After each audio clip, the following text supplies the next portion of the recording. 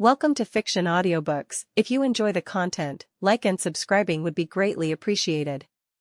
If you have any recommendations for novels, comment below.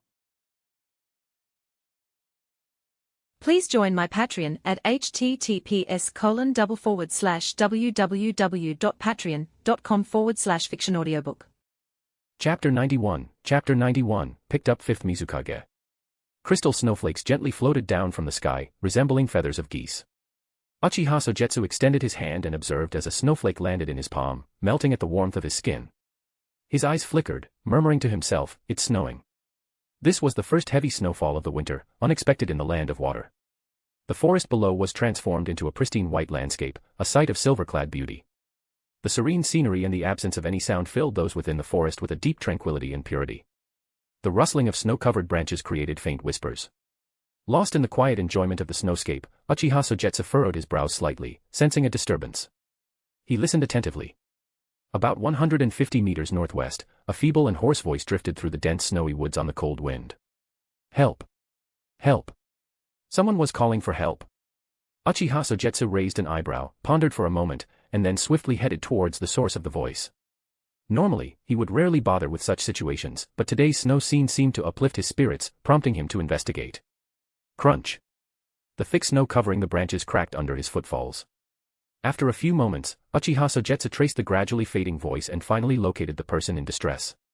In the thick snow, only half of a young child's body was visible, the rest buried beneath.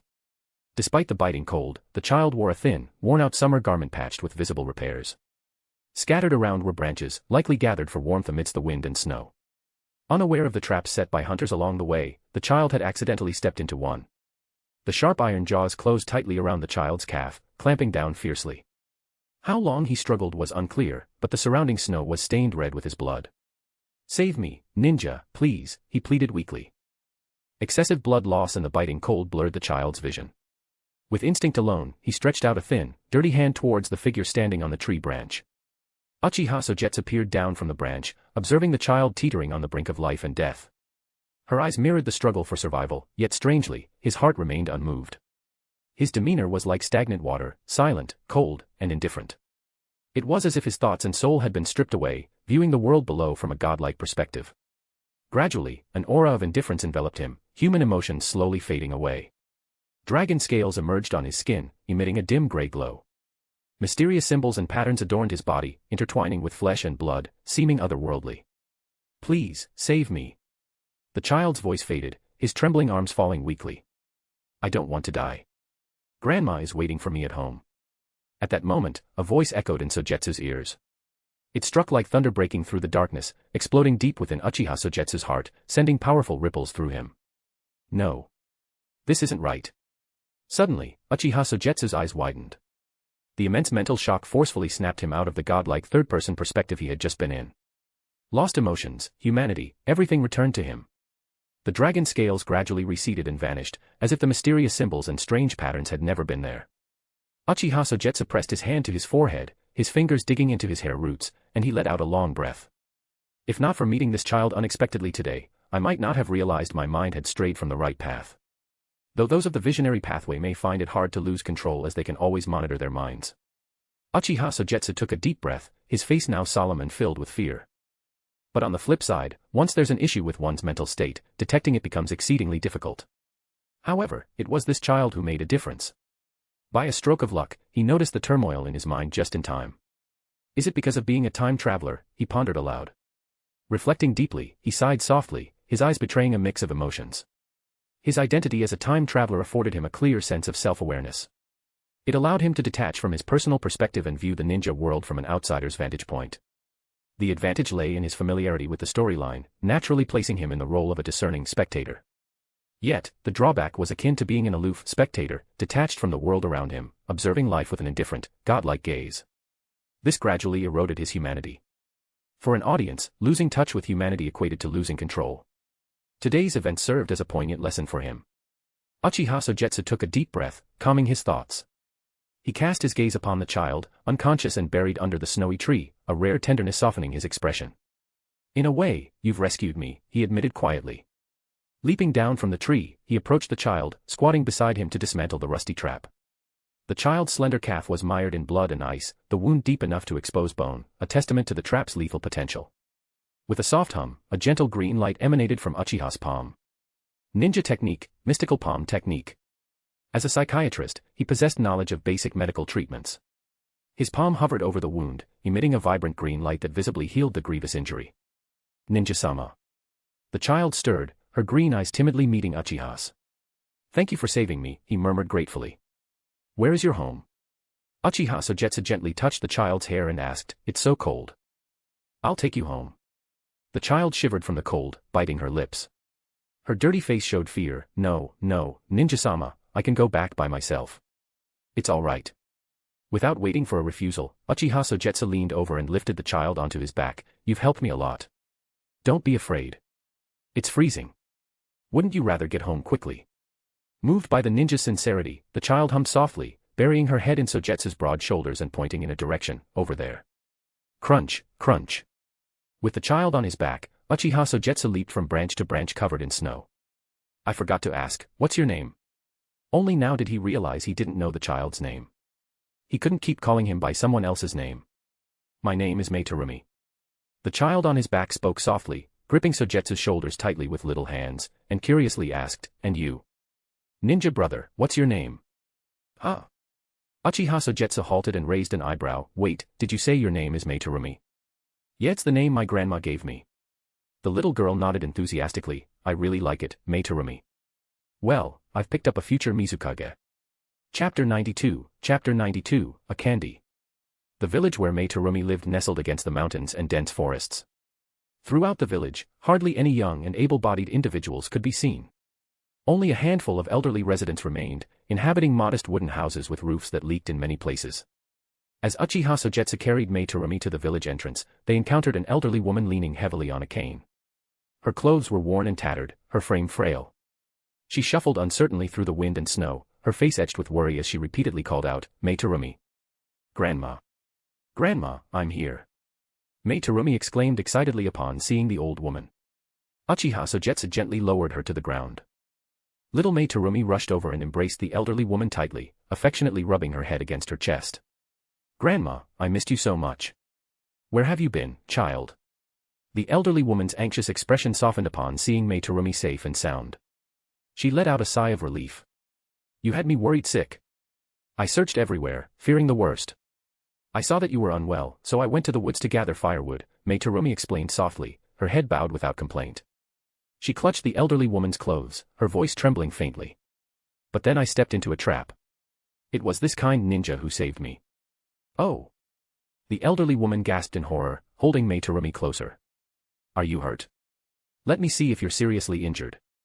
Meitarumi obediently shook her head, comforting her grandmother. "It's okay, Grandma. The ninja healed me. Look, I'm not hurt at all." The elderly woman, still uncertain, inspected Meitarumi closely once more, then finally relaxed. "Thank goodness you're safe." "Thank goodness," she murmured with relief. "I was so scared. Promise me you won't wander off like that again." "I promise," Meitarumi nodded solemnly, her fear still palpable. Meanwhile, the elderly man approached Uchiha Sogetsu, leaning on his cane, preparing to kneel. Thank you, Sir Ninja." Uchiha Sogetsu extended his hand to halt her, smiling gently. "It's all right. Terumi-Mei has helped me greatly. To be honest, I owe her. This child, if she offended you in any way, please forgive her, Sir Ninja." The old woman seemed fearful of ninjas, explaining anxiously. "Grandma, the ninja brother is really nice," Mei whispered, covering her mouth with her hand and tugging at the old woman's sleeve. "He's not like those bad ninjas. This ninja brother is kind." "Be quiet." The old man's expression changed slightly. He glared at her and scolded, "Don't speak ill of the Lord Ninja. Have you forgotten how your parents died?" At this, sadness filled Meitarumi's eyes, and she bowed her head silently. Observing this scene, Uchiha Sogetsu frowned, quietly sighing to himself. He could guess the reason behind this situation. It was likely due to the Kirigakuru's remoteness and resource scarcity, coupled with its strict secrecy policy, which elevated the status of ninjas to an extreme level. The civilians here had suffered oppression for so long that they naturally feared ninjas. To some extent, the policies of the Hidden Mist Village were designed to exploit civilians to support the upper echelons of ninja society. This situation wasn't unique to the Hidden Mist Village but pervaded the entire ninja world. Even in affluent places like Konoha, such disparities existed but were less visible. High-ranking ninjas enjoyed abundant resources without worry, while less fortunate civilians toiled to sustain them. Ninjutsu, originally meant for peace, had become primarily a tool of combat. Lord Ninja, it's snowing outside.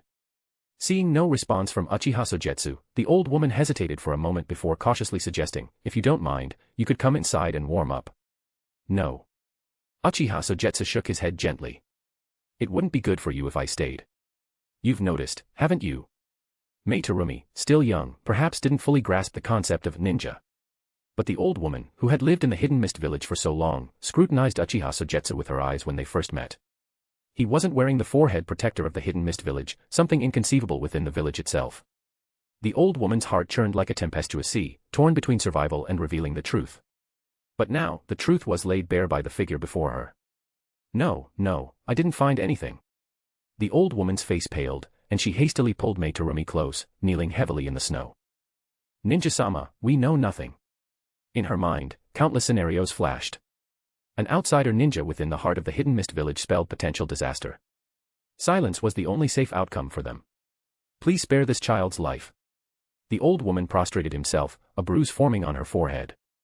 Eyes wide with terror, she pleaded, she's innocent, and won't speak a word out of turn. Spare Mei Terumi, take my life instead. Confused, Mei Terumi was coerced into kneeling beside the old woman. Only upon hearing his desperate words did she begin to comprehend. Fear flickered in her dark eyes. Ninja, brother. Uchiha Sogetsu sighed, helping the old woman and Mei Terumi to their feet. Don't worry, I won't harm you. Truly. The old woman seemed incredulous, sheltering Mei Terumi in her embrace. Uchiha Sogetsu remained silent, crouching down to pat Mei Terumi's head. He handed her a candy wrapped in white paper and spoke gently, in the future, don't wander into the woods alone. Take care of your grandmother. I'm leaving now. Don't mention seeing me to anyone, understood? Taking the candy, Mei Terumi's eyes shimmered. Ninja brother, will we meet again? Yes. Uchiha Sogetsu ruffled her hair, straightening up with a smile. We'll meet again someday in the future. With that, he vanished in the blink of an eye. Grandma, the ninja brother is gone. Mei Terumi stared at the spot where he had departed, her emerald green eyes tinged with nostalgia. She delicately placed the candy on her chest, as if trying to capture the lingering warmth and scent. Let's head back. The elderly woman took Mei Terumi's hand and they slowly made their way back to the village. Grandma, when I grow up, I want to become a ninja too. Mei Terumi suddenly resolved, her eyes firm. I want to become a gentle yet powerful ninja like ninja brother. All right then, you'll have to eat more. The old woman smiled. To be a ninja, you can't be so thin. As Uchiha Sogetsu departed, he felt a twitch in his eyebrow. Why do I have a bad feeling about this? Puzzled, he furrowed his brow and carefully reviewed his actions, searching for any mistakes. Finding none, he reluctantly gave up, muttering, perhaps it's just my imagination. I've erased all traces. Even the Mist's Umbu can't find that village. Moreover, I've left a safety measure. The white paper wrapped around the candy has psychological invisibility cast on it. Mei Terumi should be safe. After reassuring himself once more, Uchiha Sogetsu remained cautious and returned to his original position. All right, this should ensure everything goes smoothly. He chose a different path and vanished into the snowy forest. This time, unlike before, he didn't erase his tracks but deliberately left clear footprints behind. Chapter 93, Fuguki Suikeisen. The snowfall grew heavier, and a biting wind swept through the mountainside. The entire mountain was blanketed in thick white snow, with only faint trails of smoke rising from a nearby village. Under the orders of Mizukage, the Umbu Fuguki Suikeisen, Biwa Juzo, and Raiga Kurosuke led 3 teams of elite Umbu ninjas. Using various sensory techniques, they followed the traces deliberately left by Uchiha Sogetsu, tracking him all the way here. However, they hadn't anticipated encountering such a fierce snowstorm. The heavy snow obscured the once clear tracks, forcing the 3 ninja swordsmen to split up in their search. It's freezing. I hate snow the most, grumbled Fuguki Suikeisen, carrying Same Hata impatiently. We shouldn't split up. Let's wait for him in the Hidden Mist village. That's his target, after all. He was massive like a bear compared to ordinary ninjas, which perhaps made him despise the cold even more. No sign of Uchiha Sogetsu near Fuguki Suikeisen, reported a group of 4 Umbu after a swift search confirmed the absence of any traces. With this heavy snow, any footprints he left would be long gone. It'd be a miracle if we find anything, sneered Fuguki Suikeisen dismissively. Glancing at the village emitting green smoke in the distance, he scratched his chin. Let's head over there. I need a break. Fuguki Suikezen, is that wise? One Umbu questioned cautiously. The Mizukage ordered us to find Uchiha Sogetsu quickly. If we're not finding anything here, why waste time? Fuguki Suikezen retorted, growing impatient and showing a hint of menace. I'm tired. Can't I rest? The Umbu fell silent, sensing his irritation. Fuguki Suikezen was known for his short fuse, pushing him might lead to dire consequences. Fuguki Suikezen left the Umbu behind, his stomach growling. Carrying same hata, he headed towards the village, saying, keep searching. I'm hungry and need a break. Let me know if you find any leads. What should we do? The four Umbu glanced at each other, sharing a bitter smile simultaneously. What choice do we have? Sighed the Umbu captain helplessly. Let him go. We can't stop him. It wasn't far from the village. With ninja speed, it would only take about 10 minutes. Soon, they approached a dilapidated village. Tisk, it's in such bad shape. Fuguki Suikezen frowned, unsure if such a poor village could satisfy his needs. But he had no other option. It was the only village within a radius of more than 10 kilometers. Hey, is anyone here? His voice boomed like thunder, causing snow to fall from nearby houses. Startled by the sudden noise, the elderly inhabitants cautiously emerged from their homes. They saw the imposing figure of Fuguki Suikezen, resembling a burly brown bear with a large bandaged weapon on his back and a distinctive forehead protector. The sight shocked them. Lord Ninja. An elderly woman tremblingly approached with a cane, her face displaying fear and her palms sweating nervously. How can we help you? Fuguki Suikezen's imposing presence and intense gaze created immense psychological pressure. The veins on the woman's hand holding the cane bulged unconsciously. As a skilled ninja, Fuguki Suikezen immediately noticed something amiss with the old woman and frowned slightly. The silence grew more tense. The old woman wiped her forehead nervously, avoiding the piercing gaze and managed a forced smile. Ninja Lord, it's chilly out here. Why not come inside and warm up by the stove? No rush, no rush. Fuguki Suikezen narrowed his eyes, finding the old woman increasingly peculiar. Instinctively avoiding eye contact, she tightened her grip unconsciously, cold sweat beading on her forehead. These signs indicated the old woman was nervous. But why was she nervous? Lost in thought, Fuguki Suikezen stepped forward, bypassing the crowd to stand directly before the old woman. His imposing figure brought a daunting presence, causing the old woman to gasp for air, pupils trembling as she timidly lowered her gaze. You, look at me. Fuguki Suikezen's cold gaze and deep voice, like a growling bear, carried a hint of menace. Why bow your head when you see me? What makes you so nervous? Please, spare me, Ninja-sama, spare me. The old woman trembled, kneeling and pressing her head against the cold ground. I'm just a simple civilian, never seen such a powerful ninja like you before. Your presence is intimidating. Ha ha ha, quite the silver tongue. Fuguki Suikezen chuckled heartily, pleased by the flattery. Relieved by the laughter, the old woman thought she had deceived him. Hey, old woman, do you take me for a fool? Fuguki Suikezen squatted, gripping the old woman's hair, forcing her to look up with a fierce expression. Do you think a few compliments will make me drop my guard? Despite his bear-like appearance, Fuguki Suikezen's rough exterior belied a keen perception. He wasn't fooled by the old woman's clumsy act. Normally, he might not have cared. But recently, trailing Uchiha Sogetsu had led them here. The old woman's suspicious reaction to the mist ninja headband hadn't escaped his notice. Is there really such a thing as coincidence in this world? Fuguki Suikezen didn't believe in coincidences. With his sharp mind, he had a hunch about something. Maybe he was wrong, but why not give it a shot? These people were useless anyway, so no harm in trying. You're afraid, old woman, he said, noticing something in her eyes and expressions. He scratched his chin. I'm curious, what's got you so nervous? No, Lord Ninja, the old woman winced as her hair was pulled. You've got it wrong. There's no secret. Hey, don't want to talk. Fine. A cruel glint appeared in his eyes. Fuguki Suikezen stood up, seized the old woman's hair, and dragged her towards a nearby house. Torture is my specialty. No. Please, Lord Ninja, no. The old woman struggled in pain as she was dragged through the snow, leaving marks behind. I swear, there's nothing hidden. Please forgive me. Onlookers couldn't bear it. Stop, Lord Ninja, you. Shut up. With a fierce look, he pulled same hata from behind and swiftly struck. Swish. The blade, covered in barbs, sliced through several old people. Blood sprayed, staining the white snow crimson. Those left behind stared in horror, mouths covered, afraid to make a sound, fearing they'd be next. Now it's quieter, he said with satisfaction, dragging the old woman into the room. Chapter 94, Cruel Fate. Mei Terumi carried a small bamboo basket on her back as she gathered fallen branches near the village. She hummed a cheerful tune and bounced around, full of energy. Despite her grandmother's warnings not to go out alone, Mei Terumi, known for her spirited nature since childhood, only half listened. Her grandmother's legs often hurt in winter, and their house was cold, so Mei couldn't bear to see her suffer. To ease her grandmother's burden, she often sneaked into the mountains under the guise of playing, collecting branches to help keep them warm. Her bamboo basket soon filled up with branches. All right, that should do. Mei wiped sweat from her face, glanced at the darkening sky, and flashed a mischievous smile, revealing her sharp canine teeth. Time to head back, or Grandma will worry again. Struggling through the thick snow with her slender frame and the oversized bamboo basket, Mei paused suddenly. Her eyes widened with joy as she spotted something. Oh! It's a rabbit.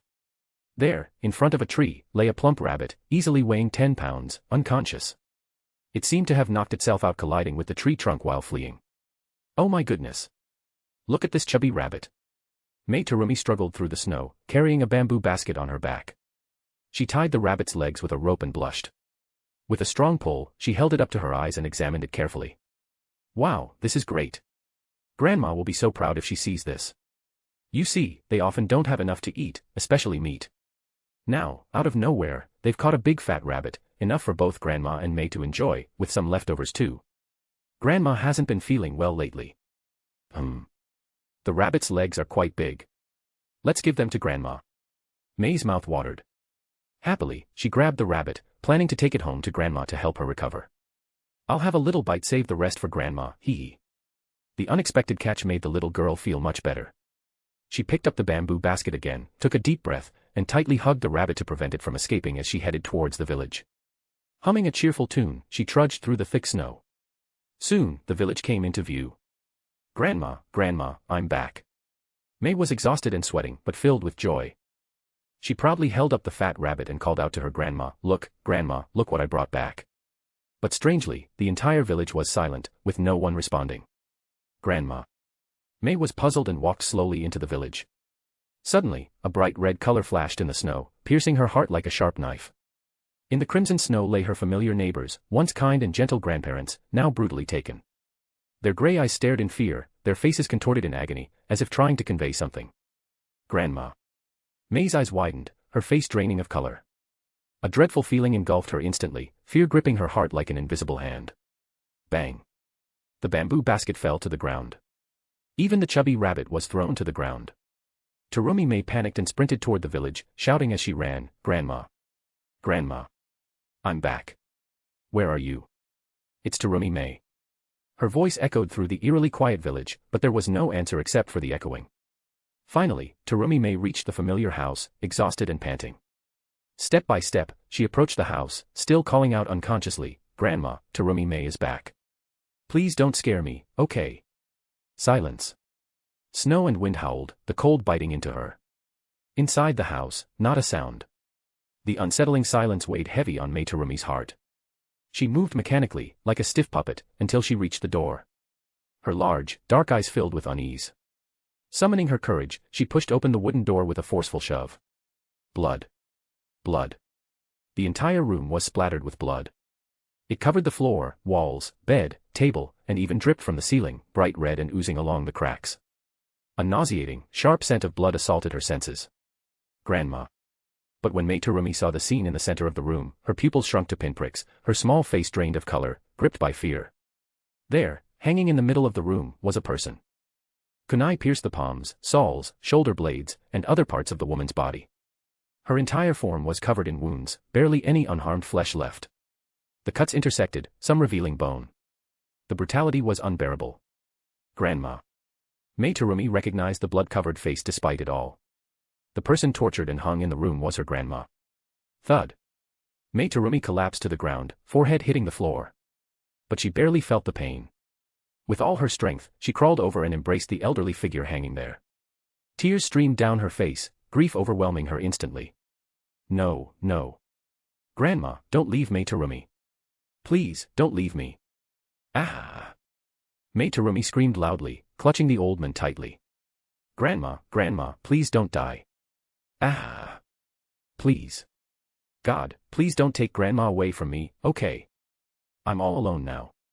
Despair, powerlessness, and fear overwhelmed her like never before. When people are sad, they often look up. They turn to gods and Buddhas, hoping for relief from their pain. But no matter how much she pleaded, there was no answer. Grandma. Grandma. Mei Terumi was in such agony that she began banging her head against the ground. Is there anyone who can help me save my grandma? I can't bear to lose her. Good granddaughter. In that moment, the old woman, nearly at death's door, summoned strength from somewhere. Don't cry. Grandma. Mei Terumi felt as though all the gods and Buddhas in the sky had heard her prayers. Grandma, please hold on. I'll find medicine. I'll get a doctor. With her last ounce of strength, the old woman grabbed her arm. Run, my dear granddaughter. Don't look back, don't stop. Those people, those ninjas, are after you. Run. The old woman had endured until then so that her beloved granddaughter could escape faster, without looking back. Chapter 95, Gift. If indeed there are gods and Buddhas in this world, why do they turn a blind eye to its sufferings? The girl's prayers remained unanswered in the end. In the old woman's eyes, filled with despair and resignation, there lingered a hint of lingering attachment to this world. But her greatest concern was for his young granddaughter. She was still so young, so fragile. With the loss of her parents and now her last relative, how would she survive this winter? Yet the old woman had no more strength to offer. His purple, cracked lips trembled as she summoned her last ounce of strength to force a smile on her blood-stained face. My dear granddaughter, Grandma cannot be with you anymore. You must live well in the days to come. The old woman's head drooped weakly. Grandma. Grandma. Mei Terumi could no longer contain her sorrow. She collapsed onto the old woman's cold body, crying uncontrollably. She watched as her dearest grandma, her last kin, took her final painful breath. Her heart felt as if it were being torn apart by a blunt knife, over and over again. No matter how desperately she called out, there was no response. The intense sorrow and anguish of losing her loved ones crashed over Terumi Mei like a violent storm, assaulting her young and fragile heart. It was as though countless hands were pulling her into a deep abyss of darkness. They say that when a person experiences profound emotional turmoil and extreme fluctuations, the body instinctively activates protective mechanisms to mitigate further harm. At that moment, Terumi Mei's eyes lost all focus, resembling an empty vessel devoid of soul. But even this fleeting moment of tranquility was abruptly shattered. The entire house was engulfed in flames from the outside, and the fierce fire swept through in an instant. The intense heat dispelled the cold, awakening the girl at the same time. Boom. The burning flames tore apart the house's structure, causing beams to collapse and crash down. Whether by divine will or in the darkness of fate, the grandmother's spirit did not stray far, protecting her beloved granddaughter one last time. A falling beam, engulfed in blazing flames, struck the old woman's body, causing him to lurch forward. Her arms seemed to instinctively encircle her, flinging the dazed Terumi Mei away, who narrowly escaped. The wooden beam missed her by mere inches. Grandma. Terumi Mei, now fully awake, tears streaming down her face in two rivulets, choked with emotion as she witnessed her grandmother's sacrifice. The flames raged like a merciless demon, consuming everything in their path. The place she once called home, with cherished relatives, was reduced to ashes bit by bit. Surrounded by orange-red flames, beams, wooden boards, and pillars collapsed incessantly. Terumi Mei knelt before her grandmother, her eyes transforming from initial confusion and pain to resolute determination. She clenched her fists tightly, her nails digging into her flesh until blood dripped. Did it hurt? If you were to ask her, Terumi Mei would adamantly say no. Not at all. Compared to the anguish in her heart, the searing pain of the flames and the piercing of her skin were nothing. Grandma, I will survive. Hatred blazed in Terumi Mei's eyes. She bit her lip fiercely, each word pronounced with unwavering conviction. I swear, I will avenge you. She understood that survival was imperative. Only by staying alive could she hold on to hope for revenge. I will survive. I will definitely survive. No matter what happens, I must survive. Terumi Mei repeated these words incessantly in her heart. With her young hands, she forcefully pushed aside the burning stakes. Swish. The searing stakes instantly reddened her hands. Despite the pain, Terumi Mei displayed remarkable resilience. She didn't cry out, instead, she endured the agony that would overwhelm ordinary people.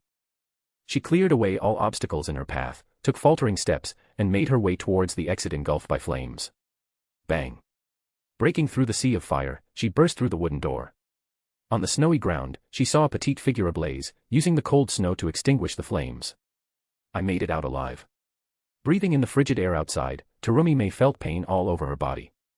Despite finally escaping, her burned skin and flesh were charred black. The pain would be unbearable for an adult man, yet she remained strong, not shedding a tear. Instead, she gripped the stones on the ground with her bloodied hands and slowly moved forward. At that moment, a pair of black ninja boots appeared in front of Terumi Mei. Bang! In the next second, those boots mercilessly stomped down on her head. The force was just enough to cause pain and humiliation, stopping short of crushing her. Clearly, the stomper was experienced. As Lord Fuguki Suikeisen suspected. The Umbu of Kirigakure, wearing a patterned mask, looked down coldly at the young girl struggling at his feet. The old woman has a child. Though she wasn't here, she'll surely return. It was you who killed my grandmother. Mei Terumi summoned unexpected strength and defiantly lifted her head amidst the stomping Umbu operatives. Finally, she laid eyes on her grandmother's murderer, a masked figure adorned with distinctive patterns, the forehead protector bearing the insignia of the hidden mist village. Why did you kill her? Mei's large green eyes brimmed with profound hatred and fury as she screamed. But instead of answers, she was met with even more ruthless and forceful trampling. Bang! Her head collided with the ground. You must be that old woman's child, aren't you? Kirigakure Umbu applied pressure, partially burying Mei's head into the snow. Cold light glinted from behind the mask as he demanded, "Tell me truthfully, have you seen a man with black hair, wearing a long-sleeved black jacket and black-rimmed glasses?" Realization dawned on Mei Terumi. Her eyes lost their luster as she finally understood. She herself was to blame for all of this. If not for her, if they hadn't encountered that ninja, none of this would have happened, and her grandmother would still be alive. "You seem to know something," remarked the Umbu, detecting the subtle change in Mei's expression. He increased his grip, pressing harder. "Tell me quickly, have you seen him? Why? Why do you want to kill us?" Hatred swelled within Mei, burning like fire in her veins. "Don't ask irrelevant questions." The Umbu frowned, impatiently seizing Mei's hair and forcefully lifting her, fixing her with a deadly stare. "Answer my questions honestly, and maybe I'll spare your life. Do you understand?" Yet Mei's gaze met his with pure loathing. The accumulated bitterness and animosity in those green eyes seemed potent enough to strike down anyone in its path, leaving even the Umbu momentarily unnerved. "Darn kid." The Umbu reacted, startled by a child, his anger immediate. Just as he was about to teach this insolent brat a lesson, he noticed Mei Terumi's mouth slightly open, emitting a white mist. Swish. The mist was highly corrosive, instantly melting the Umbu's mask on contact. The acidic mist burned through the skin upon contact, sending waves of pain through his brain. In agony, the Umbu instinctively released the girl. Ah. The Umbu hadn't expected the girl to unleash such a corrosive mist from her mouth. Though thrown to the ground, Mei Terumi hadn't yet comprehended the mist she had released.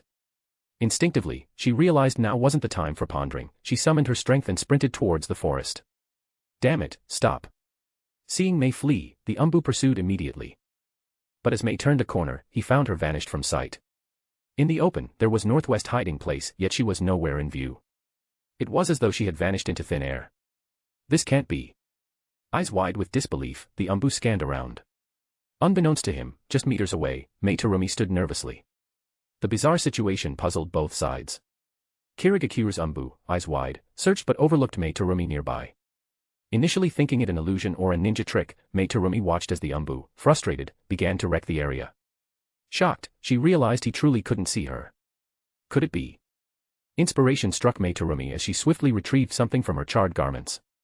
It was a candy given by her ninja brother before he departed, wrapped in white paper. She had thought it consumed by the fire, but remarkably, the paper remained intact after burning, revealing a mysterious symbol she couldn't identify. Chapter 96, Infinite Illusion. At that moment, Mei Terumi understood immediately. It turned out that the reason why the Umbu couldn't see her wasn't an illusion or a prank, but because of the white paper left by her ninja brother. Ninja brother. She absent-mindedly ran her fingers over the mysterious symbols on the white paper. It seemed to bring her a bit of psychological comfort. Her blood-stained fingertips touched the white paper, but she never expected the mysterious symbol to suddenly dissipate into a cloud of smoke upon contact with the blood. Bang. A figure materialized in the rising smoke. A young man with black hair, sporting black-rimmed glasses, stood tall with a gentle and refreshing appearance. His pure, clear eyes resembled a tranquil ocean. Ninja brother. Mei Terumi gripped the paper tightly, tears streaming uncontrollably down her cheeks. Seeing Uchiha Sogetsu, she felt an overwhelming sense of injustice, like a dam bursting. Her facade of strength crumbled instantly. She couldn't believe she was seeing her ninja brother again. "Are you really my ninja brother?" Gazing at the burning village ahead and the thick scent of blood in the air, Uchiha Sogetsu quickly deduced what had happened. Looking down at the girl before him, her skin scorched by fire with barely any unharmed flesh left, he felt a surge of turmoil in his heart. His voice was low and remorseful. Yes, it's me. I'm sorry. His emotions were complex. He had thought the measures he had put in place would safeguard the village. But he had never expected this outcome. Oh. Mei Terumi collapsed completely, throwing herself into his arms, tears pouring forth. Ninja brother. They killed. Grandma, everyone. They're all gone. I'm the only one left. Wah. The girl's heartbreaking cries caught the attention of the nearby Umbu. I found you. Thinking they had located someone, the Umbu were surprised to find an unexpected figure.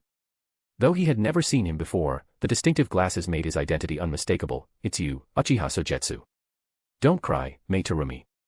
Uchiha Sogetsu paid no heed to Kirigakuru's Umbu as he gently consoled the weeping girl nestled in his arms. Calm, he murmured. His words carried a gentle power, gradually easing into the girl's troubled spirit. Slowly, her agitated emotions began to settle.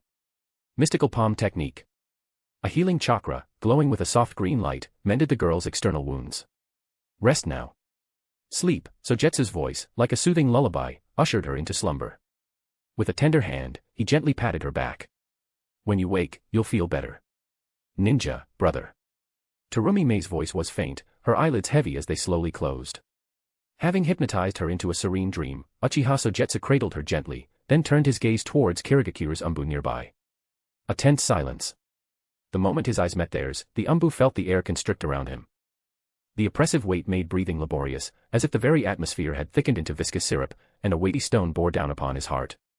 Such strength, overwhelming. A single glance rendered him immobile. The divide was vast. At this moment, the Umbu realized that the gap between himself and Uchiha Sogetsu exceeded even that between him and the young girl. Regroup. Without hesitation, the Umbu turned and fled, releasing a signal flare. Swoosh bang. The flare burst in the sky, its brilliant flames visible for kilometers around. Ah. That's a signal. At the sight of the signal, Fuguki Suikezen immediately sensed trouble brewing within the village. Not only him, but also the other two ninja swordsmen and the Umbu under their command saw the fireworks bursting in the sky. They all sprinted in that direction to regroup. Crash. Snow continued to fall as dozens of figures dashed through the woods. Fuguki Suikezen was the first to arrive, but what he saw puzzled him deeply. 4 Umbu were kneeling on the ground, seemingly repenting and atoning. They had slit their abdomens with short knives, letting blood and intestines spill onto the ground, dying in grotesque pain on their faces. I've been expecting you, Fuguki Suikezen. Uchiha Sogetsu held a sleeping girl and gazed at Fuguki Suikezen with indifference. Now that you're here, let's kneel and atone for our sins. Kneel and atone. Fuguki Suikezen was momentarily stunned, then realized they were referring to the massacre of the village. He burst into laughter.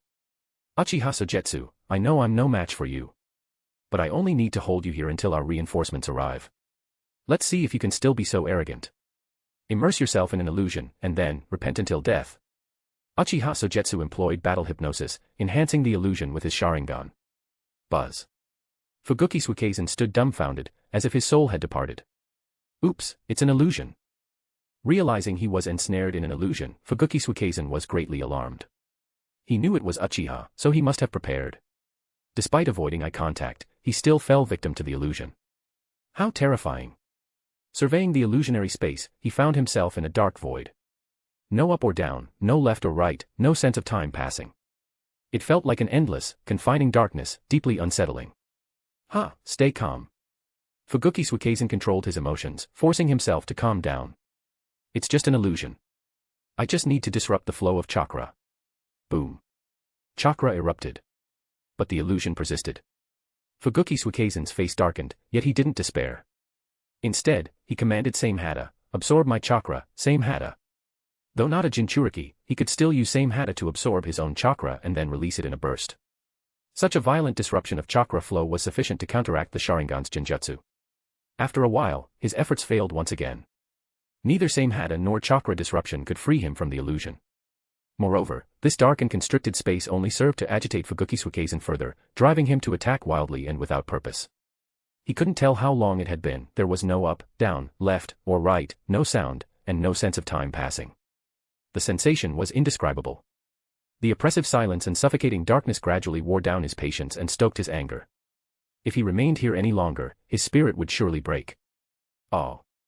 Fuguki Suikezen's eyes widened as he swung Samehada around like a madman. His violent chakra surged, but in this empty void, it stirred no response. You bastard. Show yourself. Fight me. His roar was quickly swallowed by the darkness. Finally unable to bear it any longer, a crazed idea flashed through his mind: if I commit suicide, maybe I can escape this place. It wasn't a random thought, it seemed plausible. Huff. Huff. Huff. Fugoki Suikezen gasped heavily, cold sweat trickling down his forehead. Slowly, he raised Same Hata and pressed it against his neck. Swish. The barbed Same Hata sliced into his throat. In the next moment, Fugoki Suikezen screamed, then suddenly opened his eyes to find himself back in reality. Ha ha ha ha. Ecstasy spread across his face, and he burst into laughter. I'm out. I'm out. Uchiha Sogetsu, let's see what tricks you've got. But before he could savor even a second of relief, he was yanked back into the illusion. The familiar void of darkness, the familiar deathly silence, the familiar, maddeningly confining darkness. Suicide. Fugoki Suikezen raised his blade again and slashed at his neck. Yet each time he returned to reality, he was swiftly dragged back into the illusion without resistance. Suicide. Suicide. Suicide. Suicide. Fugoki Suikezen repeated the act of suicide countless times. The line between reality and illusion blurred in that moment. He couldn't distinguish which was real and which was the world of illusion. Fugoki Suikezen's eyes burned red as he gripped Same Hata fiercely. The blizzard raged, the wind chilled to the bone. He seemed to scream in agony, wrenching the Same Hata forcefully, its sharp barbs scraping against his throat. Puff. Blood sprayed out, splashing several feet into the air. Fugoki Suikezen widened his eyes, a hint of confusion flickering in his trembling gaze. What? Is this real? Chapter 97, Chapter 97, Let's make a big trouble. Grandma. Don't leave me. Mei Terumi cried out, jolting awake from her dream, tears lingering in the corners of her eyes. But as the harsh reality set in again, the little girl's lips quivered, and she finally dropped her arms in silence. It turned out that everything in the dream had been an illusion. Grandma was gone forever. Everyone she cared for was gone, leaving her alone. Awake. Uchiha Sogetsu noticed her awakening and asked, "How are you feeling?" Better. Mei Terumi remained silent, appearing withdrawn, and didn't reply. Her once lively and cute eyes now seemed dull and lifeless, devoid of hope, staring blankly into space. This couldn't continue. Uchiha Sogetsu frowned inwardly, activating his spirit vision to delve into the girl's psyche. Gray, silent, and desperate, like a stagnant, lifeless sea, her mind and spirit, once pure, seemed to have faded in this moment. If left unchecked, she would likely continue to spiral downward. Uchiha Sogetsu sighed softly, furrowing his slightly wrinkled brow. Though he could have chosen to stay out of others' affairs, this situation was partly his doing. Besides, Terumi Mei had done him a favor, so he felt obligated to help her. Will you remain silent, or will you rise up and seek vengeance for your lost loved ones? Uchiha Sogetsu subtly injected a hint of psychological suggestion into his words, prompting a faint reaction from Terumi Mei. A glimmer seemed to flicker in her eyes. I can offer you two choices. He paused briefly, and as Terumi Mei raised her head with a look of confusion, he continued, the first option is to send you to a safe place, where I'll help you forget your hatred entirely. You can live there peacefully, free from the painful memories. Forget hatred. Terumi Mei's eyes betrayed deep confusion. She lowered her gaze to her clenched fists and murmured, but can hatred truly be forgotten? At that moment, visions of her grandmother's agonizing death flashed through Terumi Mei's mind. No. Why? She couldn't forget the hatred burning within her heart, it demanded bloodshed. I won't forget. I won't. Terumi Mei's eyes blazed with fury, consumed by the flames of vengeance. She clenched her fists, gritted her teeth, and declared, I will have my revenge. I will avenge my grandmother. But this path will be fraught with challenges. Uchiha Sogetsu adjusted his glasses, gazing at the girl's fiery determination. Are you truly prepared to tread this blood-soaked path of the ninja? Terumi Mei stood tall, meeting his gaze squarely, devoid of hesitation or fear. Sometimes, silence speaks louder than words, resolute silence more profound than 1,000 promises. I understand your resolve. Uchiha Sogetsu nodded slightly. In that case, accompany me, Terumi Mei. Unexpectedly, Terumi Mei shook her head, biting her lip, resolutely declining. No, elder ninja brother. I choose to remain in the hidden mist village.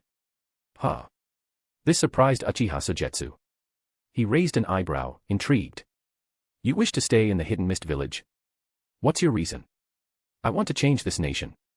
Terumi Mei's decision was firm. Her eyes gleamed with determination as she spoke each word clearly. There are many suffering people here, like us. I want to change that. I refuse. I refuse to let anyone else suffer the same tragedy as me. She spoke with conviction that could move mountains. Who would have imagined such lofty aspirations from a young girl? How do you plan to achieve this? Uchiha Sogetsu was slightly surprised, but considering that Terumi Mei was the future Mizukage, it made sense. I don't know, she replied. Despite her bold statement moments ago, she was unsure when asked about the specifics. Then find your own way, Uchiha Sogetsu said calmly. He extended a finger and gently touched her forehead. Since you've chosen to stay, I respect your decision. Feeling a cool sensation on her forehead, Terumi Mei touched it and looked at him in confusion. Big brother ninja, what is this? A gift, Uchiha Sogetsu replied. He ruffled her hair with a gentle smile. This gift will help you integrate better into the Hidden Mist Village. I look forward to seeing your progress, Terumi Mei. She sensed a hint of farewell in his words and felt a sudden unease. Big brother ninja, are you leaving? Time's almost up, Terumi Mei, Uchiha Sogetsu nodded sadly. The one standing here is just a shadow clone, running out of chakra and about to disappear. Since you've chosen to stay, this is all I can do. The rest of the journey, you'll have to walk alone. Disappointed, Terumi Mei lowered her head and tightly gripped her clothes. Can I see you again? Of course, Uchiha Sogetsu reassured her. He chuckled softly. Though our paths may differ, our destination remains the same. Then let's pinky promise. Suddenly, Terumi Mei lifted her head, eyes reddened with tears she tried to hold back, and pouted her lips, extending her pinky. Next time we meet, I'll become an exceptional ninja and change the policies of the Hidden Mist Village, ensuring everyone lives in equality and safety. Her clear, determined gaze brought a smile to Uchiha Sogetsu's face. He reached out and hooked his pinky around hers. All right, let's promise that when we meet again, Terumi Mei will have become an exceptional ninja. Pinky promise, don't change it for 100 years. Uchiha Sogetsu suddenly stopped as he walked, a faint smile appearing at the corner of his lips. Lord Sogetsu, what's the matter? White Zetsu saw him stop and popped his head out of the ground, asking in confusion. It's nothing. Uchiha Sogetsu shook his head, glanced into the distance, and murmured, I just thought of something amusing. White Zetsu scratched his head, signaling his inability to comprehend Sogetsu's thoughts. But he didn't mind. During this time, he had gleaned some understanding of Uchiha Sogetsu's personality. Lord Sogetsu, according to the information from Yakushi Nono, the Three Tails is sealed beneath the lake ahead. White Zetsu pointed to a large lake visible not far away, grinning. But, Lord Sogetsu, do we really have to do this? Isn't it a bit too audacious? Standing still, Uchiha Sogetsu narrowed his eyes, gazing at the lake frozen by the blizzard, and said calmly, isn't this exactly what the Hokage desires? White Zetsu wisely kept silent, inwardly offering a brief half-second prayer for the third Hokage, hoping the old man wouldn't keel over from anger upon hearing the news. Let's go, White Zetsu. Uchiha Sogetsu strode toward the frozen lake, the tomo in his eyes swirling, forming into a four-pointed windmill. Let's go and shake things up. Chapter 98, Isabu. The blizzard howled, its icy wind cutting through the air like knives. Even the well-trained ANBU ninjas couldn't help but shiver in the sub-zero weather. That bastard dared to deceive us. Raiga Kurosuke, already known for his short temper, seethed with anger. We've been tailing Uchiha Sogetsu like dogs, and now this. Quit your blustering, Raiga, Biwa Juzo said, wrapping his cloak tightly around himself to ward off the bitter cold. Remember what happened to Fuguki Suikezen? At the mention of the brutal fate of Fuguki Suikezen, Raiga Kurosuke's bravado faded. He's not entirely useless, Raiga muttered through gritted teeth. He gave us enough intel on Uchiha Sogetsu. With all of us together, his Sharingan won't save him in a group fight. Juzo looked at Raiga pensively, memories of their fallen comrades weighing heavily on his mind. Once, they had been part of the infamous 7 ninja swordsmen. Now, only 2 remained, and 5 of their swords were lost. A pang of sorrow gripped Juzo's heart, a feeling akin to losing more than just comrades. I wonder if we'll make it out of this alive. Lord Juzo, Lord Raiga, found him. A scout ninja interrupted, pointing ahead. Based on the chakra residue, Uchiha Sogetsu headed that way. They turned to see a frozen lake in the direction indicated. This doesn't feel right, Juzo frowned, a nagging sense of familiarity gnawing at him. A lake. Wait. A terrible realization struck Juzo like lightning. This is bad. Juzo's face went pale. Everyone, follow me. We must stop Uchiha Sogetsu. Afterward, he didn't bother to explain further. Chakra surged beneath his feet like a keen blade slicing through the blizzard, propelling him forward. Hey, wait, Biwa Juzo. Raiga Kurosuke was bewildered by his sudden actions, but trusting his companions, he decisively gave chase. Whoosh, whoosh. Amidst the blizzard, they accelerated against the fierce headwind. Raiga Kurosuke finally caught up and shouted, "Biwa Juzo, calm down. We haven't strategized yet. It's reckless for us to charge ahead like this." "No, it's too late, Raiga Kurosuke." Biwa Juzo clenched his teeth, a hint of fear in his eyes as his voice trembled involuntarily. "That person intends to destroy the hidden mist village. We must stop him quickly, or it will be too late." Boom. Chakra surged once more, boosting Biwa Juzo's speed. Seeing this, those following behind gritted their teeth and hastened their pace. The trees on either side retreated swiftly, and the frozen lake gradually came into full view. It stretched immensely, with only a distant figure visible. "There. I see him." Biwa Juzo finally breathed a sigh of relief, feeling a weight lift from his chest. However, he couldn't afford to relax completely. Urgently, he prompted everyone again, "Hurry, hurry. We must ensure to intercept him." "Leave it to me." Raiga Kurosuke frowned, unsure why Biwa Juzo seemed so anxious. However, Juzo's anxious demeanor and unconcealed fear underscored the gravity of the situation, prompting Raiga Kurosuke to no longer hold back his strength. Surging with thunder chakra, arcs of electricity crackled around him. Lightning release, thunderbolt. Bang. In an instant, he dashed across the ice. Amidst the violent flashes of lightning, he resembled a thunderbolt slicing through the blizzard, swiftly covering dozens of meters. The ice beneath him churned like a tempestuous wave, lightning arcs shattering the frozen surface. The intense heat melted it instantly, creating a vast expanse of water vapor. Lightning style, Thunder Dragon Tornado. Black-haired Raiga, approaching swiftly, summoned lightning with his twin blades. In a blink, gathered lightning spun rapidly, forming a potent storm that carried a destructive thunderous aura. It resembled a colossal dragon soaring in the sky, its roar shaking the earth as it surged unstoppably towards the figure at the center of the lake. Boom. The Thunder Dragon's storm roared, shattering ice in its wake. Following a blinding white light and a violent explosion, a several-meter-high wave surged forth, thunder raging and wreaking havoc, obliterating everything in its path. The massive wave crashed heavily onto the icy surface. Boom. Large chunks of ice collapsed, water splashing. "Come out, Uchiha Sogetsu." Raiga gripped his swords tightly, his expression serious, eyes fixed on the center of the explosion. "I know you're not dead yet." As if on cue, a figure emerged slowly. It was Uchiha Sogetsu. Biwa Juzo and the remaining Umbu caught up with Raiga Kurosuke at that moment. Well, the timing couldn't be better. Uchiha Sogetsu looked at them and smiled faintly. "It's almost as I calculated. Now that everyone is here, it's time to begin officially." "Calculated? Begin?" Raiga Kurosuke listened, puzzled. "What are you talking about? I mean, are you prepared?" Uchiha Sogetsu tapped his glasses with his index finger, his eyes gleaming. "My methods might be a bit rough, so he might wake up a bit grumpy. I hope you can handle it." "You mean, he's really..." Hearing this, fear suddenly filled Biwa Juzo's face, and he shouted in horror, "Retreat! Everyone, retreat!" But his warning came too late. Boom. The frozen lake, hundreds of square meters in radius, suddenly shattered with tremendous force. The earth-shaking vibration tore through the thick ice in an instant. Bubbles surged continuously from the lake bed. The entire lake seemed to boil, waves crashing and roaring. The once serene surface was now lifted in a colossal arc. Something was emerging. A powerful signal raced through everyone's minds. Intense anxiety and fear gripped them like darkness. An indescribable, terrifying pressure, like an invisible giant hand, squeezed each of their throats. Then, beneath the fracturing ice, the lake's surface churned violently. Waters clashed and swirled in tumultuous currents, gathering like molten magma, steadily building strength. And when the power reached its zenith, it finally erupted. "Run!" Juzo Biwa shouted. However, his voice was drowned out by a deafening roar. Boom. The entire lake, and even the nearby mountains and forests, shook violently. The ground was torn apart by a powerful force, as if an immense power was erupting from below, like a trapped dragon ascending to the sky. A colossal black shadow emerged from the depths of the lake. Its terrifying and ferocious body was covered in a tough, thick shell adorned with countless spikes. Its massive form resembled a black steel mountain amidst a blizzard. White vapor erupted from its mouth, creating waves akin to a hurricane. Roar.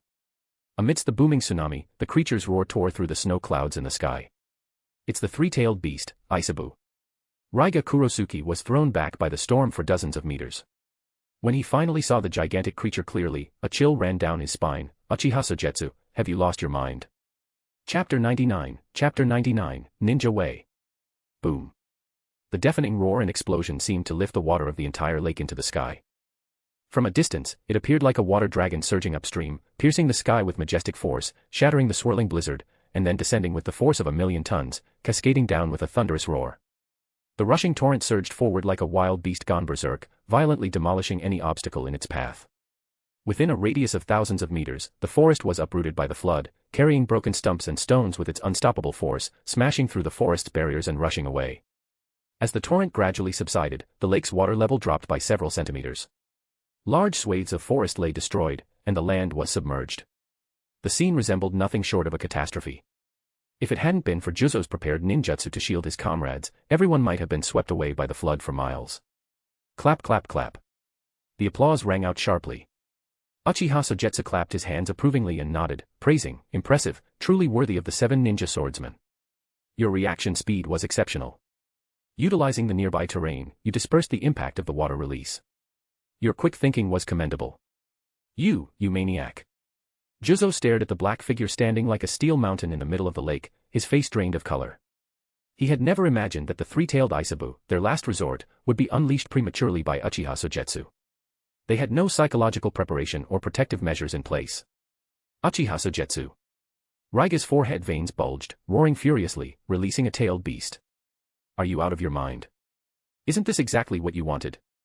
Uchiha Sogetsu adjusted his glasses and spoke coldly. Instead of blaming me, perhaps you should figure out how to deal with this behemoth. Huff. Huff. Huff. It seemed to echo his words. In the next moment, the massive silhouette of the 3-tailed Aisabu emerged from the mist. The waves surged violently, surrounding its mountain-like form, resembling blooming fireworks. The immense pressure, suffocating with chakra, engulfed all mist ninjas present in an instant. Buzz.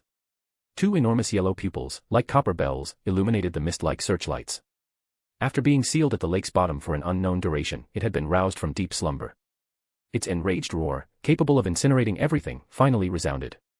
True to its tailed beast reputation, Aisabu's roar alone whipped up a hurricane visible to the naked eye. Crash!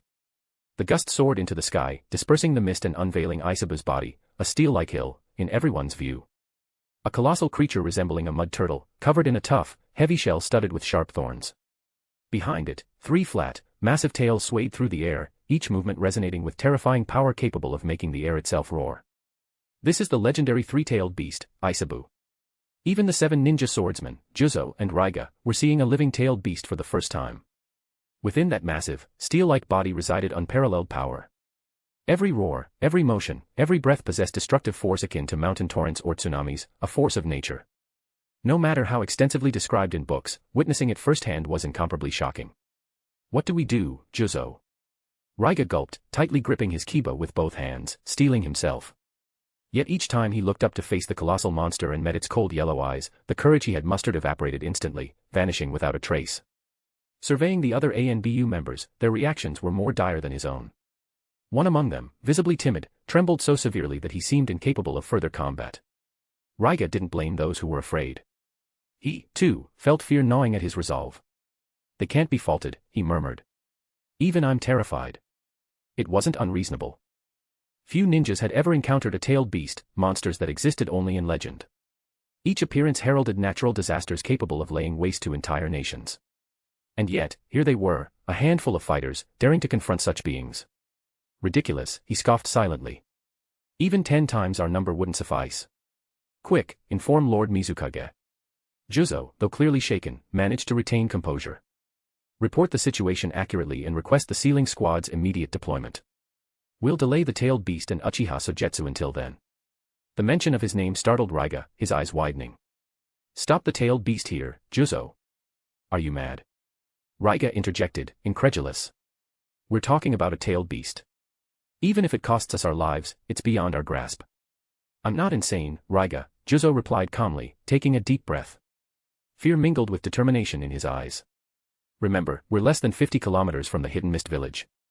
His words struck Raiga like lightning. Less than 50 kilometers. If we don't act, the tailed beast will reach the village swiftly. Juzo's voice lowered, resolute. Imagine the consequences. It's our duty to prevent that catastrophe.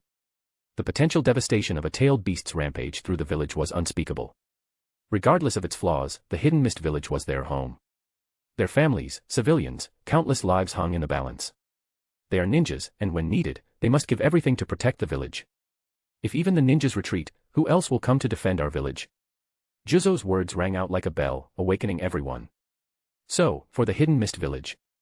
Juzo exhaled deeply, drawing the executioner's sword from his back, gripping the hilt firmly, and declared, no matter what, we must hold back the tailed beast and Uchiha Sogetsu. We cannot let him near our village. TSK, I never expected to be schooled by you one day. Raiga swept his bangs aside, a wild grin on his face as he tightly grasped his Raiga twin swords and growled, you're right, Juzo. We are the 7 Mist Ninja Swordsmen, and our village stands behind us. We cannot let this guy destroy everything. That's right, we are the ninjas of the hidden mist village. Even the fearful Umbu found courage in this moment, facing the colossal tailed beast, and shouted shakily, let's do this. No retreat. The village is our backbone, we have no path of retreat. Juzo shouted, brandishing his executioner's sword, charging towards Isabo like a warrior prepared for death. Follow me, everyone. Now is the time to uphold the ninja way.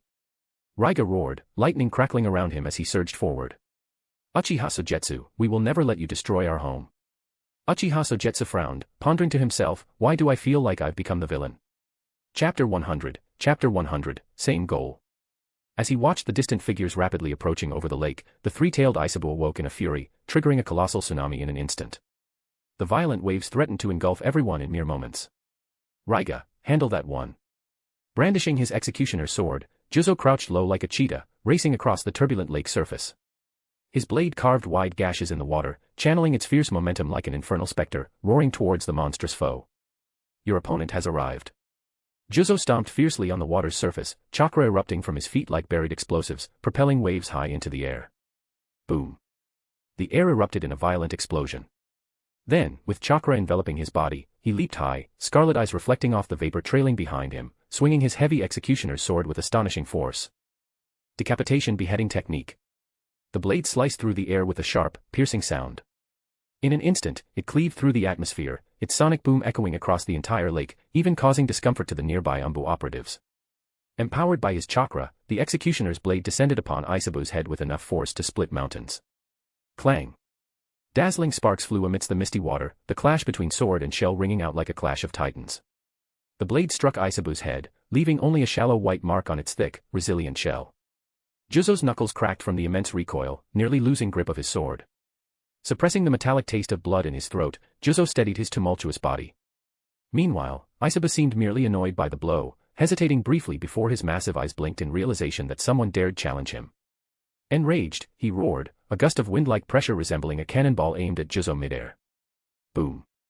Juzo was blasted away by the force of the wind, spewing a stream of blood into the air. Like a kite with a broken string, he traced a perfect arc in the sky before plunging into the icy lake below. Impressive. Uchiha Sogetsu observed the scene and couldn't resist giving a thumbs up. If anyone ever called Danzo foolish again, he would be the first to disagree. Was it audacious to stab Susanoo with a kunai? Absolutely not. Just look at Juzo, he dared to strike Isabu with a sword. Would Danzo dare to confront the Nine-Tails in the same way? Clearly not. Few in the ninja world would possess such bravery. In that moment, Raiga charged in from the side, wielding 2 lightning-wrapped swords aimed at Uchiha Sogetsu's neck. Uchiha Sogetsu, I'm your opponent. Boom. It all happened in an instant. A flash of lightning in the air, accompanied by a faint crackling, closed the distance in the blink of an eye. But just as the thunderous blade neared his neck, Uchiha Sogetsu shifted slightly, evading the strike. He regarded Raiga with indifferent eyes, then swiftly seized Raiga's ninja sword, disregarding the lightning, and deflected it sideways. Bang. Raiga took a blow to the abdomen, feeling a piercing pain as if his organs were jumbled together. The intense pain blurred his vision, the sound of ribs cracking filling his ears. His grip on the thunder blade weakened, sending him flying dozens of meters away. He skidded across the ice, rolling over multiple times before finally halting with his other thunder blade embedded in the ice. Cough, ugh. Gasping, Raiga flipped over and knelt, clutching his throbbing stomach, sweat beading on his forehead, veins pulsating. At that moment, he realized his mistake. Darn it. I shouldn't have engaged him in close combat. Raiga grimaced, clutching the last thunder sword and rising unsteadily, gritting through the pain of his broken ribs. His own carelessness had cost him the thunder sword, leaving Raiga, whose expertise lay in ninja swordsmanship, feeling uncertain. Take it back. At that moment, Uchiha Sogetsu tossed back the thunder sword he had just seized. Bang. The thunder sword spun in the air more than 10 times before landing solidly on the ice. Staring at the thunder sword so close to him, Raiga stood frozen for over 10 seconds. He looked up in disbelief at the men. Why? He couldn't fathom why his opponent would easily return the thunder sword he had taken. Could there be a conspiracy? The thought made Raiga suddenly vigilant. Despite the thunder blade being within reach, he hesitated to retrieve it. Instead of lingering here with me, why not help your comrades? Uchiha Sogetsu turned his head to gaze at someone chasing the enraged Aisabu in the distance, a playful smirk on his face. If you don't assist him, you might end up collecting his body later. However, Raiga remained unmoved. He didn't even glance at Uchiha Sogetsu, his eyes fixed firmly on him. Uchiha Sogetsu, don't think you can get rid of me like this. I trust Juzo. Instead of stalling me here, isn't your aim to halt the three-tailed Aisabu? Uchiha Sogetsu tilted his head slightly, his tone meaningful. Besides, even if you stop me, Juzo alone can't handle a tailed beast. Stop talking nonsense. Unless you kill me, you won't step out of here. Raiga's forehead pulsated, his lips tightly clenched, yet he avoided looking towards the ongoing battle. He knew well that stopping the tailed beasts with just Juzo and a few Umbu was impossible. But keeping watch on Uchiha Sogetsu was essential. This man's threat level, to some extent, rivaled that of the tailed beasts. In that case, let's call a truce. With that, Uchiha Sogetsu crossed his legs, leaned back, and smiled faintly, resting his hands on his knees. Don't worry, our goals align. I have no intention of fighting you for now. Our goals align. Raiga frowned deeply, suddenly reacting with a change in expression. Your target is the Mizukage. Correct, replied Uchiha Sogetsu, casually supporting his chin with one hand. But unfortunately, there's no reward for guessing right. You're insane. Completely insane. Even Raiga was taken aback by his audacity, his eyes widening. Are you suggesting an assassination of the Mizukage to spark a full-scale war? Let me correct you. It's not sparking a war, Uchiha Sogetsu retorted, wagging his finger slowly. The war began the moment you allied with the Iwagakure to attack Konoha. Chapter 101, Tailed Beast Ball. Are all members of the Uchiha clan insane? Raiga Kurosuke felt a chill run through him as he gazed at the men before him, whose smile seemed oddly serene. This guy had been lurking in Kirigakure for quite some time, only to reveal that his true target was the Mizukage. The Mizukage, the very pinnacle of a Kirigakure's ninja. Not some random person on the street, nor even an ordinary elite jonin. Anyone who earns the title of Kage in the ninja world is undoubtedly formidable. Each one is a fierce warrior who has battled on the front lines. Even those leaders of smaller ninja villages recognized as Kage by the major villages are formidable in their own right. And now, Uchiha Sogetsu's target was none other than the Mizukage. While an ordinary jonin might attempt to assassinate a regular village Kage, it seemed ludicrous to think they could succeed against the Mizukage. If it were that easy for a Konoha ninja to assassinate the Mizukage, they might as well simply end their own lives rather than contemplate forming alliances with the Iwagakure to wage war against Konoha. Very well, let's see how you plan to assassinate the Mizukage. Reassuring himself, Raiga Kurosuke sneered, sheathing his thunder sword and keeping a vigilant eye on his adversary. Meanwhile, on the other side, things were dire for Biwa Juzo. For some inexplicable reason, the three-tailed Aisabu seemed to have singled him out, ignoring the others and relentlessly pursuing him with a clear intent. In a twisted sense, this could be seen as fulfilling his original goal, but it also meant facing the wrath of Aisabu alone. Exactly what I've been waiting for. Biwa Juzo licked his lips, eyes gleaming with a bloodthirsty light. My executioner's blade has thirsted for this moment. Today, it shall taste the blood of a tailed beast. He always danced on the edge of life and death, as if balancing on a tightrope suspended over a sea of razor-sharp blades. Every nerve in his brain, every muscle in his body, was taut with anticipation. One wrong move could end his life in an instant. This exhilarating sensation only served to fuel his excitement. That sensation. Biwa Juzo could sense his chakra concentration reaching unprecedented levels. Amidst this intense pressure, he felt a surge of newfound understanding. If he could just survive this battle, his strength would surely soar to new heights. Let's do this. Come at me. Biwa Juzo appeared almost frenzied, wielding his decapitation sword as he charged towards Aisabu. Forced back repeatedly by Aisabu's onslaught, he finally glimpsed an opening. His speed increased exponentially, leaving almost a shadow on the water's surface. Even the nearby ANBU operatives couldn't track him with their naked eyes. Yet, Aisabu, the Three Tails, towering like a steel hill upon the lake, pinpointed his every move with its yellow-pupilled gaze. Through its extraordinary visual perception, it locked onto Biwa Juzo, a near shadow on the lake's surface. Aisabu's ferocious maw opened wide, resembling a dark cavern. Roar. A tremendous roar compressed into a sphere, unleashing an enormous, visible air mass in an instant. Boom. The lake's surface surged with waves, the air mass carving out a tunnel in its wake. This tangible wind-based force generated a sharp sonic boom, accurately targeting the flickering figure on the lake. Boom. The air mass exploded, creating a visible sonic boom cloud. The immense shockwave, shaped like a ring, swept outward with a destructive force. The lake water surged in thousands of waves, as if propelled by unseen hands, rapidly spreading outward. Lord Juzo. The ANBU operatives sent to assist were pushed back by the massive waves, their anxious shouts echoing on the sidelines. In a battle of this scale, they could do nothing but watch from the periphery, filled with anxiety. Biwa Juzo. A thunderous roar cut through the air, and from the heart of the explosion emerged Biwa Juzo, drenched in blood, gripping his executioner's sword as he charged towards Aisabu. Instead of retreating, he accelerated even further, akin to a cannonball leaving a wake of billowing air. His momentum reached its zenith, his murderous intent condensed to palpable substance. Dark spectral energy cloaked his hefty decapitation sword. Perish. This time, Biwa Juzo hesitated no longer, pouring every ounce of his strength into the strike. Blood mingled with the sword, along with his will, spirit, and chakra. He staked nearly everything, unleashing a slash forged from his very life, like a demon from the depths of hell. With a ferocious roar, he swung a blow capable of cleaving mountains. Clang. The heavy blade descended with tremendous force. Simple yet unadorned, the sword bore a lifetime of resolve and dedication. Cold, merciless killing intent imbued every inch, cleaving the air into an abyss. Cold sword light rippled through the atmosphere, accompanied by rolling air waves. It resembled a colossal dragon lurking in the depths, soaring into the sky at that moment, its scarlet eyes ablaze with deadly intent. Abruptly, it swooped down. Aisabu emitted a low growl, sensing the impending threat.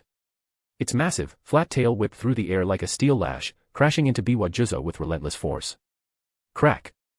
The tailed beast's power was immense, whipping the air into a supersonic boom. Its tough, thorn-covered tail clashed with the cold sword light swirling in the air. Boom! At the moment of impact, a thunderous explosion seemed to rend the heavens. The resounding clash of metal echoed across the entire lake, halting even the blizzard raging above. Then, a boiling wind roared, creating a visible shockwave that swept across with unstoppable force. Everywhere it passed, the lake water churned, the ice shattered and exploded, and nearby Umbu felt their chests impacted, thrown back by the air wave. Biwa Juzo was sent flying like a meteor, blood splattering, crashing hard onto the fractured ice. Meanwhile, Aisabu bore a visible scar on his forehead. Roar! Injured by a mere mortal, Aisabu raged, clumsily propping up his limbs and lifting his head high. Juzo! Raiga's brows furrowed, pupils shrinking. Get out of there. Cough, cough. But Biwa Juzo was in no condition to move. Using his blade for support, he struggled to rise from the ground, blood flowing from his forehead, vision blurring, feeling unprecedented weakness making it difficult to stand. Is someone calling me? Biwa Juzo could barely hear, senses fading. Danger. Get out, Juzo.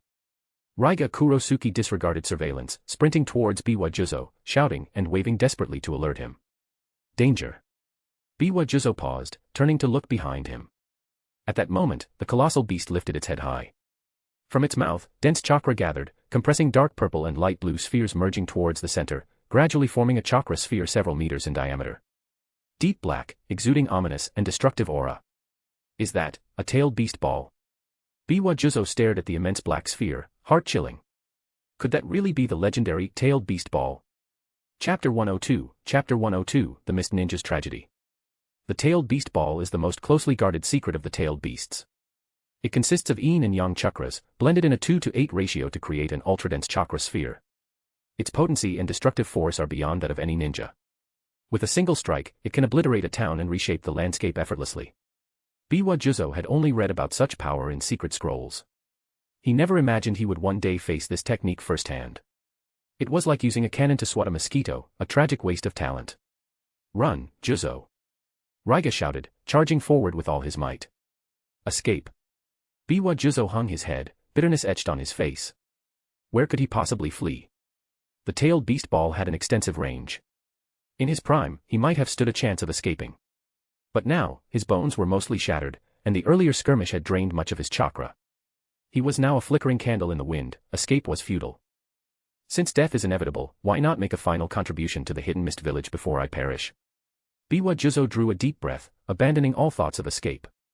As he glanced back at Raiga racing toward him, a tremor ran through him. With a forced smile, he silently mouthed, "Goodbye, Raiga. The fate of the village rests with you now." Juzo. You can't. Raiga halted in his tracks, pupils widening in disbelief. You. From Biwa Juzo's eyes, Raiga glimpsed resolve, a steadfast determination to sacrifice oneself for a greater cause. Bring it on. Biwa Juzo gripped his guillotine sword, its weighty blade aimed at Isabu, his eyes ablaze with madness. Faced with the provocation of a mortal, Isabu naturally seethed with fury. The super-dense tailed beast ball formed in its mouth and shot forth with a resounding boom. Boom. The densely packed sphere, infused with both yin and yang energies, left a distorted mark in the void. At a terrifying speed several times faster than sound, enveloped in violent wind currents, the tailed beast ball tore through the sky in an instant. The extraordinarily dense chakra seemed capable of crushing mountains and rivers.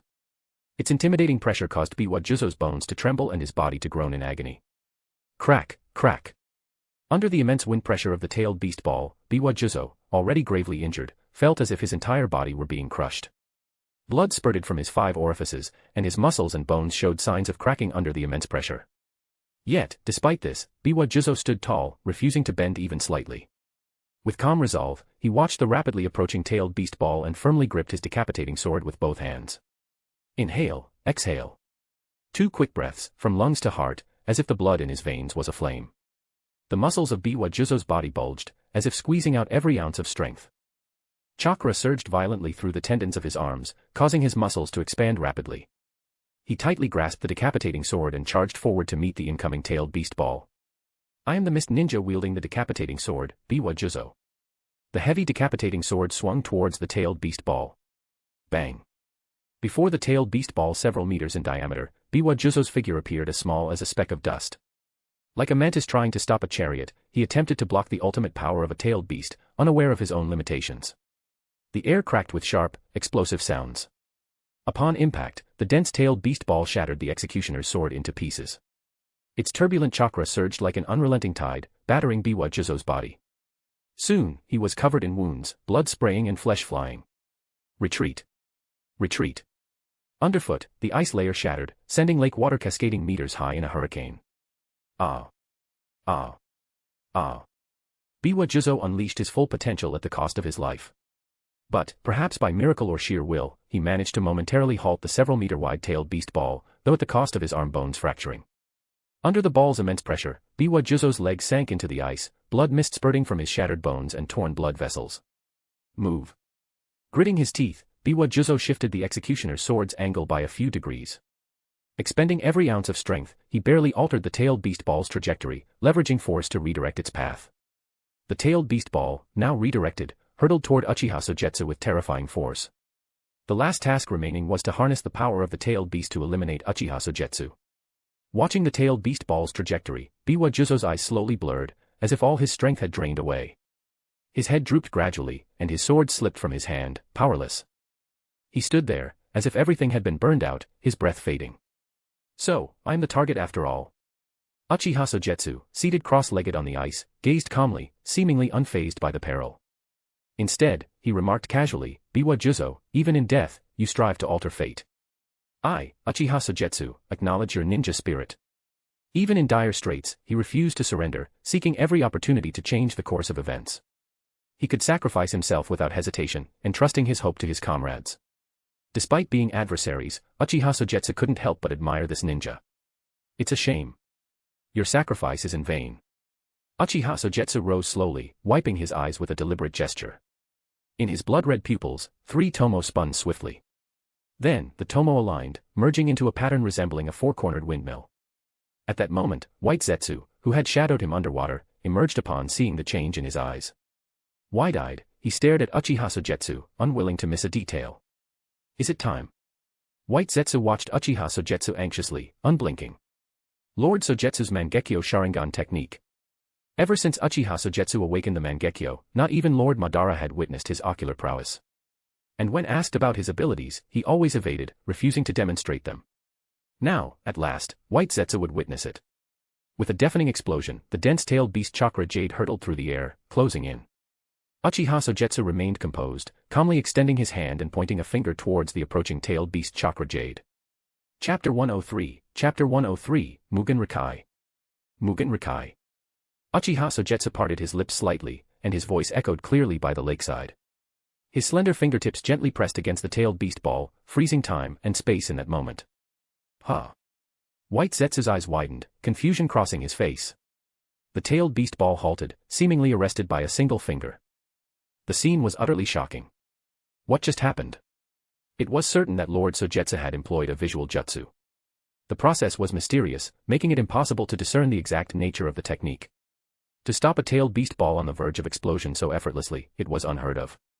How is this possible? Raiga Kurosuke stared in horror, eyes bloodshot. He couldn't fathom that Biwa Juzo's life-for-life exchange, aided by the ultimate power of the tailed beast ball, would end like this. It's quite simple, isn't it? Uchiha Sogetsu remarked lightly, the tailed beast ball reflected in his Mangekyo Sharingan, countless glimmers swirling. Through his eyes, the entire tailed beast ball, from its basic structure to the intricacies of its chakra composition, all its information and secrets, were laid bare as if a naked girl, exposed and revealed directly to him. The weakness lies here. He spoke, lightly tapping it with his finger. Pop. A faint sound, like a bubble bursting. Then, the several meters wide tailed beast ball seemed to deflate like a bubble under his touch. There was no explosion, no damage whatsoever. It was as if he had returned the tailed beast ball to the chakra from which it was synthesized and compressed. And this was the power of his right Mangekyo Sharingan, and the ocular technique bestowed upon it, Mugen Rikai. It could discern the essence of all things and comprehend their fundamental structures, enabling the reconstruction or destruction of anything, a phenomenon mastered and understood by him. However, such a potent ocular technique also came with significant side effects. Each time he comprehended and deconstructed unknown entities, his ocular power was greatly depleted. Without careful control, there was a risk of blindness in fewer than 10 uses. Attempting to grasp concepts far beyond his own existence and of a higher order would diminish the likelihood of deconstruction while intensifying the drain on his ocular power. There was even the peril of permanent blindness with the Mangekyo. Please, use it sparingly from now on. Uchiha Sogetsu took a deep breath to restore his eyes to normal. He gently covered his right eye, which throbbed slightly, and sighed helplessly, the drain on my ocular power is immense. Deconstructing the tailed beast ball alone consumed a tenth of it. Were it not for the first Hokage cells, a few more uses would have left me blind. High risk, high reward. Despite this, he was reluctant to employ it. At least, compared to his right eye's ability, he found the technique of his left eye more suited to him. It was regrettable that circumstances prevented him from using his left eye's technique elsewhere, as he would have employed it long ago. What exactly did you do? Raiga Kurosuke couldn't contain his curiosity and blurted out, how did you make the tailed beast ball disappear? Didn't you witness it all? Uchiha Sogetsu turned to face the bewildered Raiga Kurosuke and smiled faintly, as you observed, I converted the tailed beast ball back into chakra. Of course I saw that. Raiga Kurosuke's frustration was evident as his veins bulged on his forehead. His gaze fixated on Sogetsu as if he were staring at a formidable being, unsure if he was more frightened or amazed. What kind of ninjutsu can revert a preformed ninjutsu into chakra? He had encountered numerous ninjutsu, some peculiar, but never one capable of undoing a previously cast ninjutsu into raw chakra. If such a ninjutsu existed that could restore chakra from formed ninjutsu, it would be too terrifying. No. I must inform the Mizukage about this. Raiga Kurosuke trembled all over. He immediately realized that if the Mizukage remained unaware of this information, he might truly face death. But just as this thought crossed his mind, swish. Uchiha Sogetsu suddenly appeared in front of Raiga Kurosuke. Since you've witnessed my pupil's technique, I can't let you leave here. As he spoke, his palm gently brushed against Raiga Kurosuke's neck. Swish. A thin line of blood slowly appeared on his neck. It dawned on Raiga Kurosuke, and he panically covered his neck, his pupils dilating suddenly. When he tried to speak, blood gushed from his mouth, his neck bleeding. Horror filled his face as he instinctively took 2 steps back, attempting to say something, but with his trachea and aorta cut, he could only produce meaningless ho-ho sounds. He reached out to grasp his assailant, but his attempts were feeble, his hand waving helplessly in the air. In the end, Raiga Kurosuke's eyes dimmed, and he collapsed to the ground with a thud. Plop. With Raiga Kurosuke's death, the 7 ninja swordsmen were officially declared extinct. Lord Raiga. The Mist Ninja's Umbu cried out in sorrow at the sight. Today, they witnessed the fall of 2 swordsmen. Henceforth, the Hidden Mist Village would no longer have its 7 ninja swordsmen. Now, it's your turn. Uchiha Sogetsu fixed his gaze on them, advancing step by step. Dealing with these minions required little effort. Using the body flicker technique, he swiftly moved past and snapped the neck of one of the Umbu. 1, 2, 3. As the last Umbu realized escape was futile, he was hoisted by the neck. Stop. An enraged voice echoed from behind. Stop. Stop. A glimmer of hope flickered in the Umbu's eyes. Yet Uchiha Sogetsu seemed oblivious. With a slight squeeze of his fingers, he twisted. Crack! The Umbu's neck snapped abruptly. Hope extinguished as quickly as it had appeared. The Umbu, with a lingering desire in his eyes, took his final breath reluctantly. Uchiha Sogetsu tossed him aside, then turned casually, adjusting his glasses with his index finger and offering a restrained smile. Ah, my apologies. You were speaking too slowly, I misheard and accidentally broke his neck. Uchiha Sogetsu. A man with long black hair, wild like a demon, approached. Here I am. Uchiha Sogetsu chuckled modestly. Pleasure to meet you, third Mizukage. Very well, very well. Look at what you've done. The third Mizukage's gaze swept across the battlefield, noting the fallen Biwa Juzo and Raiga Kurosuke. His already grim expression darkened further, eyes brimming with intense fury. His voice turned cruel and cold. Uchiha Sogetsu, I will see you die here, buried with them. Of course. Uchiha Sogetsu smiled faintly and beckoned with a finger.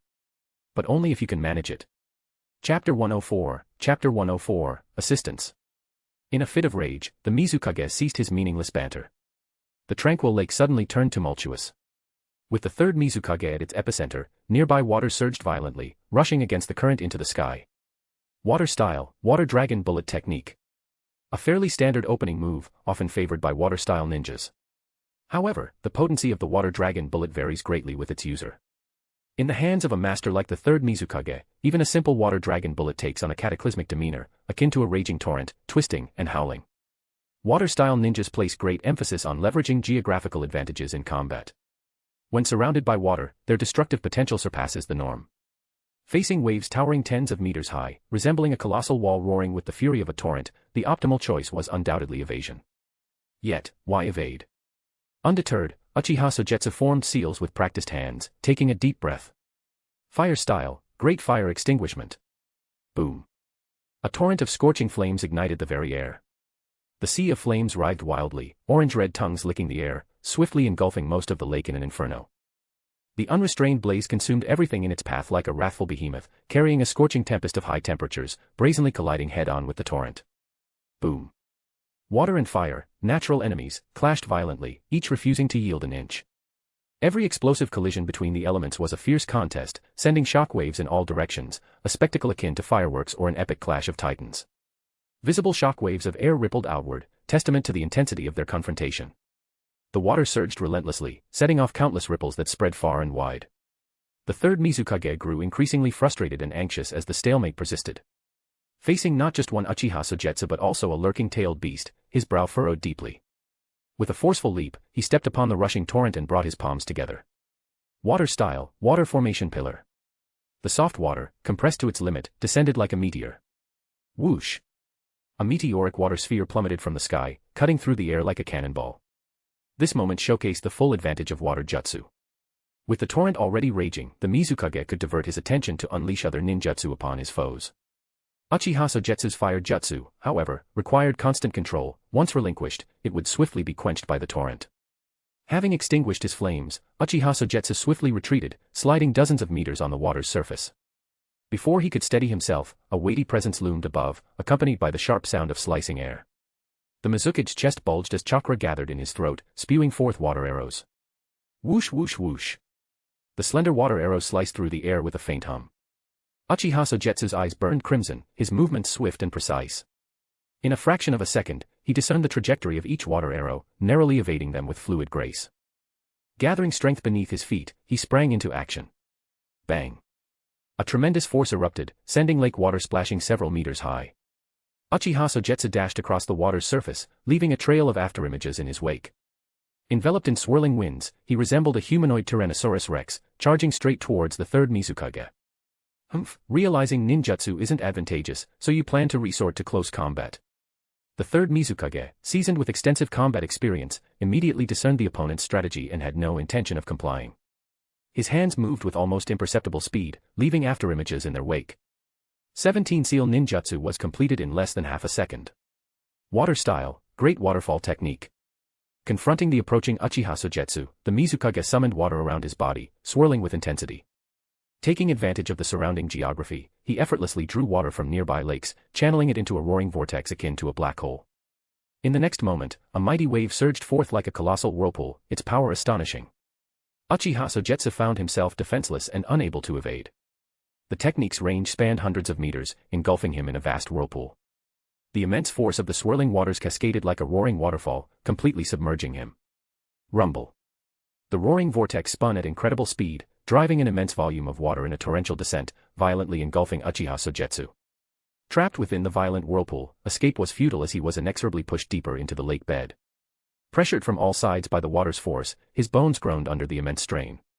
Slammed against the lake bed by the force of the waterfall technique, Uchiha Sogetsu collided heavily with a cliff. The impact sent searing pain coursing through his entire body, his internal organs protesting vehemently. Inwardly, he conceded, as expected of one of the 5 Kage, the third Mizukage. In the original series, he may have been a minor character without a name, but he remains a Kage. I've underestimated him. Initially testing the 5 Kage's prowess, it was clear they lived up to their formidable reputation. Even the supposedly weakest, the third Mizukage, proved a formidable opponent, requiring all of Uchiha Sogetsu's trump cards to best. The might of the third Mizukage was beyond doubt.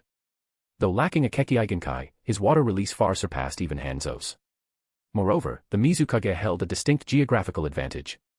In a watery environment, his water release was several times more potent, with significantly reduced chakra consumption. Considering these factors, defeat seemed inevitable. Boom. Uchiha Sogetsu burst forth from the lake's depths, landing gracefully on the water's surface. The third Mizukage stood with arms folded, casting a cold gaze downward. His voice was icy as he declared, "Uchiha Sogetsu, if this is your best, prepare to meet your end today." Well played. I must admit, I'm somewhat impressed. His wet hair clinging to his forehead and broken glasses making him look disheveled, Uchiha Sogetsu shrugged off the situation. He tossed his glasses into the water beside him, raising his gaze slightly to meet the third Mizukage, who stood firm on the rushing rapids. "I underestimated you before," he admitted nonchalantly. "Humph, insolent brat," the third Mizukage snorted, his hidden killing intent boiling over. "Even facing death, you dare remain arrogant. Do you have any last tricks? No one, not even Sarutobi Hiruzen, can save you today." "No, you misunderstand. I'm not being arrogant." Uchiha Sogetsu spread his hands, sighing. "You are the Mizukage, one of the 5 Kage. Someone like me, a mere Uchiha, you must have taken countless lives," he remarked casually. His compliment seemed to momentarily ease the Mizukage's fury. "Humph, despite this, even if you kneel and beg, I won't show mercy," he retorted. No, you misunderstand again." Uchiha Sogetsu chuckled lightly. "What I mean is, since you're so formidable, surely you won't mind if I bring in some assistance." "Assistance?"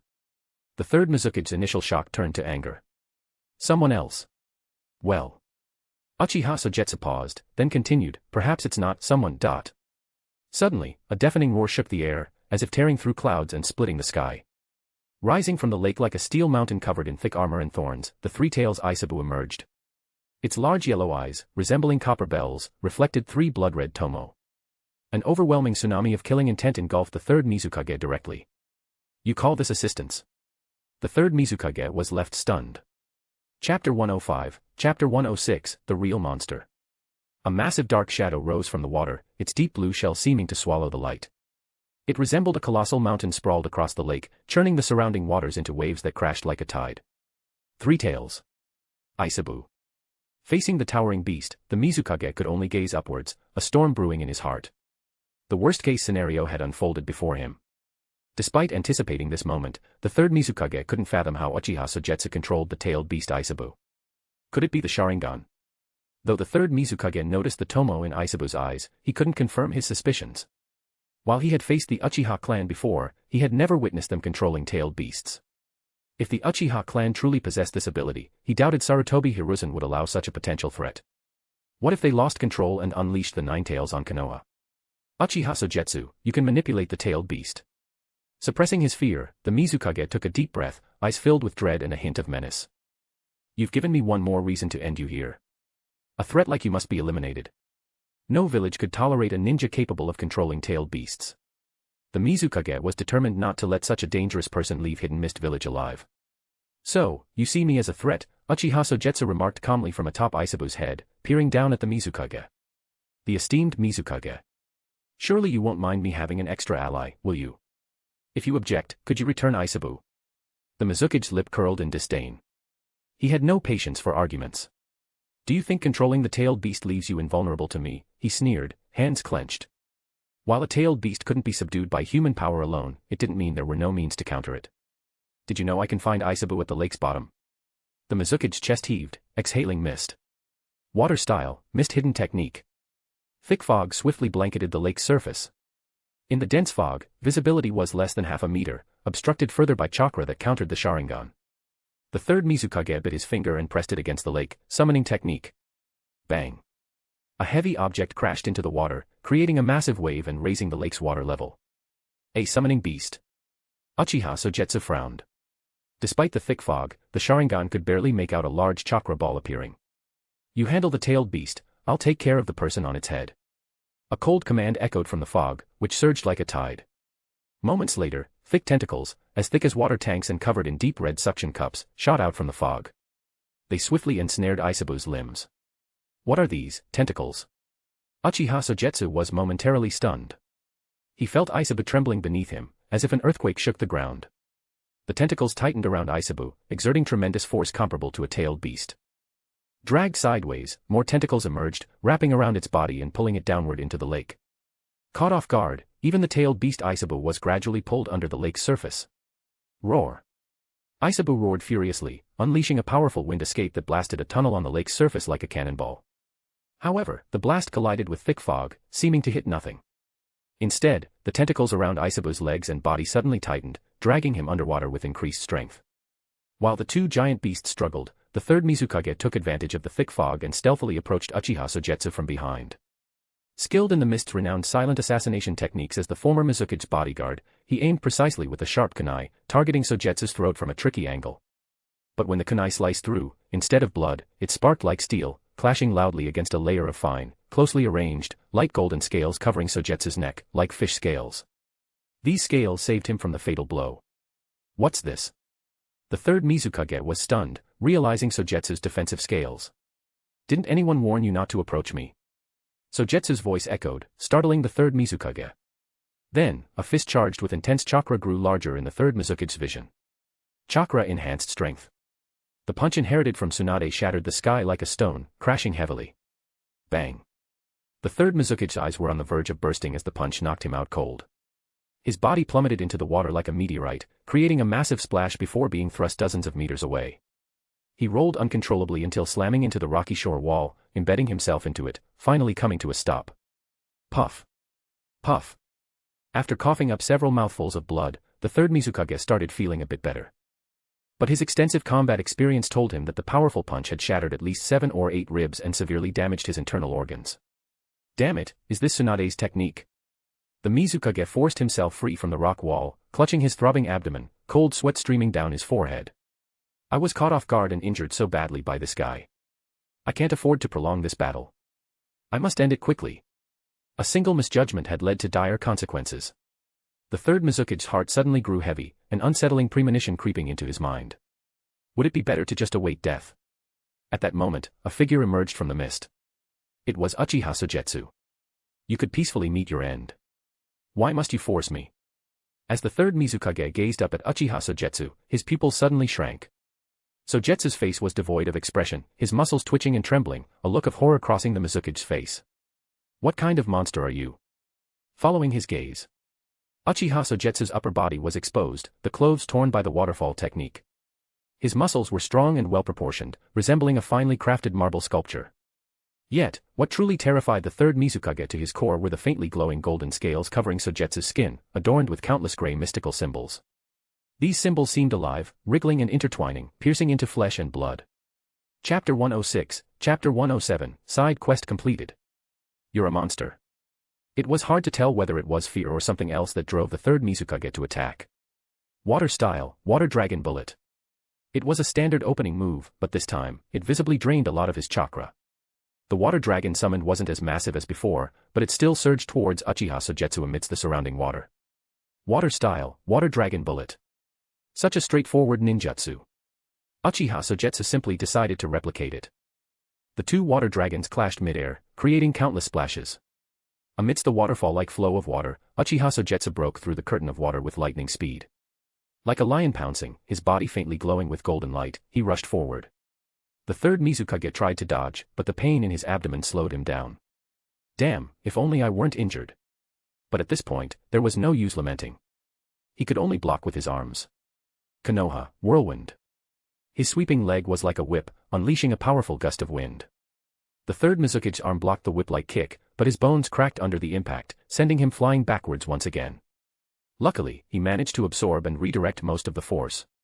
Mid-air, he flipped and landed steadily on the ground, gathering his chakra. Uchiha Sogetsu. Wiping blood from his mouth, the third Mizukage clapped his hands and bellowed, "I'll bury you beneath the lake forever." Suddenly, his majestic chakra exploded like a tsunami, violent airwaves rippling out and pushing the surrounding water away.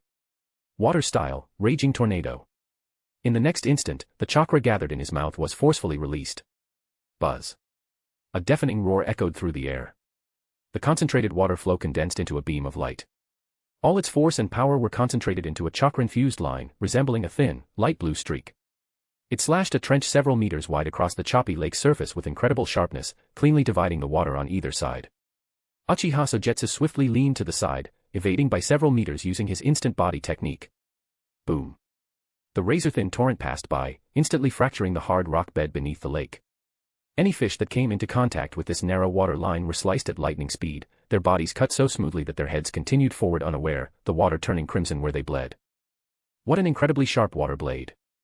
Uchiha Sogetsu's eyes widened slightly, evidently impressed by this technique. Don't think you can evade it, I'm not done yet. The Mizukage was relentless, not allowing him any respite. With a twist of his head, he directed the razor-thin water blade to sweep forward. This was almost his last resort. If he couldn't defeat Uchiha Sogetsu with this, he'd be in serious trouble. Whoosh! The water blade swept across the lake. Wherever it passed, waves collapsed and water churned, cutting through the flow with astonishing precision. Uchiha Sogetsu leaned back 90 degrees, narrowly avoiding the water blade that swept past his face. Seizing the momentum, he flipped over and sped across the water's surface towards the third-generation Mizukage. "Are you planning to charge straight at me?" the third Mizukage asked, his expression cold. "Foolish move. Watch me cut you down," he threatened, ready to split Uchiha Sogetsu in two with his water blade.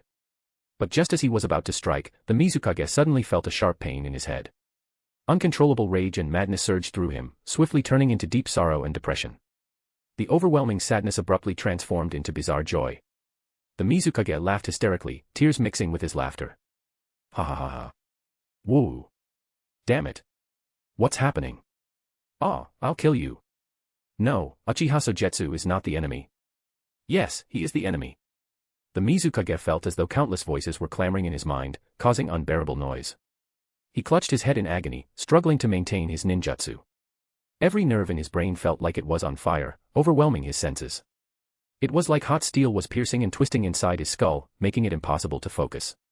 Genjutsu. Damn it, he realized, understanding that he was likely trapped in an illusion. He tried to disrupt his chakra flow to break free, but the excruciating pain persisted, unaffected by his efforts. "What have you done, Uchiha Sogetsu?" exclaimed the third Mizukage. Veins bulged on the Mizukage's forehead, his face turned red, and he doubled over in pain. What kind of ninjutsu is this? Uchiha Sogetsu remained silent, slowing his pace as he walked away. "I'm worthless. No, I'm just Danzo's puppet. Being Mizukage is exhausting. I might as well be dead." Countless chaotic thoughts overwhelmed the third Mizukage, driving him deeper into madness. Each attempt to resist was met with more intrusive thoughts, whispering and pushing him towards insanity. Arg. In desperation, the third Mizukage bit his tongue, using pain to focus his mind. He gathered his chakra swiftly, forming hand seals. Water style, dragon burst. But as he concentrated, ready to unleash the jutsu, confusion struck. How did he perform ninjutsu again? Across from him, Uchiha Sogetsu mirrored his seals, his expression indifferent. Water style, dragon burst. No, it can't be. The third Mizukage's eyes widened in horror. That's my secret technique. Unfortunately, the scene that followed confirmed his worst fears. Uchiha Sogetsu was indeed using his own secret technique. Uchiha Sogetsu might have smiled and shaken his head if he had heard his voice. Of course, that was impossible. Copying the secret technique with the Sharingan was even more so. His ability to use the third Mizukage's secret technique stemmed from his recent use of the Beyonder item, the Tinder. Before the third Mizukage could unleash his ninjutsu, Sogetsu stole his secret technique. Boom. A deluge of water coalesced into dozens of ferocious dragons, bursting through the lake with heads held high, hurtling down upon him with relentless force. Oh. The third Mizukage was struck by several water dragons, his body ragdolling against the rock wall. The raging water dragons flipped over and surged down like a speeding truck carrying tons of weight, crashing directly into his body. The powerful impact instantly shattered his internal organs, tearing through muscles and bones. Hate, anger, joy, sadness, pain. Sogetsu's eyes shimmered as he gazed at the dying third Mizukage, barely standing. How does it feel to experience the ultimate turmoil of emotions and desires? Uchiha Sogetsu. The third Mizukage raised his head, half smiling, half crying, eyes filled with suppressed madness, and spoke hoarsely. Who are you? Clearly, I am human. Sogetsu tried to adjust his glasses, only to realize they had long been lost. He brushed back his broken hair and said slowly. Yes, for now, at least. As he finished speaking, his hand, like a sharp sword, pierced through the third Mizukage's chest. Blood dripped down his arm. The third Mizukage's eyes dimmed, his breath fading reluctantly. Side quest, let's make a big rage, completed. A qualified spectator will direct the trend of the times. Now it's your turn. Follow your own script and make a big rage. Let the war go as you wish. Reward, Adult Mind Dragons Complete Brain *1, Adult Mind Dragons Blood 500 milliliters.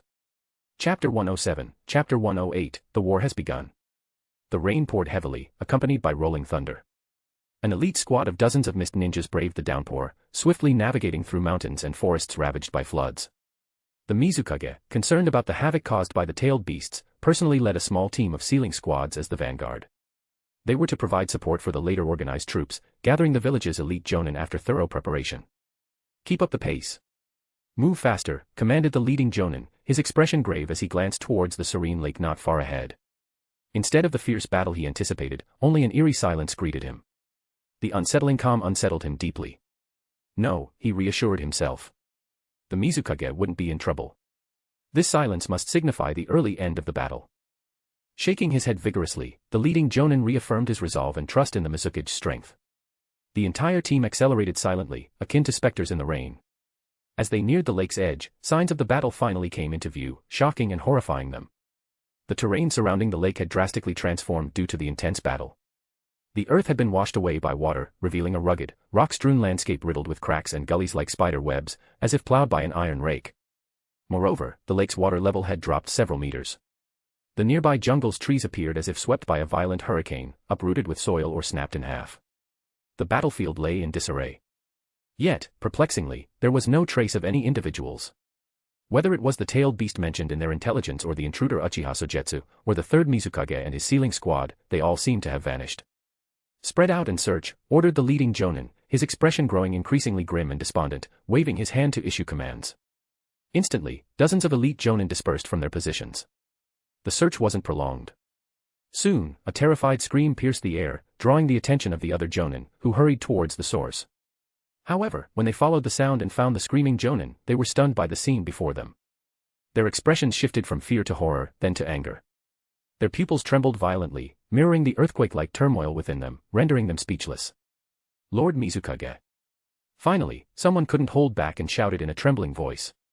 The third-generation Mizukage of the hidden Kirigakure leaned against Iwagakure wall, his body drenched in blood. His head hung limply, blood still spilling from a fist-sized hole in his chest, staining the nearby ground crimson in a stark and chilling display. The outcome was clear. The third Mizukage of the hidden Kirigakure had tragically fallen in battle against Uchiha Sogetsu and the tailed beast. Silence. Complete silence. All present were elite shinobi, seasoned veterans of the hidden Kirigakure. Even confronted with such a horrifying sight, they maintained their composure. Yet, the violent death of their Mizukage ignited an intense fury within them. Their eyes blazed with bloodlust, pupils dilated in silent fury. Amidst the hushed atmosphere, a chilling and palpable sense of vengeance loomed. A jonin stepped forward, kneeling to examine the Mizukage's body meticulously. He gently turned the head, observing the eyes and facial expressions. After a solemn silence, he murmured, "Cause of death, puncture of vital organs through the chest. Minimal chakra remains, indicating significant depletion before death." Glancing around, he continued, "The surrounding destruction suggests repeated use of high-level ninjutsu." Another added, "Remnants of the Mizukage summoned beast were discovered in the lake. It appears a fierce battle took place. The three-tailed Isabu has returned to dormancy at the lake's depths," another confirmed. Listening attentively to the autopsy and search reports, the group didn't erupt into immediate outcries. Instead, they methodically reconstructed the scene in their minds, piecing together every detail from the tragic event. The third Mizukage fought desperately to seal the tailed beast, but his chakra depleted, and he fell to Uchiha Sogetsu's blade.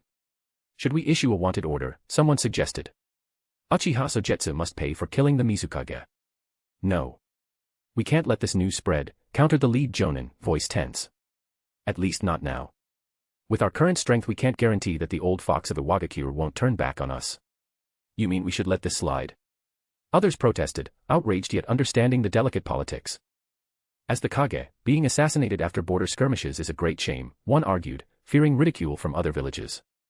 No, not to forgive, the lead jonin clarified, calming. We must seek vengeance, but not yet. Don't forget, we're in a delicate alliance with the Iwagakure, he explained carefully. If that old fox Inoki learned of the Mizukage's death, he could ally with Konoha and start a war with us. His words sobered them. Caught between Konoha's ambition and Iwagakure's guile, Kirigakure faced peril. What's your plan, then?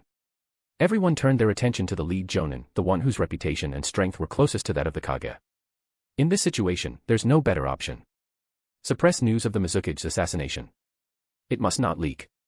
The lead jonin glared fiercely at everyone, speaking with a deep voice, accelerate our collaboration with the Iwagakure ninja. Konoha will pay with blood. Blood debts must be repaid with blood. Blood debts must be repaid with blood. Blood debts must be repaid with blood. At that moment, everyone's anger seemed to set the cold valley ablaze. The lead jonin's eyes burned fiercely, like a hungry wolf, emanating a chilling aura of murderous intent. Gentlemen, the war has begun. No one showed fear on their faces. Instead, the word war ignited their minds' nerves, releasing a surge of hormones. Excitement mixed with vengeful anger, intertwining like raging beasts hungry for the slaughter and bloodshed of war. Yet, unnoticed by all, a figure sat silently 100 meters away. Uchiha Sogetsu's eyes were dull, filled with loneliness as if forgotten by the entire world. The war has begun. Chapter 108, Chapter 109, Dream Walker. History had silently shifted its course. Uchiha Sogetsu, shrouded in psychological invisibility, employed meticulously arranged items and layered hypnosis and suggestions to distort the thoughts of the mist ninjas. The operation was straightforward. Merely hinting at revenge in the wake of the third Mizukage's demise easily stirred their fury, steering them in his intended direction. With his task completed, Uchiha Sogetsu patted his backside, stood, and cast a faint smile over the lake. Stay put, you'll prove invaluable next time. Three Tails Isabu, once again entranced by his hypnosis, remained under his custody for future use. Utilizing body flicker jutsu technique, Uchiha Sogetsu vanished from the scene. Meanwhile, the mist ninjas, embroiled in vengeful emotions, began clearing the battlefield, erasing all traces left behind. In the land of waves, a non-ninja nation sandwiched between two major nations, Uchiha Sogetsu, freshly returned from the mist village, sat in an inn, diligently penning his mission report. The report was succinct, detailing his actions upon arrival in the mist village. Naturally, certain details were omitted, but in essence, he dispatched the 7 mist ninjas, utilized intel from Yakushi Nono to break the seal of the three-tailed Isabu, and orchestrated a diversion using the tailed beast to successfully execute a surprise attack on the Mizukage. Indeed, it was a covert strike and assassination. Following a thorough investigation within the mist village, it was officially confirmed, aligning both parties' accounts. After concluding his report, Uchiha Sogetsu reviewed it for accuracy. Satisfied, he dried the ink, sealed the document with a special ANBU seal, and passed it to Yakushi Nono sitting opposite him. Deliver this information to Hokage-sama, he will handle the rest.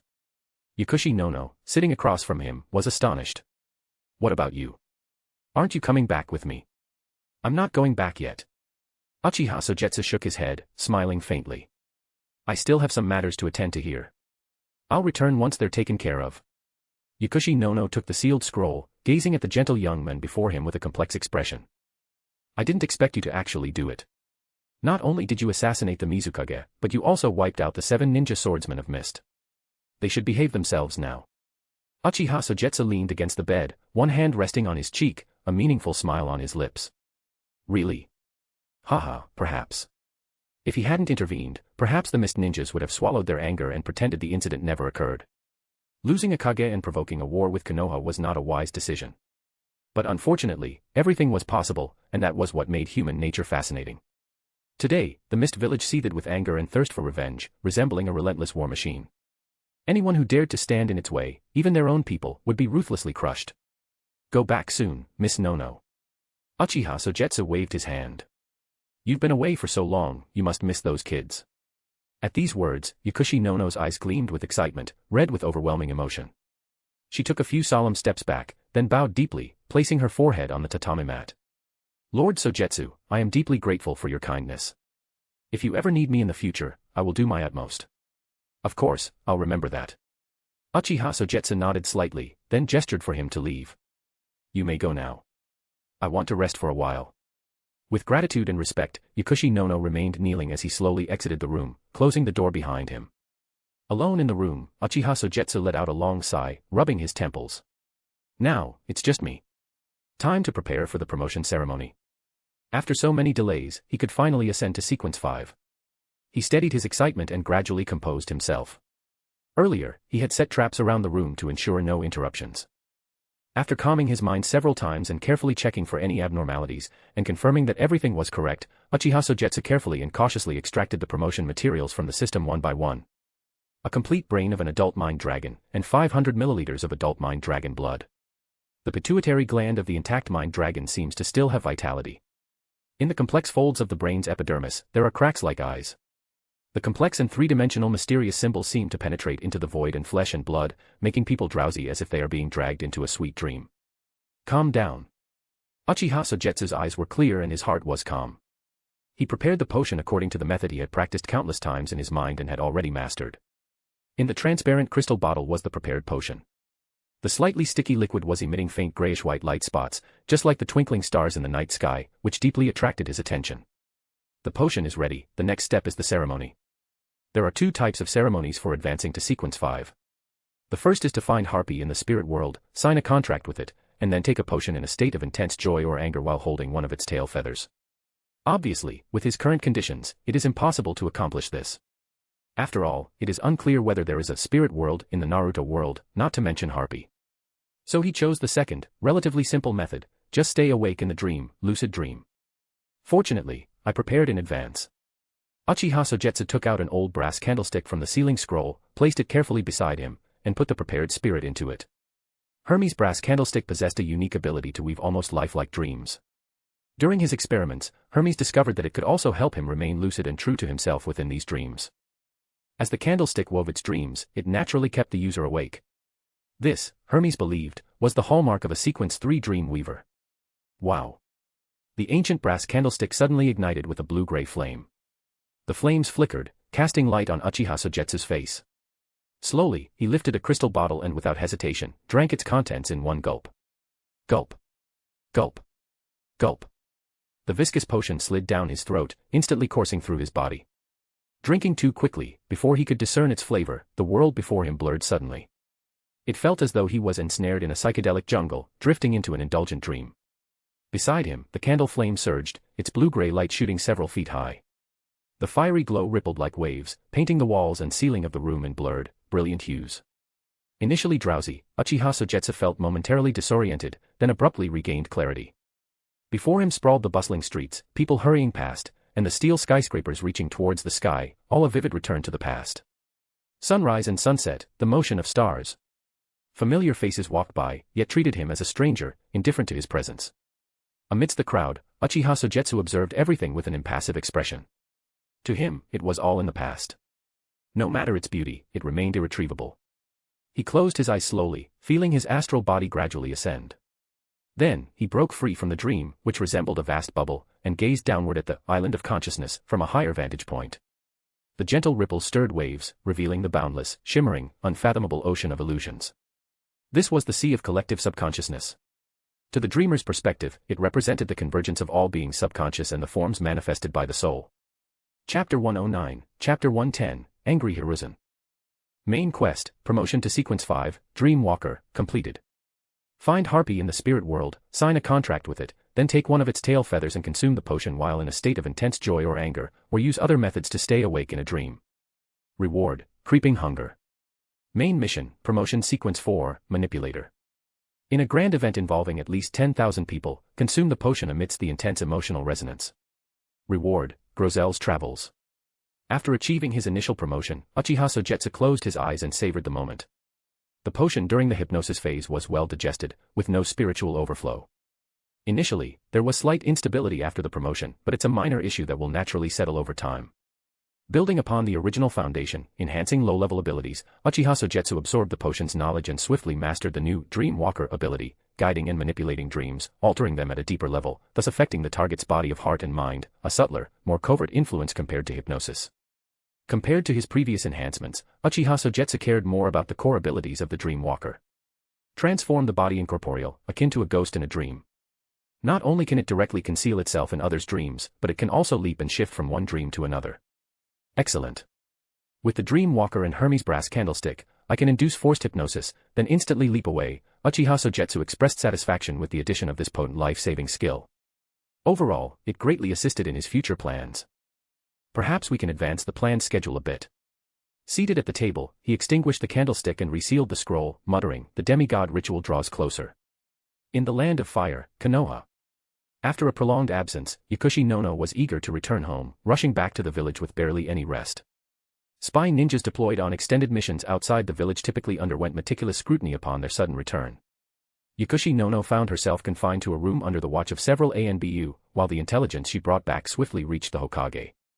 Sarutobi Hiruzen had been in high spirits lately, enjoying a smoke while monitoring activities through a crystal ball, including the women's bathhouse. As the Hokage, he bore the responsibility for the village's safety, which justified his vigilance over everyone, right? Just as he was engrossed in his observation, a knock interrupted him. Skillfully concealing the crystal ball, Sarutobi Hiruzen clenched his fist, coughed twice into it, then composedly said, "Enter." Umbu, who had been waiting anxiously, pushed the door open and entered. He appeared calm as he handed over the scroll in his hand, saying, "Hokage-sama, this is the information sent by the undercover spy Wandering Miko, commissioned by Owl." "Oh." Sarutobi Hiruzen raised an eyebrow, then smiled knowingly, "Haha, that boy must have run into some trouble. Youth tends to be headstrong. They need some polishing," he remarked, taking the scroll and unfolding it slowly. His expression wrinkled, but he smiled, "Challenges are good. They refine us like jade." But as Sarutobi Hiruzen read further down the scroll, his laughter faded. His face froze, a sudden stiffness replacing his earlier smile. Darkness seemed to cloud his vision, and his heart raced. Noticing the change in the Hokage's demeanor, Umbu was puzzled. Could something serious have happened? It couldn't be Uchiha Sogetsu. He died in the land of water, right? I. Sarutobi Hiruzen stuttered, unable to finish his sentence. His face flushed, veins bulging with suppressed emotion. "Hokage-sama, please calm down." Umbu's heart pounded in fear, worried the Hokage might collapse from anger. "Ah." Finally, unable to contain himself, Sarutobi Hiruzen roared, slamming the scroll onto the table. Startled by the outburst, Umbu Ninja looked at the Hokage in confusion, shrinking back. "Hokage, has something major happened with Uchiha Sogetsu in the land of water?" "Him? Something happened to him." Sarutobi Hiruzen shot him a deadly glare. His entire body trembled with anger, his beard bristling, veins bulging on his forehead as he bellowed. What in the world was he thinking? "He's perfectly fine. Absolutely fine." Umbu Ninja, who had been inexplicably splattered with spit, could only wipe it off his face, feeling utterly bewildered. If nothing had happened to Uchiha Sogetsu, why was the Hokage so furious? "Just see for yourself." Sarutobi Hiruzen spat vehemently and tossed over the scroll. Umbu Ninja caught the scroll hastily and scanned it. Instantly, his blood pressure soared. It felt like a hammer had struck the back of his head. Stars danced before his eyes. Swallowing hard, he stammered, He actually assassinated the Mizukage. Honestly, how naive could he be? Before seeing this information, Umbu Ninja had been wondering what could have enraged the Hokage so much. But now, all he could think was, well done, no, it's insane. Especially towards the end of the report, Uchiha Sogetsu explicitly stated that, following the Hokage's orders to prevent an alliance between the Hidden Mist and Hidden Rock villages, he was compelled to take drastic measures and eradicate the problem at its source. Umbu Ninja set down the scroll, his eyelids twitching uncontrollably. Well, one couldn't exactly fault him for what he did. After all, he did eliminate the Hidden Mist problem at its source. Did I ask him to escalate things? Did I ask him to assassinate the Mizukage? Sarutobi Hiruzen pounded the table furiously, roaring, tell me, what in the world was he thinking? Does he interpret my orders that way? Huh. Umbu Ninja fell silent for a long moment, his masked face twitching. Finally, he said, Hokage-sama, truthfully, while he may have crossed a line, Uchiha Sogetsu strictly followed your orders and carried out the mission. As for the Mizukage, it was an unintended consequence. Follow my orders strictly. Just like that. Sarutobi Hiruzen clutched his heart and sank heavily into his chair. He looked like a deflated balloon, staring blankly at the ceiling with lifeless eyes. Bitterly, he murmured, I only intended to stir things up and teach the Hidden Mist village a lesson. I never intended for him to assassinate the Mizukage. His intentions had been noble, but the execution had gone awry. Could he be blamed for this? Even if he were to stand up now and declare loudly that he, Sarutobi Hiruzen, had never sanctioned the assassination of the Mizukage, who would believe him? Wait. Why did this situation feel so familiar? Confusion clouded Sarutobi Hiruzen's face, then suddenly it dawned on him, that moment with Danzo all those years ago. Chapter 110, Chapter 111, Danzo, man or woman. Sarutobi Hiruzen puffed on his cigarette, his appearance visibly aged. He was deeply worried, sitting silently as he smoked one cigarette after another. His face was so wrinkled it seemed it could squash a fly. Reflecting on sending Uchiha Sogetsu to the Hidden Mist village, he now felt such deep regret that he wanted to beat his chest and stomp his feet. It wasn't that he blamed Sogetsu. In fact, it was quite an accomplishment for Uchiha Sogetsu to assassinate the third Mizukage in the Hidden Mist village. With some effort and Hiruzen's support behind the scenes, Sogetsu could easily gain significant influence within the Uchiha clan. From this perspective, Sarutobi Hiruzen considered it a good thing. But, the timing was all wrong. Why was the timing wrong? Because the current situation in the ninja world was tense, with nations forming alliances and plotting in secret. War was imminent.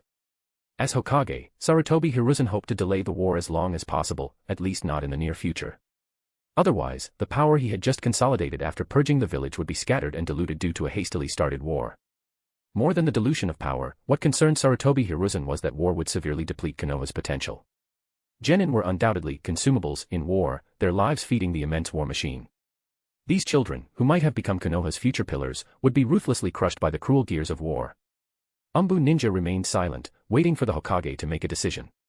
After a while, Sarutobi Hiruzen sighed heavily, the sadness on his face deepening, and his cloudy eyes revealed a hint of helplessness. Go and call the heads of the major clans, the 2 advisors, and Danzo to the office. We must prepare in advance. The course of history is never affected by individual will. Even if Sarutobi Hiruzen was unwilling, as the Hokage of Konoha village, he had to harden his heart and make the right decision. Yes, Hokage-sama. Umbu Ninja lowered his head and quietly left the room. Seeing the people leave, Sarutobi Hiruzen leaned back in his chair, pinching his swollen eyebrows with his fingers. His eyes fell back on the table, the intelligence that was sent back. His eyes revealed deep helplessness, and he couldn't help but sigh. He's a good kid, he has strength and ideals, but why is his thinking so extreme? As expected, it was still because of Uchiha. It must be these extreme guys who led Uchiha Sogetsu astray. What a good child. How great it would be if he was born in the Sarutobi clan. Enough of the small talk. Umbu Ninja asked his subordinates to notify others in turn, and then decided to meet Danzo in person. Don't know if it's because his power was taken away, but Danzo has been missing for a while. Even when the Hokage sent people to invite him several times, he was directly rejected. He seemed to have no interest in worldly power and hid in the underground headquarters of Root. When he arrived at the gate, he was stopped by someone. Umbu Ninja frowned slightly but still remained patient and said, the Hokage asked me to invite Danzo to the office to discuss important matters. Danzo-sama has instructed us not to see anyone during this time as we have important matters to attend to. The Root Ninja spoke sternly, showing no concern for who he was addressing, and strictly adhered to Danzo's orders. This is an order from the Hokage. Umbu Ninja raised his voice slightly, exuding a commanding presence. He stared sharply at the Root Ninja and said in a deep voice, I'll say it again, no matter what Danzo is doing, he must go to see the Hokage. Do you understand? Even if the Root only obeys Danzo, they still have to follow the official orders of the Hokage. Being lenient on a daily basis does not mean you can openly defy the Hokage's orders in critical times like this.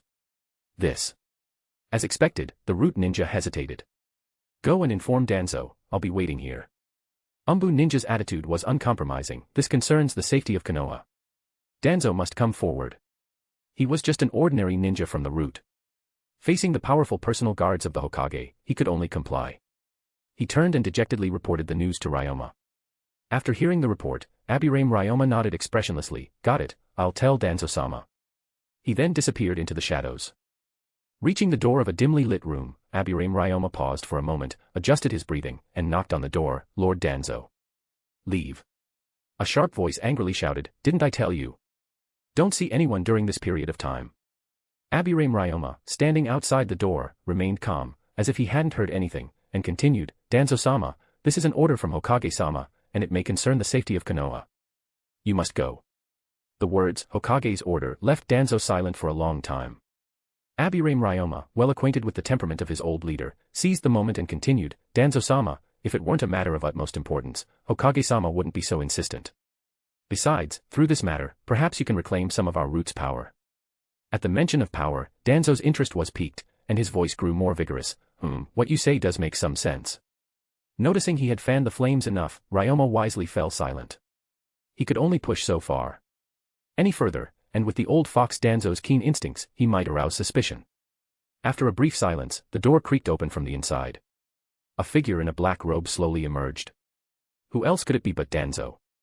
Strangely, Danzo was not only draped in a loose black robe, but he also made a point to obscure his form, even wearing gloves as if he could not be seen in the light. Lead the way, let's go.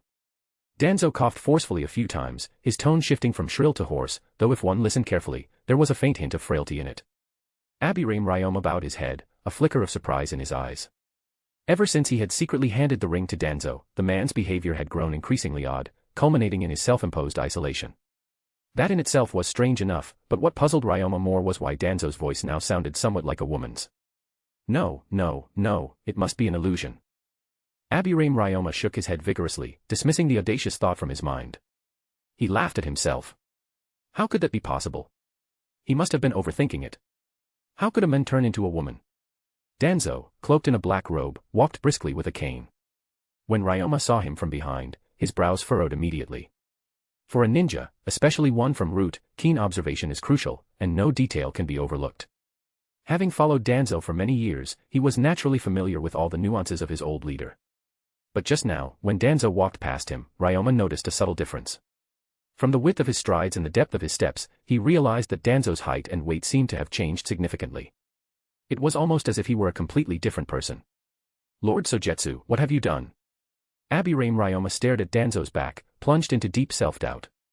Chapter 111, Chapter 112, Social Death of Danzo. When Danzo arrived, he realized he wasn't the last to arrive. Before impatience set in among the others, Orochimaru appeared slowly, hands tucked into his sleeves, strolling leisurely.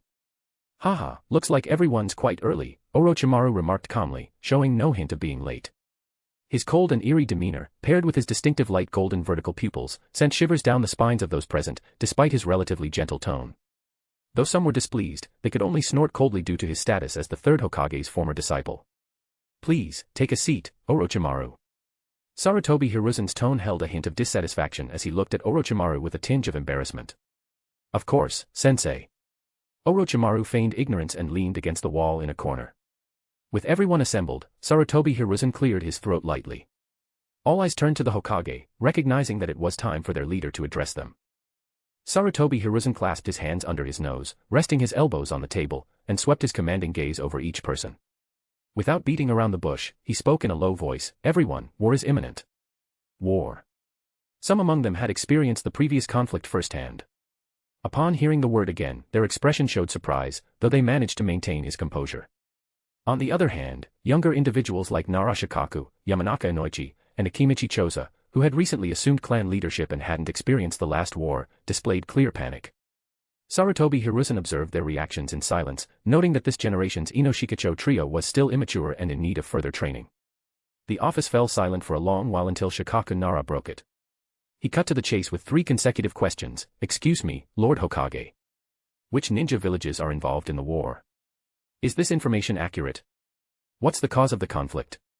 Our intelligence confirms its authenticity, replied Sarutobi Hiruzen. Currently, the targets of the war are confirmed to be the Hidden Mist Village and potentially Iwagakure Village. The status of the Sand Village and the Hidden Cloud Village remains unknown. He paused briefly before continuing, as for the reason, that's not something you need to know right now. Regardless, it's not something that can be resolved through diplomacy. Is there no room for negotiation, even with compensation? Danzo's hoarse voice, muffled under a black robe, carried a subtle, sharp edge. Everyone present was astute enough to sense that something was amiss and turned surprised looks towards Danzo. Caught off guard by their scrutiny, Danzo faltered. He tugged at the corner of his mouth and deliberately lowered his voice, saying, Ahem, I was practicing ninjutsu earlier and accidentally strained my voice a bit. Please disregard that detail. Let's focus on the issue at hand. The explanation seemed somewhat contrived, but thankfully, no one pressed further, merely finding it peculiar. Sarutobi Hiruzen shook his head with a sigh, weariness etched on his face. Leaning back in his chair, he frowned and spoke with a hint of frustration. Negotiation. It's unlikely. Let's discuss how we can preemptively deal with the hidden mist village instead. Why not? Explain it clearly to me, Hiruzen.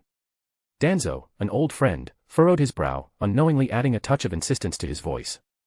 Sarutobi Hiruzen's eyebrows twitched as he fixed a strange gaze on Danzo, sensing something off about his old friend today. Aware of his slip in composure, Danzo coughed to mask it, saying, "What I mean is, if we can resolve this peacefully, let's avoid starting a war. You know as well as I do that Konoha isn't in a state for war right now, especially with Tsunade gone, Jiraiya out of the village, and the White Fang having taken his own life. Our high-level combat strength is severely lacking." At that moment, Orochimaru, who had been silent until now, turned to Danzo with a curious expression. "Heh, a warmonger who usually advocates for war is now advising against it. How intriguing. But I'm more curious about your ninjutsu skills. What's that got to do with you?" "I'm only thinking about the village." Danzo's fragile frame trembled, cold sweat breaking out on his forehead. How could he have forgotten about Orochimaru? Acting for the village's sake was merely a facade. The truth was, if war broke out, as the leader of Root, he would inevitably be sent to the front lines, and that posed a huge problem.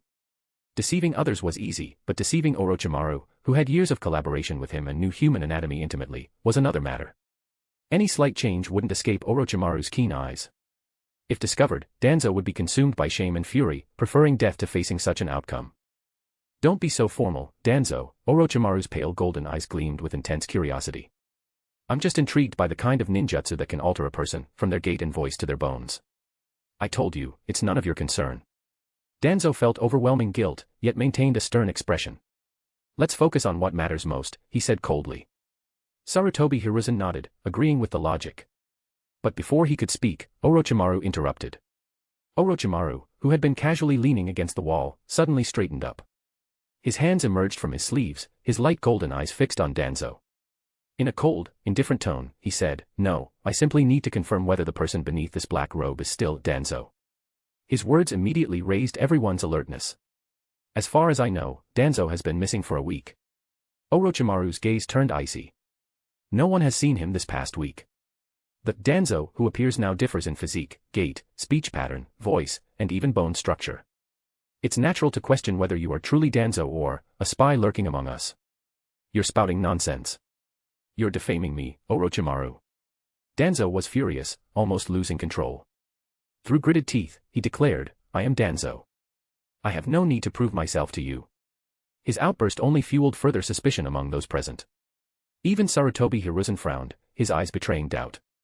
"Danzo, Orochimaru's words hold weight. Given the importance of our current discussion to Konoha's safety, please remove your robe and let us see."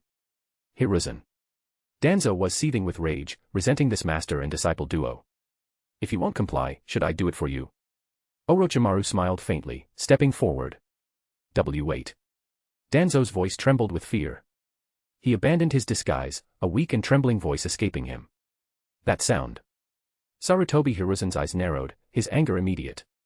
"How dare you? How dare you disguise yourself before me? Show me your true form." Despite his age, the Hokage remained swift as ever. Sarutobi Hiruzen truly lived up to his reputation as a professor of ninjutsu. His body flicker technique outpaced anyone's reaction. In an instant, he darted from behind his desk, swiftly raised his hand like an eagle's talon, seized Danzo's black robe, and yanked it upwards abruptly. "Let's see who dares impersonate Danzo and deceive me in Konoha village." "No." Danzo's shrill cry nearly shattered glass. He wanted to react, but it was too late. All he could do was watch as the black robe was lifted. The black robe slowly descended. What met everyone's gaze was a woman about 1.6 meters tall, radiating delicate charm. Though her age was evident, her features were distinct, eyes and brows clear as autumn water, exuding a mature allure. Her ample bosom resembled twin peaks, her slender waist and shapely legs accentuating her superb figure. Her fair, tender skin appeared as delicate as a baby's. Even Sarutobi Hiruzen, accustomed to beauty, couldn't help but pause for a moment, marveling at her captivating presence. Truly remarkable. Snap. Faintly, the sound of breaking glass echoed. Oh, it was Danzo. His pride shattered like glass. For a moment, Danzo felt such despair he could almost end it all. Chapter 112, Chapter 113, Orochimaru becomes suspicious. Beautiful. So beautiful. Too beautiful. Even if everyone present were ninja, they couldn't help but be deeply attracted by this woman's aura. Appearance accounts for at most 40%, but what truly captivates people is her enchanting temperament, almost magical. It's like a soft hand gently caressing the skin, leaving an irresistible, ambiguous sensation. The young Ino, Shika, Cho trio hung their heads in shame. Even though he was an old man, Sarutobi Hiruzen had to admit he was slightly moved. After all, the old woman at home was already elderly, otherwise he wouldn't have spent all day using the crystal ball to peek into the women's bathhouse. His nose was slightly moist, nearly bleeding. Gritting his teeth in embarrassment, he whispered, "Goddess." But a Hokage is a Hokage. With his strong willpower, he quickly snapped out of it. Anger flashing in his eyes, he shouted, "How dare you impersonate Danzo to gather information in front of me, Sarutobi Hiruzen?" "Wait," Danzo attempted to protest. But Sarutobi Hiruzen, consumed by rage, didn't listen. He delivered a powerful punch. Bang. The blow landed squarely on Danzo's face. The impact was so intense that her head spun, causing ripples across her delicate and alluring face. With a scream, she was sent flying, crashing through the door and landing on the corridor wall, hanging there like a giant letter. Upon hearing the scream, the Ino, Shika, Cho trio exchanged looks, their lips twitching with concern. Sarutobi Hiruzen burst out of his office, seizing the woman by the neck with lethal intent. Yet, he instinctively avoided meeting her gaze, bellowing, "Tell me, which village sent you as a spy? Since when have you been impersonating as Danzo? Where is the real Danzo?" Danzo, choked by Sarutobi's grip, looked utterly aggrieved. Her eyes welled with resentment, her pink lips trembling as she pleaded, "Stop, Hiruzen, it's truly me, Danzo. If you doubt me, I can prove it. I can prove it." "Proof? How?" Sarutobi Hiruzen's aura brimmed with menace. Despite their public and covert clashes, he still cherished his old friend deeply. Cough. "When you were 6, you spied on Lady Mito." Before Danzo could finish, her mouth was covered. "Enough." Sarutobi Hiruzen's dismay was palpable, his teeth gritted. "How did you know about that? Didn't I say? I am Danzo." Danzo, released, rubbed her throat, sitting with a splay-legged stance, glaring with resentment.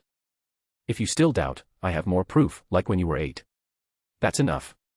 Sarutobi Hiruzen's scalp tingled with fear.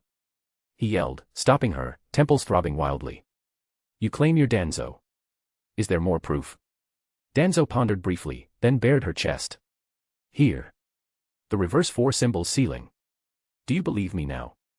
Though they didn't see the reverse 4 symbol ceiling, they witnessed Twin Peaks veiled in a holy glow. Splat.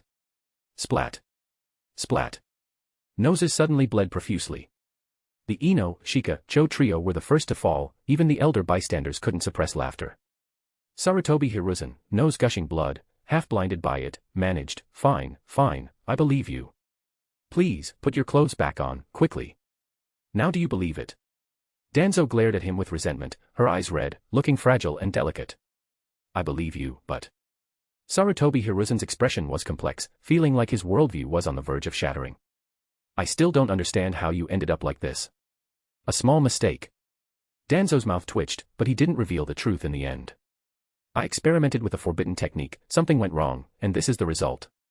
Though transformed into a woman by the technique, the vitality and incredible abilities of this body undoubtedly greatly increased his strength. If he were honest, based on what he knew over the years, the shameless Hiruzen would surely try to take it without hesitation. "Danzo, are you serious?" Sarutobi Hiruzen's eyebrows twitched. It was such an obvious lie. Did he really think he was a fool?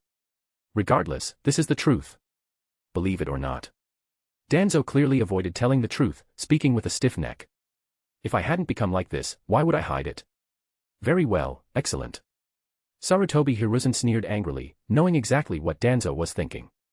He thought he cared about him so much, but it turns out he was just being overly sentimental.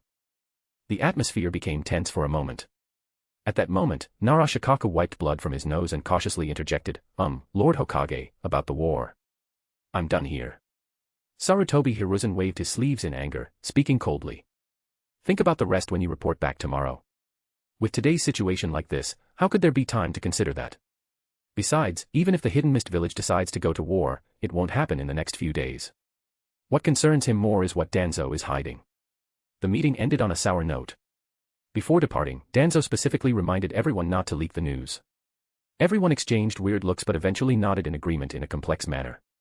"Bah, it's her," they muttered. Only Orochimaru, the instigator of it all, harbored deep doubts in his eyes.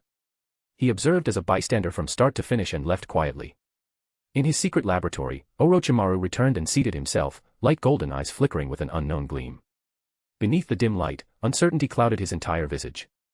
Resting his cheek on one hand, he tapped the table with the other. Two names surfaced in his thoughts one after the other: Uchiha Sogetsu, Shimura Danzo. Are they connected to him?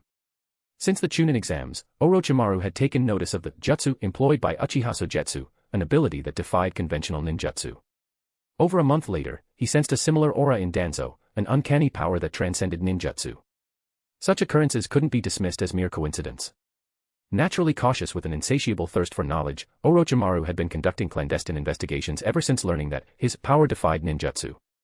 Now, encountering two seemingly unrelated individuals with similar circumstances piqued his interest. Haha, fascinating, Orochimaru chuckled, his lips curling in a manic grin.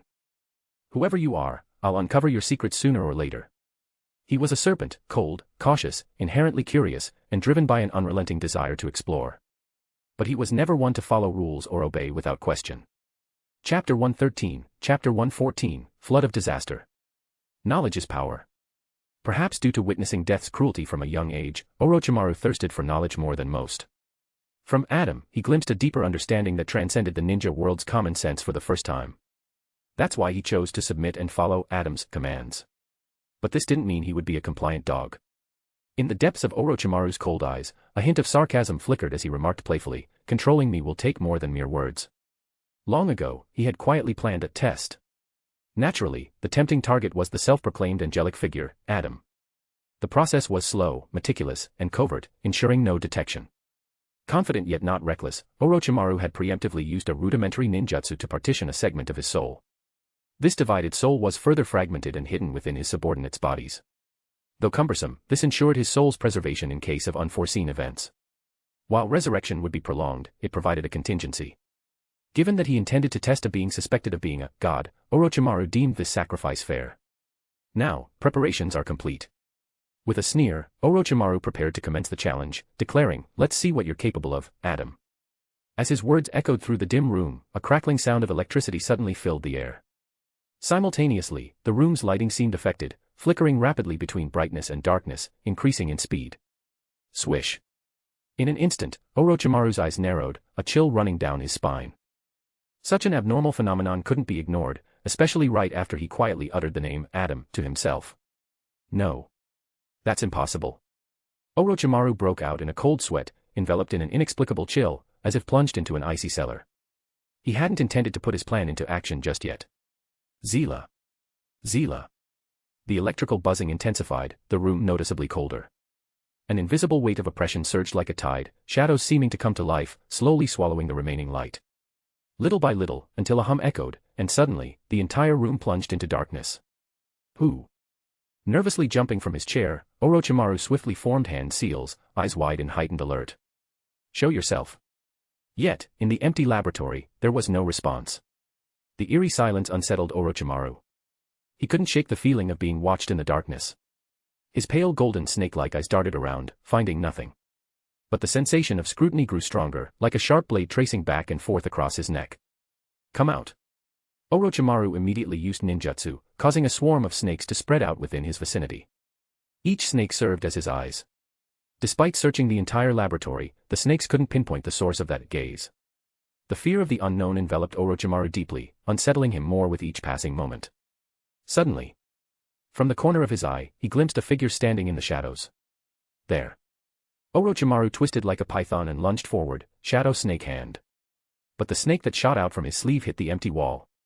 No one was there at all. What in the world is happening? Orochimaru felt even more terrified. Something unseen, unfound, and unknown was watching him. The mere possibility shattered his once confident plan instantly. Adam. Orochimaru's heart trembled, bitterness filling his mouth as he asked with a trembling voice, "Are you Adam?" Silence. The silence of death, eerie and palpable, where even a pin drop could be heard. He didn't comprehend what was unfolding, but that unsettling gaze felt as real as if it could pierce his heart. In the next moment, Orochimaru reacted. If he couldn't find it, he would flee. He dashed towards the door. However, just as he was about to open it, the floor tiles beneath him cracked under the force. Orochimaru slipped and collided with the wall beside the door in a bizarre and comical posture. Bang. 2 teeth were knocked out. The impact left Orochimaru dizzy, blood streaming from his nose and mouth. Wiping the blood away, cursing his luck, he quickly rose to open the door. However, at that moment, the cluster of venomous snakes unleashed by the ninjutsu earlier, now left uncontrolled, darted about in chaos. In a stroke of eerie coincidence, they collided with an experimental stand nearby, knocking over bottles and jars stacked upon it. Those containers held a plethora of corrosive fluids. Asterisk sizzle. Asterisk. Orochimaru was drenched in highly corrosive liquid that swiftly stripped away his flesh. Oh. With his skin melting away, Orochimaru resembled a man being gruesomely flayed alive. He screamed in agony, scrambling away from the chemical spill. Just as he staggered backwards, Orochimaru inadvertently stepped on a venomous snake. Its slippery touch caused him to lose his footing. Bang. His head slammed forcefully against the ground, leaving Orochimaru momentarily dazed. Yet, fate seemed intent on playing more cruel tricks on him. Grimacing in pain and clutching his head, Orochimaru caught a fleeting glimpse of a shadowy figure resembling a ghost lurking in the shadows. Snap. Before he could react, a cracking noise echoed above him. Turning to look, Orochimaru saw a light bulb suspended from the ceiling dislodged by the splashing chemicals, hurtling downwards. Asterisk schwa schwa schwa. Asterisk. The shattered glass shards from the light bulb fell from a height of over 2 meters, emitting a sharp, piercing sound as they tore through the air. Orochimaru's eyes widened in fear. Instinctively, he swiftly formed seals with both hands, Orochimaru-style substitution technique. In an instant, a body emerged in his place just as the glass shards followed suit, descending with uncanny speed and force, piercing through the flesh. Puff, puff, puff. Dozens of glass shards pierced directly through vital parts of his original body. It was so precise, as if it had been targeted in advance. If he had been a step slower, even just half a second slower, he might have been killed by the glass. Looking at this scene, the deep fear in Orochimaru's heart suddenly spread and intensified. He was a Kage-level ninja, yet he had nearly been killed by glass. If word got out, it would likely be a source of ridicule. But Orochimaru couldn't find it amusing right now. What exactly is happening here? Even a fool would recognize that this was definitely not a coincidence. Occurrences that repeat over and over cannot be mere chance, they must be the result of deliberate manipulation by someone. I apologize. I was mistaken. Orochimaru knelt down decisively, bowing his head heavily to the ground, shocked and fearful. Please forgive me this time. Admitting defeat is not a disgrace. The plan hadn't even been executed yet, and he had nearly met his end. If this continued, he couldn't fathom what might finish him off. One final warning. A faint voice echoed in Orochimaru's mind. Then, the sensation of being watched from behind vanished instantly, as though it had never been there. Yes. Orochimaru kept his head low, wearing a bitter expression, and sighed deeply within his heart. Chapter 114, Chapter 115, Itachi's Birth. Ah. Late into the night, within the Uchiha clan's domain, a scream shattered the tranquility. Uchiha Fugaku was lost in a splendid dream, envisioning himself as the fourth Hokage, restoring the Uchiha clan's prestige, triumphing over the leaders of the 4 major ninja villages in war, and leading Konoha to glory. Villagers cheered his name fervently, hailing him as the greatest Hokage in history. At this crucial moment, Uchiha Fugaku suddenly felt a sharp kick to his side. Boom. He tumbled off the bed and struck his head against the floor. Ah, what's happening? Uchiha Fugaku, still groggy from sleep, was filled with confusion. Mikoto clutched her stomach, intense pain causing cold sweat to trickle down her smooth forehead, her face drained of color. Seeing that Fugaku seemed oblivious, her anger flared. She glared at him with unfriendly eyes, teeth clenched, and snapped, "Didn't you hear me screaming just now?" Ah. Now it was Fugaku's turn to break into a sweat. He had been lost in such a beautiful dream that he hadn't heard a thing. You. Mikoto was about to scold him when a sudden, stabbing pain shot through her abdomen, rendering her speechless. Her slender fingers gripped the bedsheets tightly, face pale and damp with sweat, teeth gritted as she managed to force out, "Can't you see? I'm about to give birth." As she spoke, Mikoto couldn't bear it any longer. The agonizing pain pierced her bones, causing her to let out a wretched scream. Ah. Giving birth. Finally comprehending, Uchiha Fugaku was at a loss, his face a mask of disbelief. But isn't it supposed to be 3 months before the due date? Oh. Mikoto lay curled up in bed, racked with pain, black veins protruding on her face, her features contorted in agony. "Go fetch someone, quickly, Wait for me. Mikoto." Witnessing Mikoto's suffering, Uchiha Fugaku grew frantic. Ignoring everything else, he spun around and dashed out of the room. "Someone, hurry. Get a medical ninja. Mikoto is going into labor." "What? Lady Mikoto is giving birth. No way." She's only 7 months pregnant. How can she be in labor? Stop the chatter. Can't you see Lord Fugaku's urgency? Fetch a medical ninja now. Amidst the clamor, several figures vaulted over the walls and sprinted toward Konoha Hospital. Fortunately, the ninja were swift, and within minutes, a medical ninja returned. Hurry! Hurry! Mikoto is inside. Uchiha Fugaku was beside himself with worry. He disregarded all protocol, grabbing the medical ninja's arm and pulling him toward the room. Please leave if you're not involved. The medical ninja's expression remained stern as she ushered them out. Fugaku clenched his fists nervously, sweat beading on his palms, eyes fixed on the room as he muttered, "She'll be all right. She has to be." Soon, Mikoto's agonizing cries echoed from within the room. Each wail grew louder, each more heart-wrenching than the last. Is childbirth really this frightening? Some of the younger Uchiha females were visibly shaken. How could this happen? How could this happen? Fugaku was in utter panic. He hadn't anticipated childbirth being so excruciating for Mikoto. Sensing the clan leader's distress, some older female Uchiha whispered reassuringly, "It's all right, clan leader. This might be Mikoto's first time. It's normal to feel this way. It shouldn't be too painful." However, Uchiha Fugaku couldn't make out a single word and nervously scanned the room. As the cries grew fainter, everyone's hearts leapt into their throats, fearing something unexpected had occurred inside. At that moment, a medical ninja let out a terrified scream. Ah! This is bad. Fugaku's eyes contracted, and he dashed out, crashing through the door. No, don't come in. The medical ninja tried to stop him, but it was too late. What in the world? Oh my god. Despite being the clan head with a calm demeanor, Fugaku nearly shouted when he saw the room's state. Clan head. What happened? Clan head. Other Uchiha outside were about to rush in to investigate. However, before they could enter, they saw Fugaku abruptly turn around, his expression a mix of fear, complexity, and anguish, as he shouted, "Stay back, everyone. Leave this place immediately. This is the clan leader's order, do you understand?" Confusion spread among them at the command. But upon seeing the clan head's firm tone, though curious, they exchanged glances, slowly retreated from the house, and waited outside. Once assured no one would breach the room, Fugaku turned back, eyes filled with deep fear fixed on the bed. What manner of creature is this? His wife, Uchiha Mikoto, lay unconscious on the bed, overcome by pain. Under normal circumstances, Fugaku would have been devastated, but now, such thoughts escaped him. Indeed, had Mikoto not been his wife, he might have slain the figure in that bed without hesitation. For what lay within Mikoto's womb was so dreadful and terrifying. Mikoto's belly protruded prominently, the skin stretched to its limit in a taut, exaggerated arc, almost translucent. Clearly visible within were two small palm-shaped forms, desperately pushing against her abdomen, struggling to break free. There was also a bulge resembling a human face, tightly fused to her belly. Its contorted and terrifying visage sent chills down the spine just to behold. Fugaku-sama, what should we do? The medical ninja suppressed their fear, swallowing dryly. They had delivered hundreds, if not thousands of babies, yet never encountered such a horrific sight. And could this thing truly be called a child? Uchiha Fugaku's face darkened, his pupils flickering with indecision. He clenched his teeth tightly, grappling with inner turmoil. It was terrifying, indeed, but this was his first child. After a brief struggle, Fugaku seemed to reach a decision. If I choose not to keep this child, can Mikoto be saved?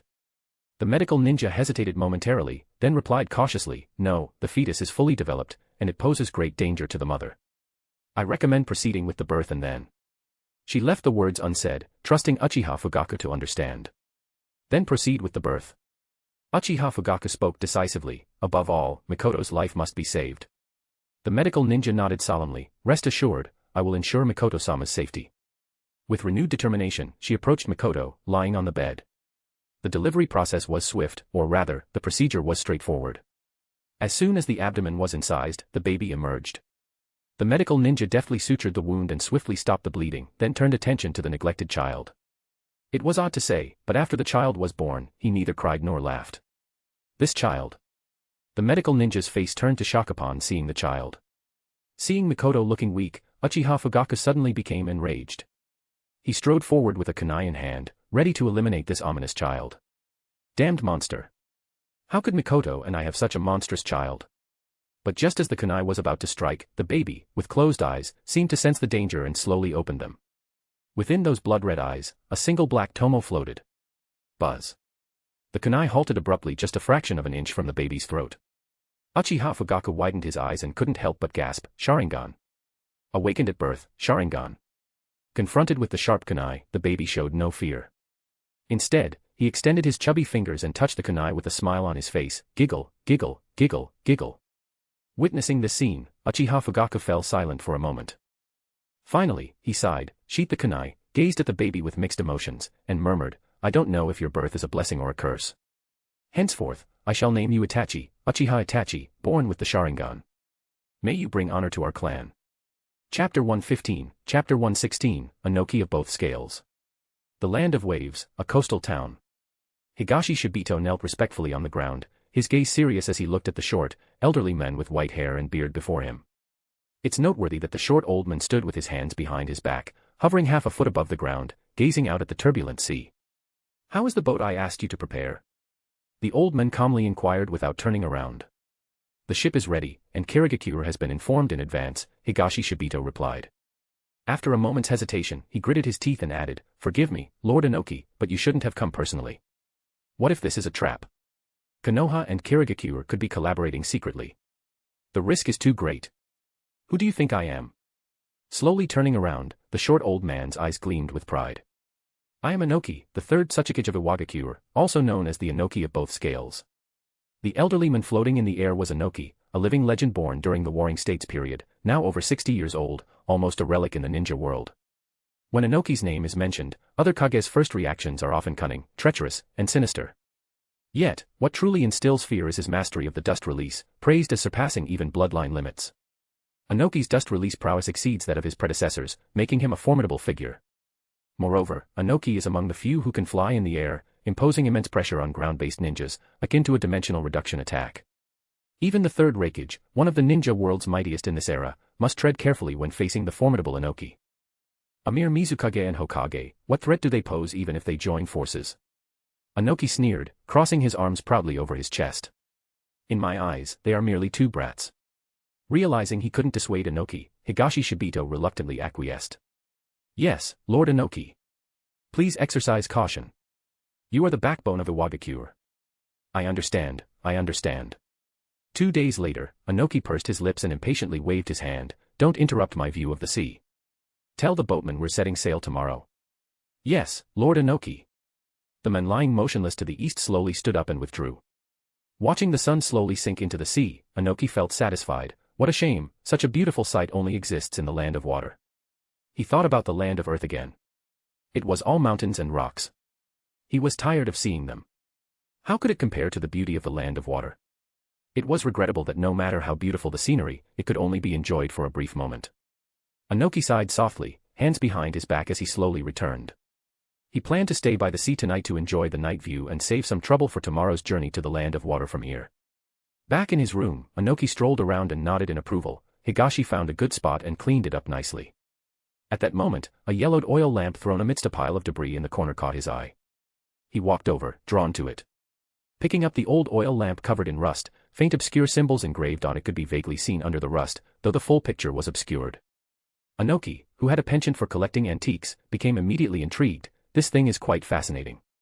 It must have a history of at least 100 years, haha. Finding the oil lamp intriguing, Inoki placed it on the table. Suddenly, the lamp inexplicably lit up. In the flickering light of an oil lamp, a strange green flame burned, casting an eerie glow. Inoki felt fatigue creeping over him and rubbed his eyes. Strange, he muttered, I'm unusually sleepy today.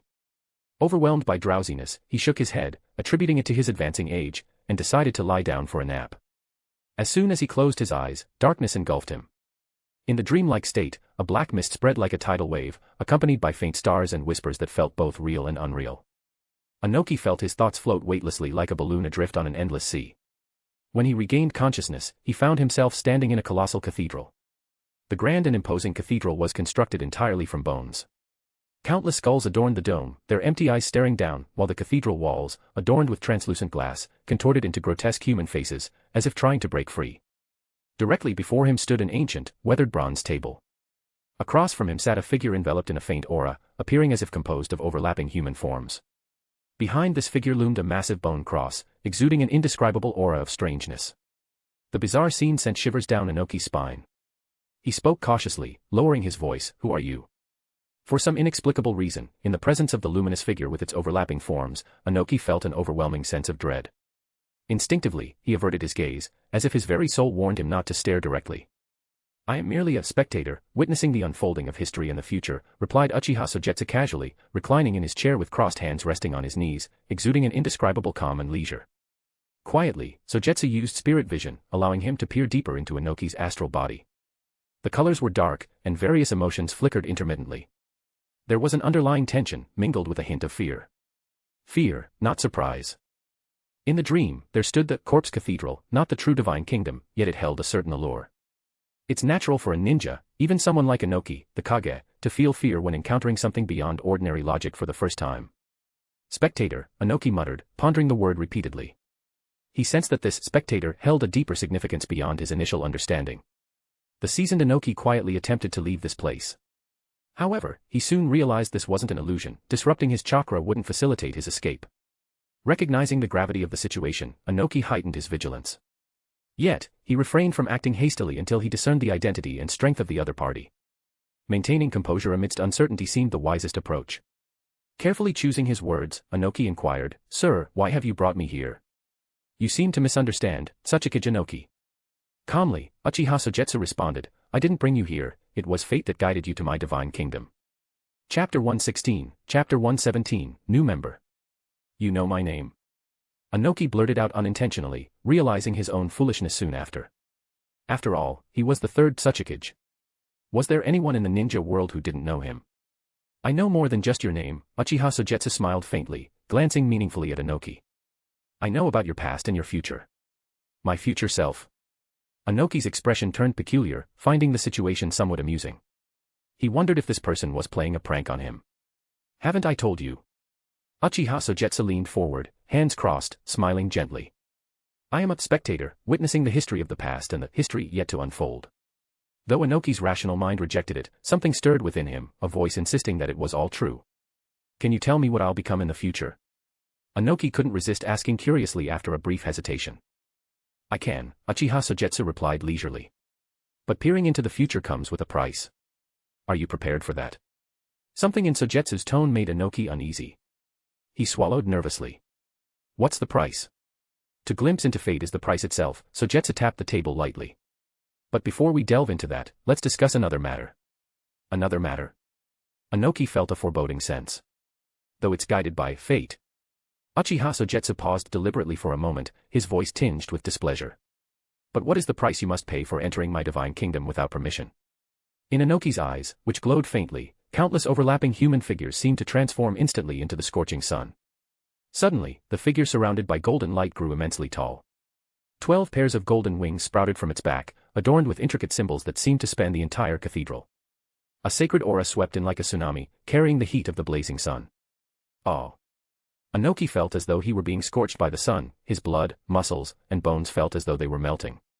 The towering and violent supreme will, above the stars and all things, seemed to glance at Inoki like a giant would at an ant. Even a brief glance filled Inoki with deep fear and trembling from the depths of his soul. It felt as though he were being torn apart. Under this cruel impact, Inoki's soul was like a lone boat in a tsunami, tossed about in the storm. He gritted his teeth and persevered. Perhaps it was his years of unyielding will that had turned him into stone, allowing the violent waves to crash against him.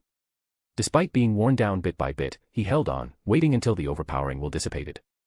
From a human perspective, you barely qualify.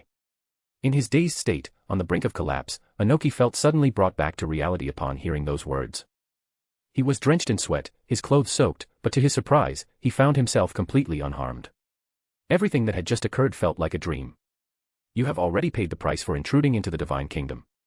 Uchiha Sogetsu appeared calm on the surface, but inside, he breathed a sigh of relief. At the Sequence 5 level, forcefully borrowing the Sequence 3 status of the Hermes brass candlestick wasn't an easy task for him, and the spiritual burden was quite heavy. Fortunately, he was of spectator pathway, allowing him to adjust gradually afterward. After calming the restless spirit, Uchiha Sogetsu once again looked at the terrified and shocked Inoki, and spoke slowly. "Now, let's move on to the second question. Are you prepared to spy on fate and bear the consequences?"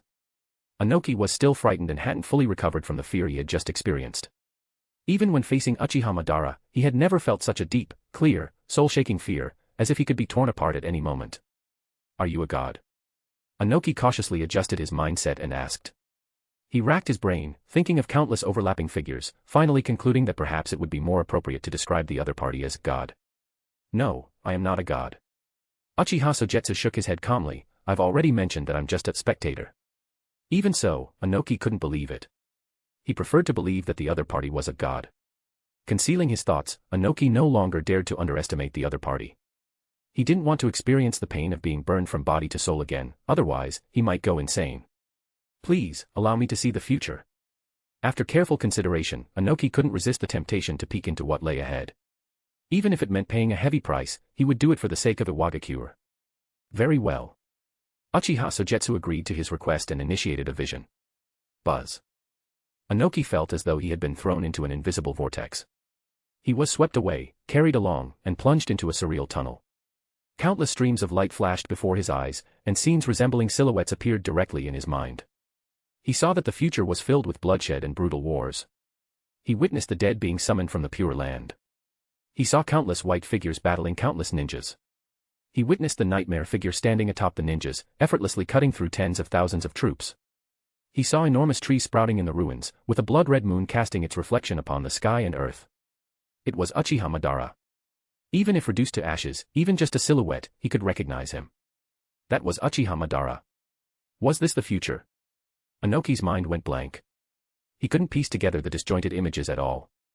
But, there was no doubt that future ninjas would confront a brutal and bloody war, spanning across the entire ninja world. Please tell me, how can I prevent these things from happening? Inoki pleaded. Uchiha Madara was the last person he wanted to encounter in his life. The fear that men instilled in him remained deeply etched in his bones even after decades. Moreover, the sight of Uchiha Madara led him to vaguely suspect that the impending disaster might be linked to this individual. Even though it was only fragments, the brutal war, the loss of countless lives, and the towering tree and blood-red moon appearing in the end all filled him with an inexplicable dread. Inoki's intuition warned him that this was no ordinary matter. I can. Uchiha Sogetsu nodded slightly but didn't elaborate. Inoki was stunned. He awaited the next words. Why did he suddenly stop? It's time for you to return. Uchiha Sogetsu deliberately remained silent, leaving him in suspense, and raised his hand as if to dismiss him. Wait. Inoki suddenly panicked. In the past, he would have eagerly left. Yet, having witnessed the future so vividly, he didn't wish to depart in such haste. In his anxiety, Inoki noticed the seats on either side of the old, weathered long table. An idea struck him, and he quickly exclaimed, I have another question. Besides you, is there anyone else seated at this table? Uchiha Sogetsu finally noticed and secretly smirked, speaking calmly as if sharing a piece of gossip. Well, there are a few individuals like yourself, bound by fate. By chance, they arrive at my divine kingdom. Among various desires, they have chosen to join an organization I established. Your organization? Inoki's face lit up with anticipation, and he quickly inquired, may I join your organization? You can. Uchiha Sogetsu's lips curled slightly as he continued calmly, the organization I founded is known as the Twilight Hermit Order. Chapter 117, Chapter 118, Inoki's Decision. That's it. It came too easily, as if pie had fallen from the sky, leaving Inoki slightly bewildered. His eyes widened in astonishment, still processing what had just happened. He seemed unsure, as if he couldn't quite believe it, momentarily at a loss. Inoki scrutinized him carefully and asked again, can I really join? Is it really that simple? Don't you need me to do anything for you? There will be an opportunity, but not now. Uchiha Sogetsu smiled gently, reclining in his chair, hands resting on his knees, his gaze lowered with a golden halo. His voice reverberated in the empty hall, time holds no meaning for the spectator. We simply wait patiently. The spectator, that term again. This marked the fourth time today Inoki had heard it. His intuition told him this spectator wasn't the same spectator, sensing a deeper meaning behind it. Yet, with the information at hand, he couldn't decipher it just yet. Forgive my impertinence. How should I address you? On one hand, Inoki kept his gaze averted, avoiding direct eye contact with this formidable presence. On the other, he carefully chose his words. Adam. Uchiha Sogetsu once again took on the name of someone. After using it several times and considering it, it seemed fitting. After all, there were no outer gods in the Naruto world, eliminating the risk of unwanted attention.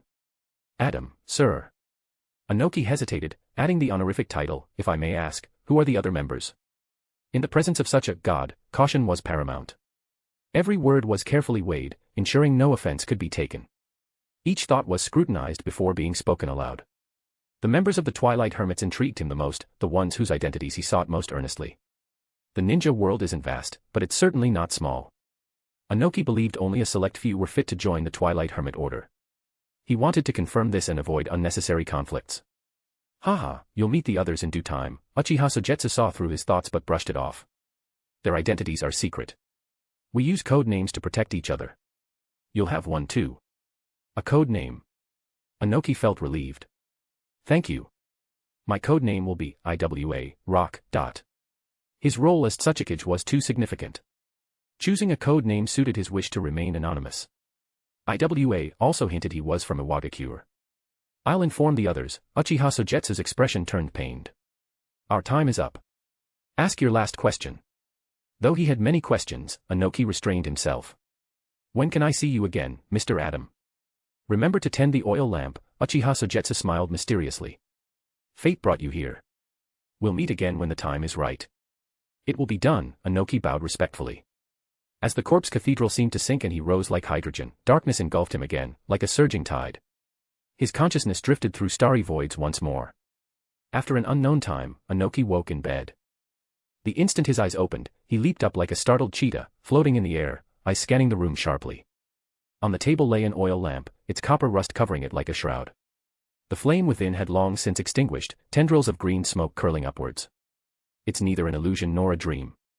Inoki fixed his gaze on the oil lamp, muttering to himself, so will that future truly come to pass. He had witnessed a glimpse of the future with his own eyes. Though doubt lingered in his heart, the name Uchiha Madara, like a thorn from a nightmare, pierced deeply, leaving him trembling with fear even at the thought. Those who hadn't lived through the era of Uchiha Madara could never grasp the terror that men instilled. Thus, even with the slimmest of chances, Inoki was determined to prevent it from happening. Inoki's eyes grew resolute, as if he was reinforcing his resolve, as if he was steeling himself, since you are already departed, rest in peace in the Pure Land. The following day. As per their prearranged time, Inoki and Higashi Shibito sailed by boat, reaching the border of the Land of Water. On the day the third Mizukage perished, ninjas swiftly spread the news. Kazuna Zangetsu, taking advantage of the chaos, allied with the clans and assumed control over much of the Hidden Mist Village's leadership. Under the guise of interim Mizukage, he sought a meeting with the Tsuchikage to discuss future plans. Watching the approaching ship at sea, Kazuna spoke in hushed tones, instructing the ninja trailing him, remember, our objective this time is to unite with the Rock Ninja for a surprise assault on Konoha. No matter what he asks, we must do our utmost to accommodate him. Despite wielding considerable power, Kazuna Zangetsu's title still bore the qualifier, temporary. It was crucial to note the Hidden Mist Village's intricate factional dynamics, particularly the influence held by the bloodline limit clans. Being nominated meant being subject to demotion. Hence, every decision Kazuna made required the approval of these influential clans, underscoring the need for his directives. But what if his demands are too much? The head of the Karatachi clan frowned, clearly dissatisfied with his perceived weakness. Do we even have a choice at this point? Kazuna spoke in a deep voice, don't forget, even if we consider giving up attacking, Konoha won't miss this once-in-a-lifetime opportunity.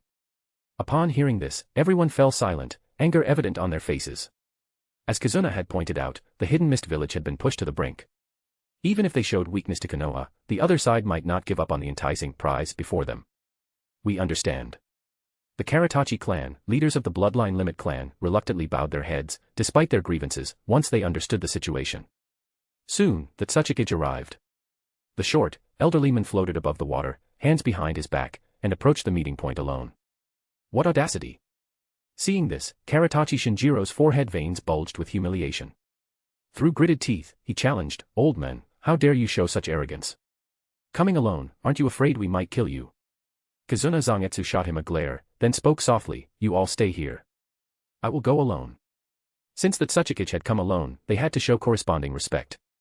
Kazuna Zangetsu stepped forward and controlled the water around him, raising him to eye level. I am Kazuna Zangetsu, acting under the Mizukage's orders for this discussion.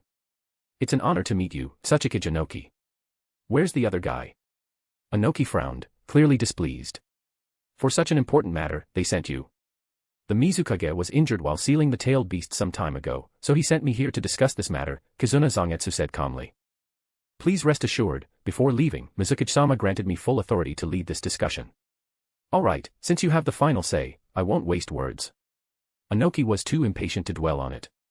He got straight to the point, saying, 15 days from now, the Hidden Rock Village and the Hidden Mist Village will attack from the east and west simultaneously. I will contact the hidden cloud village and the hidden sand village, and together, we will strike from the north and south. We must wipe out their forces in one decisive blow before Konoha can react. Kazuna Zangetsu, still focused on how to convince the Tsuchikage to ally with the hidden mist village to start a war, was suddenly taken aback. What on earth? He had prepared many arguments, but now none were needed. Why did the Tsuchikage suddenly agree? And weren't there only the Iwagakure and Kirigakure before? What about the Kumogakure and Sunagakure being added so suddenly? At that moment, Inoki sneered inwardly. Uchiha Madara, huh? Konoha, huh? It's clear that the future will belong to Konoha, and Uchiha Madara will be revived. The jutsu to resurrect the dead is created by Konoha's second Hokage, Senju Tobirama. Inoki's anger grew as he thought about it, his eyes flashing with fury. I want to see how Konoha will resist this alliance of the four countries. Uchiha Madara won't even dream of being revived. I, Inoki, guarantee it. Chapter 118, Chapter 119, Rikimaru brings letter. Waking from the dream, Uchiha Sogetsu extinguished the candlestick. He rubbed his swollen eyebrows, exhaled gently, and as he opened his eyes again, his manic spirit gradually returned to calm. Sure enough, after being promoted to Dream Walker, my abilities have reached a new level, he muttered to himself while staring out the window. Although it took some effort, the results are promising, and the test was a success. It seems I won't need to worry about the long distance preventing regular gatherings in the future. After 2 days of discussions with Inoki, he managed to resolve a major issue that had been troubling him. Due to the limited range of Hermes' brass candlestick, he couldn't pull someone into the dream once the distance exceeded its limit. This was the main reason for the interruptions in their gatherings. If it was delayed for too long, it would inevitably arouse suspicion among the others, so this matter had troubled him for a long time. After all, they couldn't keep dragging it out forever, right? But after being promoted to a Dream Walker and becoming familiar with the sequence characteristics and Beyonder abilities, Uchiha Sogetsu had a new idea. He engraved the 3 Beyonder abilities of hypnosis, guidance, and suggestion onto an object with mystical symbols in advance, and cut out a part of his spirituality to attach to it. In this way, he could ignore time and distance and pull the person holding the object into a dream. With the help of dream travel, he could even instantly appear next to the person holding the item. However, the appearance of Tsuchikage Inoki was completely unexpected. According to the original plan, he deliberately stayed in the Land of Waves for several days, intending to intercept the envoy from Iwagakure on the road leading to the Land of Water. The Hidden Mist Village was planning to declare war on Konoha. With such a significant event, the Hidden Mist Village would definitely send people over. But who would have thought that instead of waiting for a small fry, he would catch a big fish? Following the principle of not letting any opportunity slip by, Uchiha Sogetsu certainly wouldn't miss this chance. So, he used his psychiatrist abilities to become invisible and quietly placed the extraordinary items he had made in Inoki's room. The next step was much simpler. In Inoki's subconscious, his fear of Uchiha Madara had slightly intensified. Then, by using a carefully edited and incomplete future scene, he finally succeeded in making Inoki point the finger at Konoha. Moreover, Uchiha Sogetsu was concerned that Inoki was getting old and his mind might not be as sharp, so he specifically suggested him to remember that the second Hokage of Konoha village, Senju Tobirama, had developed many forbidden techniques. It was even rumored that there was a jutsu capable of resurrecting the dead from the Pure Land. Konoha has mastered the ninjutsu to resurrect the dead, and Uchiha Madara will be resurrected in the future. Uchiha Sogetsu slightly raised the corner of his mouth and chuckled, so, the culprit is Konoha. It makes sense, doesn't it? After all, to a certain extent, the person who will resurrect Uchiha Madara in the future is actually a Konoha ninja now. So, Inoki's determination that Konoha is the murderer is not only logical but also rigorous in reasoning. Is there a problem? No problem, absolutely no problem. It makes perfect sense. It is foreseeable that in the near future, the Third Ninja World War will come sooner than expected. Uchiha Sogetsu straightened his clothes, his eyes gleaming.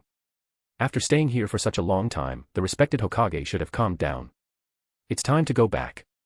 Amid the falling snow, the 45th year of Konoha arrived quietly. After several days of traveling, he arrived at the border of the Land of Fire. While resting in the woods, Uchiha Sogetsu listened carefully and noticed a ninja cat wearing a forehead protector quietly approaching him. It turned out to be Rikimaru. He smiled, petted its head, and then took out the letter from the ninja cat's back. The letter was sealed with wax and was sent by Hikari. After opening the letter and taking a quick look at it, Uchiha Sogetsu's brows furrowed slightly, his lips tightened, and his expression turned grim and uncertain. The content of the letter was very brief, outlining her daily life as she followed Tsunade and traveled around the ninja world to learn. If that were all, Uchiha Sogetsu would not have reacted this way. The real reason was that Hikari was secretly tracking Jigen's whereabouts. He had clearly warned her last time not to continue participating in this matter, but she seemed to have ignored his warning. At the end of the letter, Hikari mentioned that she had found traces of Jigen and planned to investigate further, intending to use her abilities to control him. After reading the contents of the letter, Uchiha Sogetsu was so furious that he nearly tore up the letter. Hikari intends to use her abilities to control Jigen. Setting aside the question of whether she would succeed, even if she could control Jigen, she must not forget that Ishiki Otsutsuki is still hidden within him. Foolishness. Uchiha Sogetsu's brows knitted together, and his words carried a hint of coldness. Hikari's actions might be well-intentioned, but they would only alert the enemy and could cause unforeseen consequences, disrupting his plans. Meow. At this moment, Rikimaru rubbed against his feet, came close to him intimately, meowed softly, and spat out a piece of blood-stained cloth from his mouth.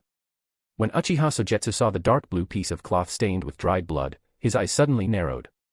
The hand holding the letter unconsciously tightened, and a cold murderous intent filled his gaze. Is she still alive? Meow. Rikimaru nodded gently. He had not yet learned to speak, so he could only express himself through body language. After roughly understanding what was meant, Uchiha Sogetsu breathed a sigh of relief, and his frown softened. Next time, you won't be so lucky. He thought it over and wrote a new letter with sharp words, instructing Hikari not to pursue any more information about Jigen, as he had other plans for the matter. After giving Rikimaru a few military ration pills and petting it, Uchiha Sogetsu said, "Go ahead. Thank you for your hard work, Rikimaru." Meow. Rikimaru nodded obediently, then disappeared in a puff of smoke. Jigen. Uchiha Sogetsu's eyes were deep and his expression was cold. Although Hikari acted on her own, it was ultimately with good intentions and to ease his burden, which led to this situation. It's not his nature to sit back and do nothing. But with his current strength, going head-to-head with Jigen would be suicidal. It seems I have to find something to occupy him, Uchiha Sogetsu sneered. Although he couldn't match Jigen now, that didn't stop him from creating problems for the other party. Don't forget, the best skill of the spectator pathway is subtly guiding events and people's thoughts. Suddenly, a rustling sound came from the woods. A figure hid behind a tree in the shadows, staring at him with greedy eyes, and spoke in a hoarse voice, "Haha, I'm so lucky today. I didn't expect to run into Uchiha Sogetsu from Konoha here. There's an 80 million Ryo bounty on your head in the black market." Uchiha Sogetsu's eyes turned bloodshot, and he said indifferently, "I'm not in a good mood right now. I'll give you 3 seconds to leave. I don't mind sparing your life." Haha, Konoha's ninjas are always so arrogant. The person hiding behind the tree didn't retreat but instead sneered coldly, "Seeing you reminds me of the first Konoha ninja I fought against. He was the first Hokage of Konoha, Senju Hashirama." Chapter 119, Chapter 120, Sogetsu vs. Kakuzu. As he was speaking, a figure slowly walked out from behind the tree. The man was wearing a black robe, with half of his face covered by a black mask. His strange dark green pupils stared grimly at Uchiha Sogetsu. Kakuzu folded his arms across his chest, his eyes filled with arrogance, waiting to see an expression of extreme shock on the other man's face. He had used this tactic many times, especially against Konoha ninjas, and it always worked. After all, the first Hokage was the one who pacified the troubled times, single-handedly divided the tailed beasts, and created the era of the ninja village. Every ninja born in Konoha grew up listening to the legend of Hashirama Senju. Who doesn't hold the first Hokage in awe? As for him, Kakuzu, he was a ninja who had fought against the first Hokage. This title alone was terrifying. However, the shocked expression he expected did not appear on the young man's face. Not only that, the corners of the other man's mouth seemed to twitch slightly, and there was even a hint of deep contempt in his eyes. Kakuzu suddenly felt humiliated, veins popping out at the corners of his eyes as he gritted his teeth and said, "Arrogant Uchiha brat, didn't you hear what I said? Or are you doubting that I was lying to you?" To maintain his dignity, he simply tore off his robe, revealing a body that looked like it had been patched up with needle and thread. His body was covered with crisscrossing, densely packed stitches, looking extremely strange, as if it had been forcibly pieced together. "Haha, let me prove it to you."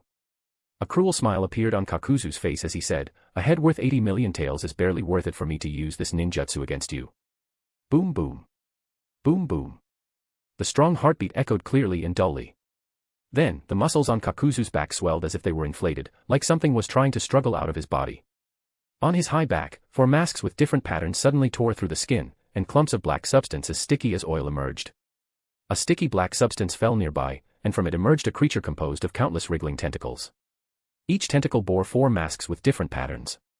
"It's an honor to die by this technique," Kakuzu exclaimed proudly, grinning arrogantly. The only one who survived after facing this move was the first Hokage, Senju Hashirama. Sorry to interrupt, Uchiha Sogetsu couldn't hold back any longer, his irritation evident. "Are you implying that fighting the first Hokage means throwing a shuriken from 800 miles away?" Kakuzu's eye twitched, his pretentious speech suddenly caught in his throat. I really don't understand. Could you explain? Uchiha Sogetsu frowned with disdain. With your skills, I doubt you could even handle a wood clone of the first Hokage, let alone defeat him. Puff. Puff. Puff. It felt like several sharp swords stabbed directly into Kakuzu's heart. His face flushed red, veins bulging. Lies don't hurt, but the truth cuts deep, Uchiha Sogetsu continued, his words seemingly stripping away Kakuzu's pride and exposing his vulnerabilities.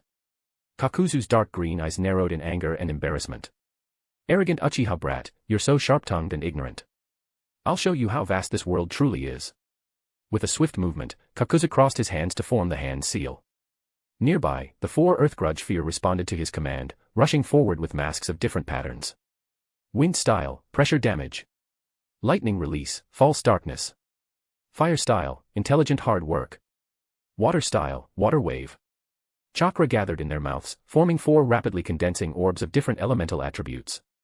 Suddenly, a powerful gust of wind surged like a roaring torrent, carrying the combined energy of thunder, fire, wind, and water attributes, crashing directly into Uchiha Sogetsu. The swirling tempest swept through the jungle like a tidal wave, uprooting trees and tearing large chunks of earth along its path. Boom. The colliding chakra attributes, complementing and countering each other, exploded with even greater destructive force. In an instant, the massive chain reaction tore open a gap in the forest tens of meters wide and nearly 100 meters long. The remaining chakra in the air churned violently, raising the nearby temperature by several dozen degrees. Steam and lightning intertwined, painting a scene of devastation. Humph, the more arrogant they are, the weaker they tend to be. Kakuzu sneered, a hint of regret flickering in his eyes. Yet, he maintained a disdainful expression, remarking, seems Uchiha Sogetsu's head isn't worth those 80 million ryo after all. But in the next moment, Uchiha Sogetsu emerged and scathed beside him. Surveying the ravaged forest calmly, he remarked, your mix of four-element chakra has power, but your aim is lacking. Be more precise next time. What? Kakuzu's spine chilled, retreating several dozen meters with a hunched back, like a startled cat. Once he put distance between them, deep confusion and surprise clouded his dark green eyes. You didn't move visibly, so when did you? Kakuzu, possessing the ability to sense chakra, hadn't noticed Uchiha Sogetsu's approach from start to finish. Moreover, the proximity just now was so close that a sudden attack could have destroyed at least one of his hearts. Though I don't know how you evaded my detection, Kakuzu's expression darkened, hands forming seals. Earth attribute chakra coursed through him, a black, hardened layer covering his skin. He smirked coldly, but that was your final opportunity. I won't let you get close again. According to the intel from the black market, Uchiha Sogetsu excelled in taijutsu, genjutsu, and incredibly swift body flicker jutsu. However, fate had it that Sogetsu met him, rendering any powerful illusions futile. Earth Grudge Fear was essentially another version of himself, capable of easily dispelling illusions by disrupting each other's chakra. Long-range combat is my specialty in ninjutsu. In a matter of seconds, Kakuzu had already devised a meticulous plan. The Earth Grudge Fear shrieked as it converged around him. The stitches on his arms and body abruptly burst open, and black silk threads poured out from his mouth and back, mending and connecting the ruptured areas. Soon, Kakuzu transformed into a monstrous form, with large masses of silky tentacles sprouting from his body, a terrifying sight. Earth Grudge Fear mode. Kakuzu grew serious, setting aside his disdain, fully intent on eliminating his adversary. Do you realize I've encountered many individuals with severe psychological issues like yours? Uchiha Sogetsu adjusted his black glasses, his eyes shimmering faintly as he directly hypnotized Kakuzu. He then approached slowly, shaking his head and sighing, I distinctly warned you that I'm not in a good mood. Why did you have to provoke me? Unable to move. Kakuzu was horrified to find himself unable to control his own body. Oh, and let me inform you of one more thing. Uchiha Sogetsu spoke calmly, despite your control over the Earth Grudge Fear, biologically speaking, it possesses its own emotions and thoughts. Simply put, even Sequence 9 spectator face it. Even a simple jolt is enough to immobilize Earth Grudge Fear, whose mind is as innocent as a blank sheet of paper. Wait. Hold on. Kakuzu's eyes widened in fear as he shouted, I was wrong. I'm willing to submit to you. I know many secrets. Oh, there's no need for that. Uchiha Sogetsu raised his blade and swiftly slashed Kakuzu's neck. He spoke indifferently, moreover, you'll be more valuable to me dead. Be cautious in your next life. Chapter 120, Chapter 121, Creeping Hunger. Although Earth Grudge Fear can replenish the heart, it cannot regenerate a severed head. After all, this is the world of Naruto, not the immortal's world. There are no spells like rebirth from a drop of blood or regrowing a severed head. Kakuzu's eyes were filled with astonishment and confusion. A line of blood appeared on his neck, and then his head fell to the ground with a thud. The cross-section of his neck was as smooth as a mirror, and it seemed that his body had not yet reacted. Only after a second or two, a tall fountain of blood spurted out from his neck. Perhaps it was due to the earth grudge fear. Although his head was chopped off, Kakuzu did not die immediately. He was still holding on to his breath, struggling to survive. Why? Kakuzu's head rolled to his feet, his eyes still wide open, and he asked with his remaining strength. He didn't understand. He had clearly already given in and was even willing to submit to the other party. Moreover, he had lived for so long and knew many secrets, whether it was ninjutsu or intelligence. From any perspective, the value of his life should be much greater than that of death. But Uchiha Sogetsu still chopped off his head without hesitation. I am still valuable to you, Kakuzu insisted. Although his head was chopped off, as long as it could be reattached in time, he could still survive. So he begged, I can be your subordinate and gather intelligence for you. I have an immortal body and can enter and exit any dangerous place. In the shortest possible time, he desperately promoted and introduced his advantages, hoping to attract Uchiha Sogetsu's attention.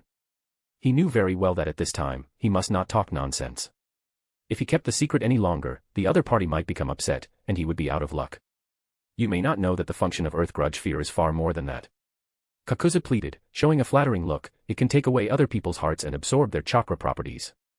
As long as the head is not destroyed, even if the heart is shattered, it can use earth grudge fear to revive again, and it can also grant ninjas a long life. I am willing to offer you the ninjutsu of earth grudge fear. I only ask you to spare my life, Lord Sogetsu. In order to survive, Kakuzu completely abandoned his dignity and was willing to sacrifice his most important ninjutsu. The longer one lives, the more they cherish life. Kakuzu had walked through the long years alone, witnessing the rise and fall of the ninja world. He was even more unwilling to die here in obscurity. Are you done with the nonsense? Uchiha Sogetsu was busy taking out various items and had no time to pay attention to Kakuzu, who was chattering away. Well. Kakuzu talked until his mouth was dry, only to be disappointed when he realized that Sogetsu hadn't listened to a word. Instead, Sogetsu pulled out a pair of transparent gloves that seemed to be made of human skin from his sleeve. The translucent gloves, made from human skin, seemed to wriggle like a living thing, emitting an ominous aura. Looking at the gloves, Kakuzu suddenly felt a chill. Fear filled his eyes. What are you going to do? Relax, take a deep breath, and don't stress. Uchiha Sogetsu put on the gloves with care, crossed his hands, and said calmly, this is a first for both of us. It's your first time dying, and it's my first time using this. Please cooperate so we can finish quickly. Listen to that. Is this even human language? What do you mean this is your first time dying? No one can die twice. Wait, I still have a lot of use. With only his head left, Kakuzu still tried to struggle desperately. Don't move. Uchiha Sogetsu reached out and grabbed Kakuzu's head, silently activating the creeping hunger. The cold touch caused goosebumps to rise on Kakuzu's scalp, and an unstoppable chill surged to his forehead. If he still had a respiratory system, he would have gasped for air. But unfortunately, he couldn't do that because his neck was cut. Devour. Uchiha Sogetsu silently commanded in his heart. The wriggling hunger inside him was cheering, and the soul kept whispering in his ears, praising the great, true creator. Ah! Suddenly, a strong and twisted suction force broke out. Kakuzu suddenly felt dazed, as if his soul was being forcibly dragged by the suction force, being pulled out of his head bit by bit. No. Stop. Kakuzu immediately realized that the other party was going to extract his soul. A look of horror appeared on his face as he screamed, please, don't do this. But unfortunately, his pleading fell on deaf ears. Soon, an almost translucent soul was dragged out of Kakuzu's head bit by bit, and the wriggling hunger devoured it with relish, like a wild beast fiercely biting and gnawing on the soul, slowly swallowing it. Souls devoured by the creeping hunger not only suffer pain during the process but also feel endless torment when they are subsequently released to pasture. Of course, Uchiha Sogetsu was not soft-hearted. After all, no matter how you looked at it, Kakuzu was not a good person. The first time he devoured Kakuzu's soul, he could sense the feedback. Now, the creeping hunger had only 4 remaining spots to devour, and it seemed to know instinctively how to herd souls. By the way, how can I level it up like Klein? Uchiha Sogetsu fell into deep thought. Where could he find a sequence 5 shepherd? After thinking it over again and again, he decided to give up for the time being and planned to try the soul body he had just acquired. He didn't know how lucky he would be since it was his first time using it. Grazing. As his voice fell, the ability of shepherd revealed itself. 4 masked creatures, resembling a cluster of black lines, suddenly appeared near him. TSK, only one kind. Uchiha Sogetsu was not very satisfied. It was his first time using the ability, and it was so ineffective that he only got one ability randomly. However, he immediately fell into thought again. Speaking of which, besides the Earth Grudge Fear, does Kakuzu have any other abilities? It seems it should be just the Earth Grudge Fear, right? While thinking, Uchiha Sogetsu felt a headache, his stable soul gradually becoming agitated. The voice praising the true creator in his mind seemed to become clearer. His eyes suddenly became stern, and he quickly withdrew the creeping hunger back into the system space. Hiss, this side effect is quite serious. Uchiha Sogetsu used calm to stabilize his soul, then frowned and said, I don't have the gray fog to suppress it. I'd better use it as little as possible in the future. At this moment, he couldn't help but feel a little envious of Klein. The gray fog was simply a magical tool. After being disturbed by Kakuzu, Uchiha Sogetsu decided not to rest anymore. He quickly packed up and planned to head back to Konoha directly. I wonder what interesting things have happened in Konoha during my absence. When talking about Konoha, one person must be mentioned. Danzo had been almost driven mad by Sarutobi Hiruzen these days. The old man inexplicably kept asking her to discuss important matters all day long. But when Danzo arrived, instead of discussing important matters, Sarutobi Hiruzen kept reminiscing about their old times together. They were either soaking in hot springs or drinking until late, and the look Sarutobi Hiruzen gave Danzo even made the ninja who founded the route feel inexplicably scared. No, is she really that charming? Hey guys, due to lack of supporters I am planning to stop translating this FIC. If you like this FIC, do consider supporting me. Chapter 121, Chapter 122, Becoming Famous in Konoha. Traveling day and night under the stars, Uchiha Sogetsu finally arrived at Konoha's main gate just as the foggy sky was breaking. A ray of sunlight pierced through the clouds, illuminating the wide avenue. The member of the Konoha guard, in charge of guarding the gate, was yawning and rubbing his sleepy eyes. As he stepped out of the sentry post and was about to stretch, his expression suddenly froze. He stared straight ahead with wide eyes, his mouth slowly opening in shock. As Uchiha Sogetsu approached, he couldn't help but frown at the guard's strange expression. What's the matter, Yutei? I haven't seen you for a few days, and you don't recognize me. No, it's not that. Uchiha Yutei's face turned red with excitement. I didn't expect you to remember me. Welcome back to the village, Lord Sogetsu. Lord. Uchiha Sogetsu raised an eyebrow, surprise flickering in his eyes. It was intriguing to hear such honorifics from a member of the guard team. His reputation within the Uchiha clan had never been stellar. Many called him behind his back, a lackey of the Hokage, a disgrace to the Uchiha clan, and so on. In the past, the guards would at most nod in greeting and would never show such enthusiasm. Well, I hope you don't hold the past against us, Yutei continued, scratching his head awkwardly. We all know what you did in the Hidden Mist Village. You are the true hope of the Uchiha. Yutei's face and eyes shone with strong admiration and respect as he spoke the last sentence. It seems this must be the Hokage's doing, Uchiha Sogetsu thought for a moment. But then he smiled deeply, gently patted Yutei's shoulder, and chuckled, don't worry, we are all from the same clan. Why would I hold a grudge? Besides, I am where I am today because of the Uchiha bloodline. Although surprised, he had to admit that Sarutobi Hiruzen's move had indeed benefited him. With the Hokage working behind the scenes to stir up the excitement, there was no need for him to seek fame. Yes. Lord Sogetsu. Yutei felt the strength on his shoulder and heard the voice, as warm and gentle as a spring breeze, and he clenched his fists in secret. What is charm? This is it. He has incredible strength, yet he remains completely humble. With his graceful manners, kind personality, politeness to others, respect for the weak, and generosity. Where else can you find such a perfect individual besides Uchiha Sogetsu? At this moment, Yutei felt deeply ashamed of his previous remarks.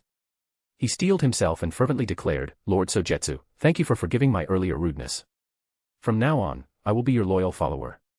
I believe that only you can lead the Uchiha clan to glory once again.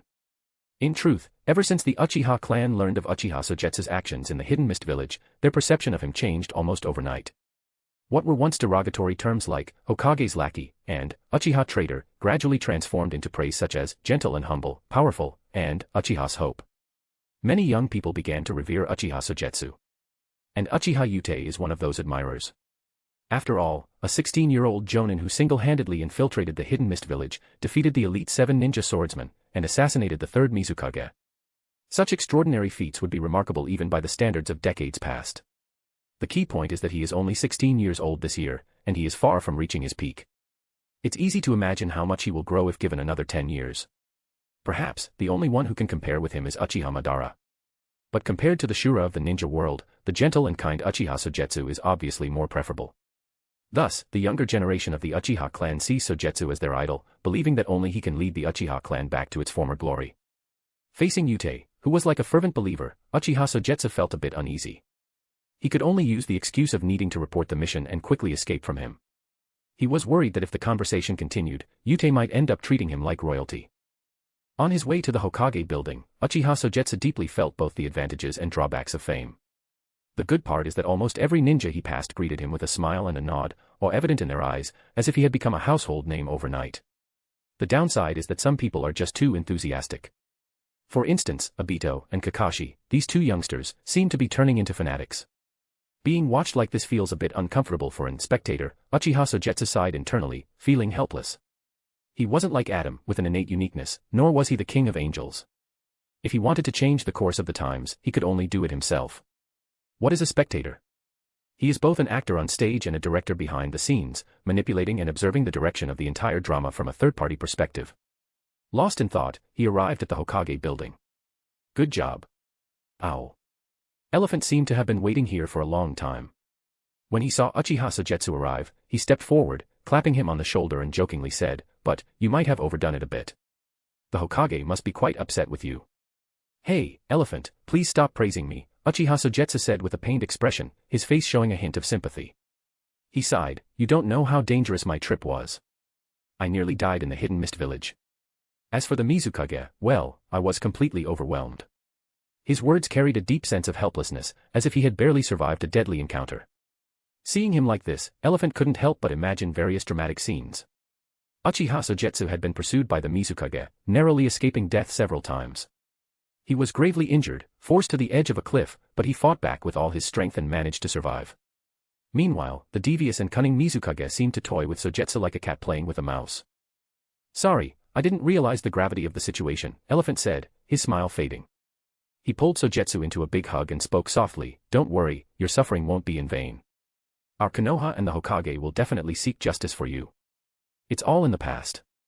Let's not dwell on it," Sogetsu said with a troubled expression and a sigh. "It's just a bit of hardship. Fortunately, I came back alive and lived up to the Hokage's trust.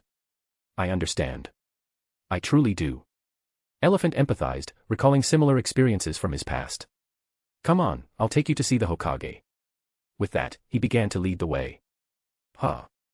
Sogetsu was momentarily taken aback. "Lord Elephant, wait. Where are you going? Isn't the Hokage in the building?" "Well, Hokage-sama."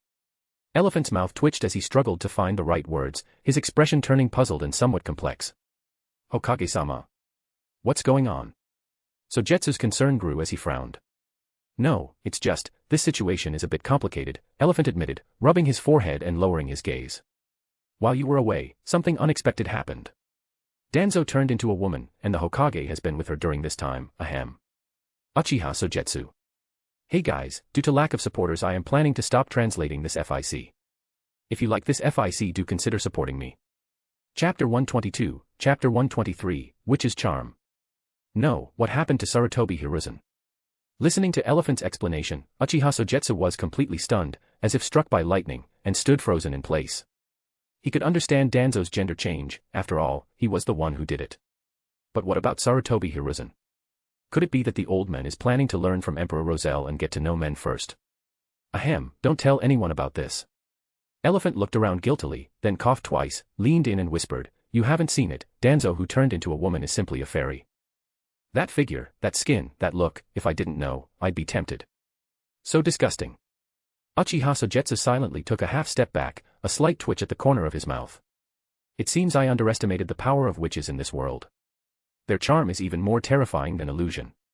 Ahem, let's stop talking. I need to go find the Hokage first." Elephant turned serious in an instant and said, "Don't waste time. Let's go report the mission earlier so you can rest sooner." Suddenly, Uchiha Sogetsu didn't want to go anymore. He forced a smile and nodded, "Okay." The Sarutobi clan residence.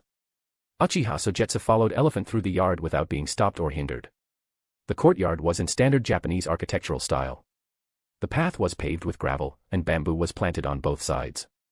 I don't know what kind of bamboo they were, but even in winter, the bamboo remained as green as jade. At the corner of the corridor, two sliding wooden doors were open. The Hokage they were looking for, Sarutobi Hiruzen, was sitting in the living room wearing loose pajamas, with some exquisite food and wine on the small table in front of him. He sipped the wine while kneeling comfortably on the tatame, admiring the snow scene in the courtyard. Reporting to the Hokage, Uchiha Sogetsu is back, Elephant said while kneeling at the door. Hokage-sama, I'm here to report on my mission, Uchiha Sogetsu nodded slightly and said. Ah, it's Sogetsu, I'm glad you're back. Sarutobi Hiruzen put down his wine cup, chuckled, waved his hand, and said, don't be so formal, come and sit down and chat. Elephant tactfully retreated slowly, leaving space for the two. Uchiha Sogetsu sat cross-legged across from Hiruzen, his brows slightly furrowed, and he noticed a lingering foul smell in the air. This wasn't a typical, rancid smell. Instead, it was similar to a spiritual taint, with characteristics of a fallen beyonder, subtly affecting the decaying smell of the body of heart and mind. Immediately, it aroused his vigilance. Ripples appeared in the depths of Uchiha Sogetsu's eyes as he quietly opened his spirit vision. The result surprised him a little. This is the remaining spirituality of a witch. Suddenly, his eyes showed a hint of surprise, and he looked at Sarutobi Hiruzen in front of him. The pink emotion of joy, like a burning fire, occupied Hiruzen's body of heart and mind.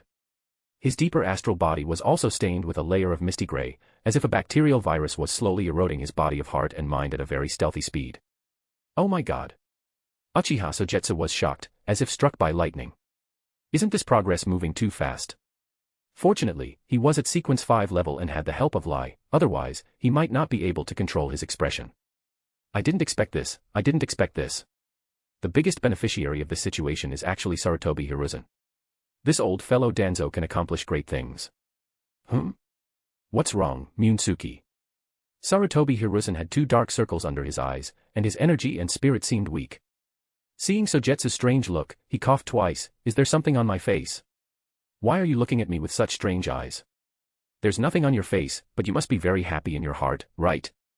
Uchiha Sogetsu pulled the corners of his mouth, trying his best to control his expression. He took a deep breath and said, no, it's nothing, Hokage-sama. I just noticed that you seemed a bit weak, which was unexpected. Please take care of yourself and make sure to rest, no matter how busy you are with your duties. Duties? What duties? Sarutobi Hiruzen coughed violently a few times, with a bit of embarrassment on his face. Yes, okay, I'll take care of myself, don't worry. Hokage, regarding the matter of the Hidden Mist Village, Uchiha Sogetsu said seriously, I think they have joined forces with the Iwagakure and are preparing to wage war against us. Sarutobi Hiruzen immediately regained his seriousness and said in a deep voice, I have already arranged this matter. I have secretly mobilized some ninjas who are quietly lurking at the front line. Once they plan to start a war, we will have a reason to strike back. Hokage, once we start a war, be careful of the Sand Village and the Cloud Village, Uchiha Sogetsu reminded, looking worried about the village. Don't worry, the Sand Village won't do anything to us, Sarutobi Hiruzen said confidently.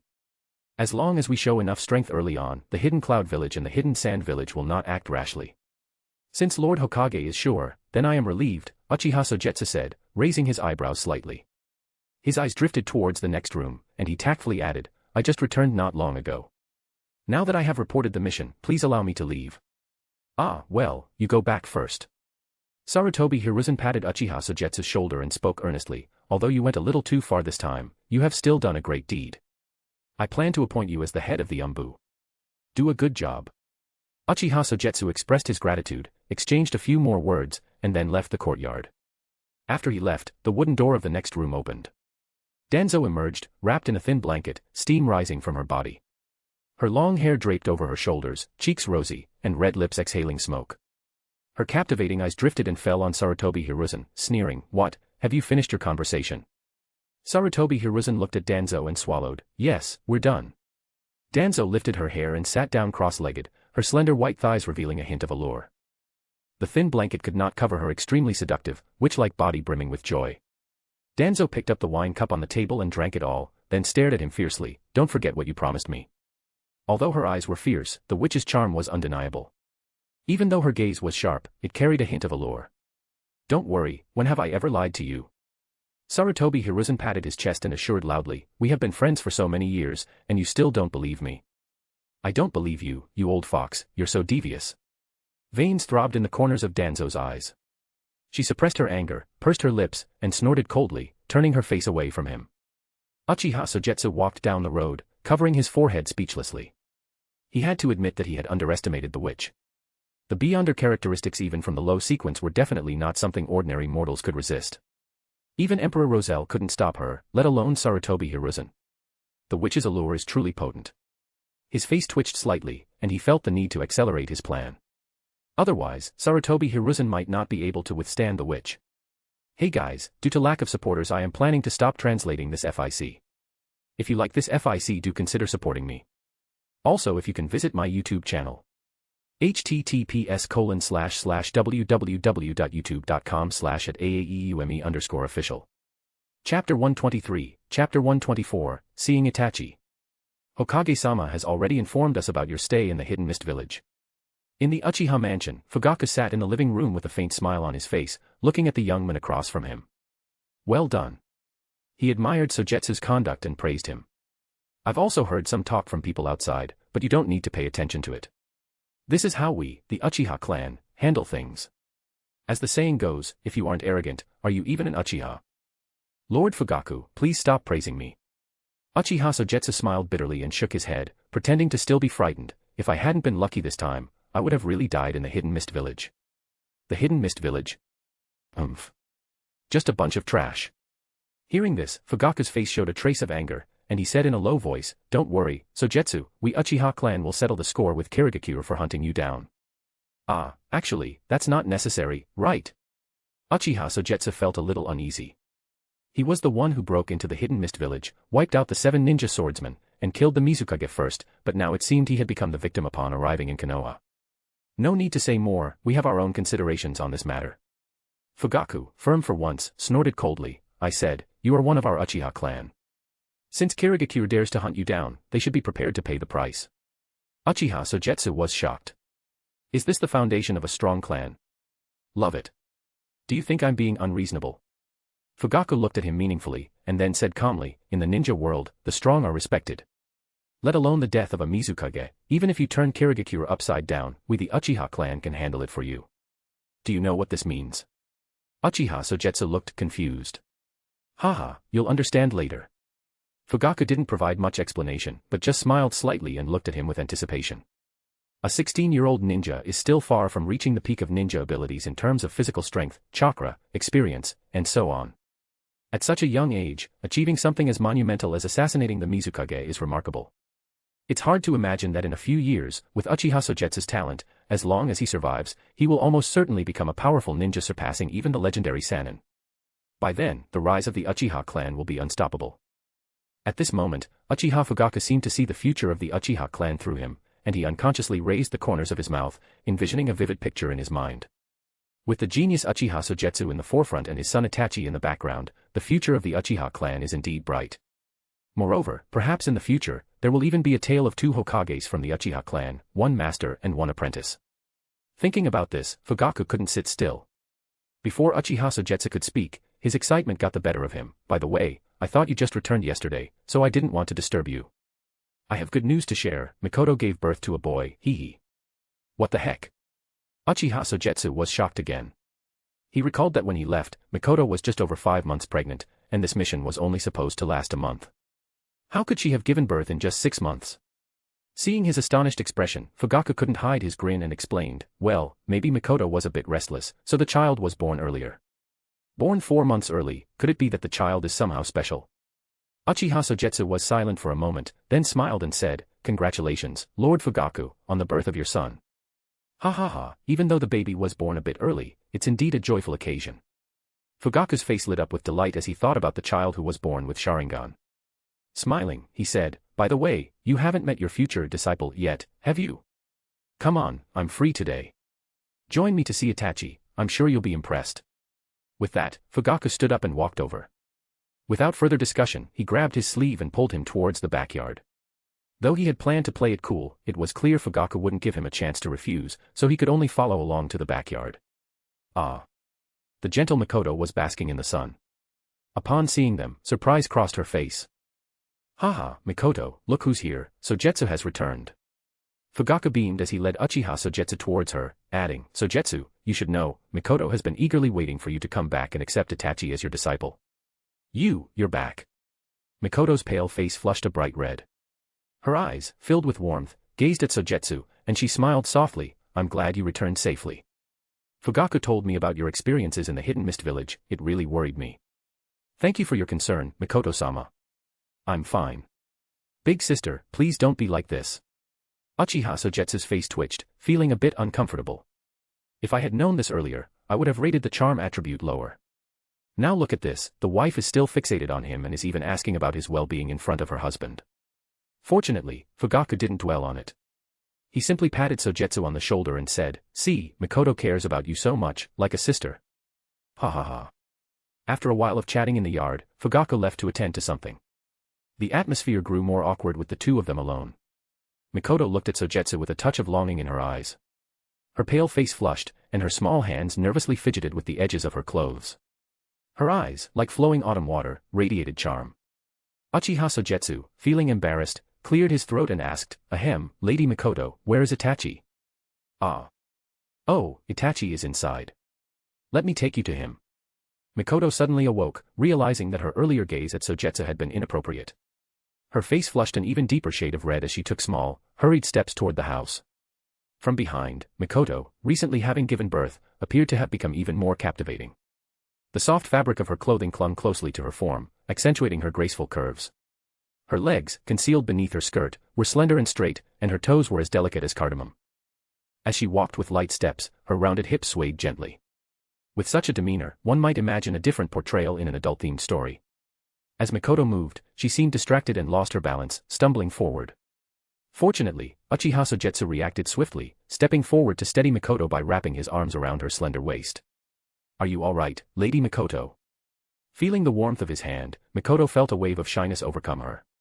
Her body seemed to soften instinctively, and she unconsciously leaned into him. Her eyes shimmered with unshed tears, her cheeks were slightly flushed, and she breathed out a soft sigh. "I'm fine, thank you." "Lady Mikoto, please take care," Uchiha Sogetsu said with a gentle smile, withdrawing his hand discreetly. "Do watch your step." "Yes," Mikoto replied, feeling an unexpected sense of regret but quickly regaining her composure as she opened the door. "Please come in. Itachi is still resting." Uchiha Sogetsu's gaze shifted away as he followed her into the house. However, as soon as he entered, he couldn't help but frown slightly. This sensation feels oddly familiar. Hey guys, due to lack of supporters I am planning to stop translating this FIC. If you like this FIC, do consider supporting me. Also, if you can visit my YouTube channel. https://www.youtube.com/@aaeume_official. Chapter 124, Chapter 125, Sequence 9 Secret Supplicant. Seeing him still standing at the door, Mikoto blinked and said, "What's wrong? Come in quickly." "No, it's okay," Uchiha Sogetsu smiled again. He secretly activated his spirit vision, then walked into the house, pretending to look around. He asked casually, "By the way, Lady Mikoto, how about the amulet I gave you? Is it effective? Speaking of which, I haven't thanked you properly yet." Mikoto pursed her red lips, lifted her hair, and said softly, "Thanks to your amulet, I've been sleeping well lately." After using a simple conversation to get the information he wanted, Uchiha Sogetsu had some guesses in his mind. He adjusted his glasses and said, "Where is Itachi? Let me see the child." "Okay." Mikoto said softly, inviting him into the bedroom. This was the newly born Uchiha Itachi. Looking at the baby lying on the bed, wrapped in white cloth, Uchiha Sogetsu couldn't help but feel a little emotional. Who could have known that this child would be the cause of the Uchiha clan's demise? "How is it? Very cute, isn't he?" Mikoto gently picked up Itachi and said softly, "Itachi, look, your future teacher is here to see you." Mikoto's big, watery eyes revealed a hint of pride, like a little girl waiting for praise. She looked at Uchiha Sogetsu beside her and said proudly, "You don't know, this child is very well behaved. He doesn't scream or cry, and he opened his Sharingan as soon as he was born. Sister, you act as if this is all my doing." Uchiha Sogetsu sighed inwardly. Although, perhaps, he did have some part in it. As if sensing someone's presence, little Itachi in his mother's arms slowly opened his eyes. Just as Mikoto had said, he didn't cry or scream when he saw the stranger. Instead, he stared quietly, babbling and reaching out his hand as if he saw something that interested him. "Ah look, this kid likes you very much." Seeing this, Mikoto held the child in her arms, feeling even happier. "Yeah, this kid is very smart." Uchiha Sogetsu looked at Itachi, ripples in his eyes, observing the child through his spirit vision. Sure enough, it was almost as he guessed. Itachi had a Beyonder characteristic hidden in his body. Although it was not very complete, it was enough to rival Sequence 9. It's the beyonder characteristic of the hangman pathway. There is a hint of corruption in the spiritual world. He pushed the frame and explored Itachi's astral body more deeply, and found that it was just as he expected. The spiritual world was not pure and thorough, but was covered with a layer of black shadow. If you continue to observe more deeply, you can even faintly hear a faint whisper. Uchiha Sogetsu was very familiar with this voice. It was the mumbling from the real rap master, but the sequence of this little fellow was still very low, so the impact was not very obvious. I have to say, this is a pleasant surprise. He had casually placed a chess piece, but he had never expected that it would actually create a beyonder for him. Are you praying for someone with the Sequence 9, secret supplicant? Uchiha Sogetsu said silently in his heart, staring straight at Itachi. Being affected by the spell, Mikoto was in a state of decadent mumbling for a long time, which eventually led to the child she gave birth to being born with the beyonder characteristics of the hanged man. It seems that you like Itachi too. Mikoto saw him staring at the child for a long time without saying anything, and smiled sweetly. When Itachi is 3 years old, he will be able to learn from you. You must teach him well then. Uchiha Sogetsu smiled slightly and said, I will definitely teach this child well. Nothing else to say. Just because Itachi is a hangman sequence, he will train him well. Side quest, Omniscience and Omnipotence Sequence, Part 1. Please cultivate and accommodate a copy of the Sequence 1 trait of the Hangman pathway. Reward, Hangman Sequence Uniqueness. At this time, a line of semi-transparent subtitles silently appeared on the system. Staring at the line of subtitles, Uchiha Sogetsu's eyes narrowed slightly, his deep thoughts churning, and no one knew what he was thinking. Mikoto-sama, I have something else to do, so I'll take my leave now. He smiled politely and said, I still have some things to deal with in the ANBU. I'll come visit Itachi again next time. Mikoto was a little disappointed and bit her lip reluctantly, but could only whisper, okay, come and see Itachi more often in the future, this kid likes you very much. It was unclear whether this sentence was Itachi's idea or her own. In response, Uchiha Sogetsu could only smile and quickly leave. Since they knew in advance that the Hidden Mist Village and the Iwagakure were planning to wage war against Konoha, under the instruction of the Hokage, the village stopped accepting missions and kept recalling the veteran ninjas who were away, always preparing for the upcoming war. People like Tsunade, Jiraiya, etc., also received recall missions, but the two of them seemed to ignore it. A storm was brewing and a tense atmosphere enveloped the entire Konoha. The instigator of all this, Uchiha Sogetsu, seemed to be staying out of it and forgotten, repeating the same days of going to work and going off work every day. In order to complete his task, Uchiha Sogetsu had to return to Konoha Hospital for consultations. It was clear that many ninjas were afflicted with various ailments, and even more had mental health issues. However, Uchiha Sogetsu did not treat everyone. He specifically chose elite jonin and occasionally conducted psychological treatments. Each time, he was meticulous, quietly implanting psychological suggestions. At night, he leveraged his abilities as a dream walker to subtly hypnotize them through their dreams. Thank you, Sogetsu. Nara Shikaka sat before him, looking grateful. If it weren't for you, I don't know what I would have done. It's nothing, Shikaka-san. Uchiha Sogetsu smiled gently and replied, during these times, it's normal for everyone to have such thoughts. You shouldn't blame yourself too much. Hearing you say that, I feel much better. Nara Shikaka smiled, scratching his head. You wouldn't believe it, but recently, in my dreams, it was always me and Danzo, you know. Yeah, I understand. Uchiha Sogetsu's smile stiffened slightly, wanting to say that he really didn't understand. Thanks to your treatment, I feel much better now. Nara Shikaka seemed rejuvenated as he said, now, I finally don't have to be bullied by the tigress at home. Just wait and see how I'll handle her when I get back. With that, he straightened his chest and walked out of the clinic. Watching Nara Shikaka's retreating figure, Uchiha Sogetsu rubbed his brows and exhaled softly. Tisk, if it weren't for Danzo, I wouldn't have completed this mission so quickly.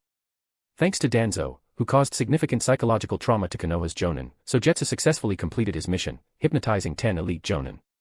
Side quest, Qualified Psychologist 5. Please hypnotize or control at least 10 elite jonin/kage, 4 out of 10. Reward, Ariana's Knight Emblem. Emblem of the Concealment. Uchiha Sogetsu stared at the emblem, his thoughts wandering. Speaking of which, if I shout, Kuroya Mama, will anyone come to save me? Hey guys, due to lack of supporters I am planning to stop translating this FIC. If you like this FIC, do consider supporting me. Also, if you can visit my YouTube channel. https://www.youtube.com/@aaeume_official. Chapter 125, Chapter 126, Winter is Coming. The bitter cold wind roared like a wild beast, carrying heavy snowfall with it. The sparsely populated forest of death was covered in snow, resembling a pure white land wrapped in silver from a distance. After ensuring that no one was following him, Uchiha Sogetsu walked alone straight into the forest of death. Following a familiar path, he arrived at the depths of the Kurama clan's forbidden area. Black Zetsu had been waiting there for a long time.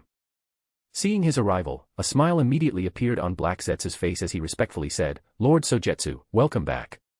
Lord Madara has been waiting for you inside for a long time."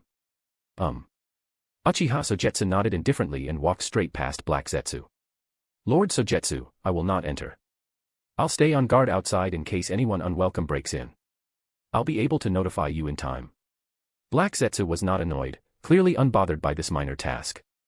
His body slowly merged into the snow, as if he had never appeared. After nearly 2 months, he met Uchiha Madara again. However, this time Uchiha Madara appeared significantly older, relying on the pipes on his back to sustain his life, like a candle flickering in the wind, ready to be extinguished at any moment. "Ahem. You are here." Uchiha Madara raised his eyelids, looking extremely tired and weak. "You called me here suddenly, is something wrong?" Uchiha Sogetsu frowned, putting on an impatient expression and said coldly, "You should know that if it is not necessary, we should reduce our meetings. After all, this is Konoha, and we could be discovered by the third Hokage." "I know."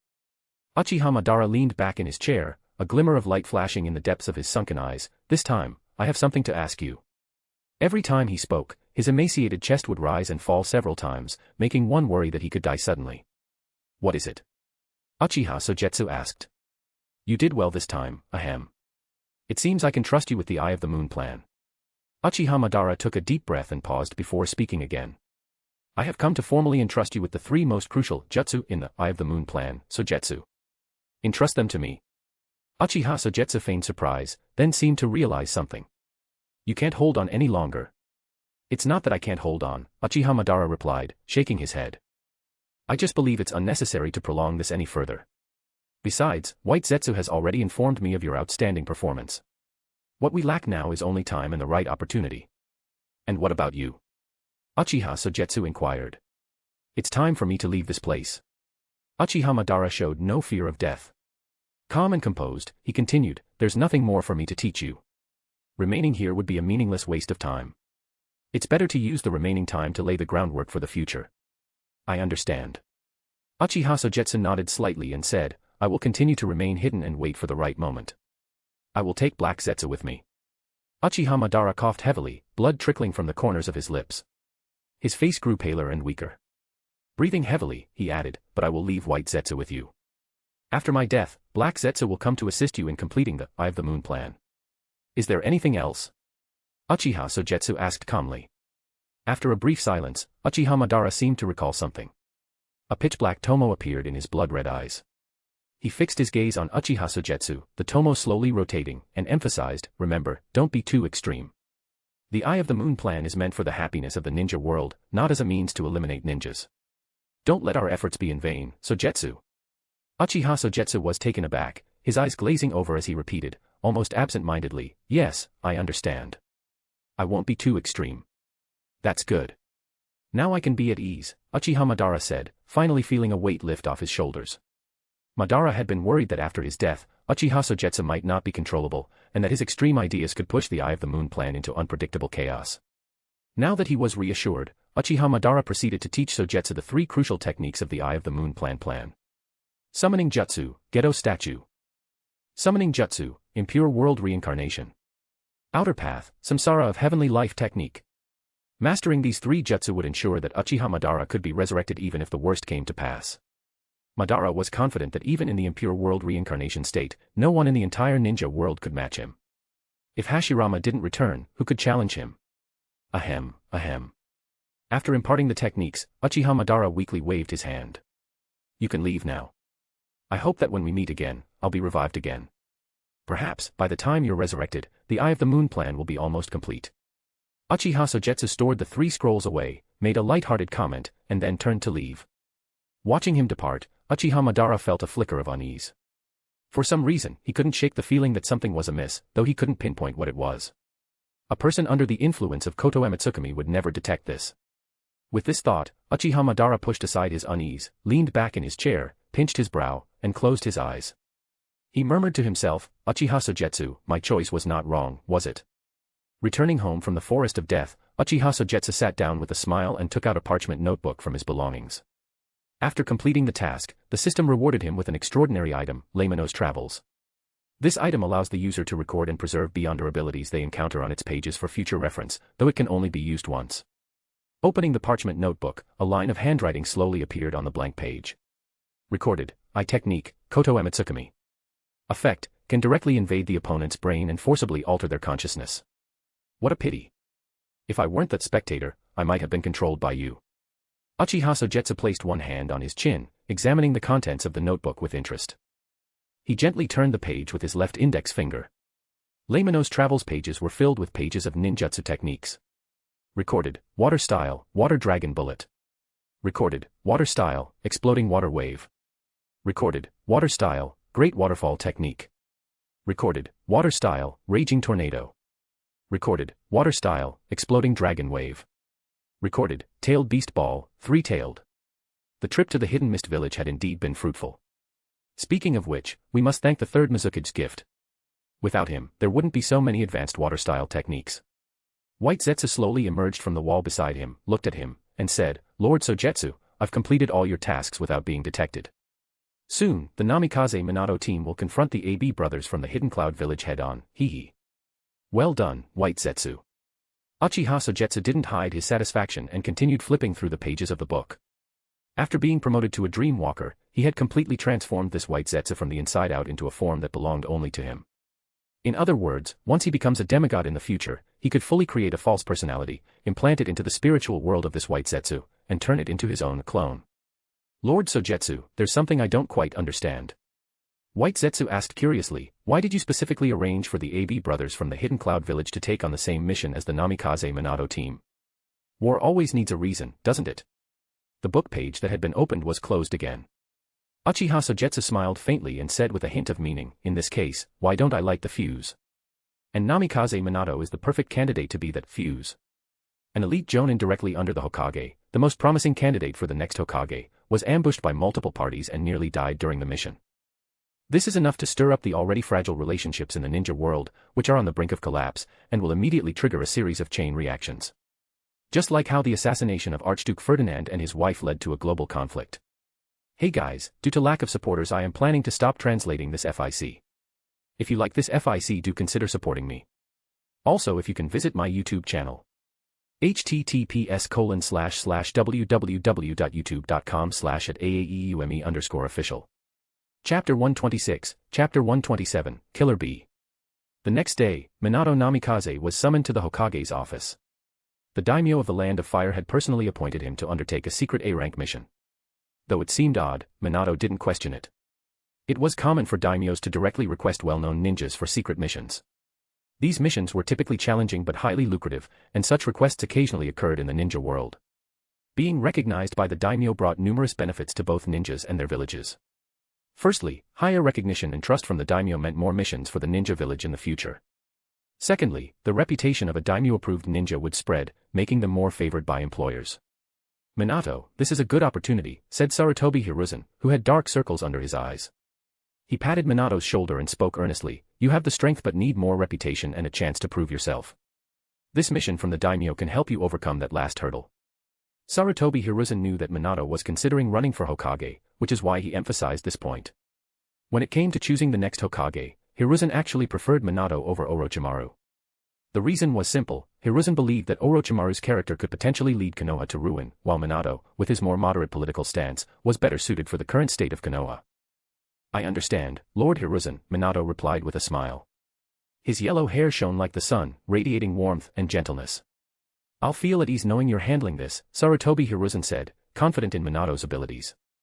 However, the mission location is quite unusual, so you must be cautious. Prompted by this, Minato looked at the mission scroll. After just a glance, he frowned. The Land of Hot Springs. Isn't that an overseas country? Why is the daimyo suddenly interested in it? Sarutobi Hiruzen lit his pipe and took a puff. Look further down the scroll. Namikaze Minato continued reading, his brows furrowing into the shape of the character. The sudden emergence of the ex-cult organization has even infiltrated the Land of Fire. No wonder it attracted the daimyo's attention. The mission intelligence reported that a cult organization had suddenly appeared and was conducting brutal blood sacrifices in the Land of Fire, particularly targeting the nobility. Panic spread, causing the nobles to feel insecure. The daimyo ordered an investigation, and the source was traced to the Land of Hot Springs. Thus, the earlier scene unfolded. I understand, Lord Hiruzen. Namikaze Minato carefully stored the scroll in his robes and said, "Time is of the essence, please forgive my rudeness." With that, he vanished on the spot. Flying Thunder God technique. Watching Minato disappear, Sarutobi Hiruzen's eyes glinted with envy. After so many years, the teacher's ninjutsu finally has a worthy successor. Minato Namikaze's team assembled quickly. He served as the team leader, and the members were Uchiha Obito, Itachi Kakashi, and Nohara Rin. After packing his luggage and backpack, Minato Namikaze hurriedly bid farewell to Kushina, then took his 3 disciples and rushed to the Land of Hot Springs without delay. Kakashi, Obito, what are you looking at? Nohara Rin asked, noticing the two frequently looking back. I was checking if Brother Sojitsuki would come to see me off, Uchiha Obito said dejectedly, head hung low. I told him in advance that I'd be going on an A-rank mission this time, but Brother Sojitsuki still didn't show up. Oh. It's so frustrating. Kakashi, beside him, added coldly, maybe he finds you annoying and doesn't want to see you. He wouldn't. Kakashi pursed his lips and stopped arguing, but a hint of loneliness appeared in his eyes. Since his last psychological treatment ended, he had been wanting to see Uchiha Sogetsu again. He had many questions in his mind and wanted to ask him. But unfortunately, it seems he would have to wait until he returned to ask. Lord Sogetsu, they have already set off. At this time, in the Uchiha clan's territory, White Zetsu slowly emerged and truthfully reported everything that had just happened. Yes, I understand. Uchiha Sogetsu sat on the tatami, his clothes draped over his body, and nodded lazily. Do you need me to follow them, Lord Sogetsu? White Zetsu asked, making a gesture of wiping his neck. While they are both injured, I could kill them. There is no need for that. Namikaze Minato cannot die, at least not now. Uchiha Sogetsu shook his head and said, but even with the abilities of the AB brothers, they still won't be able to defeat Minato Namikaze. We need to add more fuel to the fire. White Zetsu blinked, showing a bewildered look. I don't quite understand. Hee, you don't need to understand. Uchiha Sogetsu raised his hand, tore a few pages from a parchment notebook, and threw them over. Take these pages and use them at the appropriate time to make things more difficult for Minato Namikaze. The pages he tore off from the notebook clearly recorded the Mizuki's ninjutsu. With the AB brothers from the Hidden Cloud Village and the Mizuki's ninjutsu, it wouldn't be so easy for Minato Namikaze, right? White Zetsu's eyes rolled around, and he immediately revealed a sinister smile. So that's how it is. I understand what you mean. Hee, I will use them well. Then, White Zetsu slowly merged into the ground and disappeared.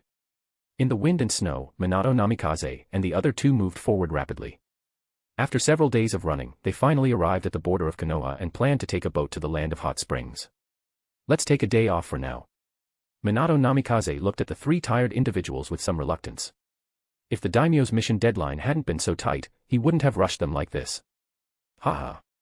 Finally, I can take a break. Obito was so exhausted that he collapsed on the ground, looking completely defeated. So this is what an A-rank mission feels like. It's impossible for a human. Instead of complaining, why not focus on recovering your strength? Kakashi, in better condition but still drained, remained alert and lowered his voice. Remember, we're outside of Konoha now. It's easy to run into ninjas from other villages. Kakashi's right, everyone needs to be cautious. Minato didn't miss a teaching moment and said seriously, missions outside of Konoha are dangerous. We face not only the mission itself but also potential ambushes from ninjas from other countries. Minato-sensei, hold on a second. Obito's face suddenly froze. He pointed carefully behind them. Is that ninja from another village the one you're talking about? Kakashi and Minato's eyes shifted slightly, following Obito's direction. They saw a dark-skinned man wearing black sunglasses, muttering to himself, and walking towards them without noticing their presence. Someone from Hidden Cloud Village? Minato frowned, on high alert, and addressed the men directly. Why has a ninja from Hidden Cloud Village appeared at Land of Fire's border? The man looked up, confused, and upon seeing them clearly, scratched his head. Oh no, I've been spotted already. This is bad. My brother told me to be careful. He scratched his head in frustration, then smiled brightly. How about pretending you didn't see me, okay? Namikaze Minato realized the other party had ill intentions. Capture him, he commanded. Almost instantly, a specially made kunai shot out like a sharp sword. Swish. The kunai sliced through the air but was swiftly cut down by a flash of sword light. The man sighed, holding his sword while shaking his head. What a pity, I didn't want to fight, but you forced my hand. Hey guys, due to lack of supporters I am planning to stop translating this FIC. If you like this FIC, do consider supporting me. Also, if you can visit my YouTube channel. https://www.youtube.com/@aaeume_official.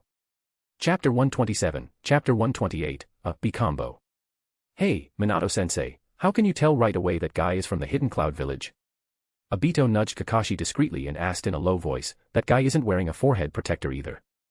Is there some special trick to it? I told you not to sleep in class, Kakashi said with a hint of embarrassment, covering his face with his hands. With a tone of disdain, he explained, did you notice that guy's skin color? The dark bronze skin is characteristic of people who have spent many years in the Hidden Cloud Village. Minato-sensei deduced his origins from this. In fact, it's fairly easy to identify someone from the Hidden Cloud Village due to their distinctive dark bronze skin, which makes hiding their identity quite challenging. Next time, make sure to read more, Kakashi sighed and advised Obito earnestly. Otherwise, I'm genuinely worried you'll get yourself into trouble during future missions. Stop talking nonsense. Kakashi. Obito's face flushed with anger as he glared at Kakashi and gritted his teeth. Of course, I know. I was just too nervous to remember. Enough with the chatter, Kakashi, Obito. Namikaze Minato intervened softly, his usually gentle expression turning unusually stern. We're in the middle of a fight. I've heard of this person, Killer B, the newest member of the A-B combo from the Hidden Cloud Village. He is said to be the left arm of the future Raikage. Don't underestimate him. B combo. What a strange name, Obito said, a familiar look of confusion crossing his face. Rin, unable to keep quiet, whispered in his ear, the A-B combo refers to the strongest tag team of Kimobakure. It's a tradition in the Hidden Cloud Village where each Raikage named A is paired with B, who can work in perfect harmony with them. It's said that their combined strength is only fully realized when they work together. Though he didn't grasp all the details, Obito understood the crucial point, so, this guy is really strong. Very strong. Kakashi's eyes were serious. He unsheathed the short blade on his back, adopting a defensive stance. In a low voice, he said, I can feel that the amount of chakra within that guy is so immense that it makes my whole body tremble just by looking at it. At that moment, Obito and Rin realized that Kakashi had positioned himself in front of them, taking on the pressure of the intense chakra. Cold beads of sweat formed on Kakashi's forehead. Obito, standing behind him, could see that Kakashi's back was drenched with sweat. The veins on his hand gripping the sword were bulging, and his entire body was in a state of high tension, his nerves and muscles as taut as stretched piano strings. Why has the A-B combo from the Hidden Cloud Village suddenly appeared at the Land of Fire border? Minato Namikaze observed the unusual behavior of the three behind him. He frowned slightly, stepped forward to shield them, but his gaze remained fixed on Killer B. I'm sorry, Lord Killer B won't be telling you. With his slick back hair, black sunglasses, and peculiar accent, Killer B appeared eccentric and somewhat unhinged. Now that Konoha's ninjas have found out about Lord Killer B, I have no choice but to eliminate you. Otherwise, my brother will scold me again. Is this guy mentally unstable? Obito couldn't help but mutter. Can't he just speak normally? Doesn't he know how exhausting this is? Idiot. You fool. Big idiot. Killer B wobbled as if following some rhythm and raised his middle finger at them. You bastard. The irate one was about to charge forward but was restrained by the level-headed Rin. Then, in the next moment, Minato Namikaze, who had been standing still just a moment before, suddenly appeared behind Killer B as if he had teleported. The speed was so astonishing that even Killer B was caught off guard, his reaction slightly delayed. So fast. Killer B was taken aback, his previously calm demeanor shifting instantly. I'm sorry, but since you refuse to explain, I'll have to take you into custody. Minato Namikaze's expression remained as calm as a still lake. He angled the kunai in his hand with precision, targeting the aftereffects of Killer B's movement, and swung it horizontally, releasing a flash of cold light. Swish. Driven by almost instinctive reflexes, Killer B responded perfectly. His entire body folded into an unusual posture, letting the cold light skim past his face and narrowly avoiding the attack. Namikaze Minato was taken aback, surprised that someone as burly as a bear could be as agile as a snake. Don't underestimate Lord Killer B. As soon as the kunai passed, Killer B's contorted body snapped back into place like a spring. His right arm's muscles bulged, his dark skin appearing like a hardened rock sculpture. The veins and blood vessels stood out like a dragon, showcasing the raw beauty of explosive power. Violent lightning crackled in the air, creating a trembling roar. Using the rebound force, Killer Bee pushed off with his legs, digging deep into the ground, causing the surrounding soil to crack. That powerful arm, like a black steel rod, charged toward Minato Namikaze with terrifying speed after gathering immense force. Lightning release, lariat. Boom. The sheer brute force of the strike compressed the air, creating visible turbulence and a roaring sound. It was clear to anyone that the power behind this punch was formidable. If struck head-on, the lightest outcome would be broken bones and tendons, with the potential for a fatal result in a worst-case scenario. Minato-sensei. Rin and Obito couldn't help but shout in alarm. As the black iron arm drew closer, Minato Namikaze's expression remained calm and detached, and he activated the Flying Thunder God technique. Space-time ninjutsu offers unparalleled advantages in battle, and Minato relied on this very fact. In an instant, Minato Namikaze disappeared, causing Killer Bee's confident attack to miss. The strong inertia threw Killer Bee off balance, leaving him exposed and vulnerable to a significant flaw. And Minato Namikaze would naturally seize this opportunity. As he swung his kunai with his left hand, his right hand's 5 fingers spread slightly, channeling his chakra like a small hurricane. Just as he was about to use the kunai to make a decisive move and end the battle, a sudden interruption occurred. Boom. A figure, crackling with lightning, plummeted from the sky like a meteorite. Suddenly, an immense and violent force, accompanied by roaring thunder, surged across the battlefield, creating a colossal shockwave like an enraged tsunami. Amidst the smoke and dust, a flicker of surging lightning revealed a muscular man clad in armor. I'm here.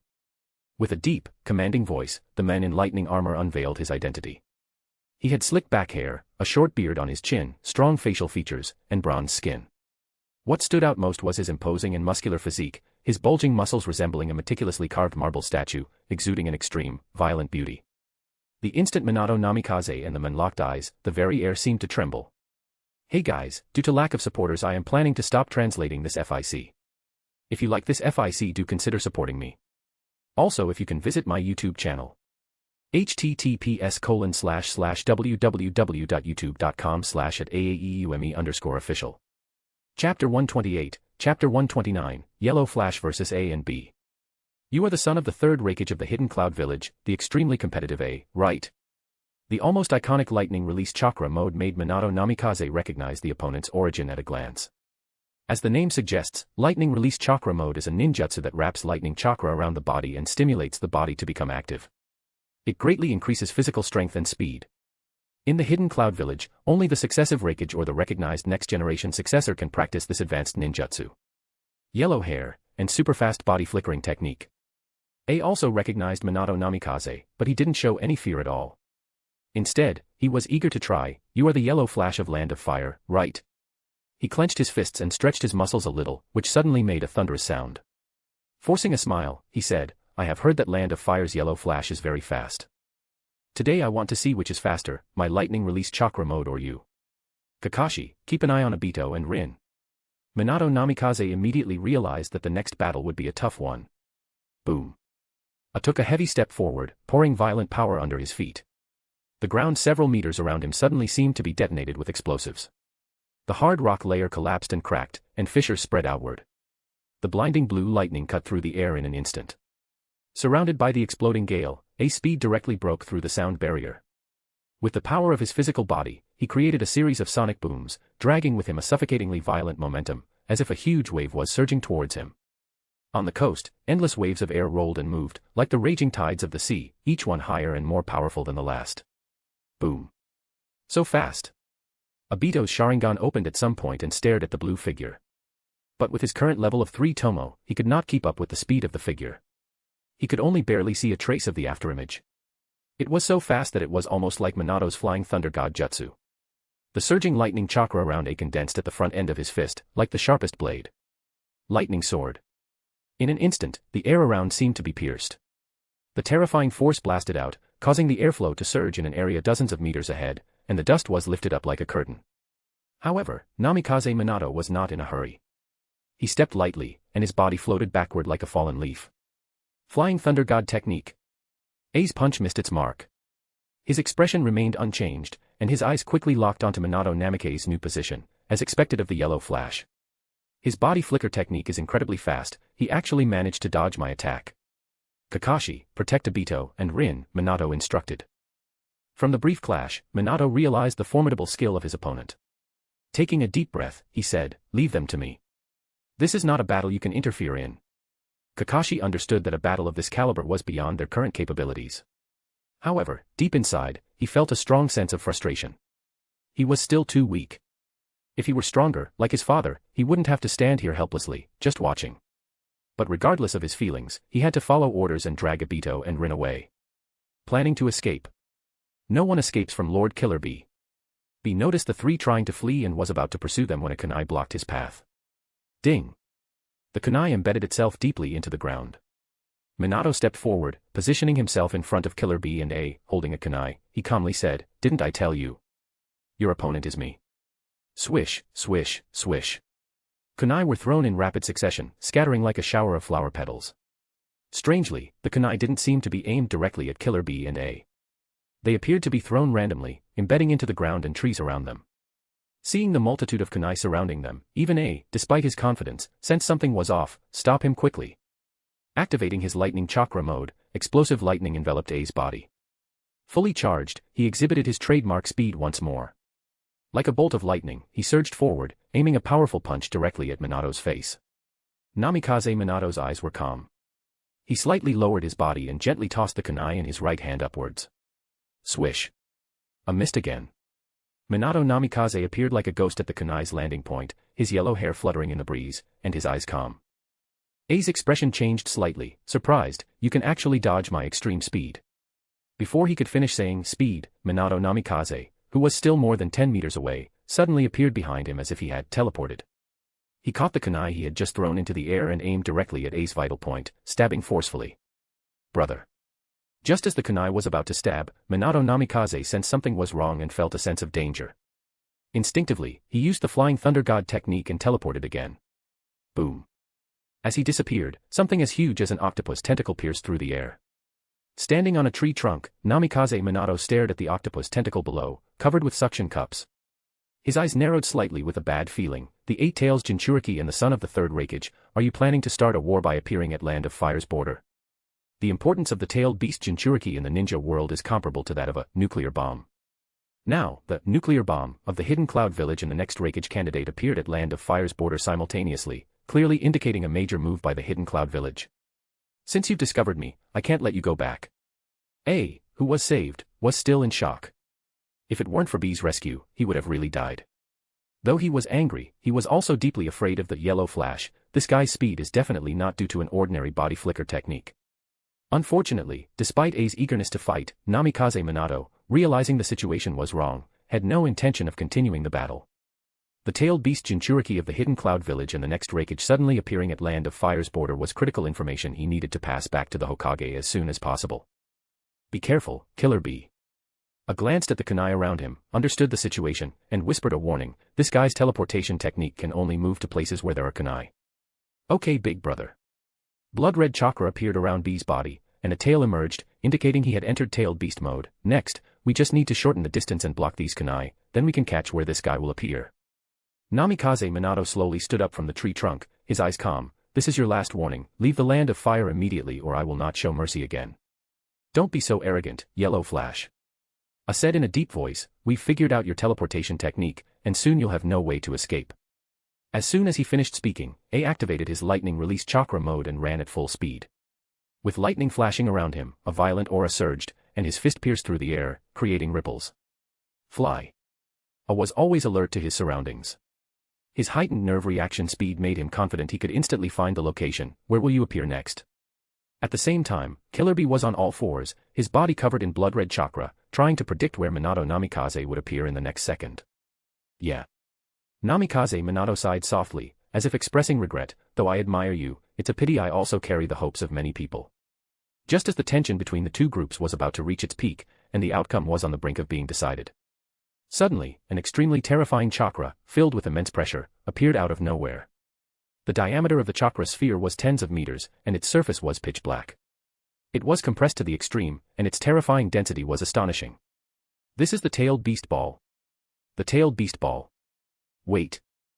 No, that's not right." Almost at the same moment, Killer Bee, A and Minato Namikaze all showed shocked expressions on their faces. Such a huge tailed beast ball with such high density, once it explodes, its range can cover an area of hundreds of meters in radius. Where did this thing come from? However, before Minato Namikaze could react, he discovered a situation that made him furious, shocked, and angry. The huge raging waves were like a whirlpool, carrying a force strong enough to tear steel apart, and their target was Kakashi and the other two who were hiding away from the center of the battlefield. Now, Minato faced a very realistic problem.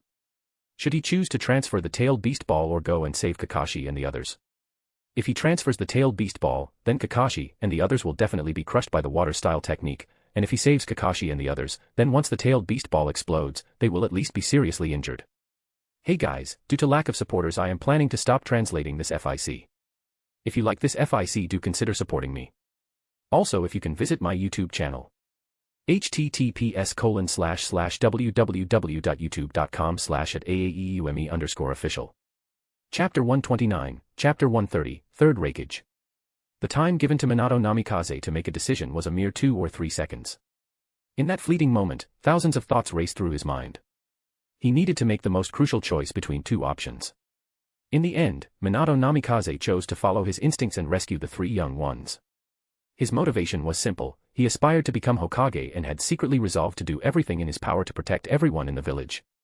Using the Flying Thunder God technique, he moved like a streak of yellow lightning, instantly tearing through space. Amidst the furious and roaring torrent, even Kakashi, who had reached Chunin level, could only barely ensure his own safety and was completely unable to assist his teammates. But Kakashi would never abandon Obito and Rin. Just as the 3 were on the brink of being engulfed by the raging waves, a flash of yellow light appeared before their eyes, and then a familiar figure materialized in front of them. Minato-sensei. Kakashi was stunned. With his sharp mind, he quickly grasped Minato Namikaze's intention. With time running out, Minato Namikaze held a kunai horizontally in front of him and used the Flying Thunder God technique once more, Flying Thunder God guiding technique, space transfer. As the massive water dragon struck the kunai, the space in front of everyone was instantly filled with countless sealing spell characters around the kunai, densely packed like a swarm of tadpoles. The space then transformed into a swirling vortex, continuously drawing in and absorbing the water dragon bullets. In an instant, the water dragon was completely redirected, but due to the limited time, the transfer distance was short. A few dozen meters away, and Killer Bee were about to escape when a water dragon bomb suddenly appeared. They had no time to react and were struck directly in the face. The violent torrent brought a heavy impact that forcibly halted their progress. Damn it, Namikaze Minato, you bastard. A.'s face flushed red with anger, veins protruding as he cursed inwardly. A mere water dragon bullet was certainly not enough to harm them. It's important to remember that the ninjas from the Hidden Cloud Village are no pushovers. But the crucial point is that the real threat is approaching. Big Brother. Ignoring A's attempts to stop him, he stepped forward and further transformed into a tailed beast. 8 thick octopus-like tentacles enveloped them, forming a robust and dense defensive layer, ready to absorb the next attack. On the other hand, Minato Namikaze, lacking a tailed beast and with insufficient time to perform another transfer, could only throw a kunai with all his strength. He then embraced the 3 people and used the Flying Thunder God technique, aiming to distance himself from the center of the tailed beast ball explosion. As the yellow light flashed, the tailed beast ball finally detonated. Boom. The deafening roar created a shockwave that tore the clouds apart. The mix of ultra-high-density yin and yang chakras produced a destructive force far beyond human limits. The enormous red light column, wrapped in fierce wind pressure, swept everything with its world-destroying might. The turbulent winds and air currents howled in all directions, annihilating both visible and invisible matter. The nearby sea was churning with massive waves, while the land and jungle on the shore were utterly devastated. The intense heat caused the surrounding land to crystallize, and the searing airwaves nearly incinerated all the trees within a radius of 3 to 4 kilometers, leaving large swathes of charred land. Endless clouds rolled as if a colossal hole had been created by this explosive force. Under the shifting clouds, the air was thick with smoke and dust.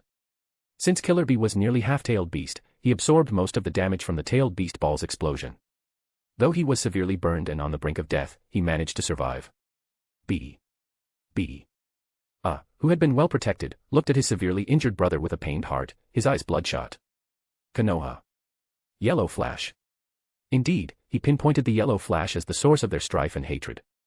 Especially after seeing Minato Namikaze suddenly transport the water dragon bomb to their side, became even more convinced of his suspicions. No one else could have done this except him. And Namikaze Minato, who was considered the culprit, was not much better off at this moment. His Jonin vest was shredded to pieces, leaving his back almost completely exposed. More importantly, he had just used a significant amount of chakra to perform a newly developed ninjutsu, which mitigated part of the tailed beast ball's impact and ensured the safety of the 3 people behind him. Sensei. Minato-sensei. Rin burst into tears, covering her mouth, her eyes filled with concern as she looked at Minato Namikaze. It's okay, Rin. Namikaze Minato struggled to keep his composure and forced a smile. His right hand hung limply, burned black, and it was evident that it would be unusable for some time. Despite the pain, he expressed his gratitude, saying, I only lost my right hand to protect you. This is already a good outcome. The tailed beast ball is no joke. If the distance had been even slightly closer, it wouldn't have been just his hand that was crippled. But Minato-sensei, your hand. Obito was deeply moved, wiping away his tears as he silently vowed to repay his teacher for saving his life. Teacher, I've learned some medical ninjutsu. Rin said firmly, wiping her tears and stepping forward, ready to provide treatment. However, Namikaze Minato's expression changed slightly. He raised his hand to stop her, mustered his remaining strength, gripped his kunai with his left hand, and said in a stern voice, Step back, Kakashi, Rin, Obito. Yellow flash. Through the thick fog, a muscular figure crackling with lightning charged forward with a fierce killing intent. Impossible, is that guy still alive? Kakashi exclaimed in horror as he recognized the figure to be none other than the third Raikage's son, A. That's the tailed beast ball. Even with the lightning release chakra mode of the hidden cloud village, it shouldn't have been able to withstand the tailed beast ball's direct impact. How did that guy survive the center of the explosion? The other person is missing. Did the Jinchuriki take the brunt of the explosion for you? Minato Namikaze quickly assessed the situation with a single glance, deducing why I was furious. He hastily added, Wait, we didn't do this. Someone was secretly manipulating events. But unfortunately, was so enraged that he refused to listen to any explanations. Thunderstrike. Suddenly appeared right in front of him, his lightning release chakra mode activated to its maximum, and thrust his elbow sideways. There's no reasoning with him anymore. Namikaze Minato's expression darkened. Realizing that an explanation was futile, he quickly condensed the chakra in his left hand. It swirled into a small hurricane, forcefully compressed into a sphere, and he thrust it forward, Raise-non. Boom. The mighty lightning release chakra mode collided head-on with the Raise-non. The two forces clashed within the confined space, and a massive shockwave erupted, sending the three young ones flying. The brief skirmish ended with both sides stepping back, but showed no intention of ending it. He leapt high again, his right leg like a sharp axe blade, and with the aid of the thunder release armor, he plummeted at high speed like a meteorite, accompanied by a fierce gust of wind. Lightning release thunder axe. The lightning power focused on his legs, slicing through the earth like a razor-sharp axe. Although Minato Namikaze had lost one hand, his flying thunder god technique remained unaffected. He dodged instantly, his mercy now gone. Calm yourself, Raise-non gathered in his palm as Minato vanished like a streak of light. Swish, swish, swish. With at the center, within a radius of more than 10 meters. Kunai were flying in all directions, their movements illuminated by dazzling yellow light. To the naked eye, the yellow light gradually wove into a dense net, with caught like a fish ensnared in a trap. Spiraling flash super round dance howl style 3. In mere seconds, felt as though he had endured countless attacks. Despite the protective lightning release chakra mode, it couldn't withstand such a relentless barrage. The storm-like blade finally shattered his defenses. Then, a Raise-non struck his chest. Bang. The Raise-non unleashed a brutal tearing force, sending him hurtling away. After crashing through more than a dozen trees, finally came to a stop. His chest was twisted into a spiral shape, blood continually spilling from his mouth, and it felt like all his bones were on the verge of breaking. Having defeated the foe, Namikaze Minato was left panting, his face slightly pale. Can you calm down a bit now? Yellow flash. Glared at him intently, enraged, before collapsing unconscious.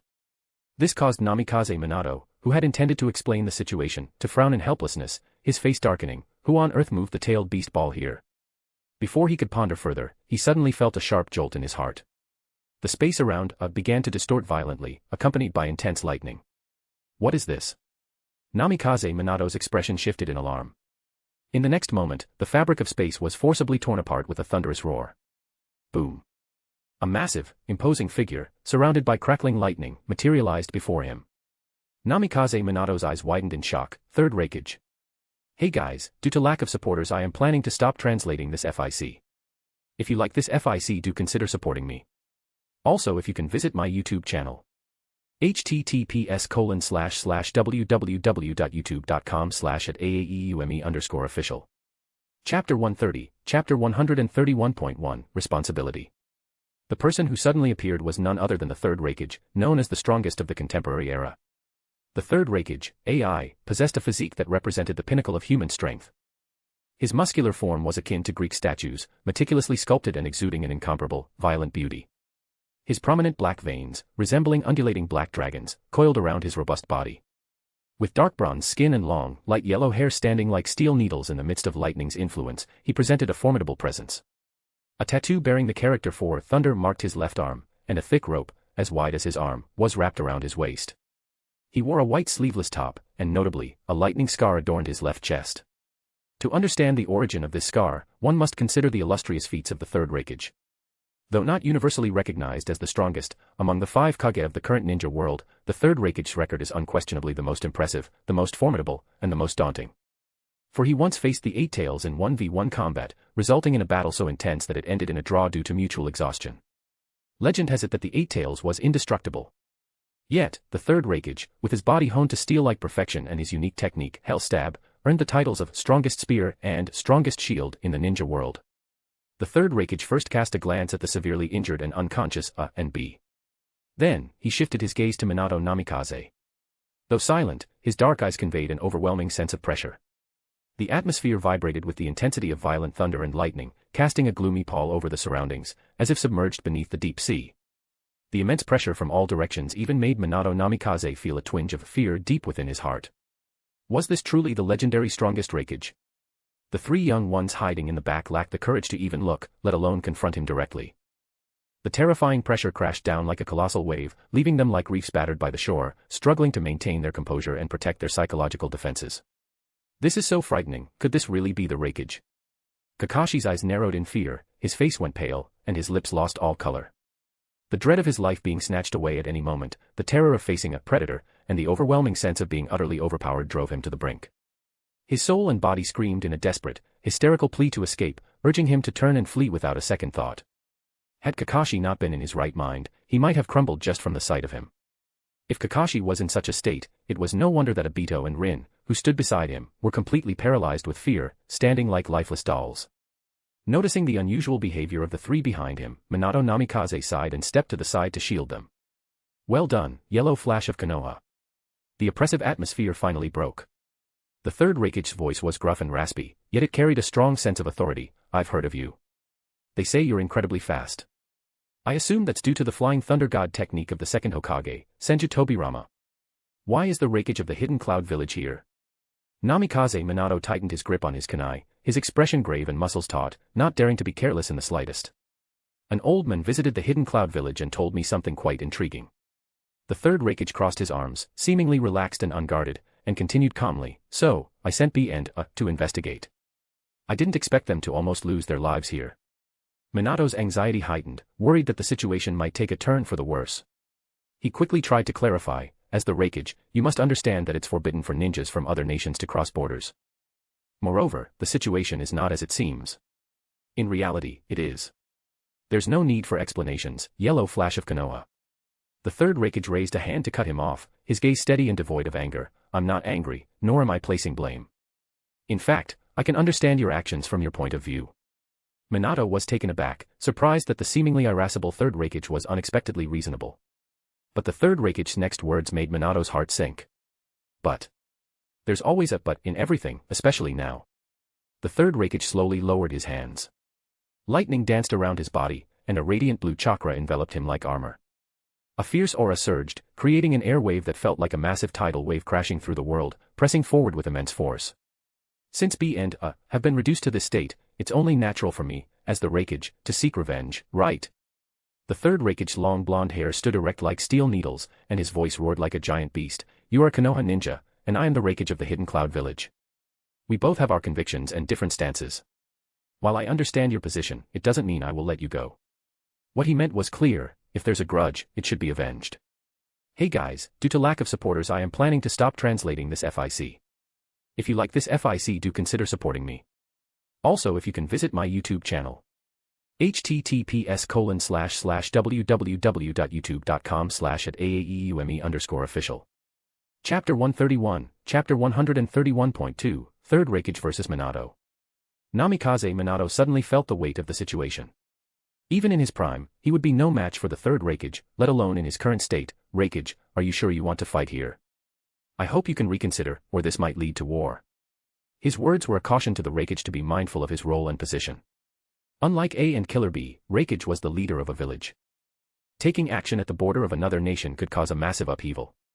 If this incites Konoha's already fragile nerves, war could be on the horizon. I understand. Unexpectedly, the third Raikage nodded calmly and replied, but I don't care. War. If that's what you want, the Hidden Cloud Village is ready. As the village with the second best geographical advantages and the second strongest among the 5 great ninja villages, he had the authority to say this. Namikaze Minato's heart sank further.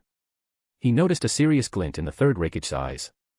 With the reckless actions of the new generation of AB combo, a troubling thought crossed his mind, could it be that you're allied with the Wagakure? You talk too much. The third Raikage took a half step forward, and as his feet touched the ground, it felt like a massive earthquake. Boom. Kakashi suddenly felt the entire ground shaking. In the next moment, Minato Namikaze vanished with the 3 student. Simultaneously, the ground at their previous location collapsed, spreading dense cracks like a spider web. A violent gale whipped up the gravel, sending it whistling through the air like concealed weapons. Just as expected, it's the Flying Thunder God technique. The third Raikage withdrew his fist from the ground, his eyes quickly tracking the teleporting Minato Namikaze. With a focused expression, he said, I've only heard of the second Hokage being the fastest ninja, but I've never seen it for myself. Let's see today who is faster. Boom. With a roar that sounded like thunder ripping through the sky, the third Raikage launched himself into the air. Though the Flying Thunder God technique should have given Minato Namikaze the advantage, the third Raikage's speed was beyond ordinary. Almost immediately, a massive figure clad in lightning armor, exuding a fierce aura, appeared right behind him. Minato Namikaze realized that with his trio, he couldn't confront the third Raikage directly. Kakashi, Obito, and Rin are in your hands, Namikaze Minato said, his voice low but urgent. I'll draw the third Raikage away. Make sure you inform the Hokage that Cloud Village has allied with the Wagakure and plans to wage war against Konoha. With that, he threw the 3 of them to safety and risked direct contact with the third Raikage, activating the Flying Thunder God technique. Under the watchful eyes of Kakashi, Obito, and Rin, both Namikaze Minato and the third Raikage vanished in an instant. Swish. In the blink of an eye, they reappeared hundreds of meters away. Well, to protect the younger generation. The third Raikage's face showed admiration. Yes, you are a remarkable teacher. You didn't abandon your students and flee. Boom. He charged again. The speed was so intense it seemed to rip through space, creating layers of sonic boom rings. Flying Thunder God technique. Minato Namikaze instantly shifted his position after throwing out the kunai. What a pity, Konoha's yellow flash. The third Raikage, missing his target, didn't pause for a moment. Ignoring the mechanics of inertia, he spun around and struck out with his 4 fingers together. If you had only stayed in one place, you might have used the kunai you set up as a jumping point. But now, you only have one position. Hell Thrust, 4-finger Nukite. The lightning at the tips of his 4 fingers was compressed, sharp like a blade cutting through the air. It was the renowned ninjutsu, the strongest spear, used by the third Raikage. No, you're mistaken. Minato Namikaze, mid-air, had a deep look in his eyes. I did this on purpose because... The hellish thorn, as sharp as a blade, struck the air directly. The third Raikage was momentarily stunned, as if he hadn't reacted yet. But then he suddenly turned his head and saw Minato Namikaze appearing behind him. This is Flying Thunder God, second stage. Minato Namikaze gathered a storm-like sphere in his left hand and pressed it hard toward the third Raikage, Raiznon. However, when the Raiznon hit the lightning release armor, it felt like hitting solid steel. Although the powerful spiral force slightly damaged the lightning release armor, it could only create a minor impact against the third Raikage's strong physique and then stopped. The Raiznon, not yet fully developed, was simply not enough to break through the third Raikage's defense. 1-finger Nukite. The third Raikage transformed his fist into a sword and struck directly at Minato Namikaze's chest. Snap. Namikaze Minato staggered, being thrown backwards against the door. I recognize you, the third Raikage said, his voice filled with respect. The yellow flash of Konoha. The third Raikage stood with his arms folded, his expression one of admiration. You are among the few who can penetrate my lightning release armor. Given a bit more time to refine your techniques, you might even be able to challenge me. But for now, you are still too inexperienced. The strongest shield, Minato Namikaze gasped, struggling to maintain his composure. Truly lives up to its name. With that, Minato's vision blurred, and he finally succumbed to unconsciousness. Hey guys, due to lack of supporters I am planning to stop translating this FIC. If you like this FIC do consider supporting me. Also if you can visit my YouTube channel. https://www.youtube.com/@aaeume_official. Chapter 132, Urgent Mission. Minato-sensei. Obito's blood boiled, his eyes turned red, and he was about to charge forward, shouting. He was a very emotional person and also carried the Uchiha name. Seeing that Namikaze Minato had used him as bait to transport him and the third Raikage together, he suddenly became anxious and confused. He didn't care about the outcome of the fight, he just wanted to save people in his anger. But before he could act, Kakashi, who was standing calmly beside him, stopped him. No, we can't go save Minato-sensei. Among the three present, Kakashi was the calmest and most aware of the current situation. He firmly stopped Obito and said in a serious voice, "Our most important task now is to stay alive and bring information about Minato back to the village to report to the Hokage as soon as possible." "What did you say?" Obito was startled and then said angrily, "What about Minato-sensei? Are we just going to leave him behind? Is that your concern? Don't overestimate your abilities, Obito." Kakashi retorted coldly, "Face the facts, he's the Raikage. If we go there with just the three of us, we'll only make things worse for Minato-sensei. Are we just going to abandon Minato-sensei and run away in shame?" Obito glared at Kakashi, fuming. "Idiot." Kakashi gritted his teeth in frustration and wanted to punch Obito. He was almost exasperated by such a thoughtless teammate. "Damn it, Kakashi, what did you say?" Obito, not convinced, felt he couldn't abandon his teacher. He stepped forward, grabbing Kakashi's collar, and angrily said, "Even if I have to go alone, I'll help Minato-sensei. Didn't you see that he was seriously injured just now?" Bang. Obito was struck hard in the face, staggering back and falling to the ground. "Think carefully, Obito." Kakashi was still furious, his eyes bloodshot as he growled, "Do you think I don't want to go? Do you think I want to return to Konoha like this? Calm down and think clearly. With only the three of us, not only will we fail to save Minato-sensei, but we'll only cause him more trouble." Kakashi. Rin looked at the two of them with concern. Obito, who had been struck, was still dazed. Kakashi took a deep breath, forcing himself to calm down, and continued, "We have a more crucial task. We need to report the situation regarding the Raikage and the AB combo to the Hokage. The sooner we get back, the sooner we can bring reinforcements. For now, we have to trust Minato-sensei." "Obito, I believe Kakashi is right." Rin helped Obito up and spoke gently, "If we rush over now, we'll only waste the opportunity Minato-sensei has worked so hard to create." Despite his reluctance, Obito, having calmed down again, could only clench his fists in resignation. "I understand." In reality, he already knew that rushing back would only create more problems. But even though he was being rational, it was still hard for him to accept watching the seriously injured Minato-sensei face the Raikage alone. To him, the importance of his companions outweighed the mission. "Let's go." Obito wiped the dirt from his face and looked into the distance with determination. "Minato-sensei, wait for me." The situation was urgent, so the three of them continued running towards Konoha without stopping.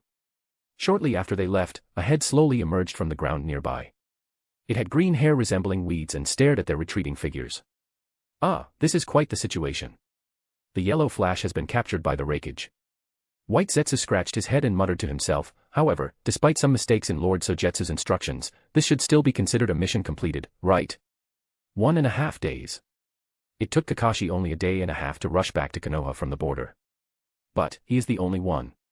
To shorten the time as much as possible and help Minato-sensei as soon as possible, Kakashi, being the strongest of the three, took on a critical role. Not only does Kakashi possess exceptional endurance and physical strength, but he is also the fastest. Thus, Obito devised a relay method where he and Rin would take turns carrying Kakashi. This approach would save Kakashi's strength for the final stretch, passing the last baton to him. Carrying everyone's hopes, Kakashi pushed himself to the limit and finally arrived at the gate of Konoha by noon. At this moment, he was covered in dust, his face was ashen, his lips were cracked, and he looked so weak that a mere gust of wind could have toppled him. His ability to continue was purely due to his indomitable willpower. "Is that Kakashi from the Hatake clan?" The gate guard saw Kakashi about to collapse and rushed over to support him. After a quick assessment, the guard team's expressions changed drastically, realizing the gravity of the situation. "What happened? Where is Minato Namikaze? Why are you alone?" "Important. Intelligence." Kakashi managed to stay conscious long enough to press a tightly grasped scroll into the guard's hands. Without waiting for further questions, he collapsed, his head falling to the side as he lost consciousness. "Is this S-rank intelligence?" The guards glanced at the scroll, their faces shifting in alarm. S-rank intelligence is of utmost importance and could even impact the safety of the village. The scroll was quickly transported to the Hokage building and delivered to Sarutobi Hiruzen. Sarutobi Hiruzen, who had been in relatively good spirits, was incensed upon reading the contents of the scroll. His anger was so intense that it triggered a spike in his blood pressure, nearly causing him to faint on the spot. He gripped the edge of the table, fighting back the rising nausea, veins bulging on his forehead. Through gritted teeth, he shouted, "Contact Umbu. Get Uchiha Sogetsu here immediately. Hurry." Seeing the grim expression on the Hokage's face, Elephant quickly turned and dashed out of the room. A while later, Uchiha Sogetsu entered the office, looking disoriented. Noticing Sarutobi Hiruzen's distressed state and the intense red aura around him, Sogetsu could tell that something significant had happened. He asked with concern, "Hokage-sama, what's the matter?" "The Hidden Cloud Village has formed an alliance with the Hidden Rock Village." Sarutobi Hiruzen took a deep breath to calm his anger, then gritted his teeth and continued, "Minato Namikaze's team encountered the AB combo from the Hidden Cloud Village and the third Raikage at the northeastern border. Minato Namikaze drew the Raikage away by himself while the rest of his team sent back the information." "Is this true?" Uchiha Sogetsu's eyes widened in shock. "How could the Hidden Cloud Village do this? Are they planning to start a war?" "They're not just planning, they're already engaged in it." Sarutobi Hiruzen slammed his fist on the table in frustration, his voice filled with fury. "They secretly allied with the Wagakure, sent out the tailed beast Jinchuriki and the next Raikage candidate, and even showed up at the Land of Fire's border. If this isn't a provocation, what is? They're already waging war. Hokage-sama, what do you need me to do?" Uchiha Sogetsu immediately displayed the dedication expected of a loyal subordinate. It was clear he was ready to act, and Sarutobi Hiruzen was relieved. He nodded in approval and said, "I need you to lead an Umbu team to find out Minato Namikaze's whereabouts. If he is still alive, you must ensure his safety. If not, make sure Kimogakure pays the price." "I understand, Hokage-sama." Uchiha Sogetsu nodded firmly and asked, "What level of action is required this time?" Sarutobi Hiruzen considered the situation. Given the third Raikage's formidable strength, he shouldn't die like the third Mizukage, right? Just carry out your orders. Don't worry about the details. Understood. Uchiha Sogetsu adjusted his glasses, his eyes cold and determined. "Rest assured, Hokage-sama. I will ensure your expectations are met. Hey guys, due to lack of supporters I am planning to stop translating this FIC. If you like this FIC, do consider supporting me. Also, if you can visit my YouTube channel. https://www.youtube.com/@aaeume_official. Chapter 133, Tracing Minato. After receiving the mission, Uchiha Sogetsu selected his Umbu subordinates and prepared to set off immediately. Given the urgency of the mission and the limited time, he didn't delay and led his team of 4 on a mission titled, Recapture Minato Namikaze. The 5 members of this mission were elite among the elite, the best within the Umbu ranks. As the newly appointed squad captain of the Umbu, Uchiha Sogetsu donned the mask of Owl, maintaining silence and a relentless pace in their high-intensity pursuit. Time was of the essence, and the longer the delay, the greater the danger for Minato Namikaze. Even though a day and a half had already passed and the chances of Minato Namikaze's survival were extremely slim. The third Raikage, known for his immense combat abilities and resilience, was the most formidable opponent in the ninja world. Moreover, Minato Namikaze was not in good condition. Still, there remained a glimmer of hope. About 10 hours later, Uchiha Sogetsu and his Umbu team arrived at the location described by Kakashi. Indeed, it's the aftermath of a tailed beast ball explosion, Uchiha Sogetsu assessed, observing the destroyed terrain. "Everyone, spread out and search for any traces left by Minato Namikaze," he commanded. "Yes," came the swift and firm replies as the 4 Umbu members vanished into the jungle, their forms blending into the shadows.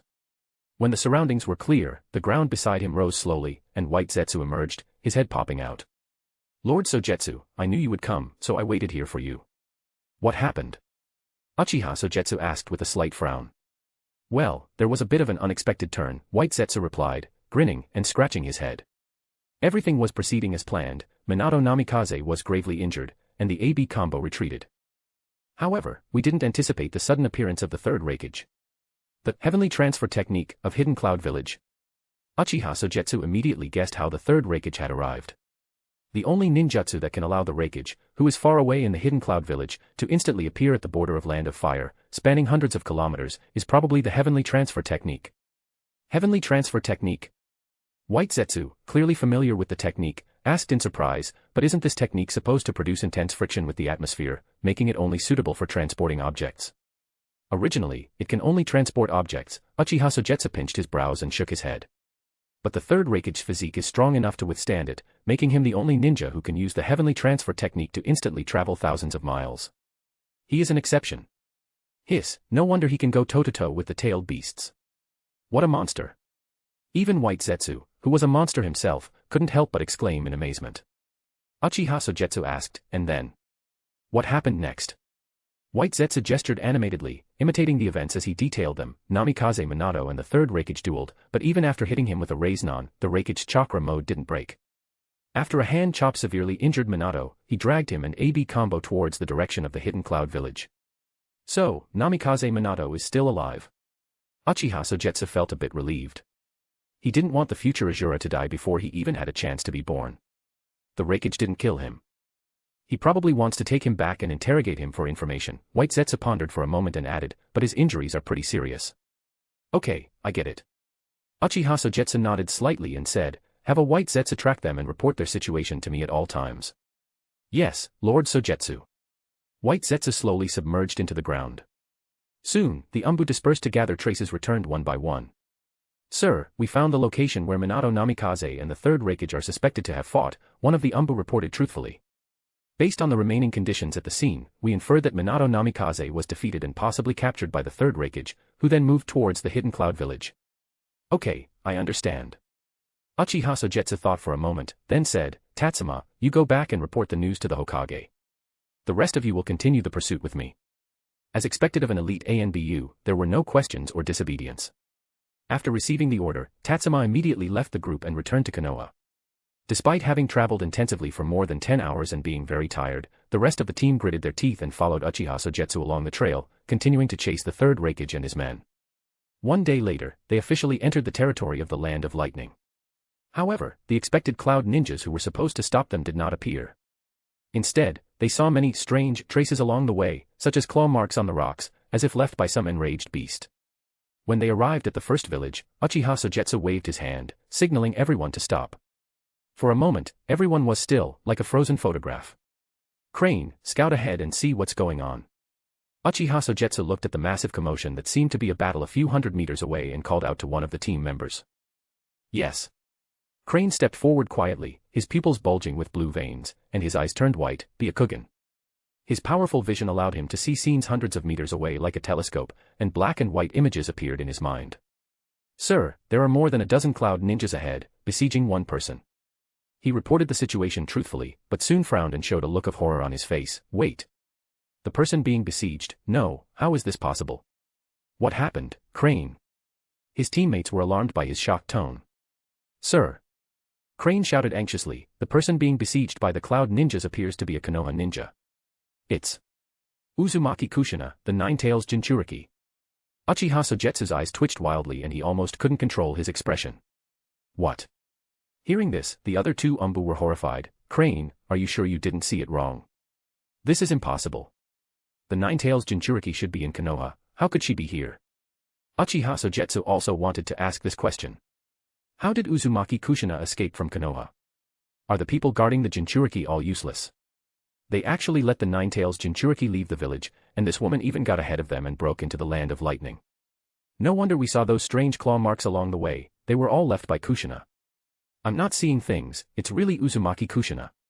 Crane exclaimed again, from the situation at the scene, she has already transformed into a half-tailed beast. Ah. The fourth tail has appeared. The fourth tail indicates that the tailed beast Jinchuriki is on the verge of going berserk. Moreover, Konoha's Nine-Tails Jinchuriki, for some unknown reason, appeared in front of them and fought with the cloud ninjas. This was simply unbelievable. Sir, what should we do now? The three Umbu members suddenly became anxious. They knew very well how important the Nine-Tails Jinchuriki was to Konoha. If something goes wrong, it will be disastrous. Protect the Nine-Tails Jinchuriki at all costs. Uchiha Sogetsu gave the order directly, his eyes cold, follow me and kill all those cloud ninjas. Hey guys, due to lack of supporters I am planning to stop translating this FIC. If you like this FIC do consider supporting me. Also if you can visit my YouTube channel. https://www.youtube.com/@aaeume_official. Chapter 134, Negotiate. I'll say it again, get out of here. Kushina was on all fours, her eyes glowing with scarlet vertical pupils like a wild beast. For blood-red tails whipped through the air with such speed that they were nearly invisible, creating a dizzying effect for anyone who looked. Bang, bang, bang. A series of powerful impacts created a resonant hum, each strike carrying immense force.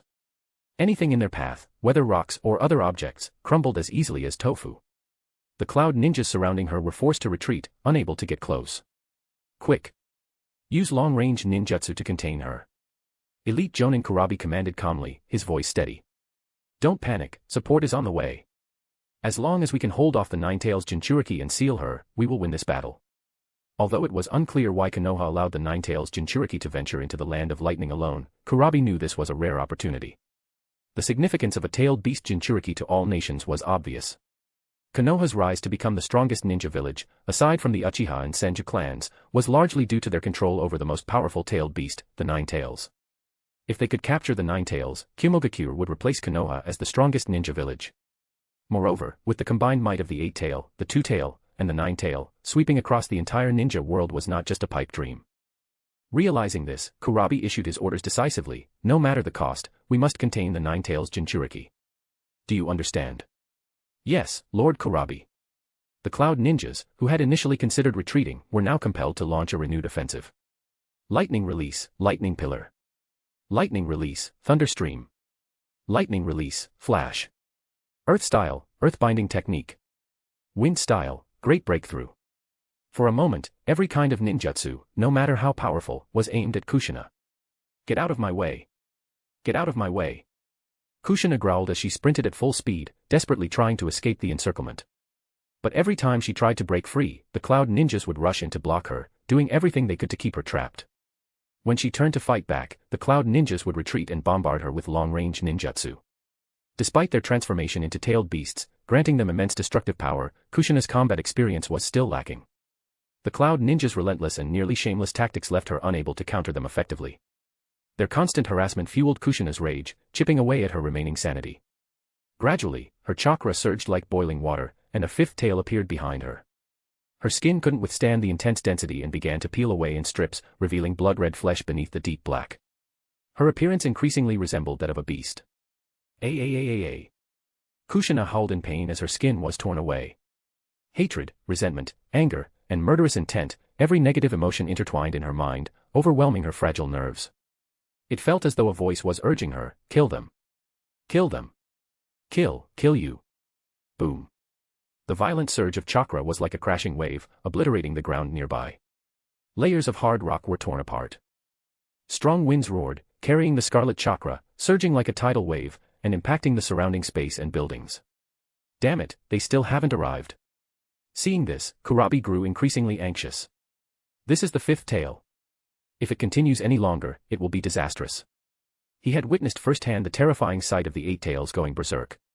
Just one tailed beast ball had permanently altered the terrain and evaporated an entire lake's worth of water. If possible, he wanted to avoid facing a rampaging Jinchuriki. Swish. Just as Kushina was on the verge of losing control and going completely berserk, a figure suddenly appeared in the center of the battlefield. The dark black robe fluttered in the strong wind, and on the back of the robe was a design, red on top and white on the bottom, resembling a round fan. Kurabi's pupils contracted sharply. The fan design was unique to one clan in the entire ninja world, Uchiha. Although he had anticipated that Konoha would send someone to rescue Minato Namikaze, he didn't expect them to arrive so quickly. Judging by the appearance, it seemed to be an Umbu from the Uchiha clan. Observing the figure standing firm in the fierce wind, with messy black hair flying in a white animal mask, Kurabi suddenly recalled Uchiha Kagami, who had once dominated the ninja world and was known as the right-hand man of the second Hokage. Swish, swish, swish. 3 more black figures flashed into view around him. They were also Umbu from Konoha. In an instant, the tense battlefield atmosphere turned oddly calm due to the sudden appearance of the Uchiha. Ow, what should we do? Cold sweat dripped from Crane's forehead. While keeping a wary eye on the Cloud Ninja, he looked in horror at the Nine-Tails Jinchuriki on the verge of going berserk. He really couldn't understand why Sogetsu had to appear from the front, and in this manner. It was impossible not to attract attention now. Uchiha Sogetsu ignored him and, withstanding the immense chakra impact, approached Kushina, who was on the brink of collapse. Sir. The Konoha Umbu observing the scene cried out in alarm, don't approach. Sir, the Jinchuriki has gone berserk. Despite their warnings, Uchiha Sogetsu continued to advance toward Kushina. Is he seeking death? Kurabi looked at him in surprise, struggling to understand the deeper meaning behind this man's actions. Soon, Uchiha Sogetsu stood before Kushina, his eyes reflecting ripples of emotion. The nine-tailed fox was in a frenzied state, about to lash out at the person in front of it, but suddenly it froze, as if paralyzed by an unseen force.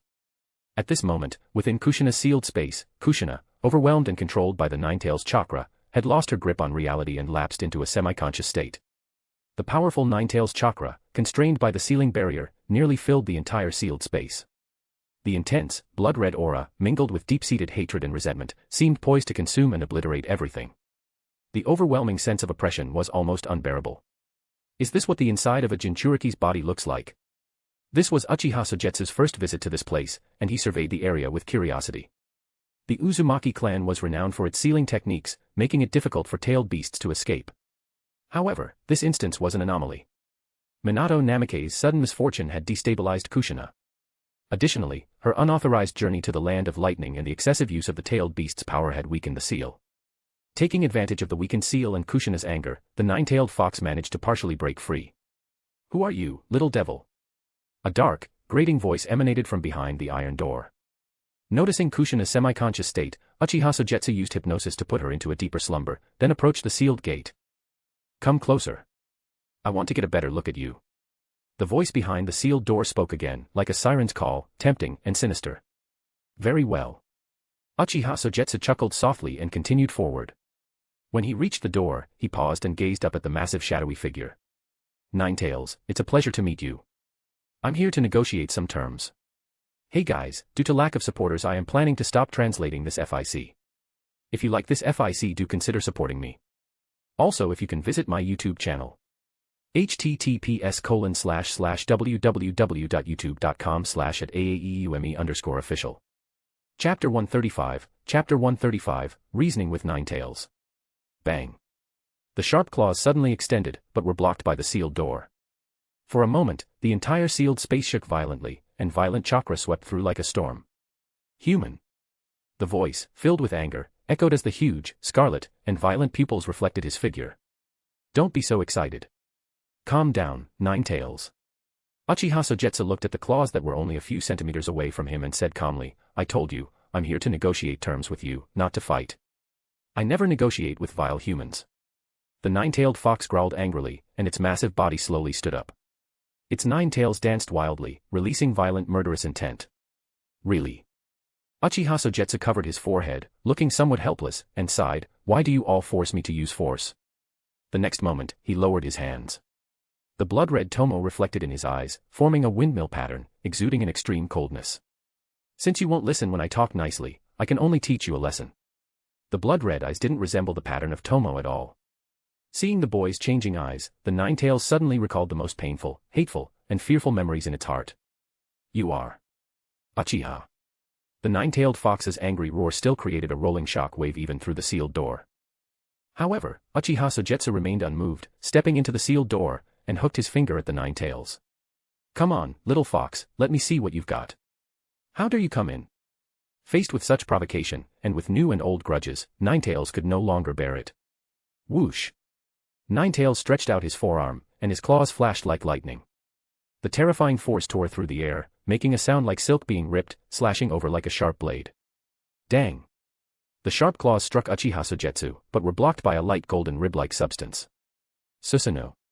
Seeing the familiar giant, the Ninetails was reminded of bad memories. Of course, the unpleasant part of its memory was not just about this giant, there was another even more terrifying person. "Is this all you've got?" Uchiha Sogetsu's eyes were bloodshot as he pushed the power of his Mangekyo Sharingan to the extreme. The pale golden ribs began to grow flesh and tendons at a speed visible to the naked eye, and soon the Tengu armor appeared. In an instant, Susanoo, now wrapped in the hard Tengu armor, appeared in its third form. It was majestic, exuding an extremely terrifying chakra that almost turned into a tangible oppressive force. The entire sealed space shook and wailed under the heavy pressure, almost collapsing. Susanoo clenched its fist and punched out heavily. Boom! The Ninetails was easily knocked over. With just one punch, the powerful force sent it rolling several times across the ground in disarray. After shaking its bruised and battered head, the Ninetails raised its head shakily. Just as it was about to let out an angry roar, it saw Uchiha Sogetsu approaching in a Susanoo, and he raised his palm, pressing its head heavily to the ground. Bang! Its head hit the ground again, and Ninetales felt extremely humiliated. Damn Uchiha, I'll kill you. It opened its mouth, quickly condensing yin and yang chakra. Shut your mouth. Of course, Uchiha Sogetsu would not let it use the tailed beast ball and directly punched the Ninetales on the nose. The immense force violently snapped the nine-tailed fox's jaws shut, interrupting the chakra it had just condensed, causing it to explode within its mouth. Boom. A puff of black smoke escaped through the gaps of its tightly sealed mouth. Although the Ninetales couldn't die, its head was reeling from the shock. But Uchiha Sogetsu wasn't about to give it a break. He raised his colossal fists encased in Susanoo and, after a brief accumulation of power, unleashed a relentless barrage on the Ninetales' forehead, belly, and spine. Bang, bang, bang. It was impossible to count the number of punches, and the nine-tailed fox howled in agony. Stop. Stop. Finally, the Ninetales couldn't take it anymore and pleaded for mercy in a low voice. What do you want from me? Though a tailed beast cannot die completely, its chakra will eventually regroup and it will reappear after a period, even it is not immune to pain. Even when Uchiha Madara controlled it, it wasn't beaten this brutally. This guy seemed to have come just to pummel it. I told you, I'm here to negotiate terms with you. Uchiha Sogetsu looked down at the Ninetales, which was curled up, clutching its head. Then tell me already. The Ninetales, desperate to avoid more beatings, glared at him with resentment. After enduring so much pain, it hadn't managed to learn anything, he just kept hitting it. Curse the Uzumaki clan. If it weren't for their sealing techniques, the nine-tailed fox would never have suffered such humiliation. It finally realized that continuing to fight was pointless and only inviting more pain. It wasn't a masochist, after all. Calm down now. Uchiha Sogetsu asked. Calm down. Very calm. Ninetales nodded frantically. If he didn't calm down, he would be beaten into a pulp. Okay, let's talk about something serious. Susanoo slowly disintegrated. Uchiha Sogetsu stepped on its nose, looked into the huge eyes of the Ninetales, and said calmly, I will give you two choices. First, you listen to me for 20 years, and then let you go free. Second, I will control you for 20 years with my Mangekyo, and then beat you to death. Choose. Is there even a choice here? The nine-tailed fox really wanted to swear at this moment, but under those cold Mangekyo Sharingan, it calmed down again. Don't be angry, don't be angry. The old man said, don't be angry with unreasonable people, there is no need. I choose the first one. It doesn't matter which one you choose. Ninetales seemed to have been drained of his energy. He was weak and helpless. He sneered and said, besides, I don't expect you humans to abide by the agreement, especially the evil Uchiha clan. Huh. There was a strong sense of distrust in his words. But it is true that humans have always regarded the tailed beasts as a huge force and deterrent, and have tried every means to control them. Promise? Haha, it no longer expects that kind of thing. It doesn't matter whether you believe it or not. Uchiha Sogetsu adjusted his glasses and said calmly, I am telling the truth. I am not interested in the power of the tailed beasts, and I don't want to become the Six Paths Jinchuriki. You. Hearing this, Ninetales' pupils trembled violently, and a look of shock instantly appeared. How did you know this? That's not important. Uchiha Sogetsu jumped down and walked slowly outside. I know much more than you think, the Ten-Tails Jinchuriki, the Sage of Six Path, Kagaya Otsutsuki, and even the God Tree. The successive words were like heavy artillery shells, bombarding Ninetales' heart. Its pupils widened, and an expression of disbelief appeared in its eyes. Who are you? How do you know these ancient things? Me. Uchiha Sogetsu paused and looked back, then smiled meaningfully and said, I am just an insignificant spectator in the long river of history. Hey guys, due to lack of supporters I am planning to stop translating this FIC. If you like this FIC, do consider supporting me. Also, if you can visit my YouTube channel. https://www.youtube.com/@aaeume_official. Chapter 136, Wiping Out Cloud Ninjas. Wake up, Kushina. Uchiha Sogetsu's voice was soft, yet it carried an undeniable authority. Buzz. Suddenly, Kushina, who had been half asleep, seemed to rouse a little. She looked up blankly, her innocent eyes fixed on the Konoha Umbu wearing an owl mask in front of her. Who are you? I am the Umbu squad captain of Konoha, Owl. Uchiha Sogetsu spoke in a low, magnetic voice, slowly and clearly, leave it to me from now on. You're very tired, take a nap. I'm sorry. Kushina felt her eyelids growing heavy, as if her soul was drifting away, and she closed her eyes groggily. Kushina, who had almost transformed into a tailed beast, was suddenly pulled back.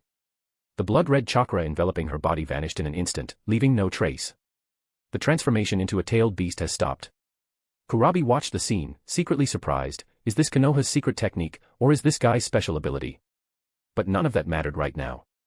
Kurabi's nervousness eased, replaced by a contemptuous smile. Haha, what a foolish move. Without the Nine Tails Jinchuriki in tailed beast form, with just a few of you, I'm curious how you plan to escape our encirclement. We won't escape, nor do we need to, because there's no need. Uchiha Sogetsu lifted Kushina, turned, and stared calmly at the approaching cloud ninjas, because, whether it's one piece of dust, two pieces, or dozens, they're difficult to distinguish with the naked eye. Treat them as dust. Kurabi's smile faded, his expression darkening. Then we'll see if you have what it takes. With that, he waved his hand, and dozens of cloud ninjas began to close in. Even though the Umbu are elite, they specialize in single combat, assassination, and espionage. Sir, what should we do now? Crane swallowed hard, internally cursing the new Umbu leader for putting them in such a dire situation. He had never seen an Umbu member openly infiltrate an enemy's encirclement like this. Who are they? Umbu. What are they known for?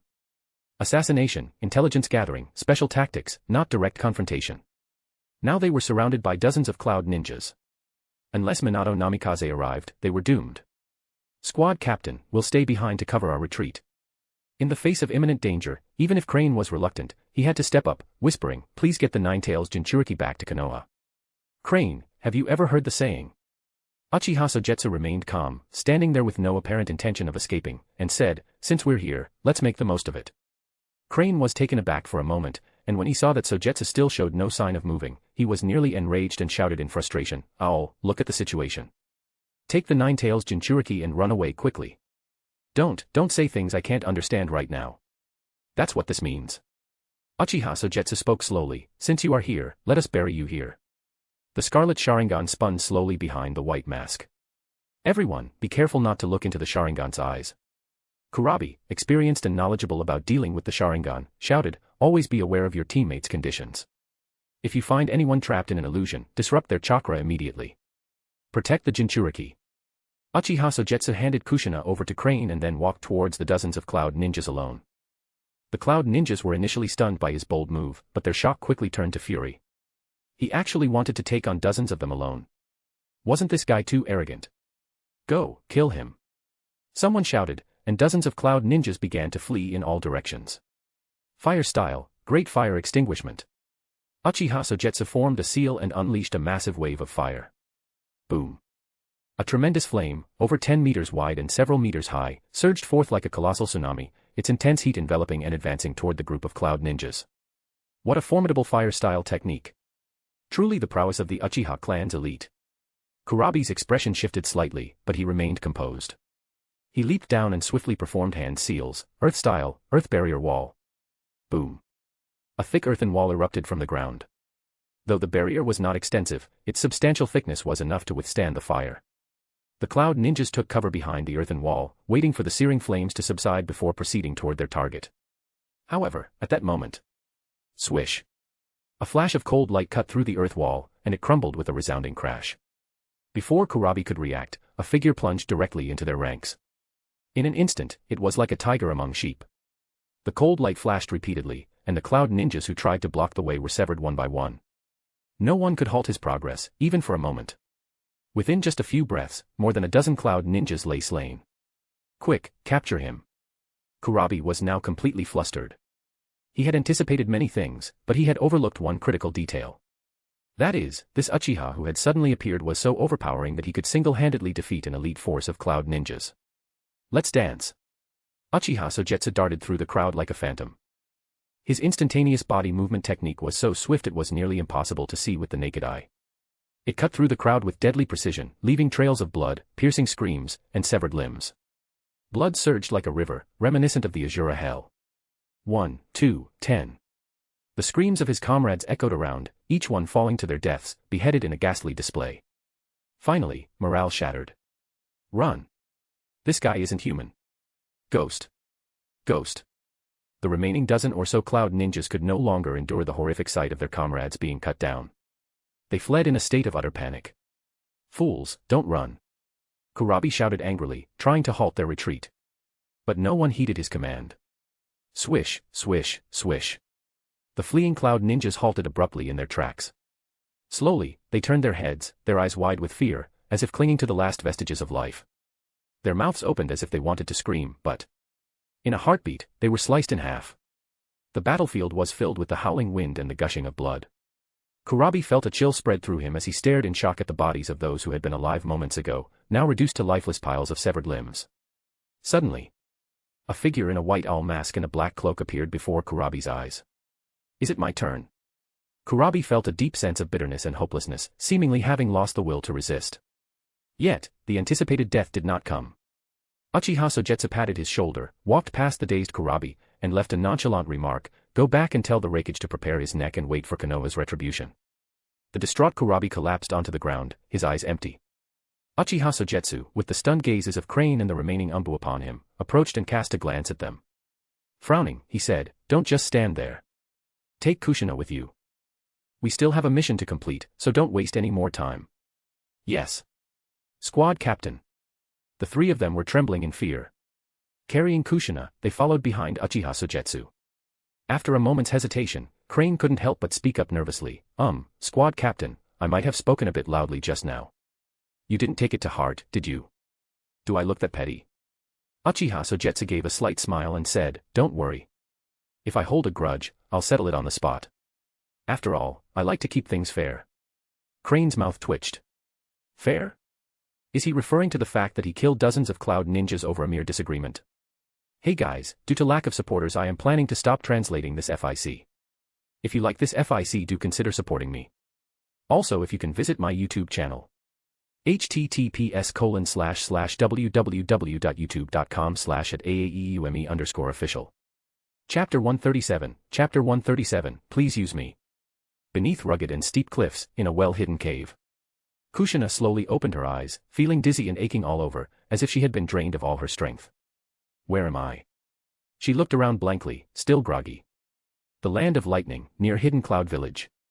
A kind and gentle voice pulled Kushina out of her half-sleep state.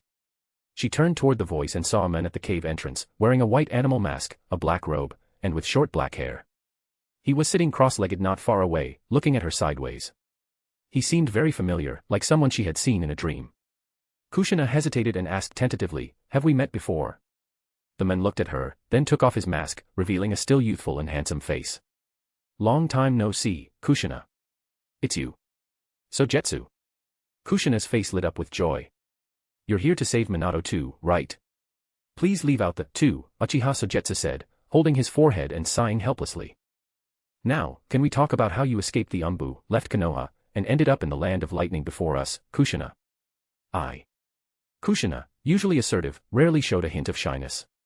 She blushed and whispered, "I was worried about Minato, and then. And then what?" Uchiha Sogetsu prompted. "It was just an accident." "Really, an accident?" "I swear." Kushina didn't seem very confident. She pinched her index and middle fingers together, leaving a small gap. Embarrassed, she said, "I got a little excited and hurt the Umbu uncle, then ran away."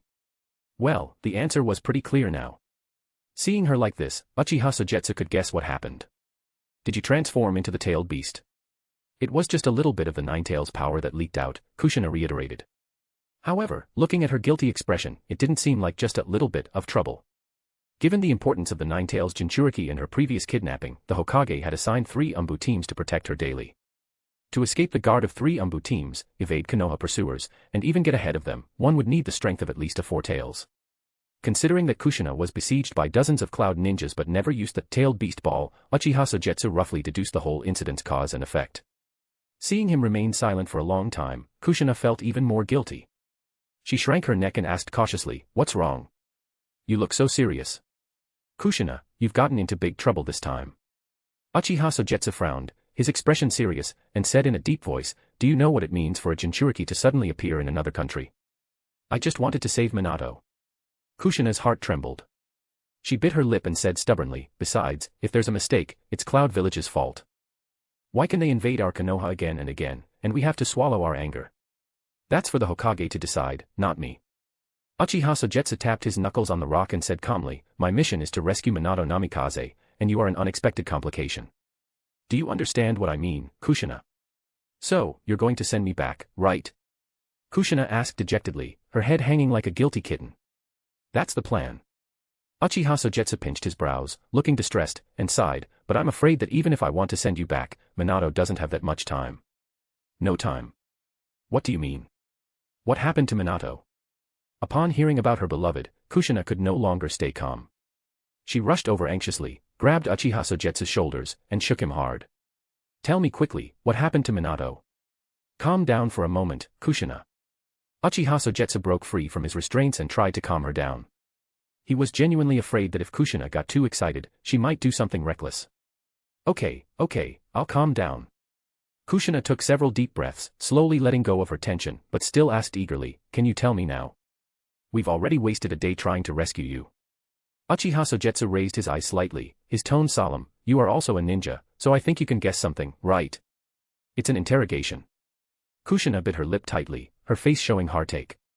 She knew very well that once an elite jonin from another village was captured, especially someone as politically significant as Minato Namikaze, they would be imprisoned and interrogated rigorously, with every piece of information extracted from them. The interrogation methods of ninjas were simple and crude, often involving intense psychological and physical torture until the captive could no longer bear it and revealed every secret under the influence of drugs. That's right.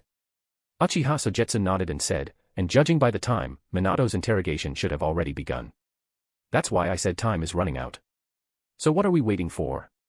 Kushina, who was naturally impulsive, immediately wanted to rush off to save Minato upon hearing about his situation. Wait, Kushina, don't be impulsive. Uchiha Sogetsu stood up, stretched out his hand to stop her, and shouted, you don't even know where Minato is imprisoned. How can you save him? Besides, the hidden cloud village is guarded by the third Raikage. If you rush in rashly, you'll be courting death. Not only will you fail to save anyone, but you might also get yourself killed. Upon hearing the loud shout, Kushina was struck as if by lightning. Her face turned pale, and she stood there stiffly, looking at him helplessly. Then what should we do? She asked. You're really putting me in a tough spot, Kushina. Uchiha Sogetsu sighed softly, his face etched with helplessness and conflict. From the village's perspective, I should have sent you back to Konoha immediately. After all, you're the Nine-Tails Jinchuriki. No matter how you look at it, your importance outweighs the current mission. Kushina clenched her fists, biting her lips with her pearly teeth, her eyes reddening. But if I send you back, it would mean giving up Minato's life. Uchiha Sogetsu continued, a self-deprecating laugh escaping him as he shook his head. For a qualified ninja, the village should come first. But it seems I can't ignore Minato's life. Maybe I'm truly not cut out to be a ninja. From his words, Kushina sensed a glimmer of hope. You mean? Yes, I've decided to save Minato. Uchiha Sogetsu smiled gently and said, of course, your strength is also crucial. So, please lend me a hand, Kushina. Absolutely. Kushina's eyes were resolute. As long as we can save Minato, you can count on me, Sogetsu. I have a plan. Uchiha Sogetsu adjusted his glasses and smiled. When the time comes, I might need to ask for your help. Not a problem. As long as Minato is saved, I'm willing to endure anything. Kushina proudly patted her chest, her red hair flowing as she flashed a confident and radiant smile. That's a relief. I was worried you wouldn't agree. Uchiha Sogetsu seemed to relax, patting her shoulder. Then I'll need you to sneak into the hidden cloud village and release the Eight Tails to cause a commotion. Yeah, okay, no wait, what? Kushina's eyes widened in disbelief. Hey guys, due to lack of supporters I am planning to stop translating this FIC. If you like this FIC, do consider supporting me. Also, if you can visit my YouTube channel. https://www.youtube.com/@aaeume_official. Chapter 138, Angry Raikage. Hey, Sogetsu. Kushina nervously tugged at the sleeve of the person in front of her. Is this really okay? Don't worry, my disguise is flawless. No one will find out. Uchiha Sogetsu reassured her confidently. Just wait for my signal. Once you receive it, transform into a tailed beast and hold back the third Raikage. Kushina fell silent, lowering her head with her cheeks flushed. On the broad, flat road, two people carried a sedan chair. Inside, Kushina sat wearing a pure white wedding dress adorned with pearls and other precious embellishments. She wore a white cotton hat with delicate lace and a sword strapped to her chest. This was Kushina's first time in a wedding dress. Her usual confidence had vanished, leaving her face flushed with shyness. She never imagined she would give away her first time like this, and the most significant issue was that the target wasn't Minato. Initially, Kushina opposed this plan. However, Uchiha Sogetsu had convinced her, saying, Kushina, you don't want to see Minato die because of you, do you? In the end, concerned for her lover's safety, Kushina had no choice but to abandon her reservations and agree to this seemingly outrageous plan. Disguised as a noble from the capital city, they were using the pretense of marriage to infiltrate the hidden cloud village. Naturally, the two sedan bearers were accompanied by members of the Umbu. Crane carried the sedan chair in front, seeming to hesitate and want to speak but holding back countless times. He remained doubtful about this audacious plan. After all, how could the ninjas of the hidden cloud village not notice something so extreme? They must have been aware of it. Yet, after Uchiha Sogetsu single-handedly decimated dozens of cloud ninjas, leaving deep psychological scars, he found himself unable to muster the courage to challenge the daring plan proposed by the squad captain, despite its apparent recklessness and potential for disaster. After all, what if a miracle truly happened? Though he hadn't faced many significant events while following Uchiha Sogetsu, Crane couldn't shake the feeling that, no matter how desperate the situation, a miracle was always within reach. Perhaps that was the allure of the squad captain. As he was lost in thought, the hidden cloud village drew closer. Facing the enormous wooden door, Crane forced himself to calm his turbulent thoughts and approached with composure. The moment of confronting fate had arrived. Almost everyone feared the plan would fail and they would be surrounded by cloud ninjas on the spot. After all, this was the hidden cloud village. Any mistake could lead to their total destruction. To their surprise, the cloud ninjas' interrogation wasn't particularly rigorous. They merely glanced briefly and allowed them entry. It's this easy. Crane's back was soaked with sweat from the tension, and his face reflected disbelief as he exclaimed, "Really? It was this easy to get in?" Kushina, sitting in the sedan, blinked in surprise. She had prepared numerous explanations in her mind, but none were necessary in the end. After a long moment of stunned silence, Crane finally came to his senses and asked cautiously, "Squad captain, did you just cast an illusion?" Uchiha Sogetsu shot him a deathly glare.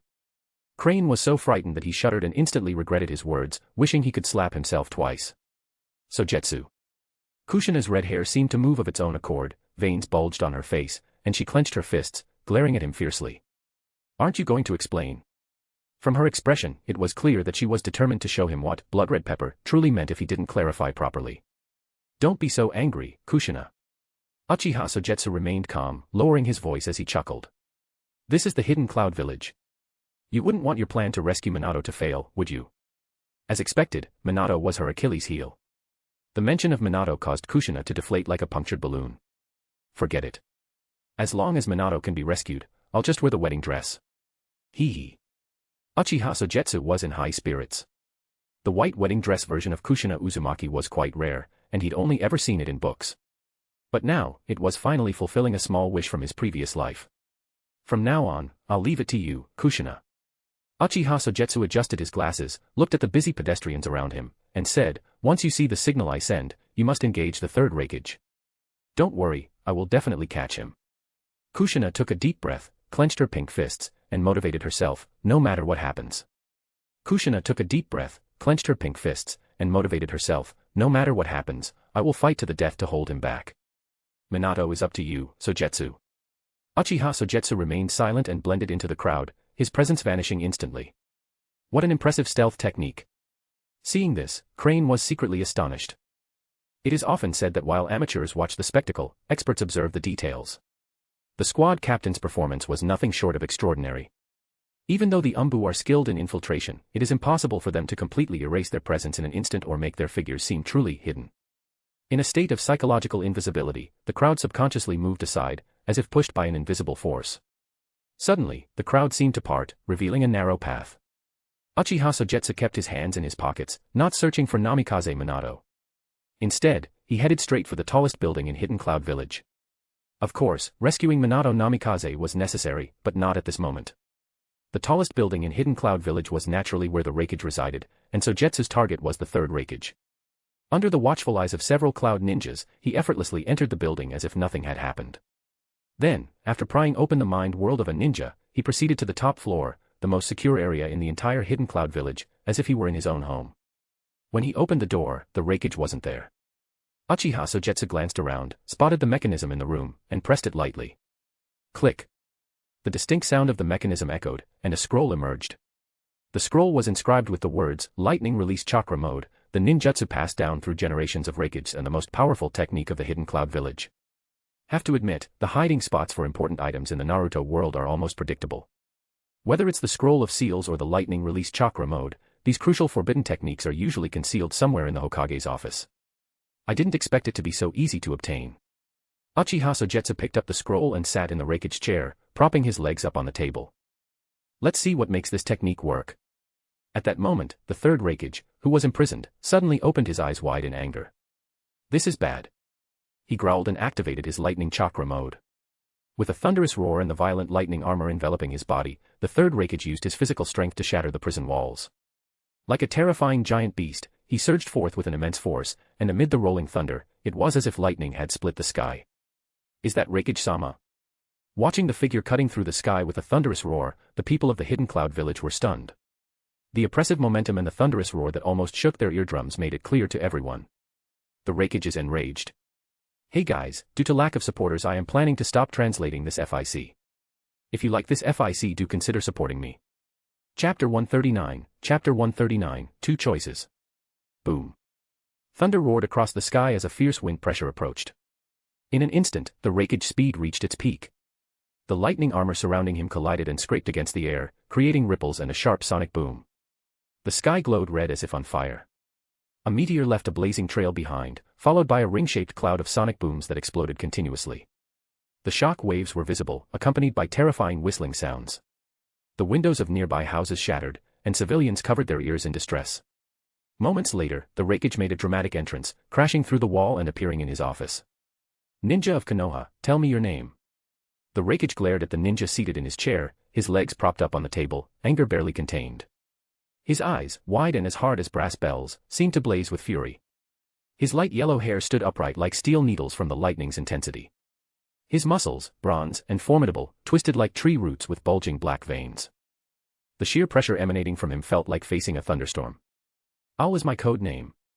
Uchiha Sogetsu put down the scroll and straightened his posture. As for my real name, I'm just an insignificant ninja, so there's no need to reveal it. The Raikage, recognizing the details of the white owl mask, black robe, and short black hair, recalled the report Kurabi brought back the previous day. A ninja from the Uchiha clan, an Umbu of Konoha, had appeared during the siege of the Nine-Tails Jinchuriki and single-handedly slaughtered 47 cloud ninjas with ruthless methods. Kurabi, who had witnessed the entire ordeal, was left deeply traumatized. Oh, it's you. The Raikage clenched his fist, eyes icy with rage. You've killed so many of our ninjas, and yet you dare to confront me. That's correct. Uchiha Sogetsu nodded slightly in acknowledgement. So, Lord Raikage, are you planning to seek revenge? You are truly brave, young man. The Raikage's gaze fell on the scroll, and his anger intensified. Since the founding of the Hidden Cloud Village, you are the first ninja to break in. Is that so? It seems I'm quite fortunate to be the first. Uchiha Sogetsu folded his arms, his voice barely audible as he chuckled. By the way, the ninjutsu of your village is truly remarkable, especially the research and application of human acupuncture points, tendons, muscles, and so on. In my opinion, it can definitely be considered the best in the ninja world. Are you finished with your nonsense? A surge of lightning crackled around the Raikage, violently leaping through the air, exuding an aura of destruction. No, and I advise Lord Raikage to remain calm. Uchiha Sogetsu chuckled, tilting his head with a playful tone. If you hurt me, perhaps a tailed beast will appear somewhere in your village. What did you say? The Raikage's calm demeanor finally showed signs of disturbance. His brows furrowed with anger, and the lightning around him seemed to intensify, reflecting his agitation. It was unmistakably a threat. Moreover, this bastard was using the tailed beast Jinchuriki to intimidate the entire Cloud Village.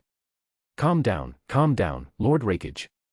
At this moment, Uchiha Sogetsu had the upper hand, showing no fear of the Raikage's power. He continued, don't look at me like that. If the roles were reversed, I'm sure you would understand my actions, right? Little brat, you're asking for death. The Raikage's eyes widened with fury, and a chilling murderous intent filled the room. His entire body trembled with the activation of lightning, and with a single step, his tendons and bones snapped like bowstrings, creating crackling sounds. Have you really thought this through before acting? Uchiha Sogetsu placed a hand on his face and spoke meaningfully. Is it worth trading my life for the safety of your entire village? In the Raikage's eyes, Uchiha Sogetsu's entire body was full of vulnerabilities. Even though Uchiha Sogetsu had no intention of resisting, he maintained a confident smile. His demeanor wasn't due to arrogance but because he had meticulously planned for this moment. If it had been the young and impulsive fourth Raikage, he might have been rash enough to use such a tactic, uncertain if the enemy would retaliate head-on. But with the third Raikage, the situation was entirely different. Despite the third Raikage's imposing and rough exterior, he was known for his thoughtful nature. The appearance of a tailed beast within the village would spell disaster. Even if they managed to repel the tailed beast, the hidden cloud village would suffer massive casualties, and countless civilians might face tragic deaths. Uchiha Sogetsu's strategy was a cunning one, placing the entire village at risk. For a moment, the Raikage found himself in a quandary. His instincts told him to eliminate the troublesome kid before him to avoid future complications. Yet, as a rational individual, he quickly suppressed this impulsive urge. The Raikage found it unacceptable to sacrifice thousands, or even tens of thousands, of civilian lives over a mere ninja. Lord Raikage. There's been a breach. Kill him. Outside the door, elite cloud ninja forces were preparing to burst in and eliminate this arrogant foe. Your reinforcements are here, Lord Raikage. Uchiha Sogetsu shrugged and spread his hands. Then, make your choice, Lord Raikage. The Raikage waved his hand, his eyes cold and sharp as blades. After slashing through the air several times, he shouted toward the door, "Everyone, don't move." The cloud ninjas who had come to support were bewildered. Even though they didn't understand why the Raikage gave this command, they obeyed. So, a group of jonin from the hidden cloud village stood by the door, glaring at the Konoha Umbu who was seated in the Raikage's chair with intense hatred. Kid, your target is Minato Namikaze, right? The Raikage's frown deepened, his gaze growing more menacing. No need for idle talk. Let's get straight to the point. Oh. Uchiha Sogetsu displayed an interested expression and listened intently. Please, go on. Since you've given me two choices, I'll give you two choices as well. The Raikage sat beside him, resting his chin on one hand, and regarded him with an indifferent stare. Either I release Namikaze Minato and the Nine-Tails Jinchuriki, and you stay, or you release the Nine-Tails Jinchuriki, and I'll kill you, Minato Namikaze, and the Jinchuriki. Fair enough. Uchiha Sogetsu nodded, smiling. Some say life is just a series of multiple-choice questions. What do you think? The Raikage slightly lifted his eyelids, and his murderous intent swirled like a tangible force. It's clear that you've drawn the Joker card. Hey guys, due to lack of supporters I am planning to stop translating this FIC. If you like this FIC, do consider supporting me. Chapter 140, have you ever been defeated? Under the firm command of the Raikage, even though the Cloud Ninjas were reluctant, they had no choice but to follow orders. Soon, Minato Namikaze, wearing heavy shackles, was roughly pushed in. His once bright and sunny demeanor was now disheveled, with wounds all over his body. It was clear he hadn't had an easy time over the past couple of days. But, given that his life was no longer in danger, this was already the best outcome. Seeing Minato's gaze, Uchiha Sogetsu gave a slight nod, acknowledging him. I'm sorry. I didn't expect things to turn out this way, Minato said, his face showing deep guilt and dejection. Gone was his previous high-spirited nature, even his yellow hair seemed a bit dulled. I truly regret that things ended up like this, and that you have to go through the trouble of rescuing me. The Raikage rested his elbows on his knees, his chin propped up on his hand, eyes shifting between the two of them. Despite the brevity of their conversation, it was enough for him to glean some useful information. Enough reminiscing, his deep, hoarse voice cut through. He placed his palms down and shifted to a sitting position. His posture was straight and rigid, like a sword ready to be drawn. He locked eyes with Uchiha Sogetsu and said, I've brought the person you wanted. Now it's your turn. Tell me, how do you plan to get me out of here? Minato forced a bitter smile, looking around at the Cloud Ninjas and the third Raikage. Don't count on me. My chakra pathway is sealed. I can't use Flying Thunder God to get you out directly. Don't worry, I don't plan to rely on you. Uchiha Sogetsu pushed himself up from the chair and stood slowly. He addressed the Raikage, once he leaves Kimogakure, our deal will be complete. How does that sound? Fine. The Raikage's eyes narrowed slightly, revealing a dangerous glint. But you are not allowed to follow. You must stay here. Even now, he still couldn't fathom what the young man in front of him was planning or how he intended to escape under his watchful eye. As long as he didn't let the other party leave the room, he was confident he could keep this person under control. Of course, this is one of the conditions we agreed upon. Uchiha Sogetsu spread his hands to show his agreement, then addressed Namikaze Minato, did you hear that? You need to leave on your own. When you go, remember to send me a signal. Wait, what about you? What are you going to do? Minato Namikaze asked, frowning with concern. I have my own way of handling things, so you don't need to worry. Uchiha Sogetsu gave him a reassuring smile and then moved to pat his shoulder. But in an instant, the third Raikage appeared out of nowhere and seized his wrist, his cold eyes filled with a murderous glare. Boy, you're 10 years too early to pull such a trick in front of me. Ah, are you that nervous? Despite being gripped tightly, Uchiha Sogetsu remained unruffled.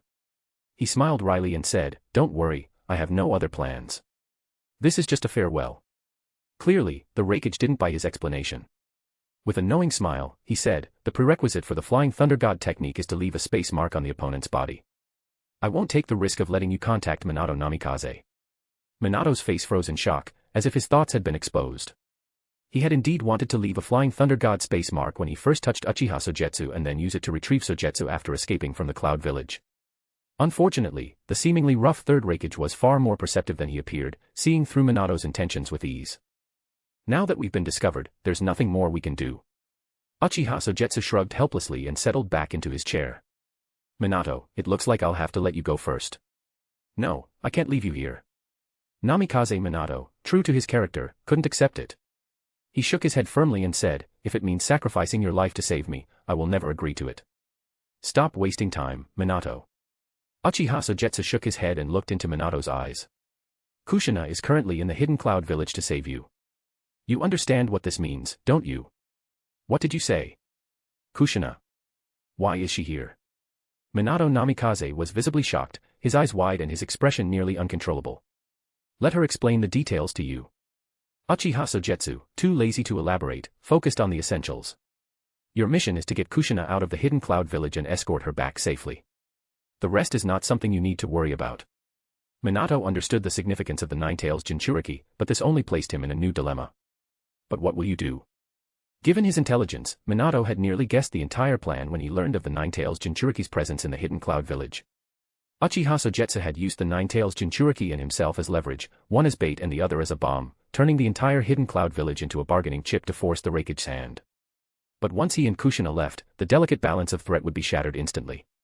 At that point, Uchiha Sogetsu would face the third Raikage and all the ninjas of the hidden Cloud Village alone. That's not important, Minato.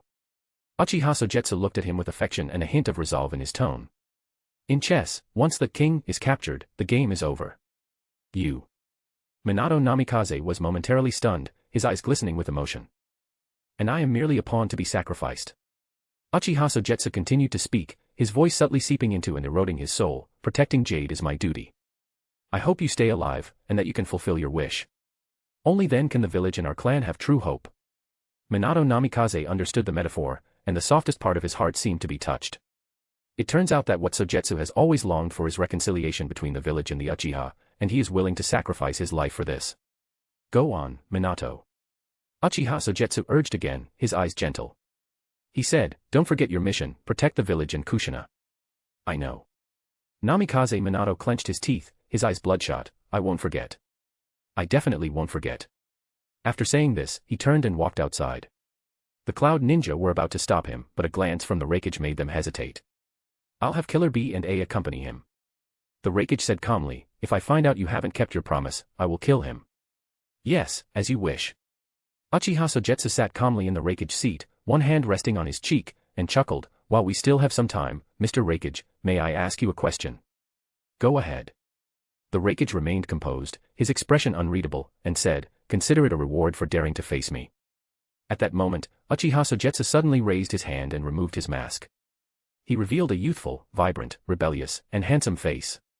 Adjusting the mask on his nose, he let the reflection of the Raikage appear in his blood-red eyes. He smiled and asked, Mr. Raikage, have you ever been defeated? Hey guys, due to lack of supporters I am planning to stop translating this FIC. If you like this FIC, do consider supporting me. Chapter 141, Wind Release vs. Lightning Release. The Raikage was reminded of a shameful memory deep within his heart, one he least wanted to recall.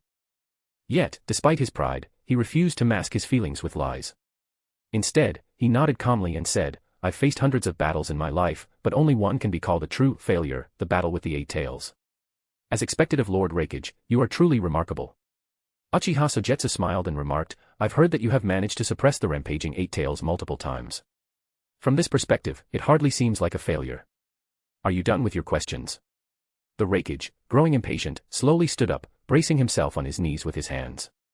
At that moment, outside the hidden Cloud Village, a firework suddenly soared into the sky. Bang! Brilliant fireworks erupted against the blue backdrop. In an instant, as if signaling a change, a violent gale swept through the entire office, akin to a surging torrent. Accompanied by the roar of thunder and lightning, the surrounding air current swirled chaotically, and chakra blazed and surged like flames, forming solid armor around the Raikage's body. In mere moments, his aura reached its peak, roaring like a tempest. Even Uchiha Sogetsu couldn't help but add a note of solemnity to his otherwise calm demeanor. Everyone, listen up, don't interfere.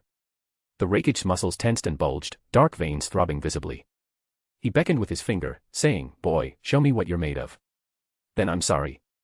Before the words had fully left his mouth, Uchiha Sogetsu slammed his foot onto the ground and his figure vanished in an instant. The wind roared with fury.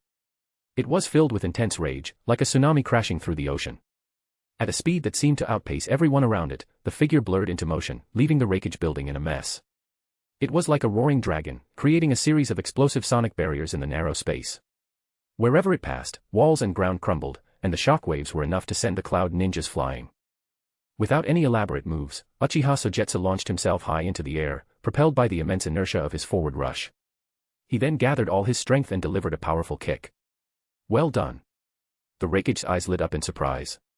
Without attempting to dodge or evade, he immediately braced himself and attacked directly with his fist clenched. The collision of fists and feet resulted in a deafening explosion. Boom. The impact lifted the neatly arranged, solid rock floor around them layer by layer, creating a shockwave that seemed almost tangible. The force of the blast drove the surrounding cloud ninjas back. What terrifying power! The cloud ninja, witnessing the fierce clash between the two, looked on in shock. This is the first time I've seen someone who can match the Raikage's physical strength. You see, the Raikage harnesses the lightning release chakra mode to enhance his body cells, allowing him to unleash extraordinary power. But what about that guy? This, scales. A strange ninjutsu. The Raikage immediately noticed the fine, hard, light golden dragon scales covering Uchiha Sogetsu's skin and showed a hint of curiosity. But even these aren't enough.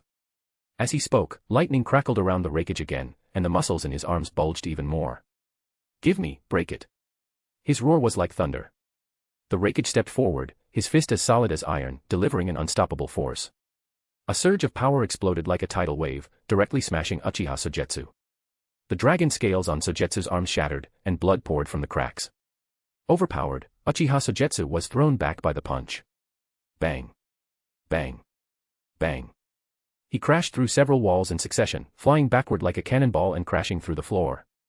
Only when he landed on the last floor, creating a several-meter-wide crater in the ground, did the force finally diminish. Uchiha Sogetsu felt the world spinning, his internal organs feeling as though they were shifting. What a heavy fist, what an immense force. That was the first thought that flashed through his mind. No wonder he could even handle the rampaging eight tails, and both were exhausted in the end. The third Raikage was truly terrifying. However, the Raikage had no intention of giving him a break and leapt down from the shattered ground. Boom. He landed like a meteorite, sending a fresh gust of wind sweeping through. The Raikage was clad in armor, his entire body crackling with lightning, violent arcs of electricity dancing around him. His bronze skin gleamed like fine steel, with a metallic sheen. What? Is this all you've got? His eyes, like copper bells, widened with anger, emanating a terrifying murderous intent. He stared down at Uchiha Sogetsu lying in the pit and said in a deep voice, "Get up. You must have more to offer, right? If you can't even withstand a punch from me, it would be quite disappointing. Instead of worrying about me, you should be more concerned about yourself."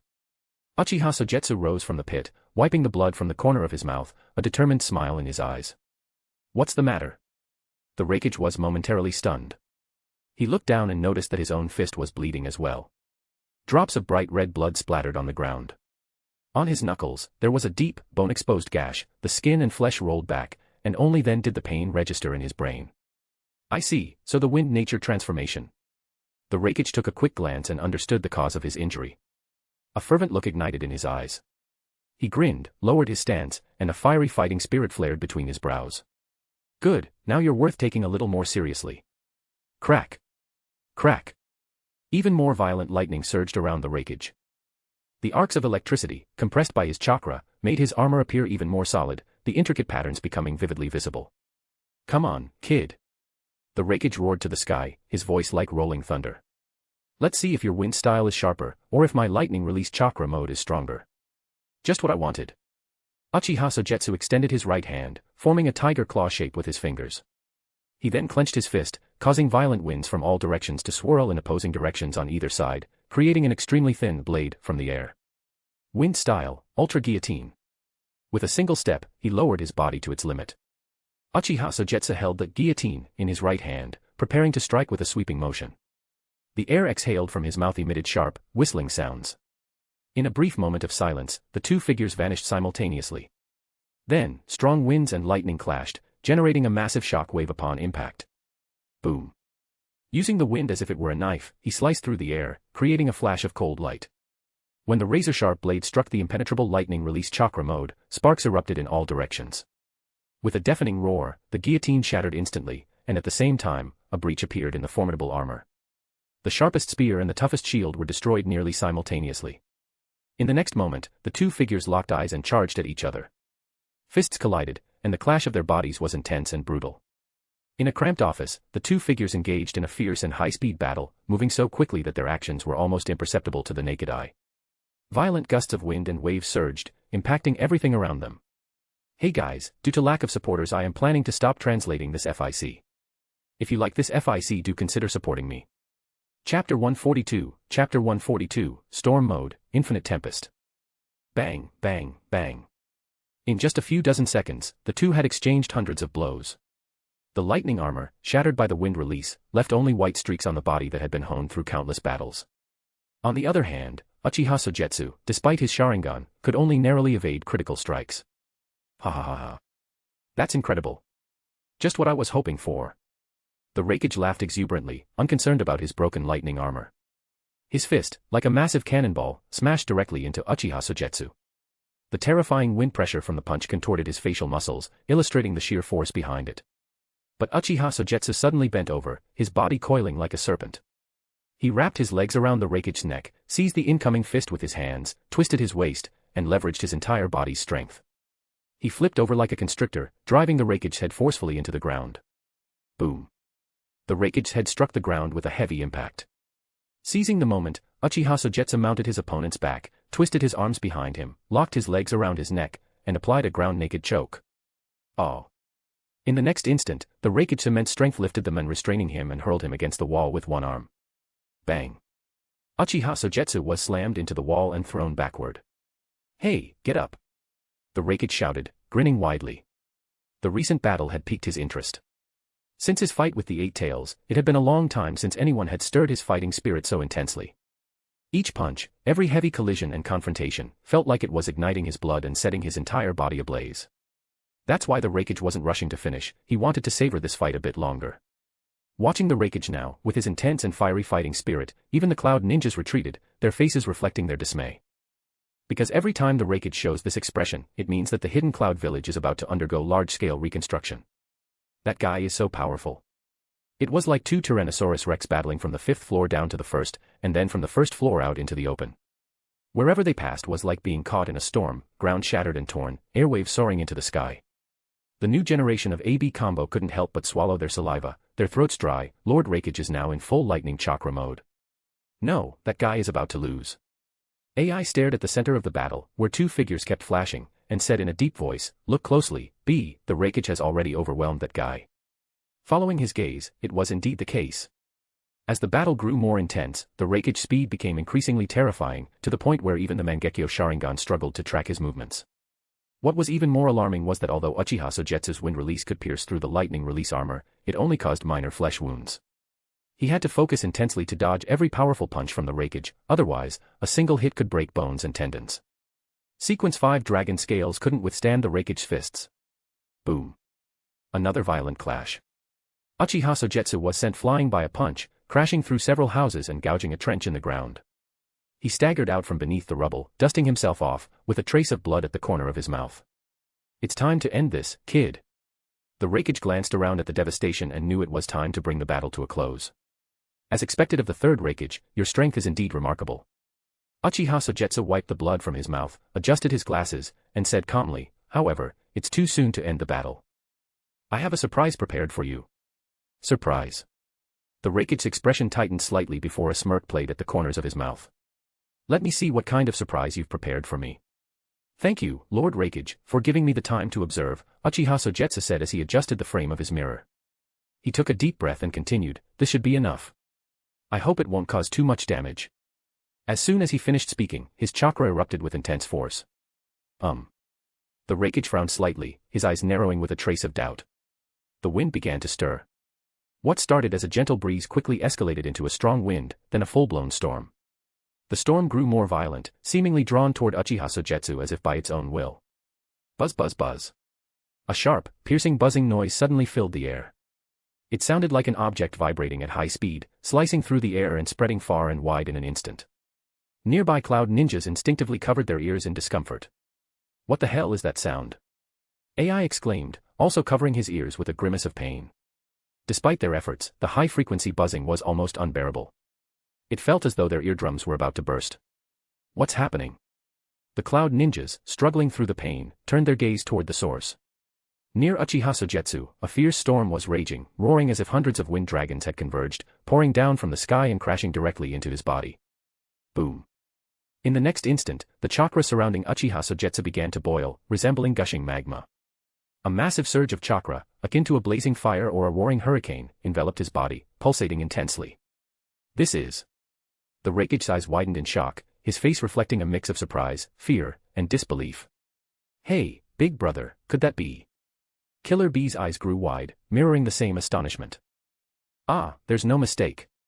AI's eyes quivered with shock as he exclaimed, the ninjutsu he's using is the lightning release chakra mode. Buzz buzz buzz. A powerful wind erupted from the ground, spiraling upwards like a tornado.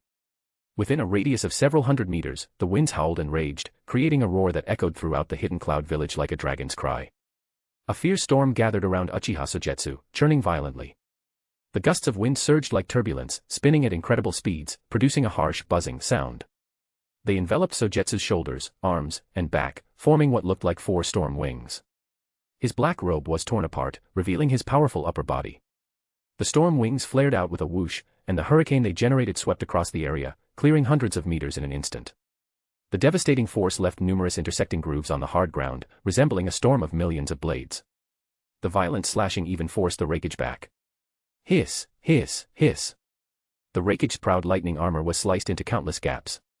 His pupils contracted in fear as he stared at Uchiha Sogetsu, horrified by the storm surrounding him.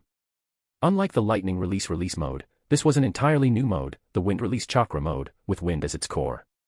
Though similar, it was fundamentally different. This is my wind release chakra mode. Uchiha Sogetsu declared calmly, embodying the storm itself. I'll name it, Storm Mode, Infinite Tempest. Hey guys, due to lack of supporters I am planning to stop translating this FIC. If you like this FIC do consider supporting me. Chapter 143, Hell Stab. Wind-style chakra mode. The Raikage's face was a mix of uncertainty and anger, his eyes flashing with intensity. His voice, deep and rich, cut through the tension. Humph, you can't even stabilize your chakra, it's nothing but a poor imitation. His criticism wasn't just for show. He studied it closely and noted that, while it resembled the lightning chakra mode of the hidden cloud village, it lacked crucial details. In the perfected lightning chakra mode, chakra envelopes the user's body in a stable, controlled form through their muscles and acupoints. This not only activates the user's physical abilities but also significantly enhances their defense, strength, and reflexes, including nerve response. More importantly, the perfected lightning chakra mode poses no harm to the user. However, when he looked at Uchiha Sogetsu, he saw that the wind-style chakra mode, created as a mere imitation of the lightning-style chakra mode, harbored numerous hidden dangers. Firstly, the unstable chakra had torn the clothes from Sogetsu's shoulders and back, and the high-density compressed chakra was placing a severe strain on his internal organs. Even if you're talented enough to learn the lightning chakra mode from a single scroll, the Raikage said, crossing his arms confidently, the true lightning chakra mode requires precise stimulation of the body's tendons and acupoints, details not covered in that scroll. Such an incomplete ninjutsu might show significant improvements quickly but would also cause irreversible damage to the body, particularly the internal organs, tendons, and acupoints, essentially sacrificing one's future as a ninja. You're right about that, but my infinite tempest is not so simple. Uchiha Sogetsu smirked, his fingers curling into a confident gesture. As for whether it's a poor imitation, wouldn't it be clearer if Lord Raikage experienced it for himself? Very well, let me see what you've truly learned about this so-called wind-style chakra mode. The Raikage's eyes burned with fierce determination. He took a powerful step forward, causing a thunderous roar as the force of his movement crashed into the ground. The immense power shattered the earth within a radius of dozens of meters. The ground cracked and splintered like a spider's web, sending countless shards of rubble flying. Some of the cloud ninjas who were watching were caught off guard, pierced by the debris and screaming in pain. The survivors who had managed to avoid the impact stared in shock at the debris embedded deep into the walls and ground. Their faces went pale as they quickly scrambled away from the area using all their strength. Boom. In an instant, the Raikage figure shattered the sound barrier. A blinding blue light ripped through the air, accompanied by turbulent waves. With the force of steel, the Rakich's 5 powerful fingers clenched tightly. The immense gripping power caused the air to burst with a deafening explosion. He threw a straightforward punch, devoid of any unnecessary movements, simple and direct. Yet, with the Rakich's body capable of withstanding the tailed beast's power and pushing the limits of human endurance, his punch actually shattered the air. Whoosh! The explosive air collapsed in front of his fist and surged forward like heavy artillery. You're too slow. In an instant, the raging storm around Uchiha Sogetsu erupted, and he vanished from his previous location. Just as the Rakich's expression changed, he saw Uchiha Sogetsu reflected in his eyes. Sogetsu had managed to close the gap before the Rakich could complete his punch. They were now almost at zero distance, leaving no time for the Rakich to alter his movement. Uchiha Sogetsu lightly pressed his palm against the Rakich's solid chest. Infinite Tempest. Boom. Spiraling storms gathered in his palm, compressing with intense force before exploding. Amidst high-frequency vibrations that pierced the eardrums, the roar of the attack was like a giant dragon. It slammed into the Rakich's chest with terrifying force, sending him spiraling backward uncontrollably at an unseen speed. Boom, boom, boom. The houses ahead were reduced to rubble by the massive dragon formed from the storm. The ground was torn apart by the intense wind pressure, leaving a gash several meters wide where the Rakich had been flung backward. Hey, you must be joking. AI's face was etched with terror. He watched his father being thrown back, a cold sweat breaking out on his forehead without him even noticing. Father, has he been overpowered? Don't panic. A seasoned cloud ninja with a grave expression cut in sharply, Lord Rakich will not be defeated. Remember, Lord Rakich once subdued the 8 tails on his own. Yes, he needs to stay calm. AI quickly regained his composure, took a deep breath, and said, "You're right, father will not lose." He turned his attention back to the battlefield. The Rakich, now lying amidst the debris, coughed violently, blood staining the corners of his mouth. He wiped the blood away, feeling the intense pain in his body, but a fierce fighting spirit sparked in his eyes. The long-suppressed desire within him was ignited. Excellent, this is the battle I have yearned for. Boom. Lightning split through the ruins. Bathed in the glow of lightning, the Rakich tore off the obstructive remnants of his clothing, revealing his powerful and broad chest. A lightning-shaped scar added to his fierce appearance. Come on, Uchiha clan ninjas. The Rakich's hair and beard stood erect like steel needles, and lightning and thunder surged around him. He declared with intensity, "I acknowledge you. Since the 8 tails, you are the first opponent to truly excite me. You've earned the right for me to use this technique against you." As he spoke, he bent his knee slightly, took a half step with his left foot, and leaned his body sideways. Then, he extended his right arm horizontally to his chest, aligned his 4 fingers together, curled his thumb inward, and shaped his palm into a blade. Lightning crackled across his body, emitting a blinding light. That's it. The watching cloud ninjas couldn't help but gasp in amazement. The Sharingan in Uchiha Sogetsu's eyes whirred as he observed the Rakich's chakra flow with heightened clarity. He watched as the chakra gathered and intensified in the Rakich's arms, coursing through the tendons like flowing rivers, converging at the 4 fingers where the tendons were most delicate and slender. Boom. Lightning surged and crackled at the fingertips with a deafening roar. If the Raise-Non represents the ultimate transformation of nature, then the Hell Stab of the 3rd Rakich signifies the ultimate transformation in shape. It's a straightforward technique, focusing lightning on the fingers. Yet, this seemingly simple maneuver is unique to him alone, and not even the 4th Rakich could replicate it in the future. At the tip of his right arm, the lightning chakra was compressed to its utmost limit, focusing on the 4 fingers. The blade of lightning extending outward was like the sharpest divine weapon in existence. Anything that dared to obstruct it would be ruthlessly torn apart and pierced. Father, you have to be serious. AI's eyes gleamed as he watched the move, Hell Stab. 4-finger Nukite. This was the technique that made the 3rd Rakich renowned, helping him defeat the rampaging 8 tails. It involved concentrating lightning on the fingers and thrusting it with extreme speed. The moment the Rakich took the Hell Stab stance, the dark expressions on the cloud ninjas' faces were lifted as if by the blazing sun. In their hearts, every Kumo ninja believed that the Rakich would emerge victorious. Don't die, kid. The Rakich lowered his center of gravity and took a sprinting stance, his gaze locked ahead with lightning speed. Hell Stab, 4-finger Nukite. Hey guys, due to lack of supporters I am planning to stop translating this FIC. If you like this FIC, do consider supporting me. Chapter 144, Rakich dead. A boundless pressure enveloped the entire area. The oppressive aura, mixed with disturbing thunder, filled the space within 100 meters with a breath of death and destruction. In the next moment, the Rakich moved. In an instant, his figure seemed to tear through the air, dragging along rolling waves of wind, flickering like an afterimage. He seemed to blend into the smoke-filled battlefield. Even with the Mangekyo Sharingan, it was challenging to pinpoint the Rakich's exact location. One could only catch a fleeting glimpse of light. Hell Stab, Four-Finger Nukite.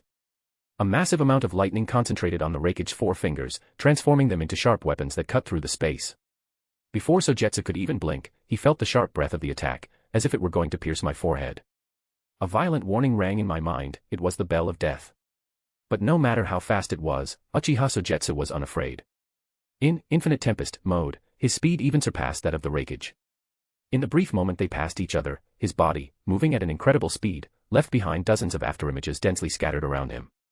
The Rakichi's pupils narrowed slightly. He hadn't anticipated the opponent's speed to be so extraordinary.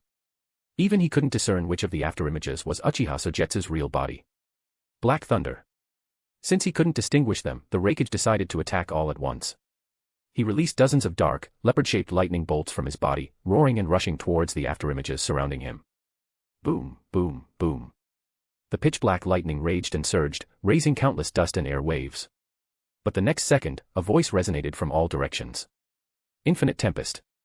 Powerful winds surged from every direction, instantaneously drawing all the nearby air into a vacuum-like area.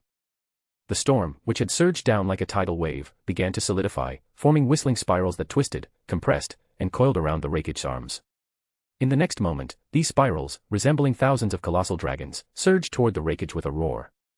A brief flash of surprise crossed the Rakichi's eyes, but he quickly recovered, roaring as he pushed his lightning chakra mode to its absolute limit. The lightning around him intensified, becoming more blinding, heavier, and more violent. Boom. Thousands of wind dragons roared and collided with the Rakichi, as if attempting to strangle him. Even his immensely strengthened body could not withstand such a relentless onslaught. The lightning armor began to shatter under the pressure, deep gashes cutting into his bronze-like flesh, and blood gushing out like a fountain. Here. Despite the ferocious attack, the Rakichi seized the opportunity, his eyes locked onto his target until he finally pinpointed its location.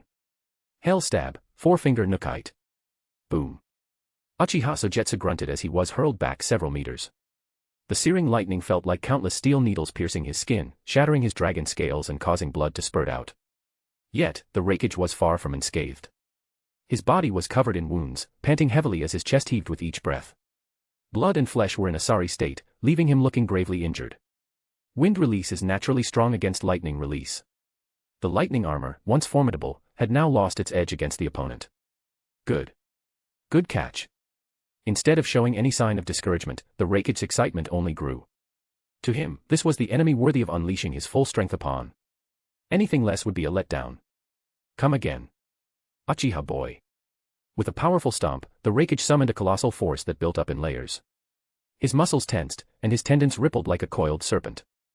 His spine arched dramatically, and his four clenched fingers transformed into three. Hell Stab, Three-Finger Nukite. In an eruption of thunder and lightning, a force even more formidable than before was unleashed. The air exploded with a deafening roar as the raging storm was torn apart in an instant. The three fingers lined up side by side were charged with lightning, creating a sound akin to metal scraping as they sliced through the air. Invincible.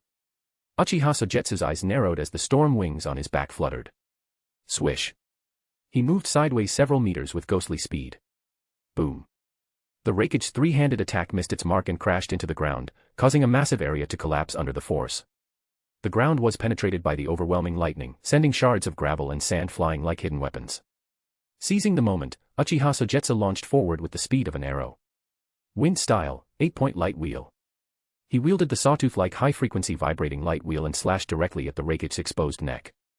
Unexpectedly, the Rakichi shifted suddenly, his calf sinking into the ground. He twisted his waist and turned around, leaving only the index and middle fingers of his right hand. The strength originally dispersed across four fingers was now concentrated in just two. Hell Stab, Two-Finger Nukite. Boom. The wind howled fiercely, and thunder roared with relentless fury. For a brief moment, the air around them stagnated. Then, as if squeezed by an unseen force, it began to collapse inward, centering around the two figures. The ground shattered violently from the collision. When the air had compressed to its limit, it resulted in a cataclysmic explosion. Waves of air spread outward like a tidal surge, obliterating everything in their path. The cloud ninjas who were first struck had no time to react before being engulfed by the crushing shockwave. Amidst the chaos of storm, thunder, and lightning, blood was scattered in torrents. In the midst of the bloodshed, with organs bursting and bones splintering, dozens of cloud ninjas were flung backward with immense force, knocking over others who were watching. But there was no time for astonishment, as the second attack was already underway. Using his formidable physique, the Raikage braced himself with his shoulders against the onslaught. Blood gushed forth, exposing his white bones, while layers of flesh and blood spilled out. Despite the ghastly injury, he remained unfazed, his gaze cold as he reached out to seize Uchiha Sogetsu, a sinister smile on his lips. "You slippery little brat, I've got you now." Of the original 2 fingers, only the index finger remained. The piercing, shrill sound seemed to tear through the very fabric of the air. All the chakra was channeled into the Raikage's final finger. This was his ultimate move, the Hell Stab, one-finger Nukite. He had used this technique to sever all the tails of the rampaging 8 tails in a single blow. "Take this." The Raikage roared, exerting all his strength as he thrust his finger forward with a powerful thrust. Hell Stab, one-finger Nukite. However, Uchiha Sogetsu's eyes narrowed, and ripples seemed to manifest within them. Calmly, he stated, "Lord Raikage, you've lost." "Is that the Sharingan?" The Raikage's heart suddenly skipped a beat as he realized, it's just an illusion. He tried to close his eyes, but it was too late. His mind felt sluggish, as though it were being dragged into a dark abyss. His vision gradually dimmed, as if he was under control and losing his senses. Battle hypnosis. Though only for a fleeting moment, the Raikage's mental state was affected. He quickly snapped back to reality, but in the high-stakes battle of elite ninjas, even a second is crucial. As he regained his senses, he was startled to see Uchiha Sogetsu standing before him, arms crossed and fists clenched, accumulating chakra. In an instant, the chaotic storm raging across the battlefield seemed to vanish. Even in the infinite tempest mode, the storm that had wrapped around his shoulders and back was now concentrated at the front of his crossed arms. In the next moment, Sogetsu opened his arms abruptly. A crescent-shaped emerald-green blade shot forward at an incredibly fast speed, slicing through the air with precision. Wind-style, vertical guillotine. The Raikage had no time to react and was sliced in half by the emerald-green blade. What lightning armor, what immensely hardened body. In front of the emerald-green blade, they were nothing, easily cleaved through. Shwa. The emerald-green blade swept through the void, creating a double-layered air split that seemed to tear apart. After slicing through the Raikage, the blade flew nearly 100 meters, severing everything in its path. Houses, smoke and dust, swirling air currents, and even airborne particles were all cut in half. "I forgot to mention, Lord Raikage," Uchiha Sogetsu said, lightly adjusting his glasses with his index finger, exhaling softly. "In your next life, if you get the chance, remember to be wary of the spectator." The Raikage's lower half remained standing, but his upper body slowly slid down. Cut in half. "Hey guys, due to lack of supporters I am planning to stop translating this FIC. If you like this FIC, do consider supporting me." Chapter 145, Impossible. Absolutely impossible. Did I lose? The Raikage gazed up at the sky, a flicker of bitterness crossing his face. In a battle where life and death hang in the balance, even the smallest mistake can lead to a disastrous outcome. Father. Third Raikage. Lord Raikage. The Cloud Ninjas watching from afar were enraged by the sight before them. The Raikage, who they had believed invincible, not only lost to his opponent but had been sliced in half. The event unfolded too suddenly. No one could have anticipated that the Raikage, who had been on the brink of victory and was about to deliver a decisive blow, would be abruptly defeated. The distance prevented them from seeing the details of the battle clearly. Yet, the grim reality was evident before their eyes. Even if they wished it were not true, the outcome remained unchanged. The third Raikage had been severed in half. The immense psychological shock almost caused AI to collapse. Had Killer Bee, standing by his side, not intervened to support his older brother who was on the verge of fainting, AI might have fallen to the ground.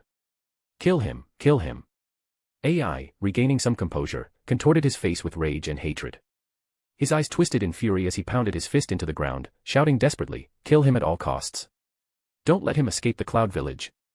As he spoke, he gripped Killer Bee's arm tightly. His fingers pressed so hard that they turned white, and the bones creaked, but Killer Bee gritted his teeth and made no sound. "Big brother." Seeing the intense hatred in AI's eyes, Killer Bee seemed to understand his resolve and nodded firmly, "Don't worry, big brother, I won't let him leave the Cloud Ninja village alive." Cloud Ninjas from all directions began to surge toward the heart of the battlefield. Hatred was etched on every face, as if they wished to tear apart the men who had slain their Raikage. Leading the charge was naturally the Eight Tails Jinchuriki, encased in a blood-red chakra coat with 4 tails thrashing in the air, creating explosive bursts of energy. "It was my fault for being careless." The Raikage, cut in half, relied on his immense vitality to hold on for one last breath. "I actually forgot that you are an Uchiha." Despite his defeat, there was no regret on his face. Instead, he showed a sense of satisfaction and pleasure. It had been a long time since he had felt such a thrilling and evenly matched battle, not since his fight with the Berserk Eight Tails. Well done, Konoha ninja. The severed Raikage fixed his gaze on Uchiha Sogetsu, as if trying to etch his image deeply into his memory. You are the only one who has defeated me head-on. Leave your name. Uchiha Sogetsu. Uchiha Sogetsu paused for a moment and then stated his name. Uchiha Sogetsu, ha ha ha ha. The Raikage savored the name with a joyful smile spreading across his face. Good. Uchiha Sogetsu, as the ninja who defeated me, your name will surely be remembered in the new era. As the Cloud Ninjas approached, Uchiha Sogetsu slowly turned around and said something peculiar, goodbye, third Raikage. Goodbye. Hearing this, the Raikage couldn't help but laugh out loud. There would be no chance to meet again. He was fully aware of his injuries and knew he would not survive. Watching the retreating figure, the Raikage's vision grew increasingly blurry. He was surrounded by a cacophony of sounds and could faintly hear AI's desperate cries. Don't cry, AI. The Raikage clung to his last breath, looking at the indistinct figure before him, and said, from now on, the hidden cloud village will be in your hands. AI knelt on the ground, tears streaming down his face, crying out in anguish. However, the Raikage could no longer hear. He slowly closed his eyes and, after uttering his final words, passed away completely. From now on, you are the fourth Raikage. No. AI. No, from this moment on, he should be called fourth Raikage. Before the lifeless third Raikage, AI knelt amidst a pool of blood. At this moment, he officially took on the title of AI and became the fourth Raikage of the Hidden Cloud Village. The first order given by the fourth Raikage was to eliminate the Uchiha Sogetsu at all costs. AI, who had gathered the remains of the third Raikage, with his face smeared with mud and tears, appeared to have instantly gained a new sense of composure. Yet, in his wild eyes burned an unquenchable rage, as if fueled by all the hatred that could warp his very will. He stood amid the ruins, eyes fixed on the figure being pursued by Cloud Ninja in the distance, and declared in a hoarse voice filled with extreme loathing. In the name of the fourth Raikage, I declare war on Konoha. At that very moment, Sarutobi Hiruzen, far away in Konoha, felt a sudden chill run down his spine. Beside him lay a beautiful figure, wrapped in a thin sheet that accentuated her graceful and alluring form, her curves shifting gently. Sensing his discomfort, she half opened her eyes and gazed at him with a dazed expression. What's wrong, Hiruzen? Nothing. I might have caught a cold. Sarutobi Hiruzen pinched the bridge of his nose, feeling uneasy but unable to pinpoint the cause. After a moment, he asked, by the way, Danzo, what's the situation in the Hidden Mist Village and the Hidden Rock Village recently?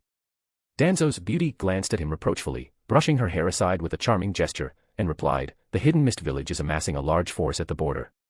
We don't have clear information about them for now. The old Tsuchikage is too crafty for our root ninjas to infiltrate, but they're likely also gathering troops. It's not the Hidden Mist Village, nor the Hidden Rock Village. As Sarutobi Hiruzen was deep in thought, a sudden realization struck him.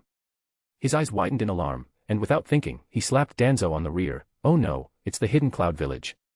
Smack. Danzo's flesh jiggled from the impact.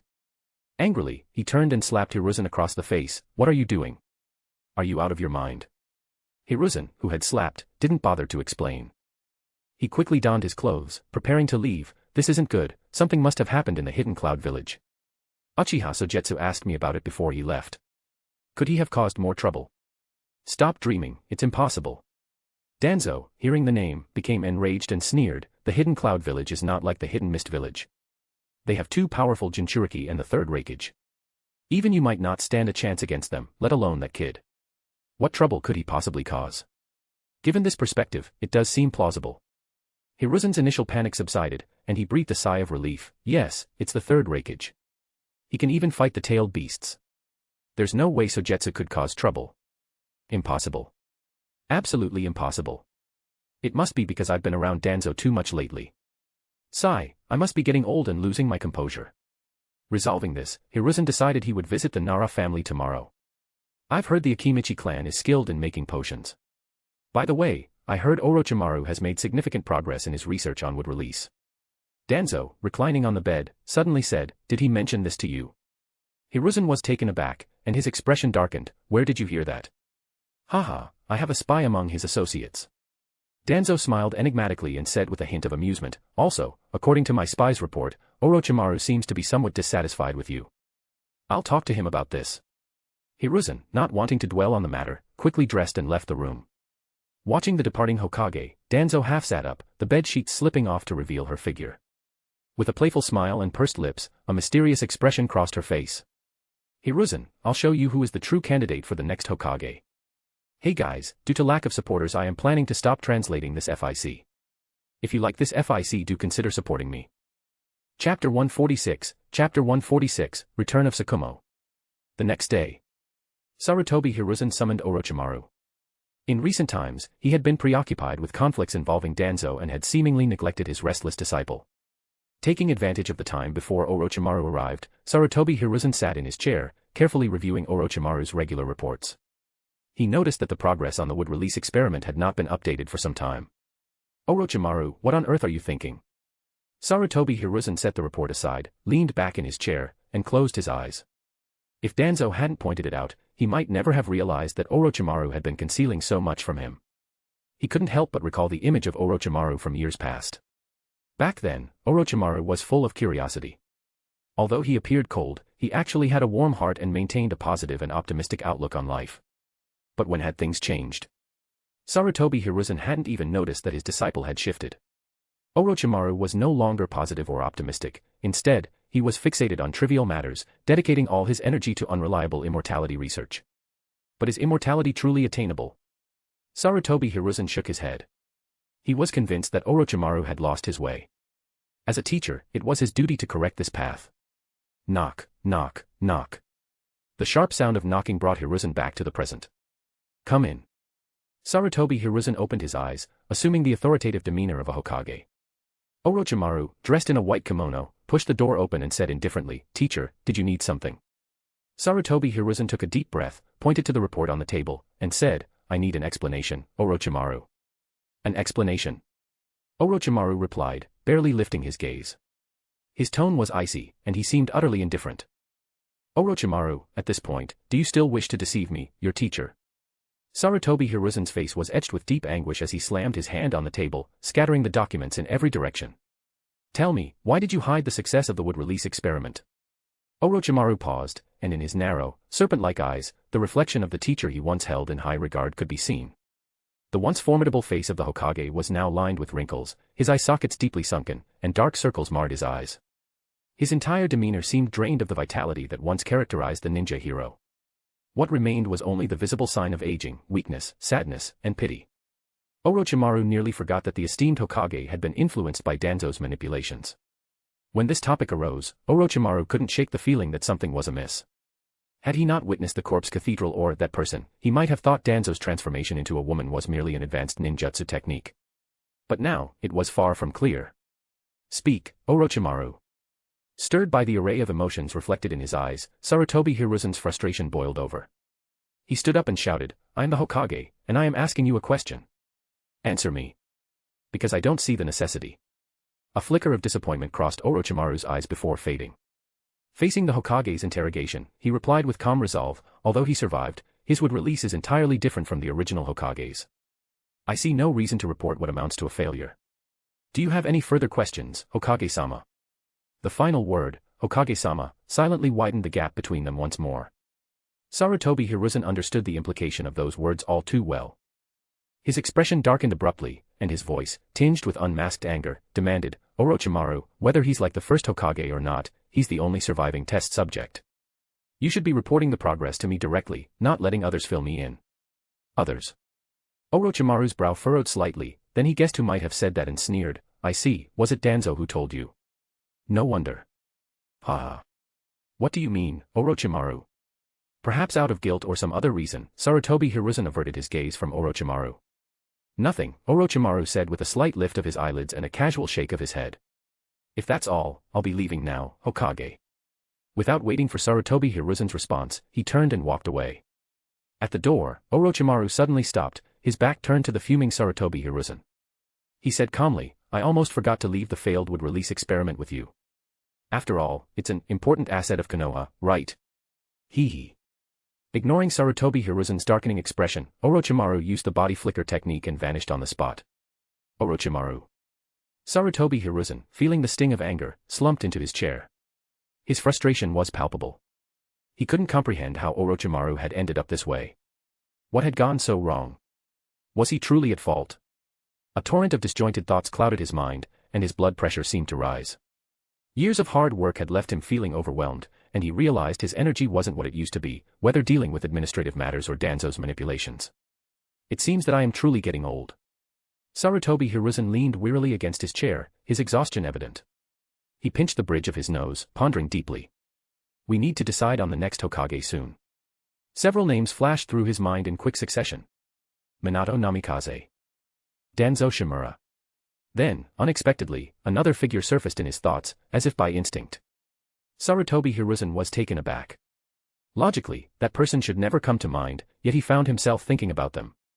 No, it can't be him. Absolutely not. He shook his head, forcibly dismissing the daring thought. It's a shame about Uchiha Sogetsu. Even Orochimaru can become Hokage, but the Uchiha clan must not be allowed to take the position. Once the Uchiha clan gains political power, it would spell disaster for Konoha. This has been the guiding principle and decision since the time of the second Hokage. Meanwhile, Orochimaru, walking down the street, suddenly frowned. He quickened his pace, turned into an alley, and entered a hidden passage.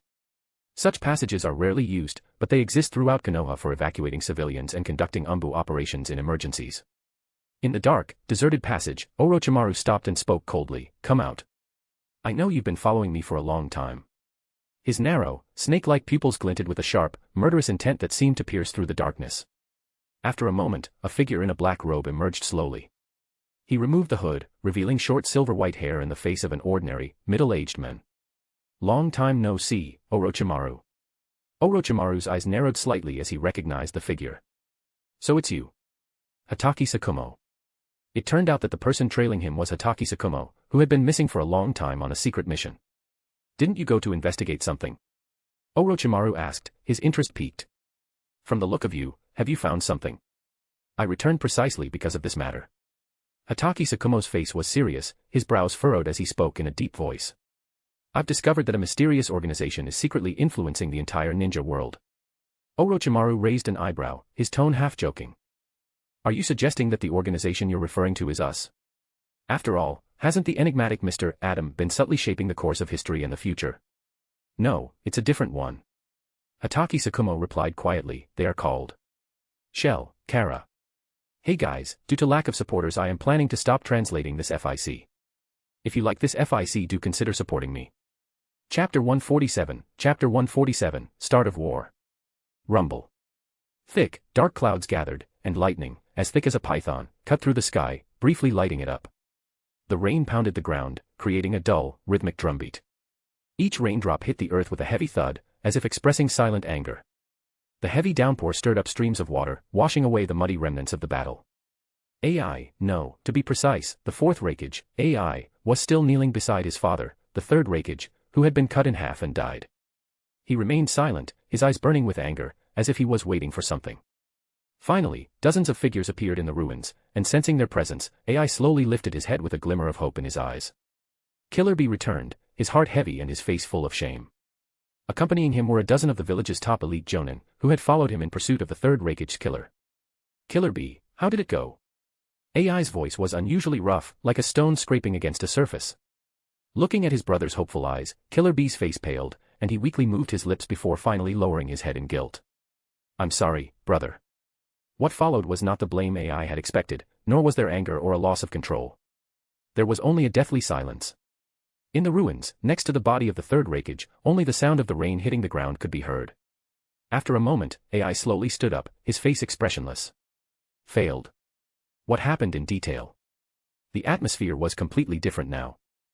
As the AB in the group name, he could clearly sense that his older brother had changed, as if he had suddenly matured.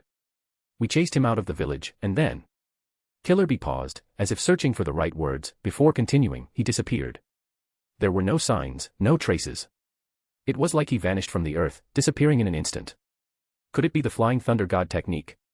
AI frowned. It was the only possibility he could think of. "Lord Raikage, there's no trace of chakra left," came the report. Another ninja remarked, "Based on this analysis, it seems that guy didn't use any ninjutsu, he just vanished. He disappeared suddenly. There were no signs or traces of chakra left behind. Theoretically, this should be impossible, yet it happened." "Lord Raikage, should we continue searching?" someone asked after a long silence. "We can block the borders. Since it's not Flying Thunder God, that guy must still be in the land of lightning. With more manpower, we'll definitely find him." AI clenched his fists, his eyes showing a hint of madness. Finding him doesn't matter, Konoha is the key. Big brother. Killer Bee, sensing something was wrong, looked up in alarm, but the third Raikage said we shouldn't join the war right now. Now, I am the Raikage. AI's face twisted with rage as he glared at Konoha, filled with anger and resentment. I want to completely destroy Konoha. Killer Bee's eyes widened as he realized something was off with his older brother. Though everyone knew it was wrong, no one opposed this order, and many even agreed. Meanwhile, on the other side. After escaping the pursuit from Hidden Cloud Village, Uchiha Sogetsu finally had some time to rest. He had mostly completed his tasks, so there was no rush to return. He sat on a rock and took a break. At that moment, a line of blood suddenly flowed from his right eye.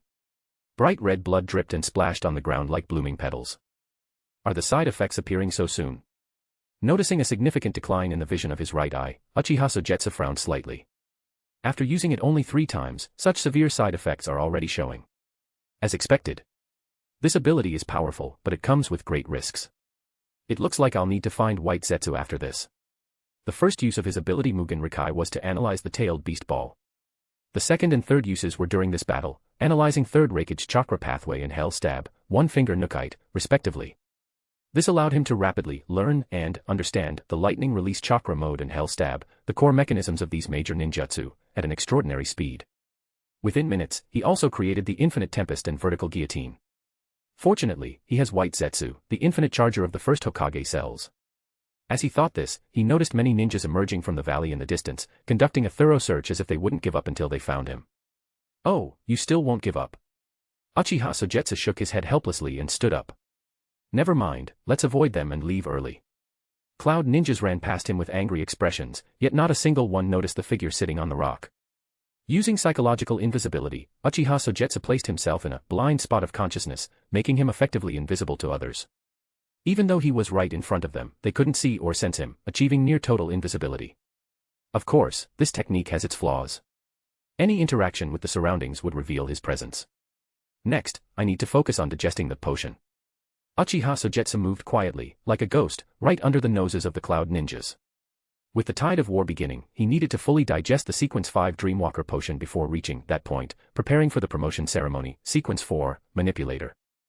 Konoha Village. The village was no longer peaceful.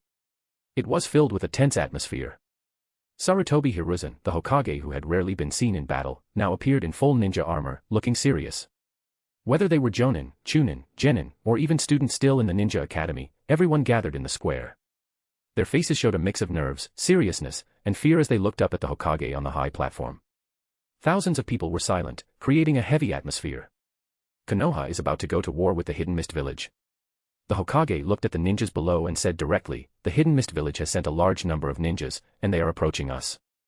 This battle is unavoidable. Even though most people already suspected that war was coming, hearing it confirmed by the Hokage still stirred excitement and murmurs among the crowd. In the name of the third Hokage of Konoha, I issue this order. Sarutobi Hiruzen's voice rang out clearly, cutting through the noise of the crowd, as his powerful chakra spread across the area. Konoha officially declares war on the Hidden Mist Village. At that moment, an Umbu member approached the Hokage and whispered in his ear. What did you say? The Hokage's eyes widened in shock, his face showing fear. The change in his voice and expression was visible to everyone below. Calm down, Hiruzen. 2 members of the advisory group stepped forward, scolding him, as Hokage, you must stay composed no matter what happens. It's unacceptable for everyone to see you like this. Hiruzen, you need to get control of yourself. Sarutobi Hiruzen stood in shock, his eyes wide and his body frozen, as if struck by lightning. What's wrong, Hiruzen? Udatane Koharu noticed something was off. She walked over, patted his shoulder, and said calmly, it's just the Hidden Mist Village. So what if there's a war? When has Konoha ever feared war? No, it's not just the Hidden Mist Village, Koharu. Sarutobi Hiruzen turned his head slowly, his eyes empty and his lips shaking. His face was pale as he spoke, I've just received news. Besides the Hidden Mist Village, the Hidden Rock Village, the Hidden Cloud Village, and the Hidden Sand Village have all sent large numbers of ninjas towards Konoha. They've declared war on us. Bang. The cane slammed on the ground, making a heavy noise. Hokage advisor Udatane Koharu's eyes widened in shock, and fear crossed her face. What did you say? Hey guys, due to lack of supporters I am planning to stop translating this FIC. If you like this FIC do consider supporting me. Chapter 148, Happy Danzo. The four major ninja villages, Mist, Cloud, Sand, and Rock, had all declared war at the same time. At this moment, Sarutobi Hiruzen was reflecting on whether he had made any unforgivable mistakes. If he hadn't, how could he, Sarutobi Hiruzen, make the four villages, who were usually enemies and hated each other deeply, join forces to attack Konoha? He needed to stay calm. As Hokage, he couldn't panic or cause chaos, especially in front of thousands of Konoha ninjas. If he panicked, it could lead to unnecessary disorder. Sarutobi Hiruzen took several deep breaths to calm himself. But his heart was racing, his forehead veins were bulging, and his vision was getting blurry. He fought against the dizziness and discomfort, grabbed Koharu Udatane beside him, and said in a strained voice, "Koharu, Hamura. Go and get Danzo. Hiruzen, you need to stay strong." Koharu Udatane understood the urgency and hurried to find help. Just then, another Umbu agent appeared. Ignoring the chaos below, he spoke urgently, "Hokage-sama, there's urgent news from Hidden Cloud Village." Sarutobi Hiruzen knew this was likely bad news. But since he was worried about the remaining high-end combat forces in Konoha, Namikaze Minato and Uchiha Sogetsu, he asked, "What's happened?" "Namikaze Minato has been successfully rescued and is returning to Konoha with Uzumaki Kushina," the Umbu agent reported. Hearing this, Sarutobi Hiruzen felt a wave of relief. "That's good news," he said, feeling his stress decrease and his mood improve. "By the way, where is Uchiha Sogetsu?" Sarutobi Hiruzen then remembered to ask. The Umbu agent bowed deeply and responded in a trembling voice, "Uchiha Sogetsu fought and killed the third Raikage alone in Kimobakure village. Third Raikage was cut in half and died, and Uchiha Sogetsu's current whereabouts are unknown." Boom. Sarutobi Hiruzen was struck by lightning, and his mind went blank instantly. His blood pressure, which had just started to stabilize, surged again, and he could hardly believe what he'd just heard. With a hint of doubt in his astonishment, he asked, "What did you say? Please repeat that." "Report to the Hokage." The Umbu operative paused, then repeated through gritted teeth, "Uchiha Sogetsu killed the third Raikage alone in the Hidden Cloud Village. The Raikage was cut in half, and Uchiha Sogetsu's current location is unknown." "Ah, he killed the third Raikage." Sarutobi Hiruzen's eyes lost focus, and he twitched his lips into a meaningless smile. "He killed the third Raikage. Ha ha ha. He killed the Raikage. Hiruzen." Seeing Sarutobi Hiruzen's strange reaction, Udatane Koharu grew worried. "He killed the Raikage." Veins bulged on Sarutobi Hiruzen's forehead. A metallic taste surged in his throat, his eyes turned bloodshot, and he suddenly spat out blood. Then, the world began to spin, and he felt dizzy and weightless before falling backward. Boom. The third Hokage fell to the ground in front of many families, ninjas, and civilians on the podium. Udatane Koharu was stunned. What she saw was completely unexpected. She had no time to react. She watched as Sarutobi Hiruzen hit his head on the steps, rolled around in a mess, and then tumbled down from the podium. "Hiruzen. Hokage-sama. Hokage-sama." The crowd erupted in chaos in an instant. The Hokage, normally a figure of great respect and strength, lost his composure and fell off the podium. The shocking sight deeply unsettled the Genin, Chunin, and even some civilians present. Many tried to rush forward but were held back by the Umbu, with only a few Jonin approaching. "Hiruzen. Hiruzen." Udatane Koharu, in a panic, rushed down the steps, picked up Sarutobi Hiruzen, and shouted, "Wake up. Hold on. You can't leave us now." With the four major ninja villages declaring war simultaneously, Konoha could not afford any more trouble. If something happened to the Hokage, it would be a devastating blow. Even before the war began, Konoha would lose half of its confidence. Sarutobi Hiruzen understood the gravity of the situation. Konoha couldn't lose its Hokage. His health had been failing, worsened by recent incidents and his constant strain working with Danzo. Now, with the four major villages declaring war, someone needed to step up. Namikaze Minato was absent, Orochimaru wasn't trustworthy for critical roles, Jiraiya and Tsunade were away from the village, and Uchiha Sogetsu wasn't reliable for important tasks. In those few moments, Sarutobi Hiruzen realized with sadness that there were no good options left. Hiruzen took a deep breath and grasped Udatane Koharu's hand, his eyes intense. "Go, get Danzo to take over as Hokage." With that, his head fell, and he lost consciousness. Udatane Koharu stood still for a moment, took a deep breath, and knew she couldn't delay any longer. She had to manage the situation immediately.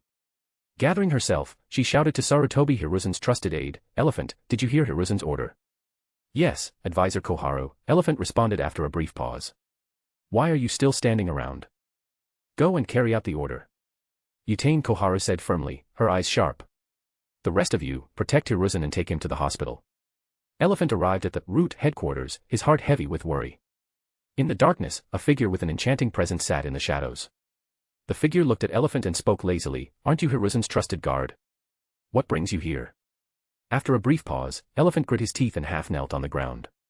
"By the Hokage's order, please inform Lord Danzo that he is to temporarily take over the role of Hokage." Danzo, who had been standing on the platform, was stunned for a full half-minute. His mind struggled to grasp the situation.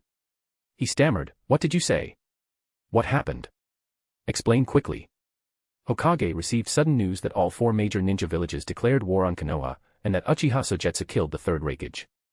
In his shock and anger, he collapsed and lost consciousness, Elephant explained, detailing the events.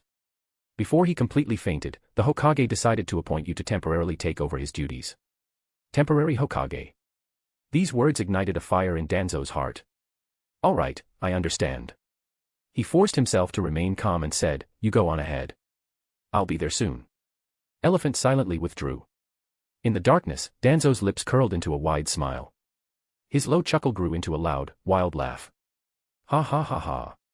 Ha ha ha ha ha. Ha ha ha ha ha ha. Finally. Finally. Finally, it's my turn, Hiruzen." That once beautiful and attractive face was now twisted with extreme emotions and looked oddly unsettling. "Congratulations, Lord Danzo." Aburame Ryoma quietly stepped out, observing Danzo's triumphant laughter, and said calmly, "This means the root's power will grow even more. This time, I'll reclaim everything I've lost." Danzo was brimming with confidence and eager to achieve great things, imagining a bright future. On the surface, Aburame Ryoma seemed respectful and obedient, bowing and half-kneeling. But a strange smile played on his lips. The more the roots grow, the better for him. Danzo is the founder of the root, but he will never realize that the root he created no longer truly belongs to him. Hey guys, due to lack of supporters I am planning to stop translating this FIC. If you like this FIC, do consider supporting me. Chapter 149, Becoming Hokage from Today. Konoha Hospital, Intensive Care Unit. Sarutobi Hiruzen lay in the hospital bed, his body connected to tubes, with medical machines beeping steadily beside him. His eyes were closed, his brow furrowed, and his pale face looked drained of all life. His lips were cracked and purple, and he occasionally mumbled incoherent words. Standing beside the bed were Udatane Koharu and Mitokado Hamura, once his closest comrades. Their expressions were complex. They had fought over power, sometimes harshly, and their relationship had even soured at times. But deep down, they both wanted the same thing, to make Konoha stronger. Now, seeing Hiruzen lying there, close to death, they were overwhelmed with mixed emotions. They felt the weight of responsibility pressing down on them even more heavily. How did it come to this? Mitokado Hamura sighed deeply, his face darkened with worry. Hiruzen just collapsed. How did he become so weak so suddenly? Who knows? Koharu gritted her teeth, her face showing signs of anger. He's only 50, but it's like he's aged overnight. And he's infected with some kind of virus too. Virus. Hamura's frown deepened as he grew more confused. Hiruzen is the Hokage. Could there be a traitor in the village? We can't rule it out, Koharu replied coldly, her eyes flashing with a hint of cruelty. If I find out who did this to him, I won't forgive them. Just then, the door to the ward opened. Shimura Danzo, dressed in a black robe and leaning on his cane, slowly entered the room. Danzo. Koharu's expression soured at the sight of him. She frowned, "Why are you here if you're not willing to take charge?" "Calm down," Danzo replied, lifting his hood to reveal his face. His gaze shifted to Hiruzen lying in bed. "I'm just here to check on him." "The last thing we need right now is you showing up," Koharu snapped, disgust evident in her voice. She turned her head away and muttered, "Danzo, since Hiruzen entrusted you with the duties of Hokage for now, remember not to abuse your power. Hamura and I will be watching you closely." "Danzo, you better understand the weight of your responsibility," Hamura added sternly. Mitokado Hamura then added, "The Hokage isn't a position to fulfill personal desires, you must prioritize the village above all else." Both advisors were well aware of Danzo's ambitions. This man was ruthless and cunning. If Konoha wasn't in a weakened state and Orochimaru wasn't so unreliable, they would never let Danzo rise to power, even if it meant defying orders. It all felt too coincidental. "I understand," Danzo replied calmly, his expression unchanged. He knew very well that as long as Minato Namikaze, Jiraiya, or Tsunade were still around, he would never have the chance to take advantage of this situation. But fate had different plans, and here he was, finally at this point. Looking at Sarutobi Hiruzen lying on the hospital bed, Danzo curled his lips into a slight smile. His eyes glimmered as he said meaningfully, "Don't worry, Hiruzen. I won't let anything happen to Konoha before you wake up." After all, this village is our teacher's legacy. With that, he pulled his hood back on, ready to formally accept this gift. Wait, Danzo. At that moment, Uchiha Koharu, standing behind him, suddenly called out just as Danzo was about to leave. Is there something else, advisor? Danzo asked, half turning his head without fully facing them. Uchiha Koharu and Mitokado Hamura exchanged glances. After getting an affirmative nod from Hamura, she took a deep breath and spoke seriously. During Hiruzen's medical examination, there were signs that he might have been poisoned. Keep this quiet for now. We suspect there's a traitor within Konoha. You must investigate this thoroughly. Someone had to look into this matter carefully. And choosing the right person for the job was crucial. After much consideration, Koharu and Hamura decided to entrust the task to Danzo. First, Danzo, as the head of Root, was already familiar with such underhanded tactics and could navigate this investigation better than anyone. Secondly, with the identity of the traitor still unclear and suspicion everywhere, Danzo seemed the most fitting. As Hiruzen's longtime comrade in arms, they trusted that he would never harm the Hokage. So, with these reasons in mind, the task of uncovering the traitor fell to Danzo. Poisoned. Danzo stayed silent for a moment before replying calmly, "All right, I understand. I'll look into this matter quietly." Danzo. Hamura, an old friend, looked at him seriously and said, "Don't let Hiruzen or the teacher down. Konoha is in your hands now." Danzo gave a brief nod and left the ward. In the hallway, a group of ANBU were standing guard, ensuring the safety of the seriously ill Hokage. "Keep Hiruzen safe and don't let anyone near him," Danzo ordered. After a brief pause, he added, "Once Mitokado Hamura and Uchiha Koharu leave, don't let them return." Got it. The ANBU were confused but obeyed since the order came from the acting Hokage. After a moment's hesitation, Elephant, their leader, responded, "Yes, Lord Danzo." Danzo walked steadily, his footsteps firm, each step accompanied by the sharp sound of his cane hitting the floor. Gradually, his figure faded from view. At the Hokage's office, Danzo pushed the door open but didn't enter right away. Instead, he stood at the entrance, staring deeply inside. The desk, the chair, stacks of documents, the portraits of the previous Hokage on the wall, and the vast Konoha village visible through the large window. Danzo's gaze lingered on every detail, as if wanting to etch the scene into his memory. He stood there in silence for a long time. Then, slowly, he moved forward, circling the desk, his fingers brushing lightly across its surface, until he reached the chair. Suppressing his emotions, he carefully sat down. The wooden chair wasn't soft, but it gave Danzo a strange sense of comfort he had never felt before. At that moment, deep-seated thoughts and ambitions began surfacing in my mind like mushrooms after a rainstorm.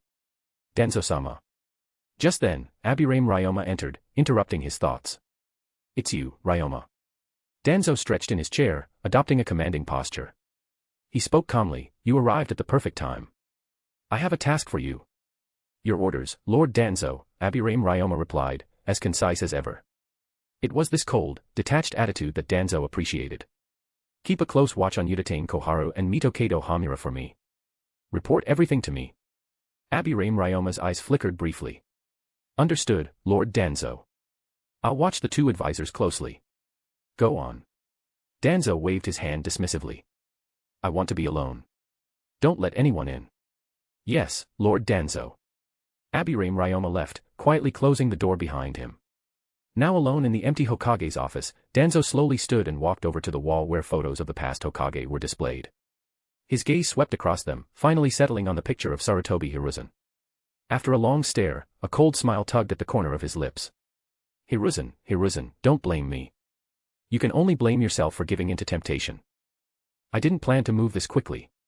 He then turned his gaze to the second Hokage's photo and murmured, "Teacher, I'll show you who's more fit to be Hokage, me or Hiruzen. Hey guys, due to lack of supporters I am planning to stop translating this FIC. If you like this FIC do consider supporting me." Chapter 150, Responsibilities. Danzo, who was suddenly given the task during an emergency, took on the responsibility without a second thought. He immediately called a meeting with the high-ranking officials and the heads of the major clans at the Hokage building. It didn't take long for the clan leaders, representing the key powers in Konoha, and the top decision-makers to arrive one after another. Leading the charge were the four major clans, Ino Shikacho, Sarutobi, Uchiha, and Hyuga, followed by some smaller families. Elite jonin like Orochimaru were also present. Konoha's strongest forces were all gathered now. Though their faces showed different emotions, they all shared an unspoken understanding as they silently focused on Danzo.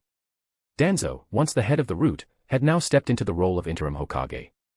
His new position made many uneasy, especially the Uchiha clan. Fugaku's eyes were cold and hostile, reflecting the long-standing tension between his clan and Danzo. As the situation continued to unfold, reports started flooding into the Hokage building. Sitting in the Hokage's seat, Danzo read through the blood-stained scrolls. His expression grew darker with each piece of information. The situation was far worse than he had imagined. To the southwest, the Sand Village, which had been leaning towards Konoha, suddenly broke the treaty. They sent hundreds of sand ninja across the land of river, advancing directly toward Konoha.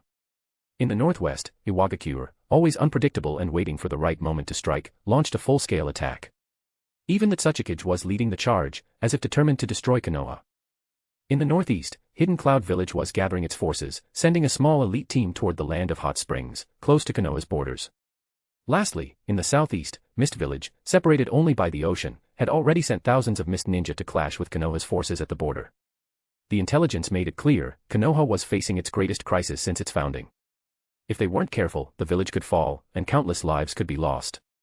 Danzo pinched his furrowed brows, feeling his temples pounding. He was somewhat regretful, he should have dealt with this situation earlier. If he failed to manage it properly and Konoha village was destroyed, he would be left in disgrace. Clearing his mind of distracting thoughts, Danzo remained composed, tapping his index finger on the table. He cast a cold glance over everyone and said slowly, "We are facing the greatest crisis in Konoha's history. I need everyone to contribute their suggestions instead of staying silent." Nara Shikaku spoke up first, "We should consider negotiating for peace. The simultaneous declaration of war by the 4 major ninja villages is overwhelming. We need to find a way to win over at least one ally." Danzo nodded, recognizing the value in this suggestion, and asked, "Which village do you think we should pursue?" "Sand Village," Shikaku replied. "First, the Sand Village is strong, though not as strong as the 2 major villages of Cloud and Rock. Second, there is no deep animosity between us and the Sand Village. We could offer them some benefits to convince them to ally with us and reduce the pressure in the southwest." "Very well, you handle it," Danzo approved the plan and added, "However, negotiations alone aren't enough. We need to show our strength. The Yamanaka, Nara, and Akimichi clans will provide 500 ninjas." Shikaku nodded and immediately stood up, "We should leave now, this is urgent." Danzo then turned to the remaining members, "The southwest issue is temporarily resolved. Now, what about the Cloud Ninja, Rock Ninja, and Mist Ninja? What are your thoughts?" The leader of the Hyuga clan spoke calmly, "I suggest we recall Jiraiya and Tsunade immediately. Konoha needs more high-level combat power right now." "I've already sent for them," Danzo replied gravely. "But Jiraiya and Tsunade's locations are uncertain. Even if we recall them, it will take time. We can't rely solely on them." Orochimaru, observing coldly from the side, felt a deep sense of boredom. He suddenly realized that his previous ambition of becoming Hokage was a waste of his life. Hokage. Haha, in the end, it's just a tool of power. Danzo suddenly focused his attention on Orochimaru. He had called this meeting both to plan a strategy and to control those who were unhappy with him. Orochimaru and Uchiha Fugaku were the main targets. "Orochimaru, I'm assigning you to the Iwagakure front," Danzo declared. He explained that Orochimaru was the only one qualified for the task and praised him as one of the legendary Sannin, showing his trust in him. The sudden high praise surprised everyone, and Orochimaru's eyes narrowed with a cold glint. Everyone knew that Orochimaru was vying for the Hokage position. However, when Sarutobi Hiruzen faced problems, he gave the power to Danzo instead of Orochimaru. This was unexpected. Just as people thought Orochimaru would be angry, he instead smiled, showing his teeth, and said, "All right, no problem." Danzo was surprised by how easily Orochimaru accepted the assignment. "If there's nothing else, I'll leave," Orochimaru said disinterestedly. "I have experiments to work on. I'll set out once the ninjas are ready." With that, he left, leaving everyone in shock. After a moment, Danzo snapped out of it and refocused. There were more important issues to address. "Next, we need to discuss a proposal," Danzo said, crossing his arms and giving everyone a cold stare. "It's about how to handle Uchiha Sogetsu." Hearing this, Fugaku slammed his hand on the table, stood up with anger showing on his face, and demanded, "Danzo, what do you mean?" "It's just a discussion," Danzo replied calmly. Danzo had a neutral expression, seemingly ignoring Fugaku's anger. He tapped the table lightly and said calmly, "Uchiha Sogetsu, he assassinated the Mizukage and killed the Raikage, which indirectly started this third ninja world war. Don't you think he should take responsibility?" "You're ridiculous." Uchiha Fugaku glared at Danzo, his frustration evident. "It was clearly Kirigakure and Kimogakure who provoked us first. Sogetsu was only following the Hokage's orders. Besides, Sogetsu took down both Kages on his own, doesn't that make him a hero?" Danzo, I know you have a personal grudge against him, but that doesn't justify your attempt to punish him. Uchiha Fugaku, mind your language. Danzo sneered. Regardless of the reasons, he killed 2 Kages. Because of that, the 4 major ninja villages declared war at the same time. He must face the consequences. Otherwise, how can we end this war? Then let's fight. Fugaku, with the determination of a hawk, replied firmly. We fought against the 4 major villages before. Very well. Danzo smiled, clearly anticipating this response. Since Uchiha clan head Fugaku is so confident, we'll leave Kumogakure village to you. The problem caused by Uchiha Sogetsu will be your responsibility to handle. Hey guys, due to lack of supporters I am planning to stop translating this FIC. If you like this FIC, do consider supporting me. Chapter 151, Chapter 151, Pressure. When Danzo spoke, Uchiha Fugaku's expression darkened. He realized something was off. Danzo, with his cunning ways, was clearly plotting against the Uchiha clan. Fugaku wasn't easily fooled. After a moment of thought, he retorted, Danzo, are you trying to suppress Konoha's heroes or are you seeking revenge and planning on turning Sogetsu into another White Fang? The mention of White Fang was like a bombshell, grabbing everyone's attention. While the details might be unknown to some, the people here were all key figures and could understand the implication. Fugaku's words were a direct accusation against Danzo. No matter the truth, Danzo couldn't easily refute the stigma attached to his name. The situation seemed to shift instantly from unfavorable to the Uchiha clan to being disadvantageous for Danzo. If Danzo couldn't provide a satisfactory explanation, the leaders present might act accordingly. Clan head Fugaku, I don't deny the contributions made, Danzo said with a sneer, pausing his drumming of fingers on the table. But from the village's perspective, Uchiha Sogetsu's actions, like killing the Mizukage and the Raikage, only sped up the Ninja World War. Clearly, the drawbacks outweighed the benefits. Before Fugaku could respond, Danzo cut him off. Of course, Uchiha Sogetsu still has merits that can't be ignored. That's why I suggest putting the punishment on hold and letting the Uchiha clan handle it. This way, everyone benefits. And what if I refuse? Fugaku asked, his face dark. He wasn't naive. Among the 5 major ninja villages, Cloud Village was second only to Konoha in strength and was now driven by a desire for revenge, making them a formidable opponent. The Uchiha clan has been asked to stop the Cloud Ninja attack. Even if they can manage it, the cost will be enormous.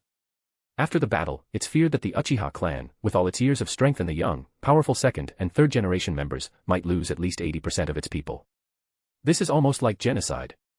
Danzo's plan is extremely devious. Clan head Fugaku, don't forget that the Uchiha are also members of Konoha, Danzo said calmly. Right now, Konoha is in a crisis, and everyone must contribute their strength. Don't think you're the only one under pressure. Other battlefields are also facing severe stress. The Nara, Yamanaka, and Akimichi clans are dealing with the Sand Ninjas, Hyuga, Sarutobi, and Orochimaru are facing the Rock Ninjas, and the rest are handling the Mist Ninjas. Everyone has a tough job, so don't think I'm singling you out. Of course, you can refuse, he added meaningfully. But don't blame me later. I might choose to negotiate with the Cloud Ninjas to pause their attack on the condition to hand over Uchiha Sogetsu. Danzo, you're abusing your authority as Hokage. Fugaku's eyes burned with anger, his fists clenched, almost ready to punch Danzo. If you think I'm abusing my authority, you can report it to Hiruzen later, Danzo said with a cold smile. But for now, as I'm temporarily holding the Hokage's power, I must think about the village's safety. What choice does Fugaku have? Sacrifice the young and middle-aged Uchiha, or give up Uchiha Sogetsu? These were the only options Danzo offered. For a moment, Fugaku thought about rebelling. But reason stopped him, and he stared coldly at Danzo. At this point, a member of the Hyuga clan spoke up. Seeing the tension, he said, I think Danzo's point is valid. But it's unrealistic to expect the Uchiha clan to stop the Kumo ninjas alone. Let's discuss and find a solution that works for everyone. All right, Fugaku said, taking a deep breath. He knew he couldn't afford to be hostile. The Uchiha clan is loyal to Konoha, but we don't want to be sacrificed for some other purpose. Hee hee. Danzo smiled, not bothered by the sarcasm. The tension in the room eased a bit. Danzo raised his eyebrows, looking amused. So, what does the Hyuga clan suggest we do? Konoha is currently at war with the 4 major ninja villages, so they can't send more forces. After a moment of silence, the Hyuga clan member suggested, why not have the Uchiha clan hold off the Kumo, Cloud, ninjas for now? Once we resolve one front, we can send reinforcements immediately. Uchiha Fugaku's eyes widened in surprise at the Hyuga clan's suggestion. Great idea. Before anyone else could respond, Danzo slammed the table and said, the Hyuga clan's suggestion is excellent. It'll reduce the Uchiha clan's losses and allow us to concentrate our strength. Haha, clan head Fugaku, what do you think of my proposal? The Hyuga clan member smiled slightly. Wow. Uchiha Fugaku realized that Danzo and the Hyuga clan had teamed up to trap him. Clan head Fugaku, you're not going to refuse again, are you? Danzo narrowed his eyes, a dangerous glint in them. This is the most perilous time for Konoha. Every clan must sacrifice and contribute, even the Sarutobi clan. You're still trying to conserve your strength. Do you have other plans? Danzo flipped the situation, putting the blame on Fugaku. Fugaku was now under intense pressure, his face reddening with anger, his Sharingan flickering. He clenched his teeth in frustration. Speak up, clan leader Fugaku. Danzo pressed on relentlessly. He stood up with the support of the table and said authoritatively, you just claimed the Uchiha clan is loyal to Konoha. Now, it's time to prove it. Should I choose Uchiha Sogetsu or my clan? Fugaku's mind was torn between two choices, each with completely different outcomes. He suddenly realized that the root of this problem was the fear that other clans had of a powerful Uchiha like Madara appearing again. At just 16, Uchiha Sogetsu had already shown tremendous strength. Who knows how much stronger he could become? To Danzo, the Hyuga clan, the Sarutobi clan, and others, as long as Uchiha Sogetsu lived, he was a threat to their authority. With the Uchiha clan's support, Sogetsu could easily rise to become Hokage. The thought of an Uchiha becoming Hokage was terrifying to them. That's why the current situation has developed.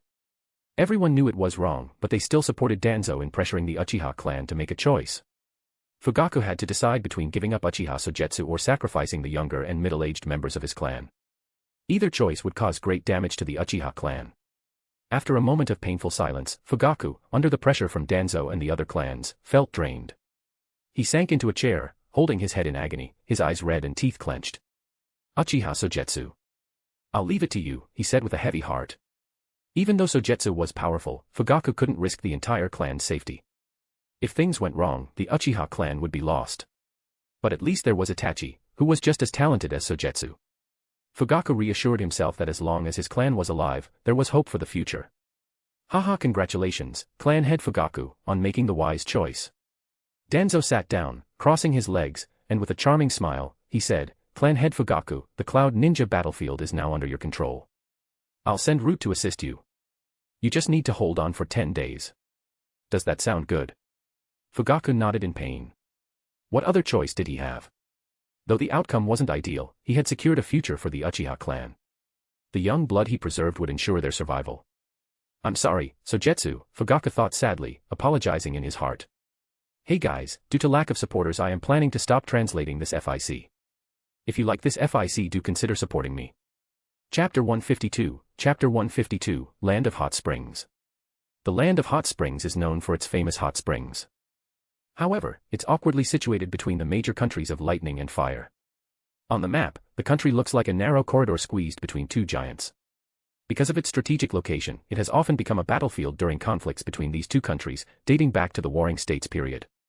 With the possibility of war between the Land of Lightning and Fire, merchants are avoiding the Land of Hot Springs.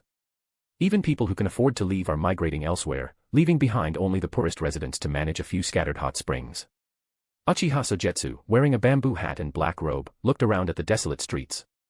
Most shops were closed, and he sighed in disappointment. We picked a bad time to visit. We wanted to enjoy the hot springs here.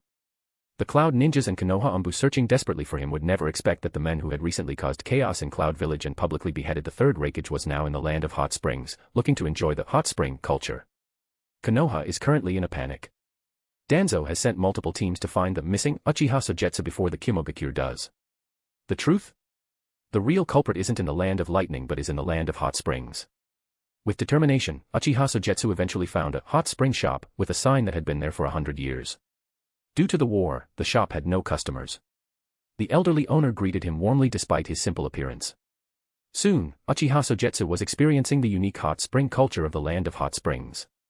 The hot springs were at the perfect temperature, the water was clear and rich in minerals, and the air had a faint sulfur smell. As he relaxed in the water, Uchiha Sogetsu leaned back with his eyes closed and thought, as expected from a 100-year-old shop, it feels special. Lord Sogetsu. At that moment, a green head emerged from the hot spring. It was White Zetsu. Uchiha Sogetsu, who was relaxing in the hot spring, didn't even bother to look up. What's going on? Lord Sogetsu, something major has happened in Konoha. White Zetsu said urgently. Sarutobi Hiruzen collapsed during a public speech. He might have been poisoned and is unconscious. Danzo has been appointed as the acting Hokage. Danzo has united several clans and is pressuring Uchiha Fugaku, trying to sell you out to Kimogakure. So, Uchiha Fugaku gave in. Uchiha Sogetsu seemed unfazed, asking slowly without lifting his gaze. You're not angry? White Zetsu was surprised by Sogetsu's calm reaction. Why should I be angry? Uchiha Sogetsu lifted his eyelids slightly, a hint of sarcasm on his face. Isn't this expected? With Uchiha Fugaku's character, this was bound to happen sooner or later. Lord Sogetsu, did you predict Sarutobi Hiruzen would be poisoned and fall into a coma and appoint Danzo as the temporary Hokage? White Zetsu looked at him skeptically. Despite bringing such big news, Uchiha Sogetsu seemed completely unfazed. It seemed very odd. Guess. Uchiha Sogetsu gave a slight smile and didn't answer. I don't really get it, it all seems too complicated.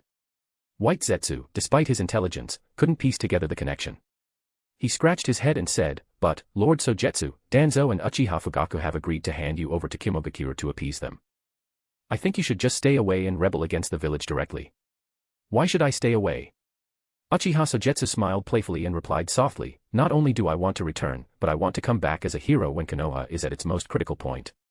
But if this happens, even if the crisis is resolved, Danzo won't just let you go, right? White Zetsu, looking puzzled, tilted his head and asked, also, with your current strength, why do you need to stay in Konoha village? Because I still need Konoha village. Uchiha Sogetsu leaned on the edge of the hot spring, enjoying the warm water. As for being targeted by Danzo later, that's actually what I want. He needed the right moment to end his grand plan, and having Danzo make his final move would be ideal. Do you want me to cause some trouble for him? Lord Sogetsu. White Zetsu, ever loyal and skilled at stealth, was ready to act as Sogetsu's eyes. Hey, don't worry about him for now. Let Danzo enjoy his time for a bit. Uchiha Sogetsu closed his eyes and said, doesn't he like playing these games? He calls himself the root in the shadows, so let him experience betrayal from his ideals and abandonment by his friends. Understood. I will keep an eye on Danzo, Lord Sogetsu. White Zetsu then slipped into the water and vanished silently. As time passed, Uchiha Sogetsu felt refreshed after a good rest. He got out of the hot spring, dressed, and left the room. How was your stay? The boss approached, looking nervous but attentive. He rubbed his hands and said, the food is ready. Please follow me. Noticing the boss's nervousness, Uchiha Sogetsu, in his moon-white kimono, placed his hands in his sleeves, thought for a moment, and smiled. All right, let's go see. The boss led him to a room, and when the door was opened, it revealed a spread of delicious food. Uchiha Sogetsu sat at the table, grinning as he looked at the feast spread out before him. The elderly man next to him was visibly nervous, rubbing his hands and chuckling. Boss, are you really sure you can offer this huge meal for just a few thousand taels? It can't be a scam, right? What? A scam. The boss's face went blank for a moment, but he quickly put on a forced smile. You misunderstand. With the war coming up, we haven't had many customers lately. I feel like it's fate that you're here. Since it's just sitting here, why not treat you? My shop has been around for a century, we're definitely not a scam. Oh, it's not a scam. That's a relief, Uchiha Sogetsu said, realizing something. He patted his chest and sighed deeply. I'm so lucky, and you're so generous.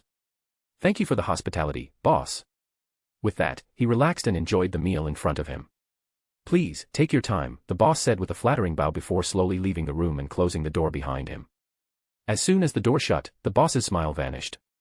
His face turned cold and twisted with a hint of madness, eyes gleaming with cruel intent. He muttered to himself, hee hee, fool. Eat up. Eat more, hee hee hee. Hey guys, due to lack of supporters I am planning to stop translating this FIC. If you like this FIC do consider supporting me. Chapter 153, Evil God Cult. The boss waited outside the door for nearly half an hour. Thinking it was time, he opened the door again and asked, Sir, how's the food? Are you satisfied? There was no answer. He peeked inside. He saw that the food had barely been touched. Uchiha Sogetsu was slumped over the table with his eyes closed, looking like he was asleep. A fallen wine bottle lay next to him, and wine had spilled across the table. Humph, I thought you were powerful, but it turns out ninjas are just like this. The boss sighed with relief, straightened up, and looked at the sleeping Uchiha Sogetsu with a hint of sneer. Having run the shop for many years and seen all kinds of people come and go, he had developed sharp instincts. With the war between the land of fire and lightning looming, only ninjas would come to such a dangerous place, ordinary people wouldn't. Putting these together, it was easy to guess. The unfortunate person in front of him was probably a wandering or hired ninja. The boss quickly searched him from head to toe. Apart from a few thousand taels of silver, he found nothing else of value. He curled his lips in disdain, muttering, "TSK, what a poor guy. Looks like you're just a wandering ninja." Since nothing valuable was found, the boss was in a bad mood.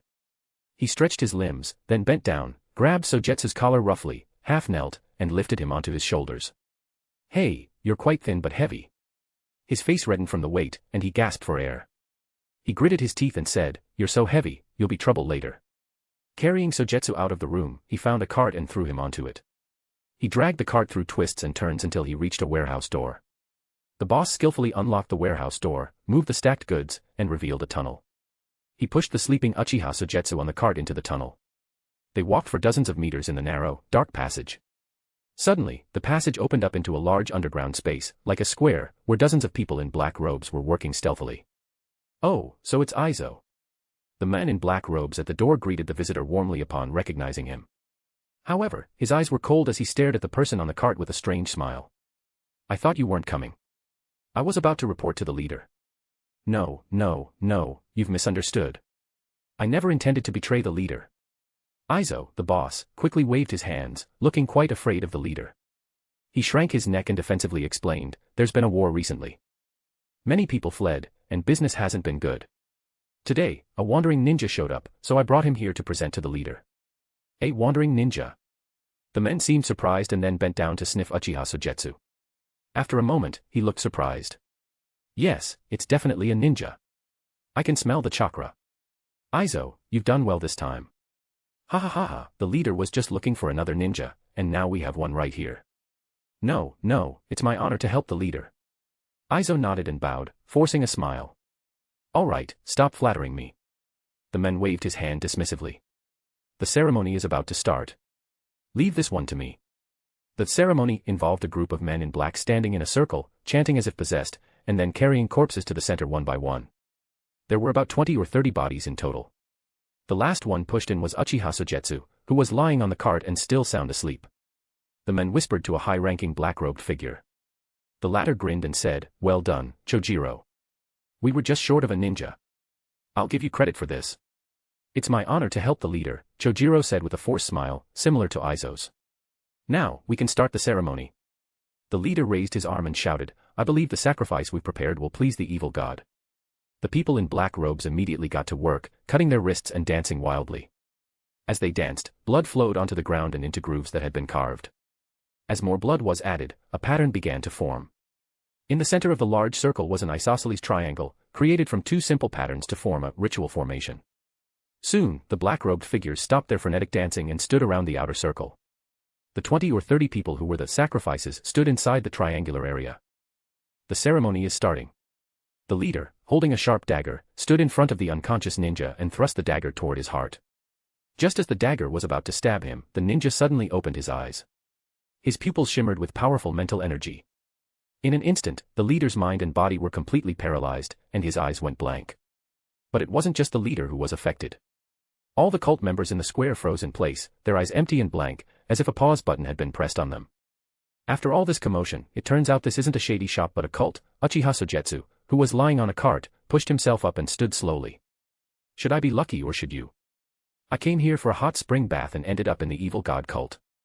He had suspected something was off but thought it was just a suspicious place. Who would have thought it was the notorious evil god cult?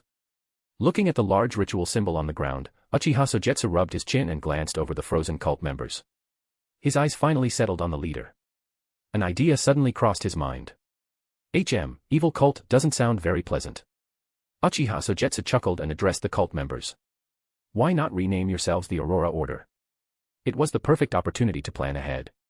With the evil god cult now in disarray, perhaps he could bring him out ahead of time. Translucent lines of text appeared before Uchiha Sogetsu's eyes, lined up in a string. He studied them with amusement. Side quest, optional spreading faith, part 1. Establish a religious organization and spread the faith in the ninja world, with at least 100 followers. Reward, Hangman Path, 10 copies of Sequence 9-6 Potion. Side quest, optional spreading faith, part 2. Establish a religious organization and spread the faith in the ninja world, with at least 1,000 followers. Reward, Hangman Path, Sequence 5-3 Potion. Side Quest, Optional Spreading Faith, Part 3. Establish a religious organization and spread the faith in the ninja world, with at least 10,000 followers.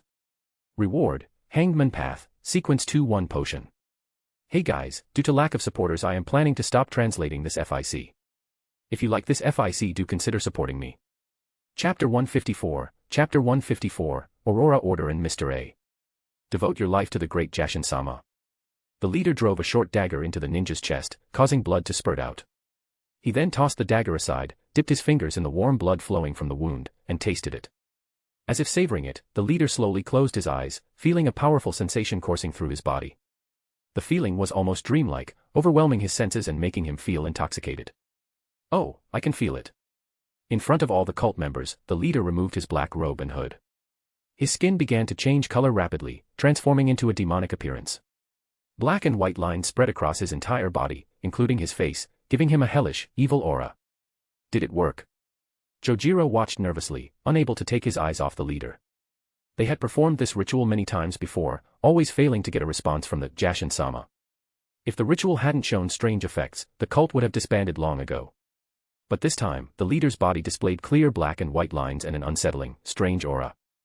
Everyone held their breath, waiting anxiously for the result. The leader was lost in a trance, sensing changes in his body, when suddenly he heard a low, raspy murmur mixed with chaotic mumblings in his mind. Is that the voice of Jashin-sama? The leader felt a surge of excitement. He never expected this sacrifice to have such a powerful effect. Previous sacrifices had gone unheeded, but now, just one ninja had been sacrificed, and the results were astonishing. He pushed aside his scattered thoughts and focused, trying to clearly hear the voice of the Jashin-sama. However, the sound was faint, as distant as if from miles away. Despite his concentration, he couldn't make out the words. Damn it. Damn it. Damn it. The leader was in a panic, his forehead bulging with veins. This was the first time he had been so close to Jashin-sama. Who knew if he missed this chance, there might not be another? Was it because there weren't enough sacrifices? Suddenly, a new thought struck him. The leader became increasingly convinced that the reason he couldn't hear Jashin-sama's message clearly was due to the insufficient number of sacrifices. But the problem was, all the sacrifices had been used up. Where could he find more? At this moment, the leader looked at the cult members below and his eyes narrowed. Here were some ready-made sacrifices. Leader, have we succeeded? Leader, has Jashin-sama given us a message? Is it Jashin-sama? The followers, unable to contain their curiosity any longer, began to ask questions all at once. They were eager to know if the leader had succeeded and if Jashin-sama had really blessed him. Yes, I succeeded. The leader's gaze swept over everyone, their faces reflecting in his eyes, and a slight smile appeared on his lips. However, I still need a few more sacrifices to fully receive Jashin-sama's blessing for everyone. A few more? Leader, what should we do? Leader, please ask Jashin-sama to bless us too. Yes, leader, don't leave us out. Facing their anxious questions, the leader raised his hand to quiet them and said, Don't worry, I haven't forgotten any of you. As long as you help me one more time, Jashin-sama's power will be fully realized in this world. Hearing this, the cult members were thrilled. Their long-awaited goal was finally within reach, and no one wanted to wait any longer. Don't worry, leader. Whatever it takes, we'll help you. Yes, for the sake of Jashin-sama. Very good, the leader said with a smile. He raised his hand and brought it down with a sinister grin. Now, for Jashin-sama's sake, go and die. Huh? What? Leader. The followers were confused and stood there in shock. Then, the leader picked up a dagger, grinned cruelly at everyone, and slashed his own neck. Blood spurted out immediately, creating a huge wound. Before anyone could react, the same wound appeared on each follower's neck. Blood poured out, turning the square red. Screams filled the air, Ugh! Oh! Leader. Why? The cult members covered their necks in panic, staring at their leader, who stood calmly in the center of the altar. They couldn't understand why their leader had committed suicide, and they were all trapped in the curse caused by the ritual. Members fell one after another, their blood creating a river that made the leader, in the center of the ritual, look even more eerie. Thank you for your life, the leader said, even as he continued to live. He licked his own blood and closed his eyes in pleasure. Jashin-sama, the sacrifice has been made. Let me hear your voice. Suddenly, the voice in his mind became much clearer, filled with madness, whispers from the abyss, and a devilish roar. Filled with pain, torture, resentment, and degradation, it felt like endless suffering and extreme negative emotions were constantly crashing into his mind like a violent tsunami. The maddening words felt like red-hot steel needles stabbing into his brain, stirring it up violently. The intense pain was like a storm, sweeping through every part of his body. AA. The leader covered his head in agony, knelt on the ground, wailing and rolling around. Despite his pain, he had finally achieved his goal and saw Jashin-sama he had been obsessing over. It was a cyclops hanging upside down on a cross, with a mad and malicious look in its blood-red eye. The giant was bound by chains, and behind it was a swirling, flowing curtain of dark shadows, hiding an unknown eye. Ah. I hear it. I hear it. I can finally hear it clearly. The leader's eyes were filled with madness, and his entire body seemed to be writhing. He lifted his twisted face, and in the empty square, he roared like a wild beast, his blood-red eyes flashing with madness. Ah, I can finally hear your voice clearly.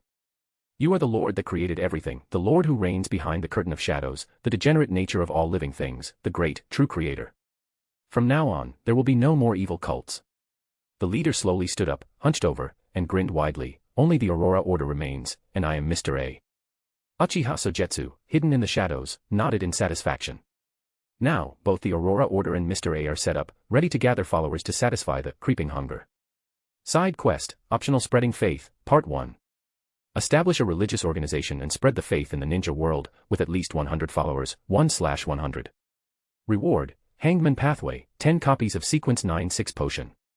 Hey guys, due to lack of supporters I am planning to stop translating this FIC. If you like this FIC do consider supporting me. Chapter 155, Missionary. Mr. A has been trapped in a dream this whole time. Uchiha Sogetsu had quietly put everyone in the evil god cult, including Mr. A, into a deep hypnotic state. They were all experiencing a dreamlike world that was so immersive, they couldn't escape it. In the dream, Mr. A suddenly used the curse jutsu, death possession blood to catch the Jashin-sama's attention. He cursed every cult member to die. One by one, the cult members suffered brutal deaths in their dreams and couldn't escape until they died. Uchiha Sogetsu showed no mercy to these cult members. To him, they were just scum, and their deaths were inconsequential. If needed, he could always find more believers. So, he continued to manipulate their dreams, altering their thoughts and will from the core. The method was working perfectly. With his current power, he could instantly control and distort the thoughts of people with weak body of heart and mind. I am increasingly looking forward to the upcoming events, Uchiha Sogetsu thought with a smile.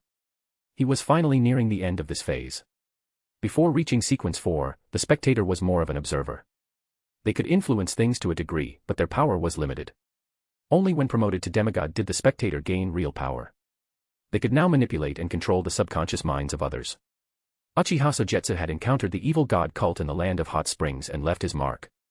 This experience reminded him that, while preparing for the promotion ceremony was crucial, not overlooking the anchor point was equally important. The Beyonder pathway is fraught with risks. As one's sequence level rises, madness and inhuman traits become more pronounced, pushing them beyond their human nature. To stay sane, one must rely on external help to maintain balance and prevent madness. Just like a ship at sea needs an anchor to stay steady amidst wind and waves, a person needs their own anchor to avoid being overwhelmed. In the transition from Sequence 4 to Sequence 3, the role of an anchor isn't very clear. But as one progresses to the levels of angels or even gods, an anchor becomes essential. It helps stabilize the mind, uses the collective spirituality from the faith of all living beings to reinforce the original image, and retains the accumulated memories and thoughts over the years. Seeing this situation, Uchiha Sogetsu decided to prepare in advance. However, he didn't plan to use the true creator's image as his anchor. It would be more accurate to say that both the Aurora Order and the true creator have been prepared as a backup plan to avoid any mishaps. Ah. His thoughts were interrupted by a disturbing groan. Uchiha Sogetsu looked over and saw that Mr. A had finally awakened from his trance. He looked deranged and sneered with a grim expression. True creator, I am guilty. As if making a confession, he grabbed a dagger from the ground and began to stab himself relentlessly. Puff. Puff. Puff. His body was soon covered in bloody wounds, and blood was pouring out. He continued stabbing himself while bowing, acting as if he were mentally unstable. His face was smeared with blood, but he wore a satisfied grin. He muttered to himself, the ninja world today is misguided. They've forgotten the true creator and are instead worshipping the deceitful sage of six paths. Uchiha Sogetsu. What's going on in this guy's mind? He was certain he hadn't said anything. How did this person come to think that the Sage of Six Paths was a false god who betrayed the true creator? How are the true creator and the Sage of Six Paths, which are completely unrelated, being connected in this way. My lord, I will definitely fix the mistakes of the ninja world and make sure everyone hears your name again. Mr. A seemed like a fanatic, determined to spread the word about the great creator. Uchiha Sogetsu was taken aback, thinking, let everyone hear real rap. Even Satan would have to acknowledge you. Tisk, immortality and the hangman pathway's ability. Uchiha Sogetsu rubbed his chin, believing that Mr. A would achieve great things in the future. Of course, whether the ninja world would be troubled by a crazy missionary wasn't his concern. Mr. A, after what he saw as his confession and atonement, burned the place down, including the dead members. His body was engulfed in flames, disappearing like a demon from hell. Uchiha Sogetsu was worried and planned to follow Mr. A for a few days. The Aurora Order was still new and important for future plans, so it needed attention. Surprisingly, Mr. A behaved quite normally. In social situations, he was calm and polite, like a nobleman. Uchiha Sogetsu considered ending his investigation and leaving Mr. A to his own devices.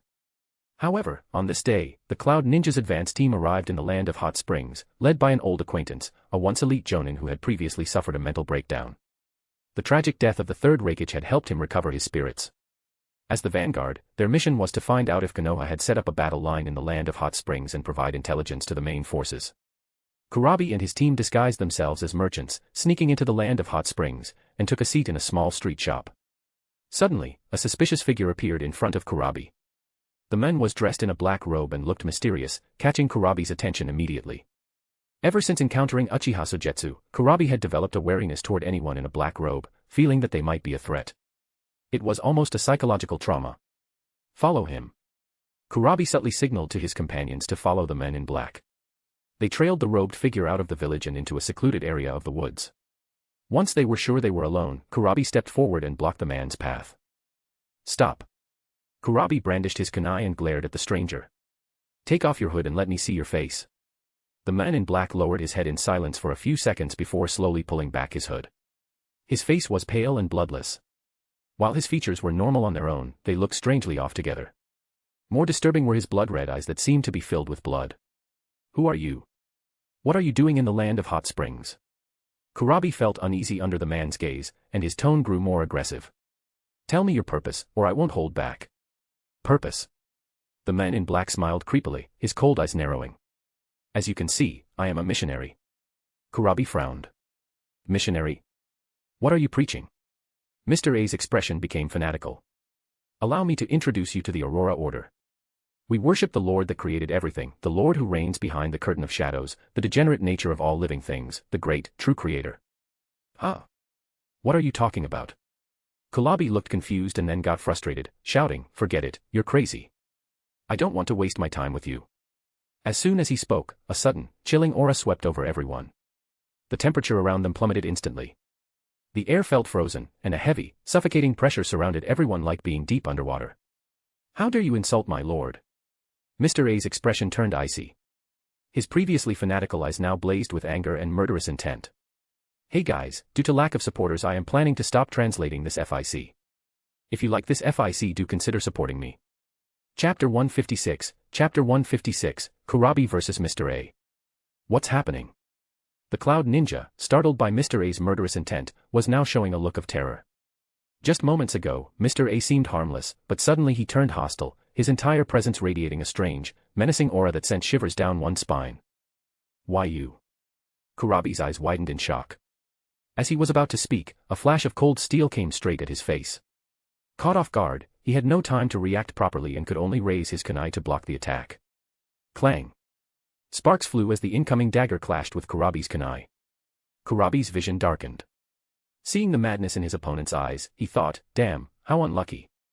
I ran into a lunatic while gathering intelligence. This person was asking around about some damned creator and then started a fight over it.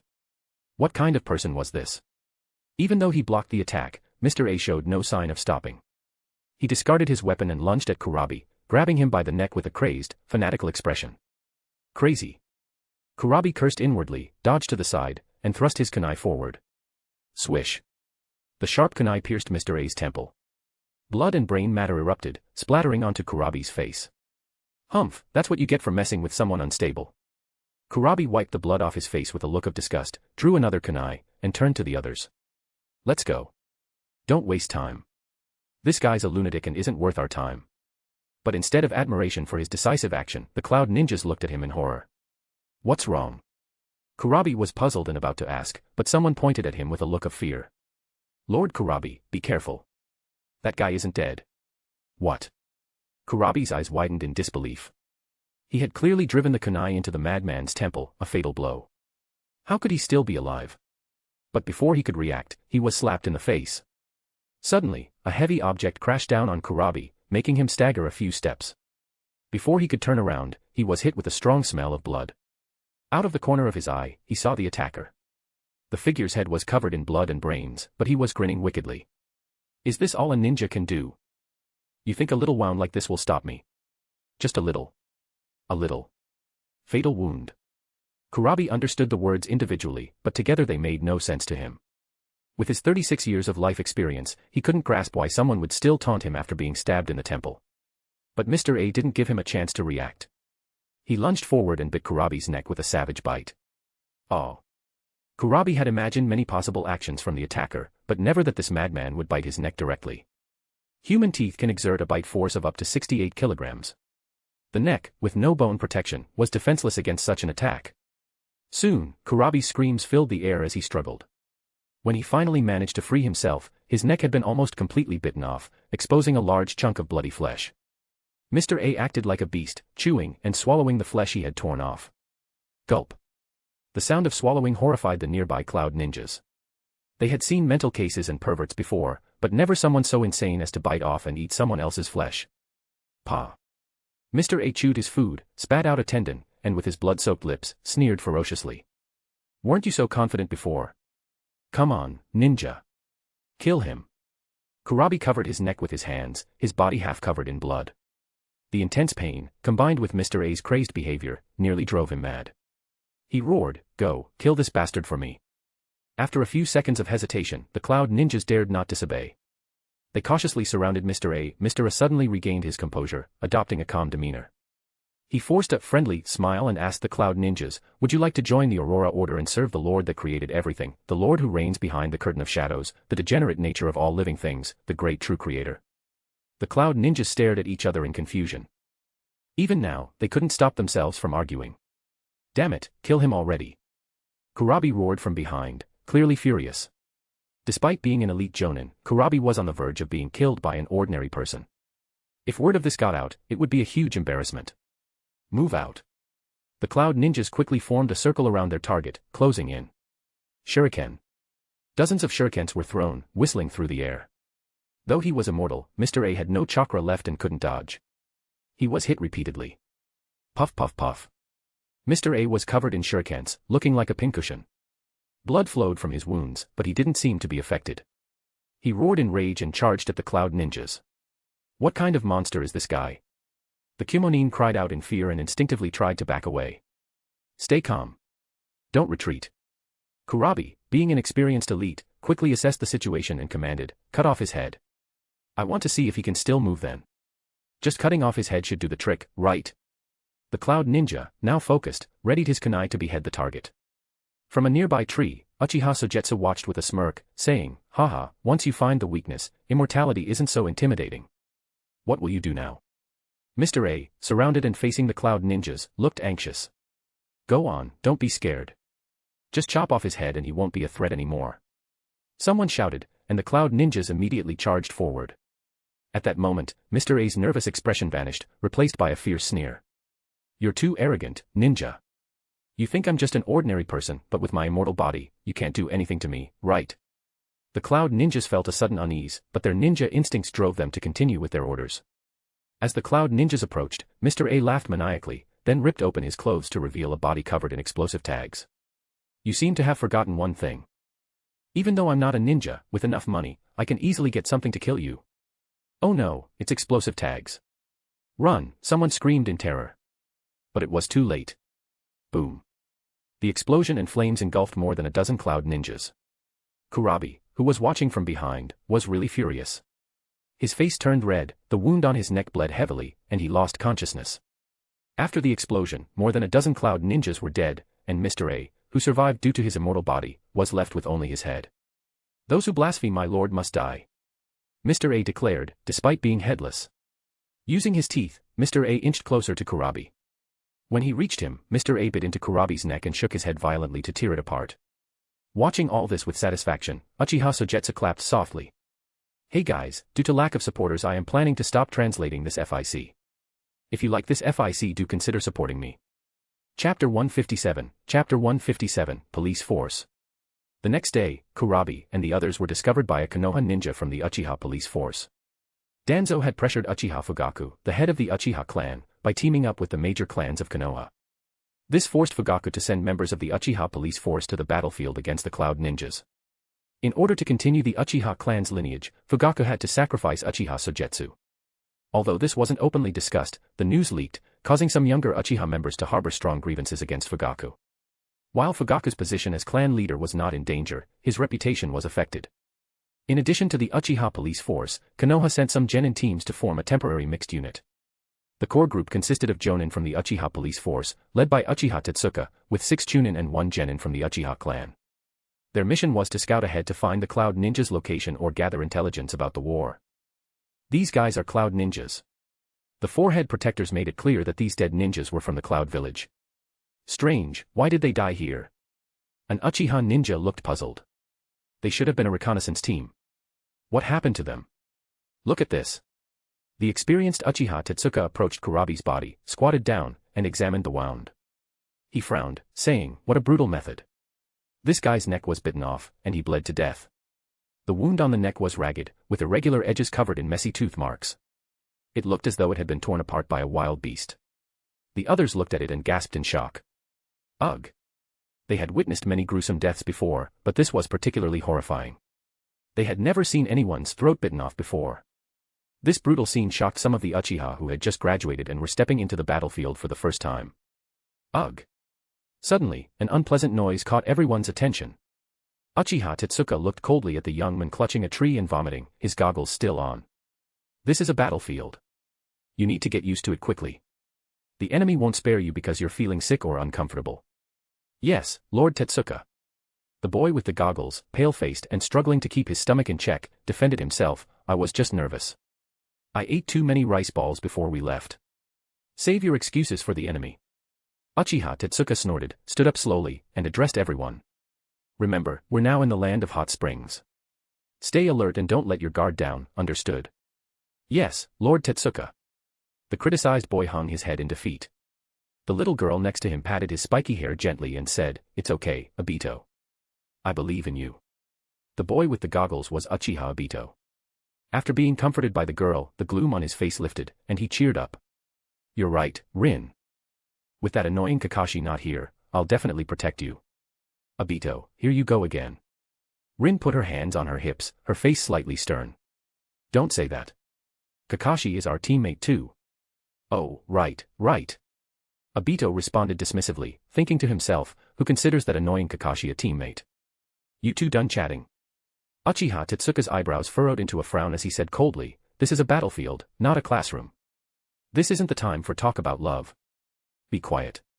He glanced at Uchiha Obito, who seemed completely out of his depth. Tetsuka couldn't understand why Lord Fugaku had insisted on bringing these two with him.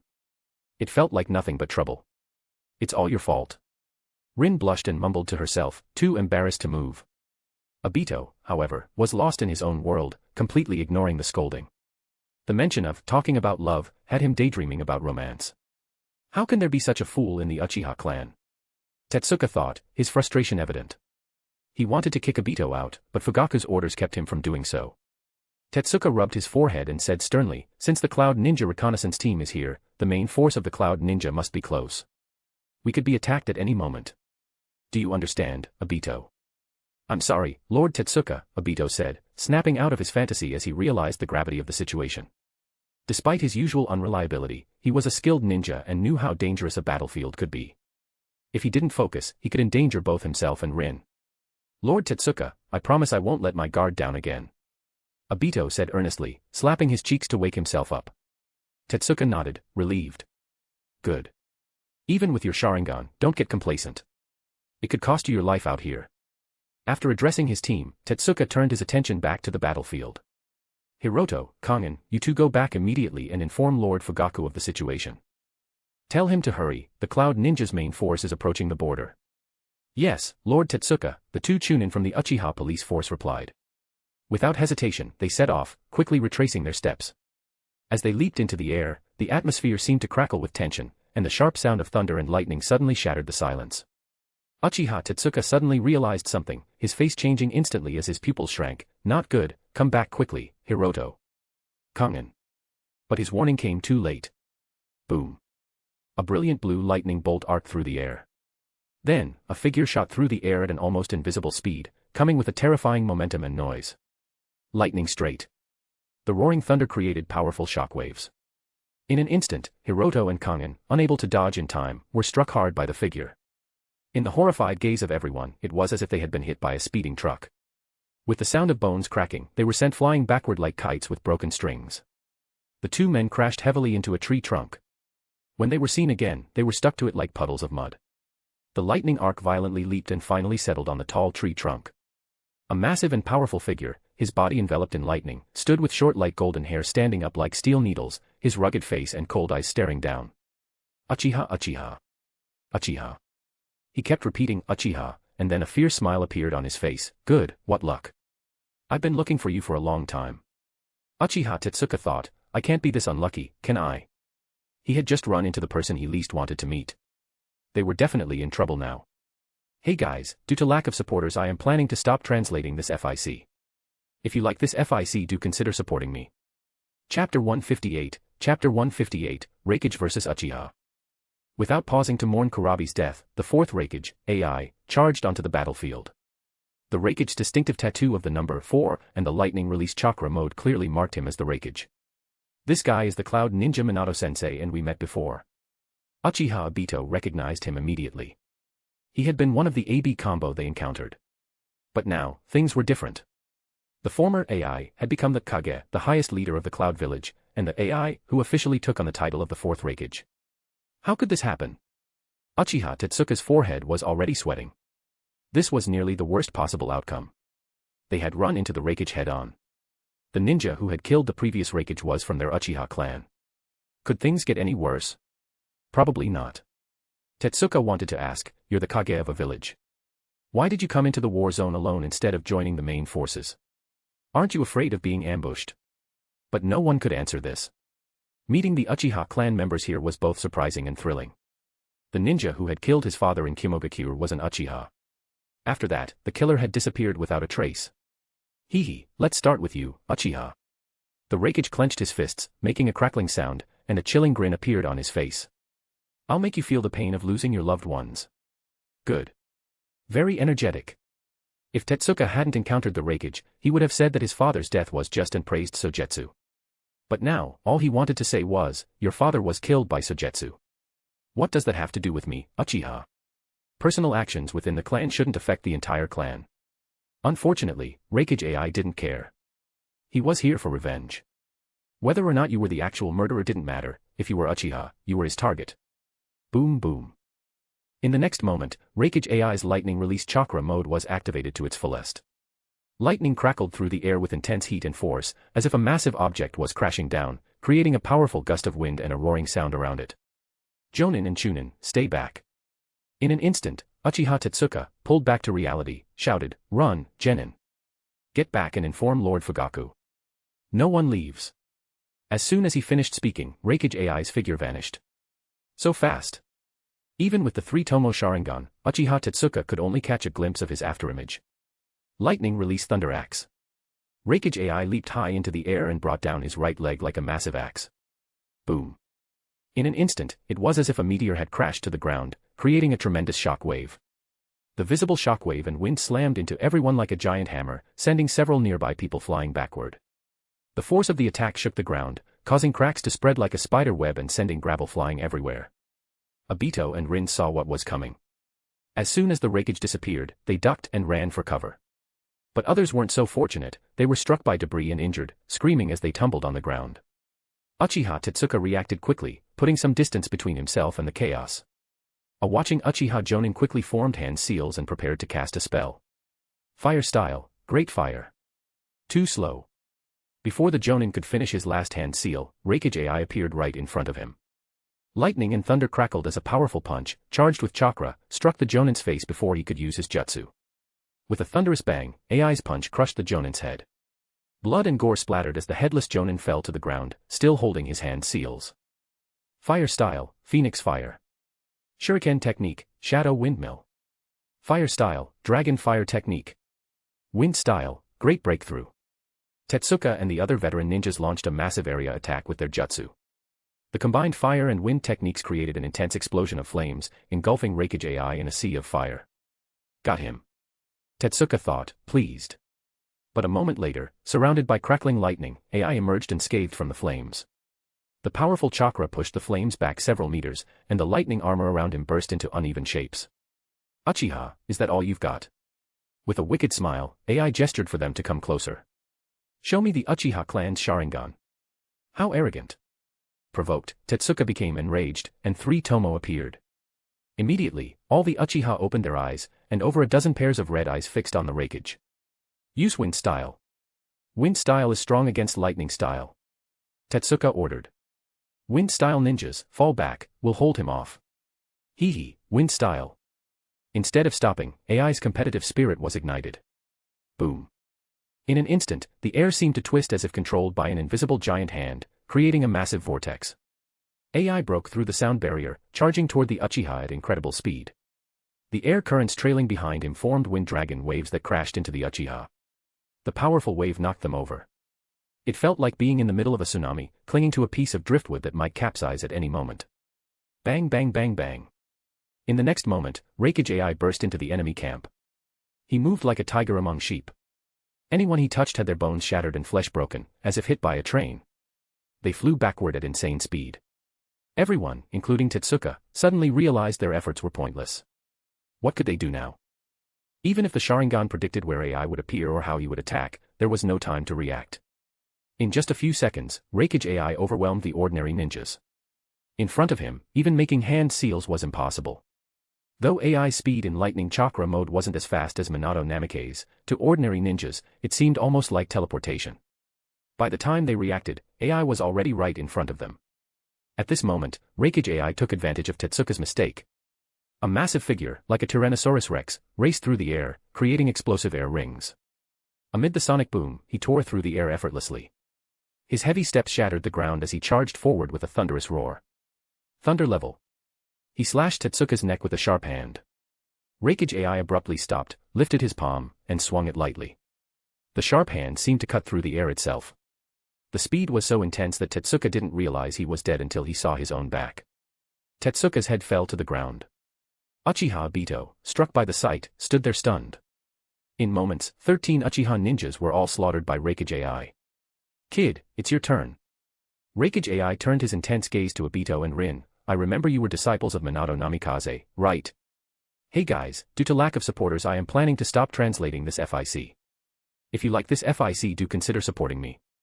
Chapter 159, Obito's desensitization training. Uchiha Obito was feeling anxious. Last time, Minato Namikaze almost wiped out the AB combo instantly, which made Obito not realize how vast the gap in their power was. But now, in front of the police force led by Uchiha Tetsuka, Reikage AI demonstrated an overwhelming and terrifying advantage. The difference between them seemed as vast as a dimension, impossible to cross. AI used his speed to its fullest, leaving no chance for the Uchiha police force to breathe, and took them all out with sheer physical strength and incredible speed. It was truly terrifying. At that moment, Obito was reflecting on the details of the previous battle and finally understood the true weight of Minato Namikaze's title, Yellow Flash. Stay behind me, Rin. Obito said, even though his legs were shaking. He bravely took out a kunai and held it firmly. The Sharingan appeared in his red eyes, and the 3 Tomo slowly spun. He saw the massive figure of Reikage AI reflected in his gaze. Oh. You've already unlocked the 3 Tomo at such a young age. Reikage AI said, crossing his arms and looking relaxed. Through the Sharingan, Reikage appeared completely defenseless, with flaws all over his body, as if he would fall with one hit. But, were these really flaws? Obito's forehead was sweating, and his back felt damp with tension. He didn't dare to look away, knowing that if he relaxed for even a moment, both he and Rin would be in danger of losing their lives. Just moments ago, Uchiha Tetsuka had been caught off guard and had his neck sliced. Hey, Uchiha kid, Reikage AI said, not rushing to kill them. Let me ask you something. Do you know the name of the Umbu who broke into Kimogakure, rescued Minato Namikaze, and killed the third Raikage? You're all from the Uchiha clan, so you should know his name. The Uchiha who infiltrated the Cloud Village is still missing, as if he had vanished completely. Due to his role as an Umbu member, everything about him is kept secret. So even if someone sees him, it's hard to find out his real name quickly. Moreover, Uchiha Sogetsu's actions in the Hidden Mist Village are still unknown, so no one has any information about it. Don't even think about getting any information out of me. At this moment, Obito was still very loyal. He clenched his teeth and said, I will never reveal anything about my teammates to you. Oh, you've got guts, but I've seen many ninjas like you. Raikage AI's lips twisted into a sarcastic smile as he slowly lowered his arms. You say you won't betray your companions, but in reality, when put under pressure, everyone breaks eventually. Put it down. Obito, feeling completely disrespected, got angry and wanted to retort. But before he could finish his sentence, lightning and thunder crackled around Raikage AI, and he vanished in an instant. Even Obito's 3-Tomo Sharingan couldn't track him. Then, Obito's vision blurred, and an overwhelming force hit him like a tidal wave. Boy, didn't anyone teach you not to lose focus in battle? Raikage AI's face was burned into Obito's mind. Every movement of Raikage AI was precise and efficient, honed through countless battles. Perhaps it was the fear of death that heightened Obito's senses, making time feel like it slowed down. He could see Raikage AI clearly, his arms drawing back like a bow, muscles tensed, ready to strike with explosive power. Obito. Seeing this, Rin gasped in horror, as if she knew something terrible was about to happen. Boom. A powerful punch, filled with murderous intent, slammed directly into Obito's face. The punch hit Obito with such force it felt like a high-speed train slamming into him at over 100 kilometers per hour. For a moment, Obito felt like his brain was jolted and thrown like a cannonball, spinning uncontrollably in the air, unable to find his balance. It was like being tossed inside a washing machine, with everything spinning wildly. He had no idea how far he flew until he smashed into a rock. Bang. The powerful impact drove him into the rock. It felt as though his insides were jolted out of place, and every bone in his body was broken. The intense pain filled his mind, and he started coughing up blood. Ugh. Obito was dry heaving, his stomach churning, and stars danced before his eyes.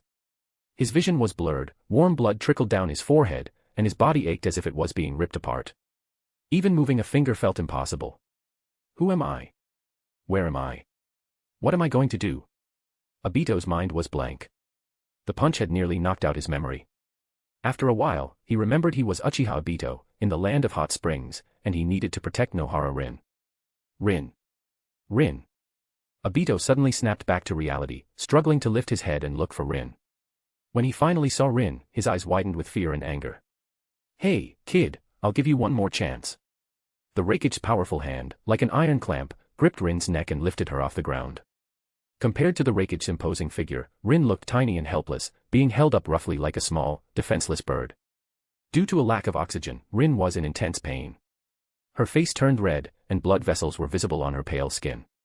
She struggled fiercely, hitting the Raikage repeatedly with her small, pink fists. However, against the Raikage's strong physique, even sharp kunai couldn't pierce his defenses, let alone Rin, who was a medical ninja. The little girl's struggle seemed almost trivial to the Raikage, making her appear pitiable, helpless, and weak. No, you can't touch her. Obito shouted in a desperate and frantic voice, his eyes bloodshot. Tell me his name. His age. His ANBU division. The Raikage remained impassive, his expression blank. He tightened his grip, his gaze cold. Boy, I'll give you one chance. If you tell me the information about him, I'll spare the girl. No, please, don't hurt Rin. Obito pleaded. A fear he had never known before overwhelmed him completely. It felt like an invisible giant hand had gripped his heart, and a wave of suffocation hit his brain. But the Raikage remained unmoved, his fingers still tightening as he continued counting down. 3. 2. His voice was like a death toll. Rin's struggle grew weaker, her eyes rolled back, foam began forming at the corners of her mouth, and she shook uncontrollably. Clearly, this was a sign that death was near. 1. A fierce light flashed in the Raikage's eyes, filled with murderous intent. At that moment, Obito couldn't take it anymore. He cried out in agony, tears streaming down his face. In great pain, he bit his lips and hoarsely shouted, Uchiha Sogetsu. His name is Uchiha Sogetsu, he's 17 years old, and he's the captain of Konoha Umbu team. Please, don't hurt Rin. Hee, look, you'll tell me. The Raikage sneered and loosened his grip, his eyes full of scorn. I've seen too many kids like you, full of talk but never willing to betray their friends. No, no. Obito's eyes were vacant. He knelt on the ground, in pain and making weak excuses. He really wanted to say he hadn't betrayed his friends, but when he tried to speak, the words got stuck in his throat. You can go now. The Raikage looked at him with disdain, as if he were trash. Killing you would just dirty my hands. Hey guys, due to lack of supporters I am planning to stop translating this FIC. If you like this FIC do consider supporting me. Chapter 160, Kage no Yami. It was rainy and cold, and the damp air made things a bit uncomfortable. Uchiha Sogetsu, dressed in a raincoat, paused in the drizzle and lifted his hat slightly. He looked surprised. Wow, that was quick. I thought it would take longer. The semi-transparent message in front of him showed that Task 1 was complete. Side Quest, Optional Spreading Faith, Part 1. Establish a religious organization and spread the faith in the ninja world, with at least 100 followers, 128/100. Reward, Hangman Path, 10 copies of Sequence 9-6 Potion. Incredible efficiency. It had only been 10 days since Mr. A officially started, and he had already gained over 100 followers. Is this a sign of human nature twisting or morality declining? He remembered that the Aurora Order was a cult. It was surprising how quickly it had grown. Uchiha Sogetsu took a deep breath. No wonder Mr. A was the leader. With this level of skill, he could easily be called the best employee of the year. He suddenly understood why some bosses in his previous life prized exceptional employees so much. TSK, I can't help but feel conflicted. Uchiha Sogetsu touched his chin, feeling torn. Feeding him to the creeping hunger would be a bit of a waste of talent. Sometimes, it's tough when employees perform too well. Setting aside these thoughts, Uchiha Sogetsu pulled out a potion from the system space. Is this the potion for the Hangman Path, Sequence 9, Secret Supplicant? The Hangman Path deals with fall and sacrifice. At lower levels, one might hear whispers from hidden entities, which can easily drive someone insane. But there are upsides. Although few survive the secret whispers for 5 years, they often gain powerful, unique abilities. Abilities like controlling flesh and blood, manipulating souls, and even, at higher levels, dealing with corruption, evil words, shadows, and mutations. Overall, the Hangman Path is a dangerous and unpredictable path. But for Mr. A, these potential downsides might actually be advantages. It's just the right time. I should give it a try. With that, Uchiha Sogetsu went to a secluded spot nearby. In the cave, he took a moment to set up extra security. His left eye changed into a Mangekyo Sharingan. Eye technique, Kage no Yami. As soon as he activated the technique, a pitch-black shadow appeared in the cave. The shadow was invisible and intangible, dark and deep, but it felt real. From its appearance, it radiated an ominous presence. Keep watch over the cave and don't let anyone come near, Uchiha Sogetsu instructed. The dark shadow nodded slightly, as if it understood, and then vanished like a ghost. Once everything was set, Uchiha Sogetsu calmed himself, thought for a moment, and then began carving mysterious runes into the ground with his fingers. The core of ritualistic magic is to ask for help from a higher power, but the materials and spells must be specific. He paused, thinking carefully, and said to himself, but in the Naruto world, I'm not sure if ritualistic magic can really work for that purpose, or if the spell can be effective for positioning. He was about to test ritualistic magic in the Naruto world. If it worked, it would make future tasks easier and help him keep his identity hidden. Maybe I can learn from summoning techniques. Uchiha Sogetsu suddenly thought that summoning techniques and ritualistic magic might have similarities. That would be simpler. Modify the summoning technique, add ancient Hermes text, and use the 3-part spell to locate the object of the prayer. There probably isn't a true creator in the Naruto world, right? Uchiha Sogetsu paused, then reassured himself, even if there is, I won't suffer from using ritualistic magic. I can use this chance to test it. After a while, he completed a simple and crude ritualistic magic setup. Now, for the internal test. Using the contract left in Mr. A's body, Uchiha Sogetsu could send information into Mr. A's dreams, no matter the distance. Then, he just had to wait for the results. After a busy day, Mr. A finally had a rare moment of rest. Due to the war, the number of refugees from the land of hot springs had surged, and he used this opportunity to recruit many people into the religion. Soon, the number of peripheral members of the Aurora Order increased 100-fold. He decided to temporarily stop accepting refugees. After all, a strong religion isn't just about numbers, it also needs high-level officials and elites. Among the refugees, he had found several talented individuals worth training. Mr. A, who was deep in thought about his future, gradually became drowsy. He slowly closed his eyes and fell into a deep sleep. He heard a whisper, as if someone was softly speaking in his ear. My lord. Mr. A suddenly woke up, his face lighting up with joy. The true creator had once again shown mercy to his followers, and this time, Mr. A clearly heard the Lord's instructions. A ritual to communicate with the Lord. Finally. Finally. Mr. A's face twisted with excitement as he fervently exclaimed, "My Lord, you saw my efforts, and in your mercy, you've sent an oracle to guide us." Without waiting for dawn, he immediately got up from bed. The preparations were simple: fresh flesh and blood, mysterious text for the ritual, and a specific spell. Mr. A knelt on the ground with devotion, cut open his chest, and took out his hot, still beating heart. He believed this was the only way to show his respect. The Lord that created everything. The Lord who reigns behind the curtain of shadows.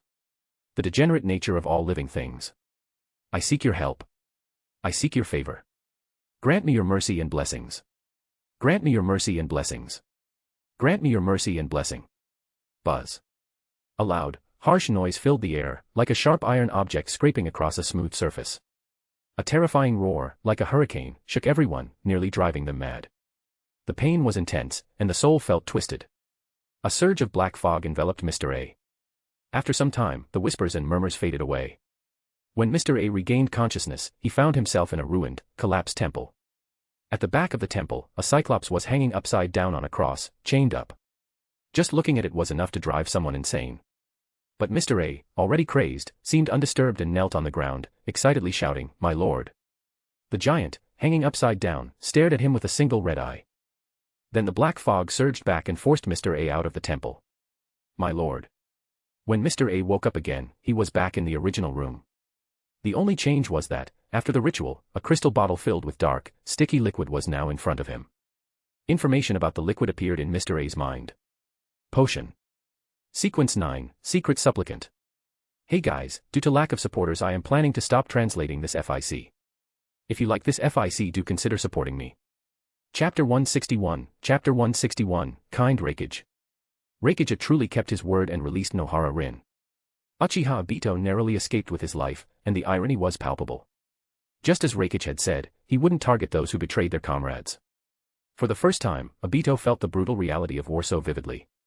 The veteran shinobi who had been guiding him, and the comrades he knew so well, had turned into cold corpses within mere minutes.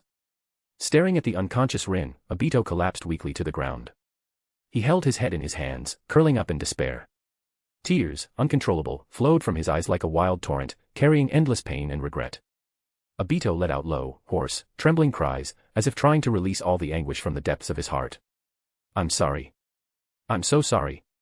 He kept apologizing, banging his head against the ground repeatedly, creating a dull thudding sound. Never before had Obito felt such intense pain. At that moment, he hadn't had time to think. In a split second, whether driven by instinct or intuition, Obito had weighed Rin and Sogetsu on the scales, and ultimately, he chose Rin. There was no doubt that this decision had thrown Uchiha Sogetsu into a firestorm. Reikage would undoubtedly mobilize his entire village to hunt down Uchiha Sogetsu at all costs. Obito knew this all too well, yet he had still made his choice. "I'm sorry, brother Sogetsu. I had no other choice. I had to save Rin. You'll forgive me, right? You're so strong, brother Sogetsu. I'm sure you'll be fine." "Yes, that's right. You're powerful, Reikage won't be able to harm you." Obito kept pleading, trying to convince himself, searching for a justification. Only by doing this could he bear the guilt and regret without being crushed by it. After repeatedly reassuring himself, Obito managed to regain his composure. He slapped his cheeks vigorously. "Obito, get a grip. We need to inform Lord Fugaku immediately. Rin's injuries are severe, we need a medical ninja." Though he had been struck by Reikage, luckily, Reikage hadn't intended to kill him. 7 or 8 ribs were broken, but Obito could still move. Assessing the situation quickly, Obito knew he couldn't stay here. Enduring the intense pain from his broken ribs, he gritted his teeth and carried the unconscious Rin on his back. "Rin, you'll be okay. I swear I'll protect you." "Obito." Rin's voice startled him. She had slowly regained consciousness and was looking at the scenery moving past them in a daze. Her last memory was of Reikage grabbing her throat before she passed out.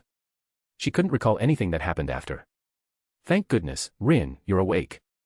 Obito exclaimed, relieved that she seemed okay. But her next words made his heart sink. "How did we escape?" Rin asked curiously, lying on Obito's back. She vaguely remembered a scene where the Reikage was interrogating Obito, but she couldn't hear clearly at the time because she was struggling to breathe. So, she asked again, "Reikage, why did he let us go?" Obito opened his mouth, but the words stuck in his throat. Should he tell Rin that he had betrayed Uchiha Sogetsu, which led to the Raikage sparing their lives? Even though Rin seemed fragile and gentle on the surface, she was actually very strong-willed. If he told her the truth, Obito could already imagine how disappointed she would be. What he feared most was that if Rin found out, she would distance herself from him and start to dislike him. As a ninja, keeping secrets was a fundamental rule. No matter the reason, breaking that rule was considered treason. Obito knew the consequences, so he was even more reluctant to tell her the truth. We must have been lucky. Something must have happened to the Raikage, so he left suddenly, Obito lied, making up a weak excuse. Oh. Rin's head felt heavy, and she didn't think much about it. She laid her head back down on his shoulder. Seeing that Rin didn't ask any more questions, Obito felt relieved. He really didn't know how to keep up with the lie if she continued. He quickened his pace, heading back towards the main group. It was late at night, the moon was dim, and only a few stars dotted the sky. Dark clouds filled the air. As Obito was running through the woods, someone suddenly blocked his path. A sharp kunai was pressed against his neck, and a deep voice whispered in his ear, "Uchiha Obito, I remember you were supposed to be with the reconnaissance team, gathering intelligence on the Cloud Ninja at the front line. Why are you here?" Obito, feeling a sense of relief, shouted, "Quick! I have important information to report to Lord Fugaku." The Umbu holding the kunai hesitated, then noticed Obito was covered in blood. Realizing the seriousness of the situation, he grabbed Obito's collar roughly.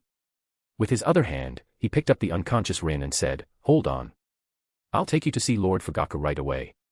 He was the lookout responsible for the outermost warning and wasn't allowed to hear sensitive information.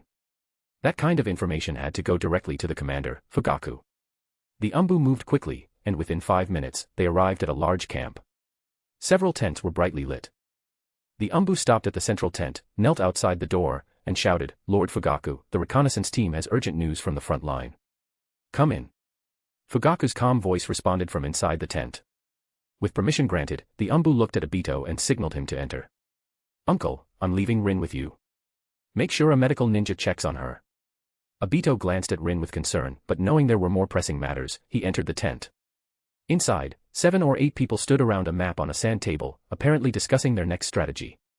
Along with Uchiha Fugaku, there was Abirame Ryoma, Danzo's trusted right-hand man from the route, as well as several jonin from different clans. "Uchiha Obito, what happened on the front line?" Fugaku frowned slightly, his presence commanding without even trying. His voice carried a sense of urgency. "Lord Fugaku, the reconnaissance team, they were wiped out." Obito wiped his tears and sobbed, "It was the Raikage. He suddenly appeared and attacked us. Lord Tetsuka and the others, they're all dead." "What did you say?" Fugaku's eyes widened in shock, and he nearly fell but quickly steadied himself by gripping the table. Losing several jonin and key young ninjas all at once was a devastating blow, even for the powerful Uchiha clan.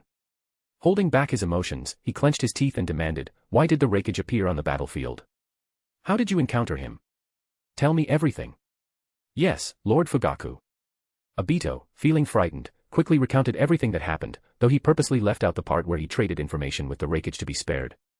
However, everyone in the room was sharp, and they could tell something important was missing from his story. "Kid, your lie is way too obvious," Abirame Ryoma sneered after listening. "The whole reconnaissance team was wiped out. How did you and that girl manage to escape?" I. Facing the intense stare of a root jonin, which seemed to pierce right through him, Obito started to panic. "Obito, do you realize that if you're hiding something, I could treat you as a traitor right now?" Fugaku's forehead veins bulged in anger as he slammed the table. His eyes were filled with fury, and he demanded, "Tell me the truth. How did you escape?" "I'm sorry." Obito broke down, falling to his knees and crying. "It was the Raikage. He said if I told him the name of the Uchiha who killed the third Raikage, he'd let Rin and me go." "Wait, you said the Raikage let you go?" Uchiha Fugaku's heart sank. The next second, he couldn't contain his anger and burst out, "Are you serious? What the hell were you thinking, you idiot?" "Huh." Before Obito could even process the insult, he noticed that everyone in the tent had looks of terror on their faces. In the next moment, the quiet night was shattered by a sharp whistle. A massive thunderclap, along with raging fire, rockfalls, and roaring water, descended on the camp like a natural disaster. Enemy attack. Hey guys, due to lack of supporters I am planning to stop translating this FIC. If you like this FIC do consider supporting me. Chapter 162, Konoha's defeat. A large number of cloud ninjas moved in silently. Under the cover of darkness, they approached the Konoha camp like ghosts. The ninja keeping watch outside Konoha camp had already been taken out one by the Cloud Ninja Umbu, without giving them any chance to alert others. Reikage AI stood on a hill, arms crossed over his chest, looking down at the brightly lit Konoha camp below. There was a hint of mockery in his eyes as he said, "Kid, let me teach you one last lesson. On the battlefield, the last thing you should trust is the enemy's promise." With that, he slowly raised his hand and swung it down like a sharp blade. Attack! In the next moment, the silent Cloud Ninjas revealed their deadly intent. Taking advantage of their high ground, the Cloud Ninjas began forming hand seals and launched a surprise attack on the unsuspecting Konoha camp below. Lightning release, thunder tide. Earth release, earth and rock collapse. Water style, water dragon bullet. Fire style, flowing fire. In an instant, countless ninjutsu pierced through the darkness, raining down on Konoha's camp like meteors. Boom. Boom. Boom. The huge explosion sent shockwaves through the air, waking up the sleeping ninja. Many ninjas were caught off guard and even died in their sleep. In a flash, chaos erupted in the camp. Enemy attack. It's the Cloud Ninjas. Damn it, why was there no warning? What happened to the guards outside? How did they find us? The urgent cries broke the silence of the night.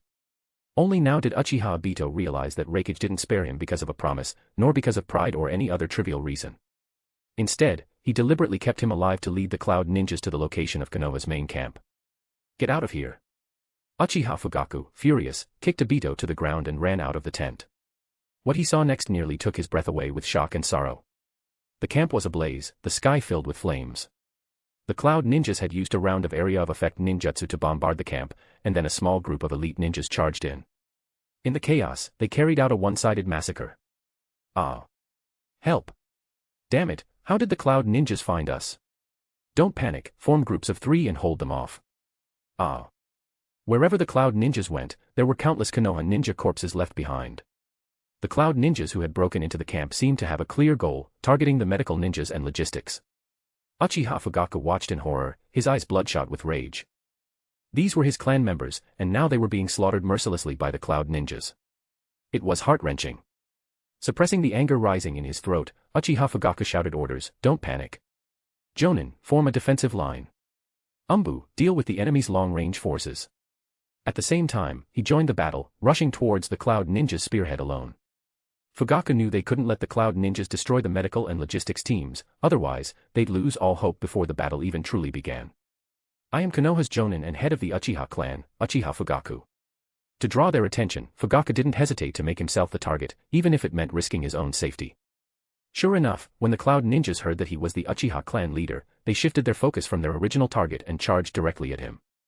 On the battlefield, taking down the enemy commander was clearly more important than attacking the medical or logistics teams. As long as they can kill Uchiha Fugaku, they can deal a major blow to the Konoha army. 7 figures, radiating fierce and terrifying killing intent, approached rapidly, their swords gleaming ominously in the firelight. Fighting 7 opponents at once seems almost impossible to win. Even Uchiha Fugaku was sweating heavily. These weren't just any enemies, they were the elite forces of the Cloud Ninja. Despite knowing he had little chance of winning, he had to fight to hold them off. If we let them keep attacking, the Uchiha clan will be destroyed, and will either be wiped out or die here. Fire style, Great Fireball Jutsu. Fugaku didn't hold back and unleashed a massive fire attack. In an instant, the blazing inferno surged like an enraged beast, consuming everything in its path and charging toward the Cloud Ninjas like a tidal wave. Earth style, Earth Wall. A towering earth wall suddenly rose, blocking the fire's advance. The Cloud Ninjas launched a surprise attack from both sides. One figure, crackling with lightning, dashed straight toward them, undeterred by the flames. Although Fugaku had expected this wouldn't be easy, he frowned and, as he quickly retreated, threw a dozen shurikens. Fire style, Phoenix Fire Jutsu. Flames burst from the spinning shuriken, spreading out like blooming flowers and hitting the Cloud Ninjas. While the other Cloud Ninjas were forced to pull back, a figure wrapped in red chakra with 3 tails behind him charged through the fire at breakneck speed. Jinchuriki. Fugaku recognized it immediately. The tailed beast cloak shocked him. The Cloud Ninja even sent their tailed beast Jinchuriki to the front line, which meant this sneak attack was more than just an attempt to defeat the frontline troops. Thunder Blade. Killer Bee charged forward like a wild beast, his steps heavy and his demeanor fierce. With his 3 Tomo Sharingan, Fugaku saw how dangerous Killer Bee's attack was and knew he couldn't face it directly. He quickly formed hand signs and shouted, "Fire style, Fire Dragon Flame Bullet." The Fire Dragon Flame Bullet is a powerful fire jutsu. Normally, it attacks from 3 directions, strong enough to burn through rocks and even steel. But Fugaku controlled the flames, making them shoot in a straight line. A roaring fire dragon surged forward, cutting through the darkness at high speed. Boom. Killer Bee, unable to dodge, collided with the concentrated fire dragons. The fire dragons were extremely destructive. Their intense heat turned the surrounding rocks to sand, and the flames whipped up fierce winds, destroying everything in their path. Fugaku's heart raced with worry. He knew that the Jinchuriki wouldn't be defeated so easily. As expected, the next moment, the powerful wind pressure blew out the flames. Amidst the charred rocks stood a beast, not quite human. It was covered in a red and black chakra cloak, with 8 red tails whipping the air and letting out a deafening roar. Damn, it's transformed into a half-tailed beast. Fugaku's heart sank when he saw this. Even worse, before Fugaku could react, Killer Bee, now in his half-tailed beast form, raised his head, opened his mouth, and gathered a massive amount of chakra. This is bad. Fugaku felt a shiver. He knew exactly what was coming. The dense yin-yang chakra formed a dark sphere, its crushing pressure causing the ground around Killer Bee to crack and shift. It's the tailed beast ball. Get out of the way. Fugaku gave a heart-wrenching warning.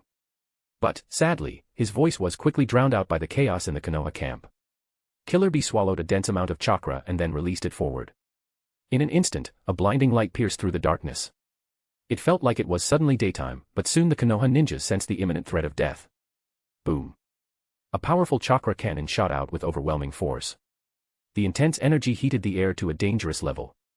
Purple-red shockwaves spread out, destroying everything within 100 meters. The enormous energy shook the air, causing the ground and nearby valley to tremble. It sounded like millions of bees buzzing, mixed with an earthquake. Most of the Konoha camp was obliterated, and deep grooves were carved into the rock as the blinding light passed. Strong winds roared, creating mushroom clouds tens of meters high. Nearby, the Raikage watched from a mountaintop with a satisfied expression, arms crossed. Not enough, not enough. I want you, Konoha, to feel my pain too. Hey guys, due to lack of supporters I am planning to stop translating this FIC. If you like this FIC, do consider supporting me. Chapter 163, Obito's Nightmare. The scorching heat filled the air. Raikage stood with a blank expression, arms crossed over his chest. He stepped on the ground, which had been crystallized by the tailed beast bomb, and smirked coldly. Uchiha Fugaku, you sure know how to escape quickly. Killer Bee, who had partially transformed into his tailed beast form, sat beside him, panting. Guilt was written all over his face. I'm sorry, big brother. I let someone escape again. The tailed beast bomb had destroyed the Konoha camp and killed many of their ninjas in one strike.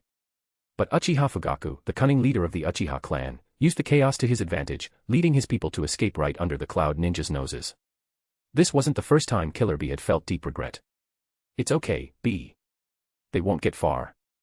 Raikage's lips curled into a smirk as he stared into the darkness with cold eyes. Keep chasing them. We'll crush Konoha in one go. The recent battle had brought great success to the Cloud Ninjas, and now was the time to push further. After tidying up and cleaning the battlefield, the Cloud Ninjas moved towards Konoha once more. Meanwhile, under the cover of night, dozens of people were fleeing in panic. They looked disheveled, like refugees. It was hard to believe that this group was actually the Uchiha clan, Konoha's most powerful clan.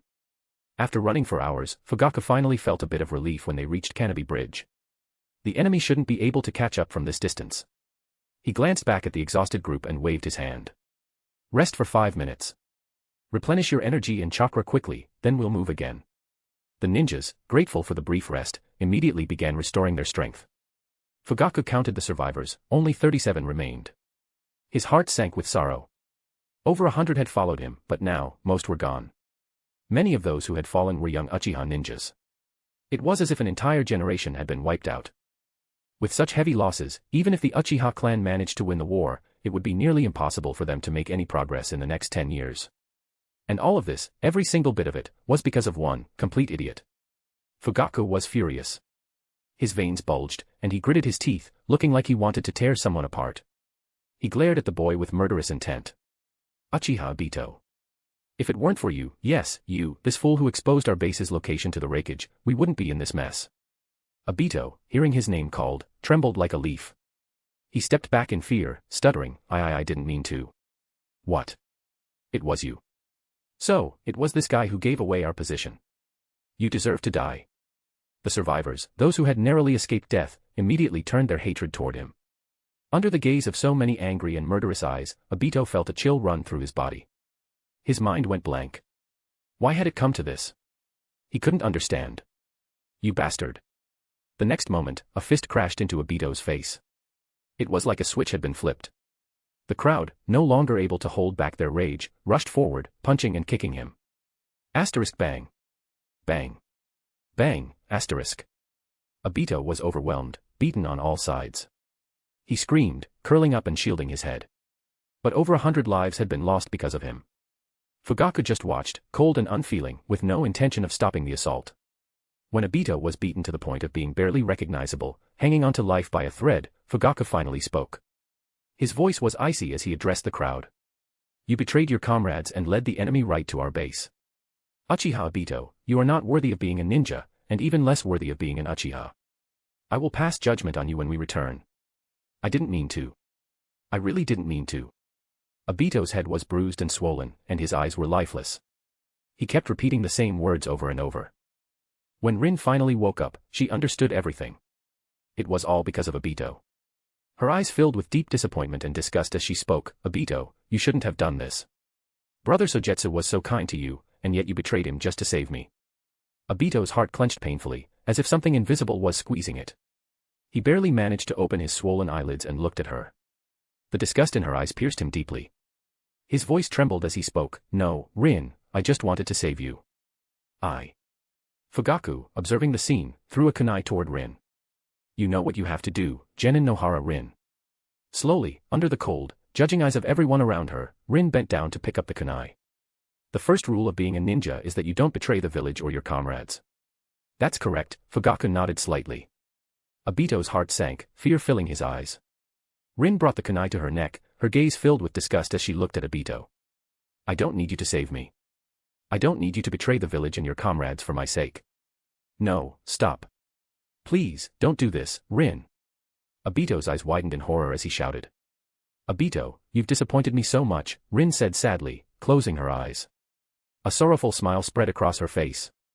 In the next life, I don't want to be your teammate anymore. She knew that even if she managed to return to the village alive, she wouldn't be able to handle the crushing weight of public opinion. Wasn't it true that even someone as strong as Konoha's White Fang took his own life because of it? She could already imagine how the villagers would look at her, a ninja who survived the war by betraying her comrades. It would be unbearable. It would be better to die with some dignity. No, don't do it, Rin. Obito screamed in fear, desperately pleading with those around him. Please, stop her. Clan head Fugaku, please. But Fugaku only looked at him coldly. At least, she's braver than you. Thank you, Lord Fugaku, Rin said, taking a deep breath before pushing the kunai into her neck. Blood gushed out, bright red. Even in death, Nohara Rin refused to return to the village with a life tainted by betraying her comrades. No. Obito, who had witnessed the entire scene, roared like a wild beast. He could only watch as the girl he cared about took her own life in front of him. That look of pure disgust in her eyes hit him like a hammer to the heart. The immense pain, regret, and resentment tore at his fragile mind. Why? Why didn't anyone stop her? Why did Rin have to die? Why? Obito's voice was filled with madness as he struggled to stand and reach out for Rin. But Fugaku swiftly dodged and knocked him down with a powerful punch. Nohara Rin died as a Konoha ninja. You betrayed your comrades, leading to our defeat. Over 100 people died because of you. A beast like you doesn't deserve to touch her. Obito crashed against a tree, his eyes empty. No, I'm not. I didn't. Hey guys, due to lack of supporters I am planning to stop translating this FIC. If you like this FIC, do consider supporting me. Chapter 164, Obito. You're not worthy. You're not worthy. You're not worthy. Fugaku's voice echoed like a nightmare in Obito's mind. The disgust in Rin's eyes and her harsh words before she took her own life were like knives, shattering his last defenses. Uchiha Obito's spirit was broken, leaving him a mere shell of his former self. He never imagined that in trying to save the girl he loved, he would end up pushing her into despair. But was he really wrong? Obito leaned against a tree, dazed and lost in thought, uncertain of what to think anymore. Idiot. If it weren't for you, we wouldn't be in this mess. A fellow ninja couldn't hold back and attacked Obito, punching and kicking him while shouting insults. You're useless. A failure. A fool. You don't deserve to be a ninja. Pathetic. But Obito, despite the harsh beating, seemed numb to the pain. He let the punches land, his eyes empty, as if the physical blows meant nothing to him. That's enough, Fumito. Fugaku frowned and shouted, now is not the time to assign blame. Don't forget, we have bigger problems. His words sobered the group. The 20 or so ninjas around him wore grim expressions. Yes, they were still in danger. The Cloud ninjas were hot on their trail, and they could clash with them again at any moment. With so few of them left, facing the enemy head-on would be suicide. But what should they do now? Uchiha Fugaku's head throbbed with the weight of responsibility. Returning to the village in defeat wasn't an option. Even if they pinned the entire failure on Obito, as the leader, Fugaku would still face punishment. Moreover, Danzo had tasked him with holding off Cloud Village's forces for at least 10 days. But barely 1 day had passed since the battle began. Konoha's defenses were weak, with most of the major clans already at the front lines. They couldn't fend off the Cloud ninjas' attack. Even if they could, if Fugaku returned in defeat, Danzo would likely exact revenge on the Uchiha clan. But risking everything and sacrificing the last of the Uchiha here? Fugaku hesitated. Lord Fugaku, have you forgotten the mission Danzo entrusted to you? At that moment, Aburaim Ryoma saw through their hidden thoughts. He suppressed his anger, walked out, and said with a stern expression, don't say I didn't warn you. If this mission fails and the Cloud ninjas invade the village, you and the Uchiha clan will be the biggest traitors in Konoha's history. Fugaku's face showed his frustration. Unable to argue with Ryoma's words, he could only nod and say, we need to set up a defensive line here. We can't retreat any further. This was the Kanabi Bridge. It was less than 100 kilometers from Konoha village. If they retreated any further, they'd be right at their doorstep. They had to hold the line here and give Konoha time to prepare a second line of defense. Lord Ryoma, I'll stay here with the rest of the team, Fugaku said with a forced smile, looking defeated. Please go back to the village as soon as possible and report the situation to Danzo. We need reinforcements urgently. Humph, don't remind me, Ryoma replied coldly, his anger still simmering. I'll inform Lord Danzo myself. It was embarrassing to admit that a child's actions nearly wiped out the frontline troops. Mentioning this reason would only invite ridicule. Yes, I know, Fugaku said, acknowledging his mistake. Just please hurry and send reinforcements quickly. Just then, a figure rushed in, panicked and breathless, shouting, Lord Fugaku, the Cloud ninjas are less than 3 kilometers away. What? Where are the hidden guards? Why did we only discover them now, so close to us? Fugaku's face twisted in shock as he asked. Even though he was pulling back, he made sure to leave hidden traps along his path. This time, learning from past mistakes, he had placed more secret guards, one at 3 kilometers, one at 10 kilometers, and another at 15 kilometers to guard against surprise attacks by the Cloud ninjas. But these precautions were still not enough. It was the Raikage, Lord Fugaku, the sentry said weakly, blood trickling from his mouth. The Raikage led the attack. He was too fast. The patrols and guards we had set up were taken out before they could even react. I was the only one who got away. The Raikage, it's the Raikage again. Fugaku's forehead throbbed with anger as he clenched his fists. Is this guy really not afraid of us coming after him? Even though the Kage of a village has immense power, they don't usually appear on the front lines. After all, no matter how strong one person is, they can't take on an entire army alone. If they die, it would be a huge blow to their side, and that's not worth the risk. But the Raikage from Cloud Village was breaking all the rules. He had entered the enemy camp alone, which made them very worried. How many are there on their side? Fugaku asked urgently. 7 or 8 people, the Umbu replied, his chest collapsing from severe injuries. Raikage, 8 Tails Jinchuriki, and Kimogakuru's Umbu. The Uchiha guard died before Fugaku could ask more questions. Everyone, take cover. Fugaku knew the situation was critical but also saw it as an opportunity. Quickly set up the trap. We must use this chance to take down the Raikage. If they could really behead the Raikage, or at least severely injure him, it would slow down the Cloud ninjas' advance and make up for their previous failures. But soon, Fugaku realized how naive his hopes were. They couldn't even see the Raikage's face, but the atmosphere around them was shaking violently. Amidst the scorching, turbulent air, a tailed beast ball appeared, a deep red sphere, densely packed with yin and yang chakra, accompanied by a terrifying roar. From start to finish, the plan was never to engage in a direct fight with this group of defeated soldiers. The Jinchuriki only needed to aim from several kilometers away and fire the tailed beast ball directly. Traps. Ambushes. Strategies. In the face of the tailed beast ball, all of it was meaningless. Tailed beast ball. Fugaku yelled loudly and dashed to the side. Chaos erupted instantly. No matter how fast they ran, they couldn't escape the tailed beast ball.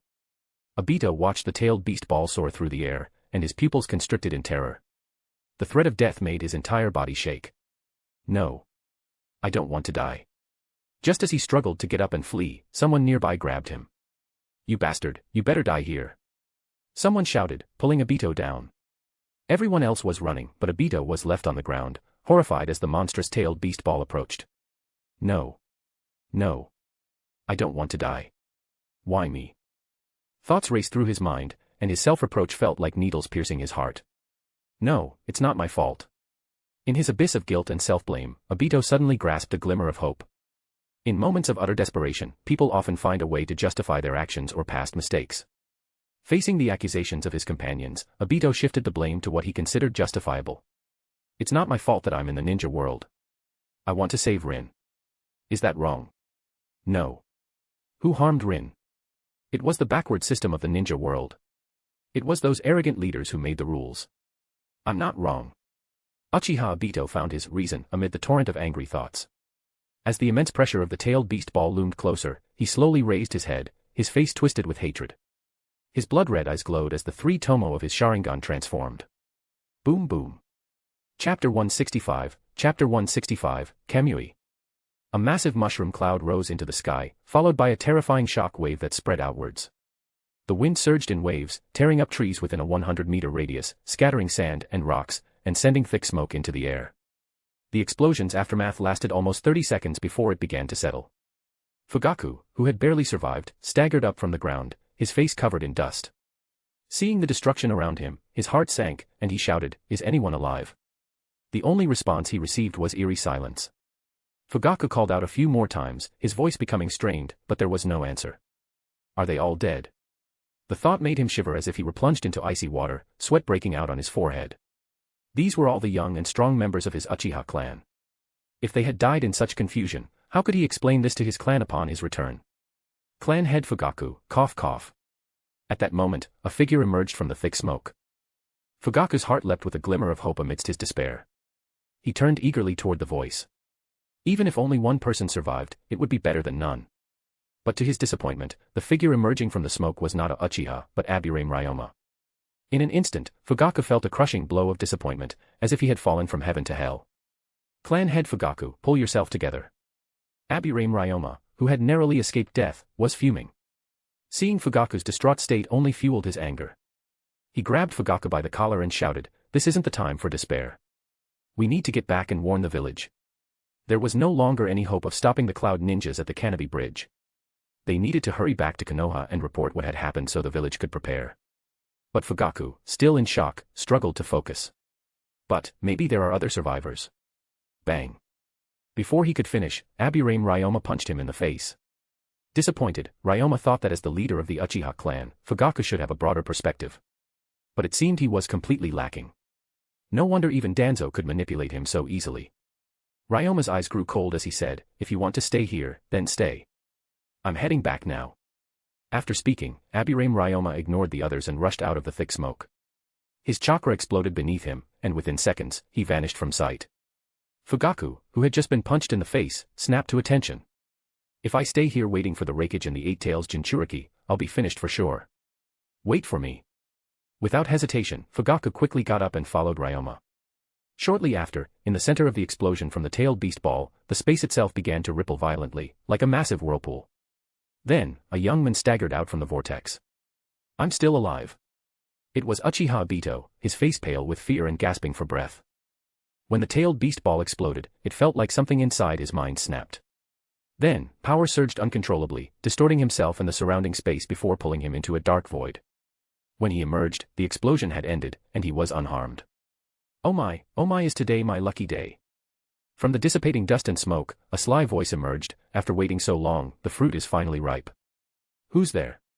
Obito, frightened, quickly drew his kunai and scanned the area. "Don't be so nervous, little brother."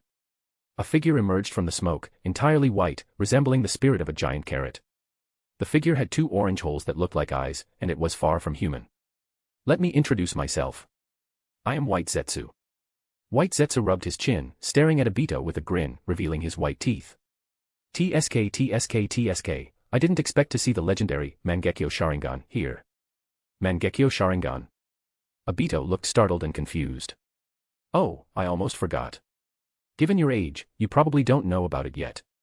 White Zetsu grinned and shared some scientific information. The Mangekyo Sharingan is the most powerful eye technique of the Uchiha clan. You can only awaken this ultimate power by witnessing the death of someone you love the most. My eyes are hurting. Obito suddenly felt like his eyes were being pricked by needles, and his vision became blurry. It felt like all his strength had been drained, and he collapsed to the ground. I almost forgot to mention that while the Mangekyo Sharingan is powerful, it also has great risks. White Zetsu said deliberately, realizing the oversight. Using it too much can not only be too much for your body to handle, but it might even make you go blind. Obito, in pain, wanted to curse. Why hadn't he mentioned such an important thing earlier? At such a young age, he's actually awakened the Mangekyo. White Zetsu smiled mockingly as he walked over and crouched in front of Obito. He examined Obito's eyes carefully and said with a click of his tongue, "What a shame. Such beautiful eyes are about to disappear. It's truly a pity." "What do you mean?" Obito asked through gritted teeth, trying to cover his painfully throbbing eyes. "I think the Raikage and the Eight Tails Jinchuriki will arrive in a few minutes." White Zetsu crouched next to him, revealing a sinister expression. "Given your current condition, I estimate you'll only be able to use your eye techniques 2 or 3 more times before your physical strength and chakra are exhausted. By then. Stop talking nonsense. What do you want?" Although Obito is usually naive, he's not a fool. With his life on the line, he understood the meaning of White Zetsu's words immediately. "So smart, I like you more and more." White Zetsu touched Obito's head, his fingers brushing his cheek before settling near his eye sockets. He grinned and said, "Such beautiful eyes. Why not give them to me?" "What did you say?" Obito's eyes widened in horror. Despite the severe pain, he was about to use his eye technique. But before he could react and the space around him began to distort, White Zetsu acted quickly. His speed was beyond Obito's expectation. He suddenly thrust 2 fingers into Obito's eye sockets. Blood spurted out, the distorted space returned to normal, and the influence of Obito's pupil power disappeared immediately. White Zetsu gently hooked a finger and extracted the bloody right eye, then, while it was still warm, he stuffed it into his own eye socket with a swift motion. After a slight movement, Obito's right eye suddenly shifted into White Zetsu's eye. Ah! Obito screamed in agony as his eye was being taken out. Don't scream, don't scream." White Zetsu held Obito down, covering his mouth with one hand and reaching for his left eye with the other. "Stay still, it'll be over soon. It's easier for both of us this way." "No, please, don't." Obito struggled with all his might, but with only his left eye left, he couldn't move to the Kamui space. Just breathe, just breathe. It doesn't hurt at all." White Zetsu grinned. He finally found what he was looking for and began pulling, digging, and prying it out with force. Oh. With his left eye removed, Obito was engulfed in complete darkness. He could clearly feel his connection to space being severed. The constant pain made him lose consciousness. "All right, it's done." White Zetsu pressed on with his left eye and put his hands on his hips. "Finally, I don't have to deal with this loser anymore. Now I can report to Lord Sogetsu." Kamui. With his right eye as the center, time and space began to warp like a massive vortex. The unconscious Obito was pulled into the vortex, followed by White Zetsu, and they both quickly vanished from sight. Chapter 166, Chapter 166, Rain Village officially joins the war. The sky was overcast and drizzling. Since the assassination of Hanzo, the previous leader of Rain Village, by the Akatsuki organization, Hanzo's former forces had been steadily losing ground. Under the leadership of Pain, Akatsuki had quickly taken control of the remaining forces in Rain Village, seizing the entire village within a few months. Now, Akatsuki was the true power in Rain Village, and Lord Pain, who called himself a god, resided in the tallest building. No one had ever seen Pain's true appearance, and there were rumors that anyone who had tried had ended up dead. In the building filled with steel pipes, Nagato, who had overused the Rinnegan and sustained severe injuries, could no longer walk. He lay in an egg-shaped device filled with tubes. "Conan, someone is coming," Nagato said suddenly, his voice hoarse. He had used chakra mixed with the rain to create a detection barrier and had sensed an intruder. A young girl with a cold expression emerged from the shadows. "I know. I'll check it out. Let the animal path follow me." "All right," Nagato replied, a complex look in his eyes. Since Yahiko's death, everything had changed. Not only had Nagato changed, but even Conan had changed. People said it was Pain who transformed Rain Village, but Nagato knew that Conan was the mastermind behind the plans to defeat Hanzo's forces and consolidate power in the village. "Conan," Nagato called out as she was about to leave. "What is it?" Conan's voice was cold, and she didn't turn around. Nagato hesitated, unsure of what to say, and finally whispered, "Be careful." If anything happens, I'll have the other 5 paths support you. Conan was silent for a moment before replying softly, okay. Her paper wings unfolded behind her, and she flew through the drizzle like a holy angel, disappearing into the distance. Guided by the animal path, she soon found the intruder. In the drizzle, a man wearing a simple white robe and a silver cross pendant stood. He held a black book and had a light golden beard. His pure eyes and gentle smile gave off a warm presence. Adam. Conan's cold expression softened a bit at his warm demeanor. It's been a while, Conan. Uchiha Sogetsu nodded slightly, his lips curving into a warm smile. It's clear that a lot has changed here, both in the Rain Village and with you. No, it's all thanks to your teachings. After the initial shock, Conan quickly composed herself and bowed slightly. If it weren't for you clearing the fog of fate from me, Nagato and I might still be deceived by fate. I sincerely thank you, Mr. Adam. Only those who dare to challenge fate will be favored by the gods. Uchiha Sogetsu smiled faintly. Instead of thanking me, you should thank yourself. Your choices have attracted the Lord's attention. Mr. Adam, are you here to see me? Conan's anxiety showed as she worried that Adam's appearance might mean her fate was about to change again. Do you remember what I said before? Uchiha Sogetsu read Conan's thoughts through her expressions and calmly added, I am a spectator. I'm here to witness the ripples of fate. Is that possible? Conan's eyes widened in horror at the implication. The brief statements carried heavy meaning, making her anxious. Ripples of fate. Having learned from Yahiko's tragic death due to ignoring fate, Conan was now even more nervous. She didn't want to suffer the loss of Nagato again. Mr. Adam, what should I do? Conan asked urgently.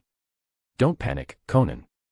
Uchiha Sogetsu's voice was soothing, his gentle gaze reaching deep. Remember, our purpose is to guide destiny. Looking into Adam's eyes, which were as clear and innocent as a baby's, Conan began to calm down. She asked, I understand. Can you tell me where the ripples appeared? As she spoke, her eyes were filled with a cold determination. She would never allow another ripple of fate to emerge. Anything or anyone causing such ripples would be completely eradicated. Uchiha Sogetsu looked at her and simply said, War. Konoha. Sand Ninja. With just this hint, Conan quickly connected the dots with recent events in the ninja world and identified the culprit. It seems you understand. Uchiha Sogetsu nodded and smiled, but I came here for another reason, something related to you, Conan. Mr. Adam, what is it? Conan asked. Uchiha Sogetsu handed her a badge, saying with a smile, consider this a gift to celebrate your joining the Twilight Hermit Order. The badge was small, about the size of a coin, and appeared to be made of brass. It was decorated with intricate and mysterious symbols that seemed to hold some power. As Conan held it, she felt a secret connection with Adam. Mr. Adam, what is this? Conan asked, puzzled. This badge represents the Twilight Hermits and is part of a simple ceremony, Uchiha Sogetsu explained with a smile. As long as you have it, you can connect with me. At the right moment, I will use it to call you to meet the other members. I understand, Mr. Adam. Realizing the badge's significance, Conan clutched it tightly. I will take good care of it. She felt a sense of achievement and was pleased to have gained Adam's recognition. From this moment, she was officially a member of the Twilight Hermit Order. She was also curious about the other members. The members of the Twilight Hermit Order must be very powerful, right? Well, see you next time. Uchiha Sogetsu's figure gradually became transparent and disappeared like a gust of wind. Conan's vision blurred. Conan, what happened? The animal path asked nervously, you've been standing still for a while. Are you under some kind of illusion? Conan, who had just been jolted awake, took a moment to regain her focus before her eyes settled on what was in front of her. It was as if Adam had never been there, everything that had happened seemed like a fleeting dream. But the badge in her hand reminded her that it was all too real. Holding the badge tightly, Conan realized that the so-called invader was merely an unfortunate sand ninja. More and more ninjas from other villages have been showing up lately. The animal path frowned, anger flashing in his eyes. They want to drag the Rain Village into the war. This is unforgivable. Nagato, I've made my decision. Conan looked at the unconscious sand ninja on the ground, her eyes filled with resolve. We have to join the war. Hearing this, the animal path's eyes narrowed slightly. Conan, are you serious? You can't hide from the Rain Village forever, Nagato. Conan looked up at the overcast sky and declared firmly, it's time for those powerful nations to understand our suffering. Chapter 167, Pursuit. Canopy Bridge, Land of Fire Border. A single-tailed beast ball, fired from several kilometers away, completely shattered the Uchiha's defenses. The air was searing hot and smelled strongly of burning. The rocks, melted by the intense heat, had turned into glass-like crystals. The area where the tailed beast ball had hit was now a massive gully, like the East African Rift Valley. Suddenly, amid the rumbling thunder, several figures appeared. The leader was a tall, muscular man with skin as white as copper. His short, light blonde hair stood up like steel needles, and he exuded an air of authority without showing any anger. His eyes were fierce, like copper bells, and it seemed as if thunder and lightning were swirling around him, making the air crackle. "Lord Rakage, should we continue pursuing them?" asked a nearby man, swallowing nervously. He was clearly intimidated by the new Rakage's power and added cautiously, "We're very close to Konoha. If we keep chasing, we might run into an ambush." Though he didn't say it outright, the Rakage understood the concern. "Yeah, big brother, we can't keep chasing," Killer Bee said, wiping sweat from his face. He was barely able to stand. In just a few hours since last night, he had transformed into a half-tailed beast twice, which was extremely draining. If he had to transform again, his chakra and spirit were at their limit, and he couldn't guarantee the beast inside him wouldn't go out of control. But the Rakage, AI, was unmoved, as if he hadn't heard anything. He stared blankly toward Konoha. After a moment of silence, his deep voice thundered, shaking the air with low pressure, "No, keep speeding up. Crazy. This is insane." Hearing this, everyone else looked completely baffled. What is the Rakage thinking?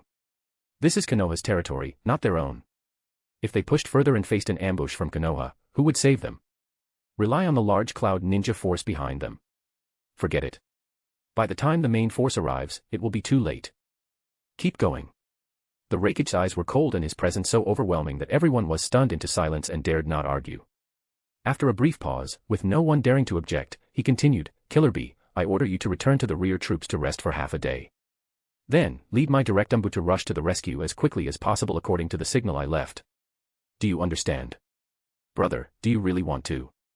Killer Bee's eyes widened in shock as he realized his elder brother was determined to chase after them until the end. "Go ahead." Rakage AI didn't say another word and rushed out first. The remaining 5, feeling defeated, placed their hopes on Killer Bee and then followed out with expressions of helplessness. No one knew what the Rakage was thinking. Did he really intend to follow in the footsteps of that troublesome Uchiha and venture deep into enemy territory alone? Was he really going to try to turn the tide of the war by himself? The people accompanying the Rakage were carefully selected, the elite among the elite, responsible for protecting him. Yet, even they found the Rakage's decision absurd. Soon, with Rakage AI's incredible speed, they began to close the gap, and even the sensory ninjas in the team could detect the chakra ahead. "Lord Rakage, there are 2 chakras ahead. They should be the escaping Uchiha based on their speed," reported the sensory ninja. Rakage AI's eyes darkened slightly, and a cold smile formed on his lips. "Then, let's chase them down and kill them." With that, he bent his knees slightly. As he leaped and landed on the ground, his feet struck with tremendous force. Boom. Instantly, a massive cloud of smoke and dust erupted, stirring up the air. The ground seemed to be crushed by an ancient beast. The immense force shattered the rocks instantly, creating visible cracks like a spider's web. Using the reverse impact, Rakage AI broke through the sound barrier in a flash, creating layers of air waves, like a roaring wind dragon. The bright lightning, combined with a loud roar, sliced through the forest. "No, this is bad." Uchiha Fugaku, who was fleeing ahead, suddenly felt a chill on his back. His extensive combat experience made him instinctively try to avoid the danger. Boom. As he dodged to the side, a powerful hurricane with strong air waves slammed into him, sending him flying. With his eyes half closed, he barely saw the figure clearly. A blinding flash of lightning cut through his vision, and then a fist filled with killing intent struck the air in front of him, causing it to explode. Lightning fist. The lightning-charged fist hit like a cannon. The overwhelming power even pierced through the air, making Fugaku struggle to breathe for a moment. Lightning. Rakage. It's impossible. How could the Rakage be here? Isn't he worried about an ambush? Before Fugaku could fully process this thought, he barely had time to raise his arms in defense. Bang. One hit. The fist connected with his body, breaking through Fugaku's defense effortlessly. The moment they collided, the bones in Fugaku's arms shattered. The immense force broke through his defense and struck his chest directly. Snap. His sternum cracked, and Fugaku coughed up blood.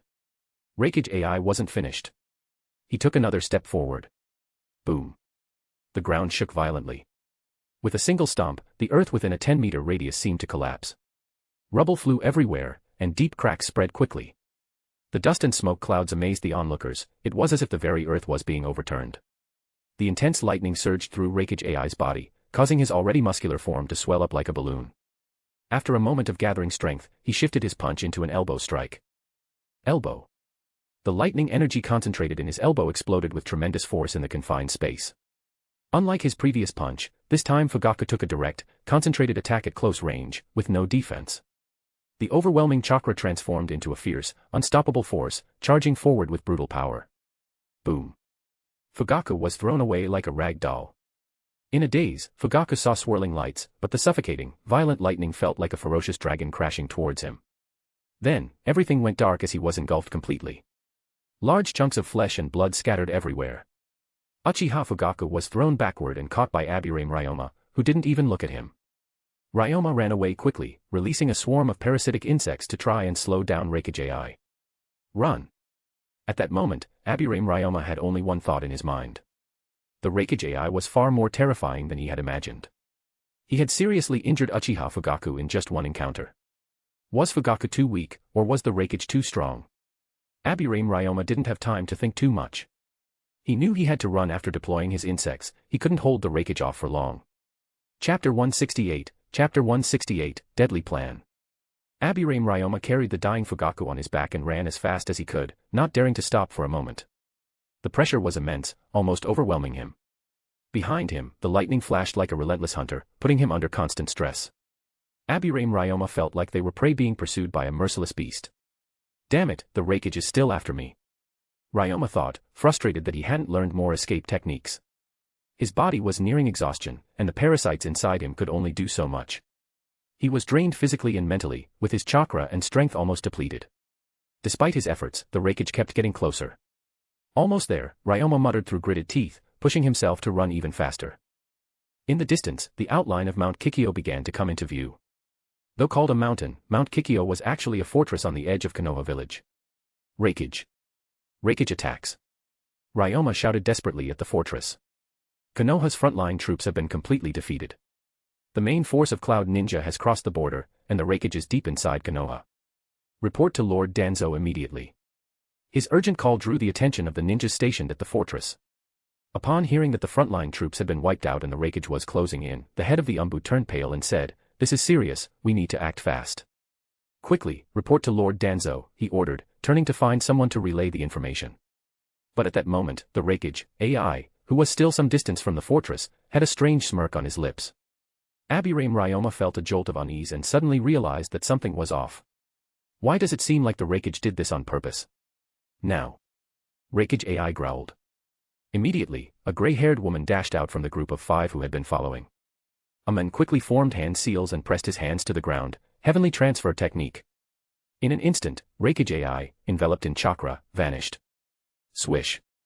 As everyone stood stunned, the disappearing lightning shadow transformed into a streak of light. In the darkness, he cut through with a dazzling arc at a speed close to light itself.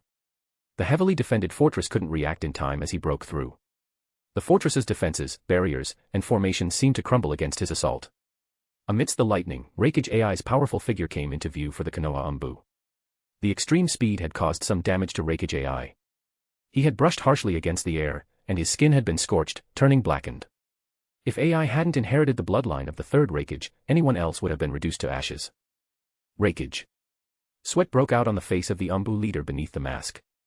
From the Reikage's willingness to hurt himself and use the heavenly transfer technique to enter the fortress as quickly as possible, he vaguely guessed what the Reikage was planning. Heh. 2 streams of air shot out of Reikage AI's nostrils as he snorted in disdain.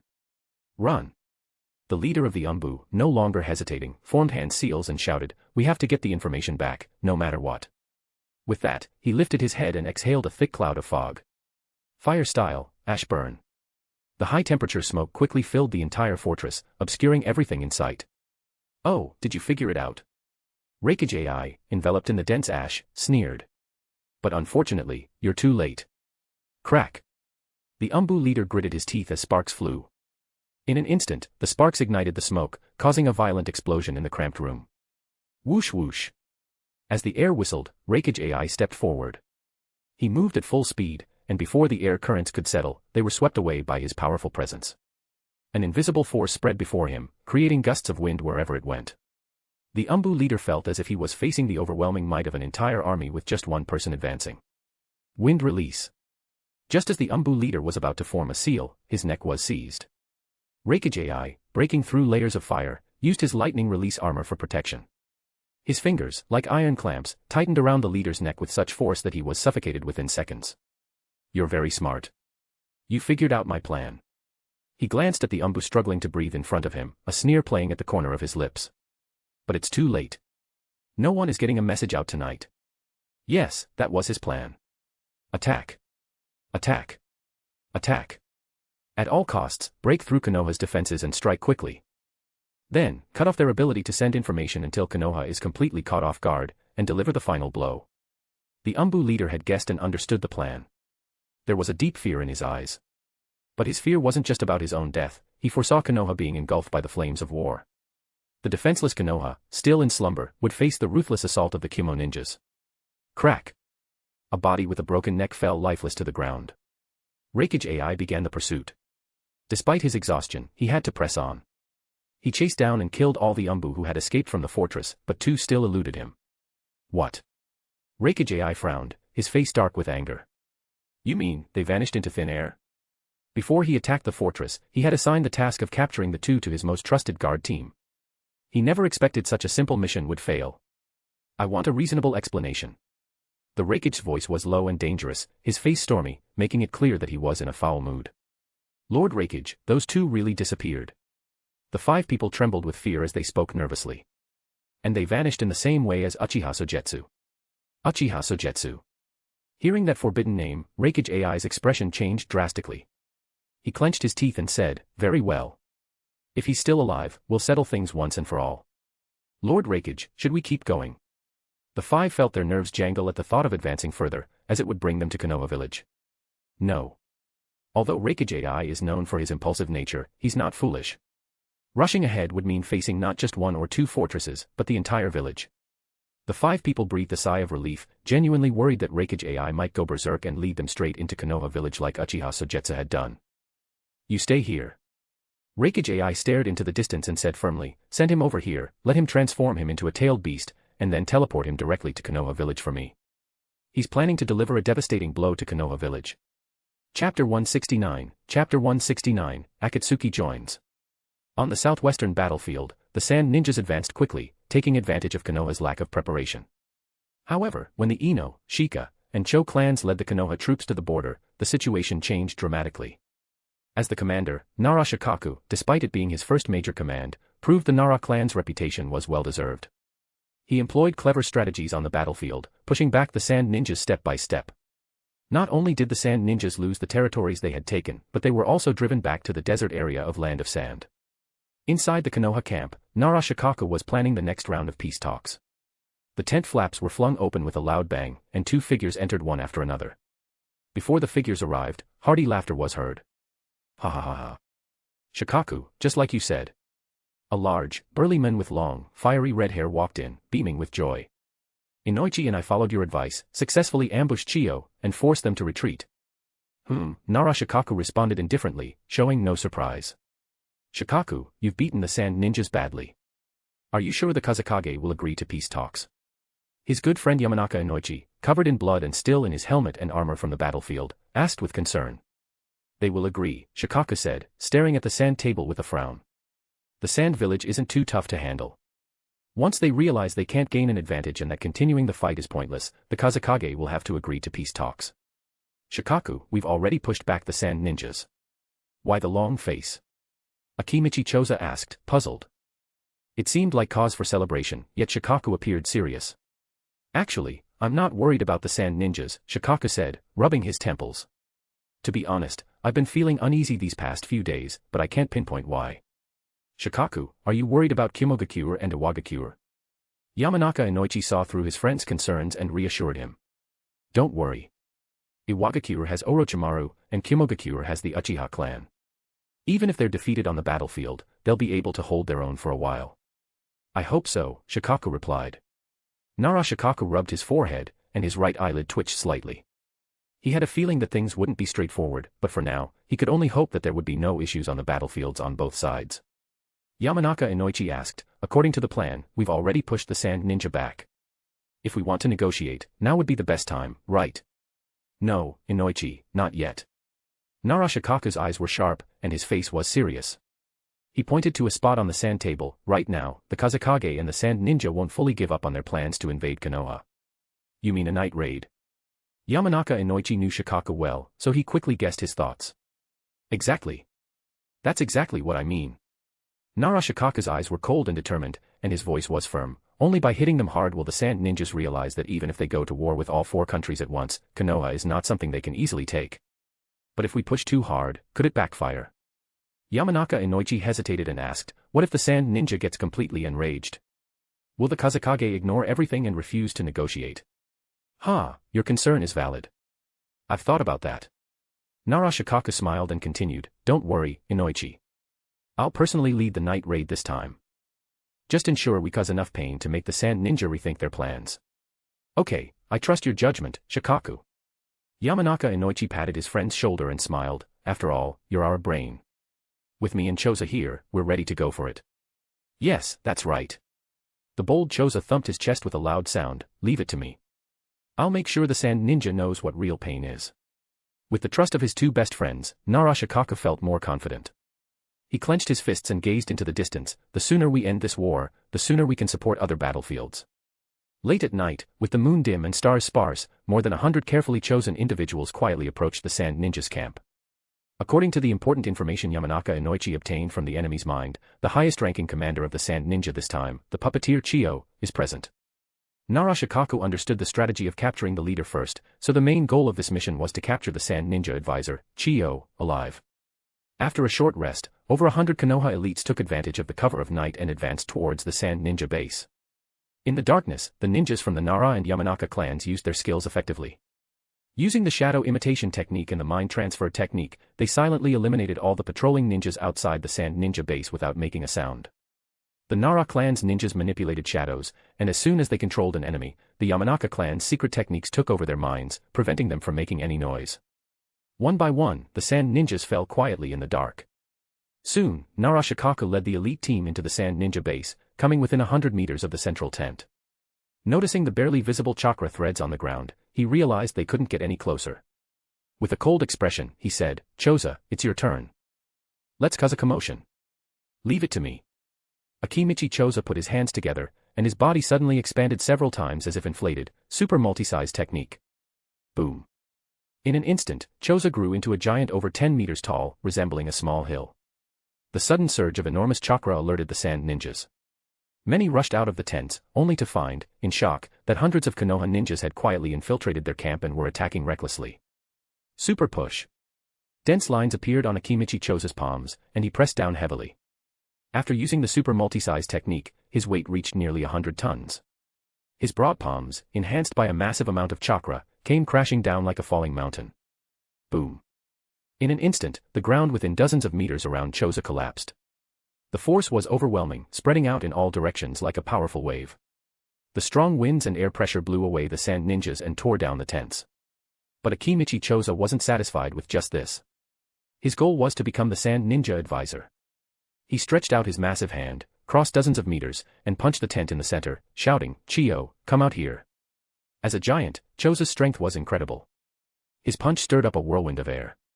But then, something shocking happened. Choza's giant fist stopped right in front of the tent, as if held back by an invisible, transparent barrier. Then, a calm and indifferent voice came from inside the tent. Shinra Tensei. Chapter 170, Pain. Shinra Tensei. In an instant, Akimichi Choza felt an overwhelming force shaking through his arm. Before his brain could react, the ground beneath him seemed to be violently lifted, and he was flung several meters away. Boom. A shockwave, centered on the tent, spread out in a semicircle. Everything within that area, whether it was ninja, ground, sand, dust, or air, was pushed away at terrifying speed, as if being repelled by an invisible, immense force. The shockwave rippled like a tangible wave, overlapping and forming a mushroom cloud. Choza, having grown in size, bore the brunt of the impact.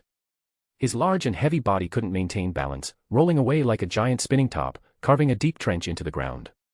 If it hadn't been for Nara Shikaku's quick thinking, controlling shadows to stop Choza, he might have rolled even farther. When Choza finally stopped, he was pale and weak, his body shrinking down. Are you okay, Choza?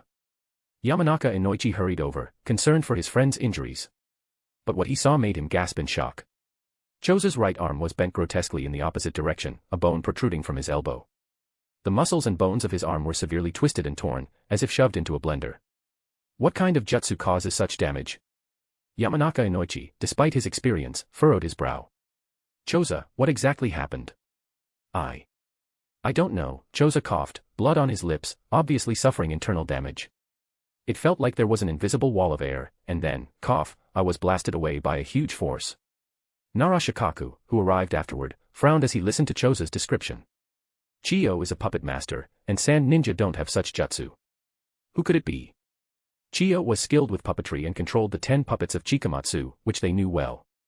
A jutsu that could blast everything within a radius of 10 meters was unheard of. Since when did Sand Village have such a person? Who could it be? Narashikaku's right eyelid twitched, an ominous feeling growing stronger. Hey, is that all Konoha ninjas are capable of? As the words were spoken, the center tent was lifted, and a figure stepped out. By the firelight, Narashikaku saw the figure's face, a young man with spiky orange hair, black studs on his nose and ears, and a black cloak adorned with red clouds, exuding a cold, lifeless aura. Narashikaku's gaze moved up to see the forehead protector of the Rain Village horizontally across the man's forehead. His eyelid twitched violently. You're from Rain Village. Now, he finally understood what his uneasy premonition was about. The Rain Village, a nation that had always remained neutral, was actually siding with the Sand Village at such a critical moment. Although the young man's forehead protector had a line crossing it, which normally indicated a traitor from the Rain Village, it shouldn't affect the Rain Village's stance. But in this situation, especially with Konoha and Sand Village at a standstill, the sudden appearance of a traitor from the Rain Village was too suspicious. The hidden agenda was too obvious. Do you know what Rain Village joining the fight means? Narashikaku gritted his teeth, his sharp gaze fixed on the opponent, and shouted angrily, Rain Village is just a small country. Are they not afraid of being wiped out by participating in a war of this scale? He spoke with confidence, not without reason, but as a real threat. Even though Konoha was surrounded by the 4 great ninja villages, it was still strong. The saying, a dead camel is still bigger than a horse, applied here. Destroying the Sand Village might be difficult, but taking down the Rain Village would be easy. Hey, is this the confidence of a great nation? The opponent sneered coldly, showing no concern, with a contemptuous smirk at the corner of his mouth. Don't worry, you won't be able to do it. Chiyo emerged from the tent and looked at the Konoha ninjas with a cold smile, saying, it seems you don't know yet. I'll generously share some information about other battlefronts with you. Information about other battlefronts. Narashikaku's right eye twitched uncontrollably, and his unease grew stronger. To the northeast of Konoha, is it the Uchiha clan? Chiyo sneered ominously, her mouth curling into a satisfied smile as she continued, unfortunately, this morning we received news that the Cloud Village has completely wiped out the Uchiha forces and has advanced to near Konoha's Kikyo Mountain. These words were like a thunderclap on a clear day.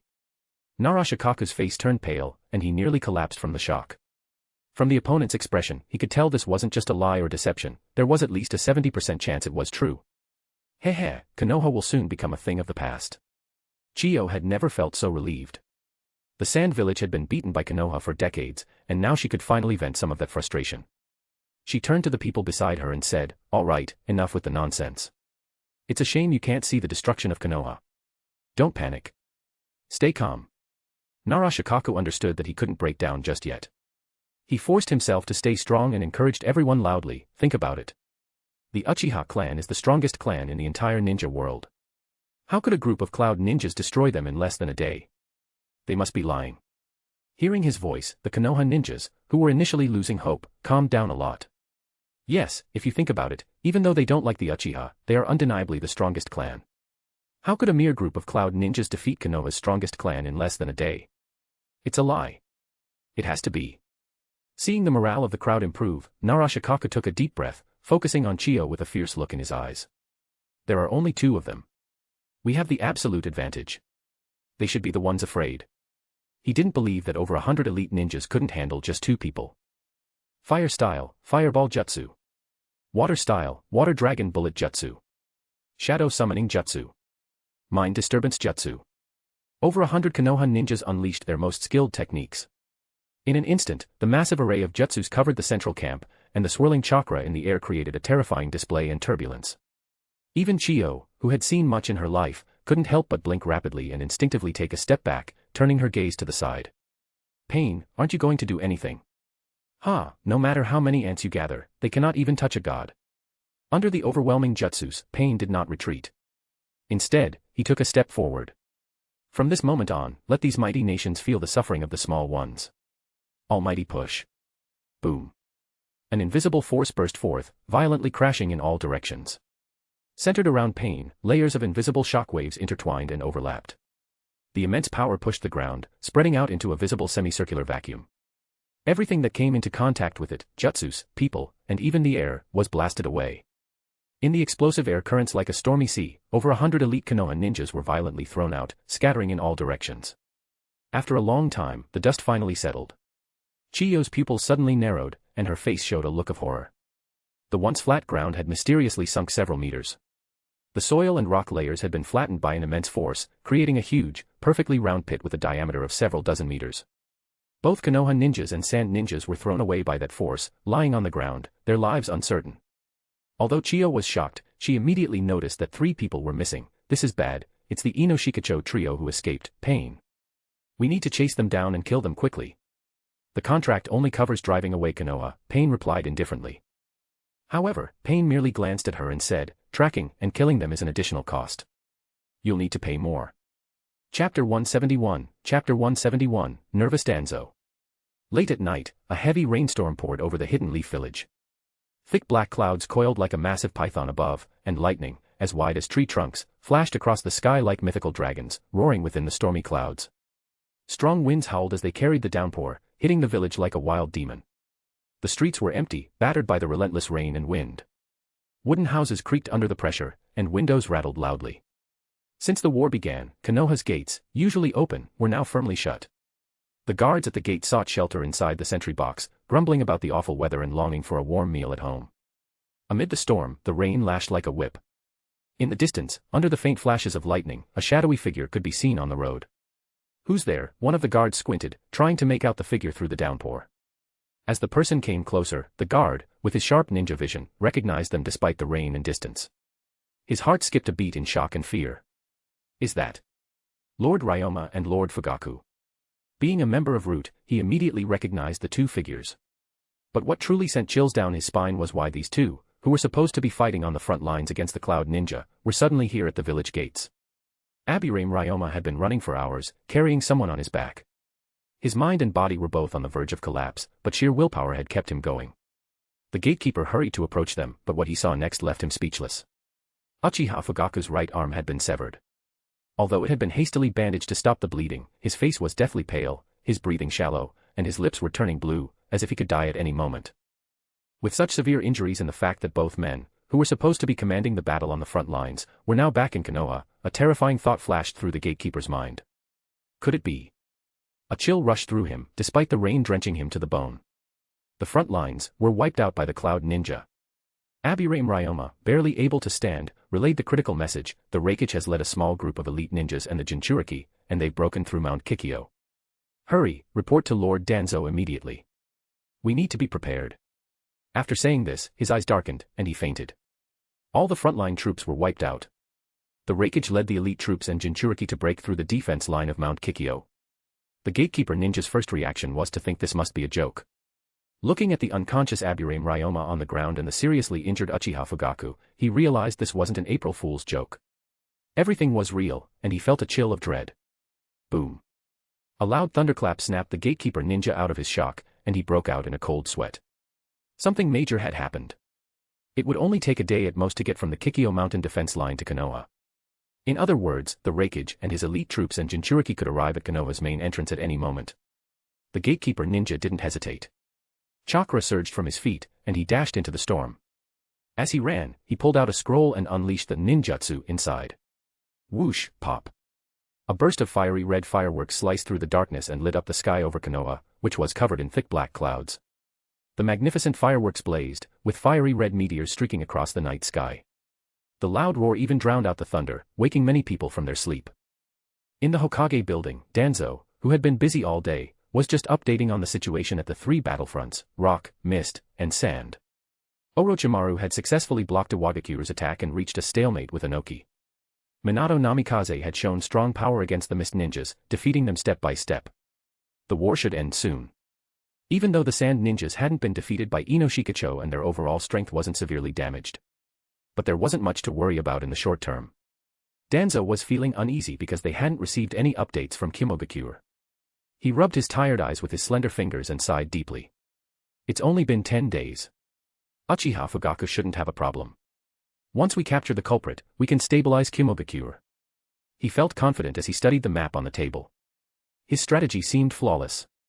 Capturing the small, scattered nations of rock, cloud, mist, and sand shouldn't be too difficult. Haha, Hiruzen, did you see this? Danzo smirked, thinking of Sarutobi Hiruzen still confined to the hospital. I am superior to you. Tobirama-sensei was wrong 20 years ago. I am the one truly fit to be Hokage. Danzo stood up slowly and gazed out at the village drenched in heavy rain. Everything seemed under control.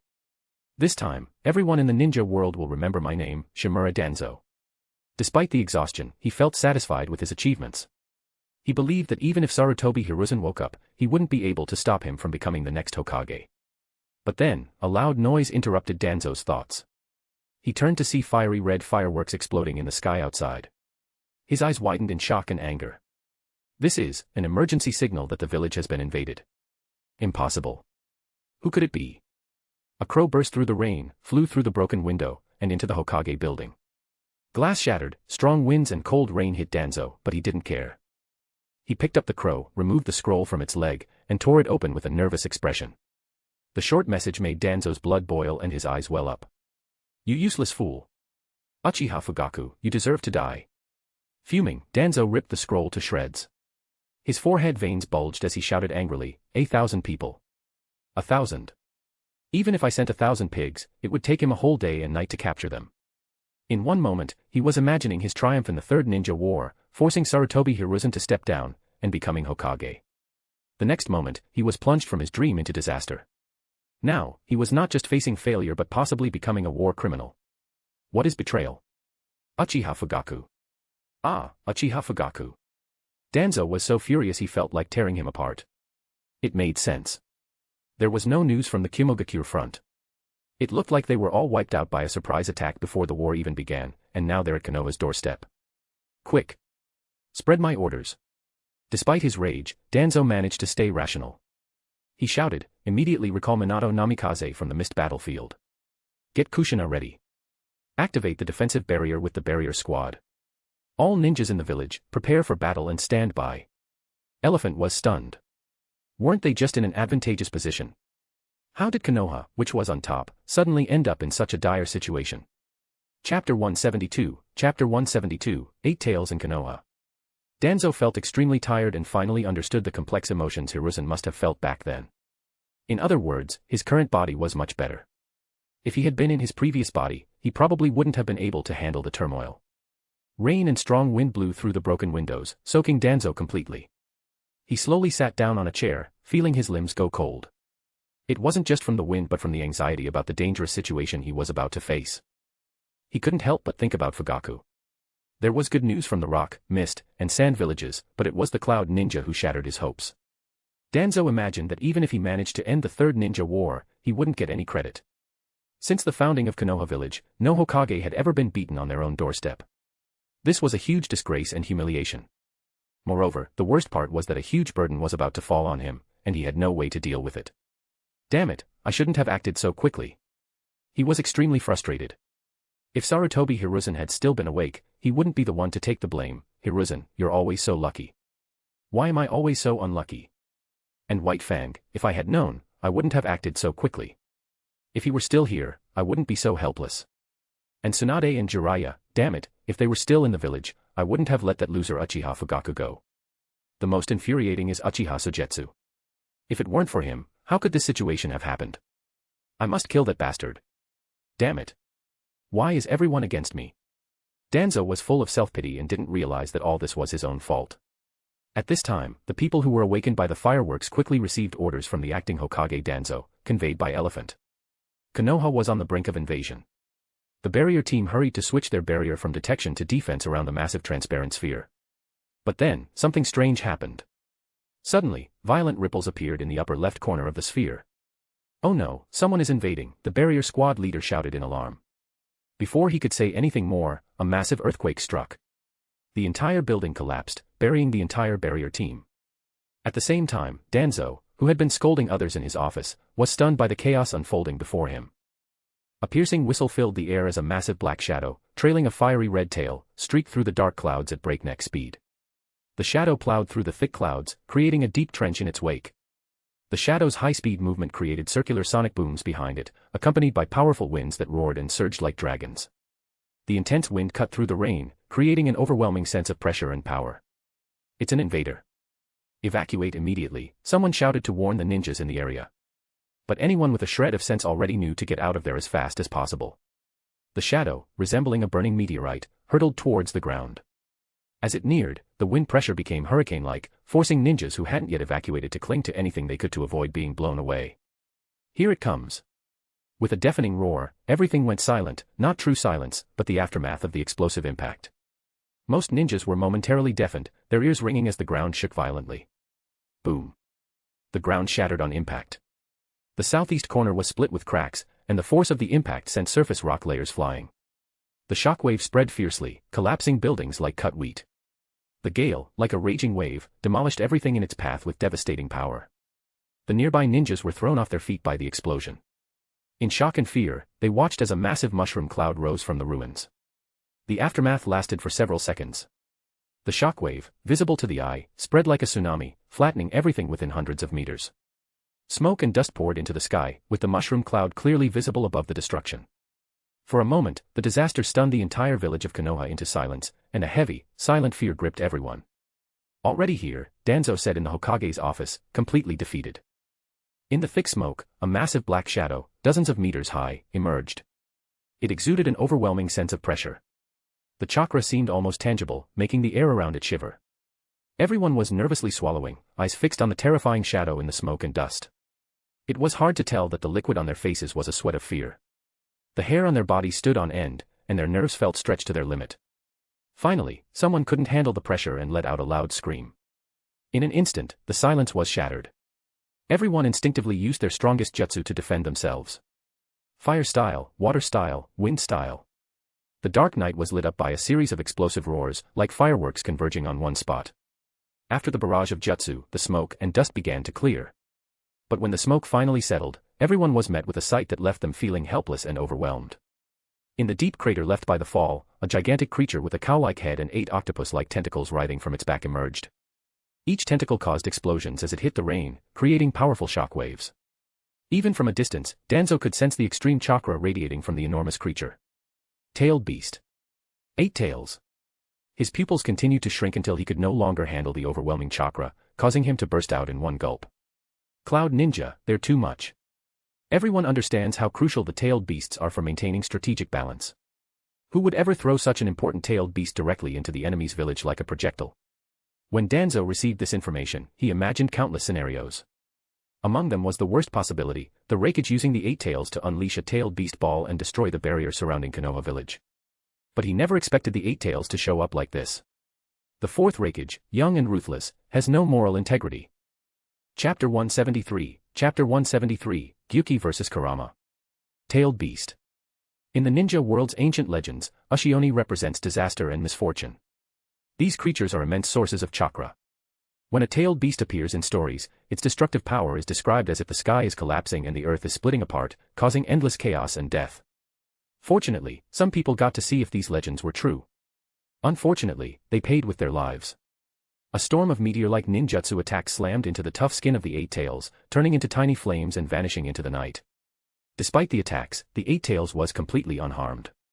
Even though the Konoha ninjas had a numerical advantage and attacked in groups, they were nothing more than ants compared to the legendary tailed beast. While a swarm of ants might bring down an elephant, the number of ninjas here was not enough. The attack seemed like mere tickling to the 8 tails. It raised a hand and casually flicked, looking down at the ninjas with disdain. The 8 tails' tail, like an octopus tentacle, slammed down, scattering like a blooming flower. Boom. Boom. Boom. The earth shook violently. Houses collapsed over large areas, and the ground was torn apart, creating wide fissures that spread in all directions. The force of the impact created a powerful shockwave, blowing away people and objects nearby. Debris was caught in the blast and shot out at high speed. In moments, many ninjas fell, pierced by debris and covered in blood mist. The dust from the explosion billowed like a sea of clouds, making the already massive eight tails appear even more enormous, like a towering mountain between heaven and earth. Faced with the enormous monster before them, the ninjas instinctively held their breath, sweat dripping from their foreheads. The atmosphere was heavy, like an invisible wall pressing down from the sky, making the air on the ground almost unbearable for ordinary people. Every breath felt like a struggle. The intense pressure forced them to expand their lungs to the limit, their hearts pumping like machines, and their blood vessels bulging just to get a breath of air. The chakra pressure was palpable, like a hammer striking everyone's hearts, creating a relentless tide of force. Just being near it made the ninjas feel as if their skin was being scorched. Is this the tailed beast? It was different from the descriptions in textbooks or from older ninjas. The true terror of the tailed beasts is only felt when facing them. It's a deep, soul-shaking fear, a primal instinct that death could come at any moment. No. It's impossible to win. The destruction caused by a single step of the beast is far beyond what hundreds of ninjas could handle. Despair quickly took over the surviving ninjas' minds. They were ordinary ninjas with no chance against such a powerful enemy. I don't want to die. That's right. It's a tailed beast. Why do they want us to sacrifice our lives?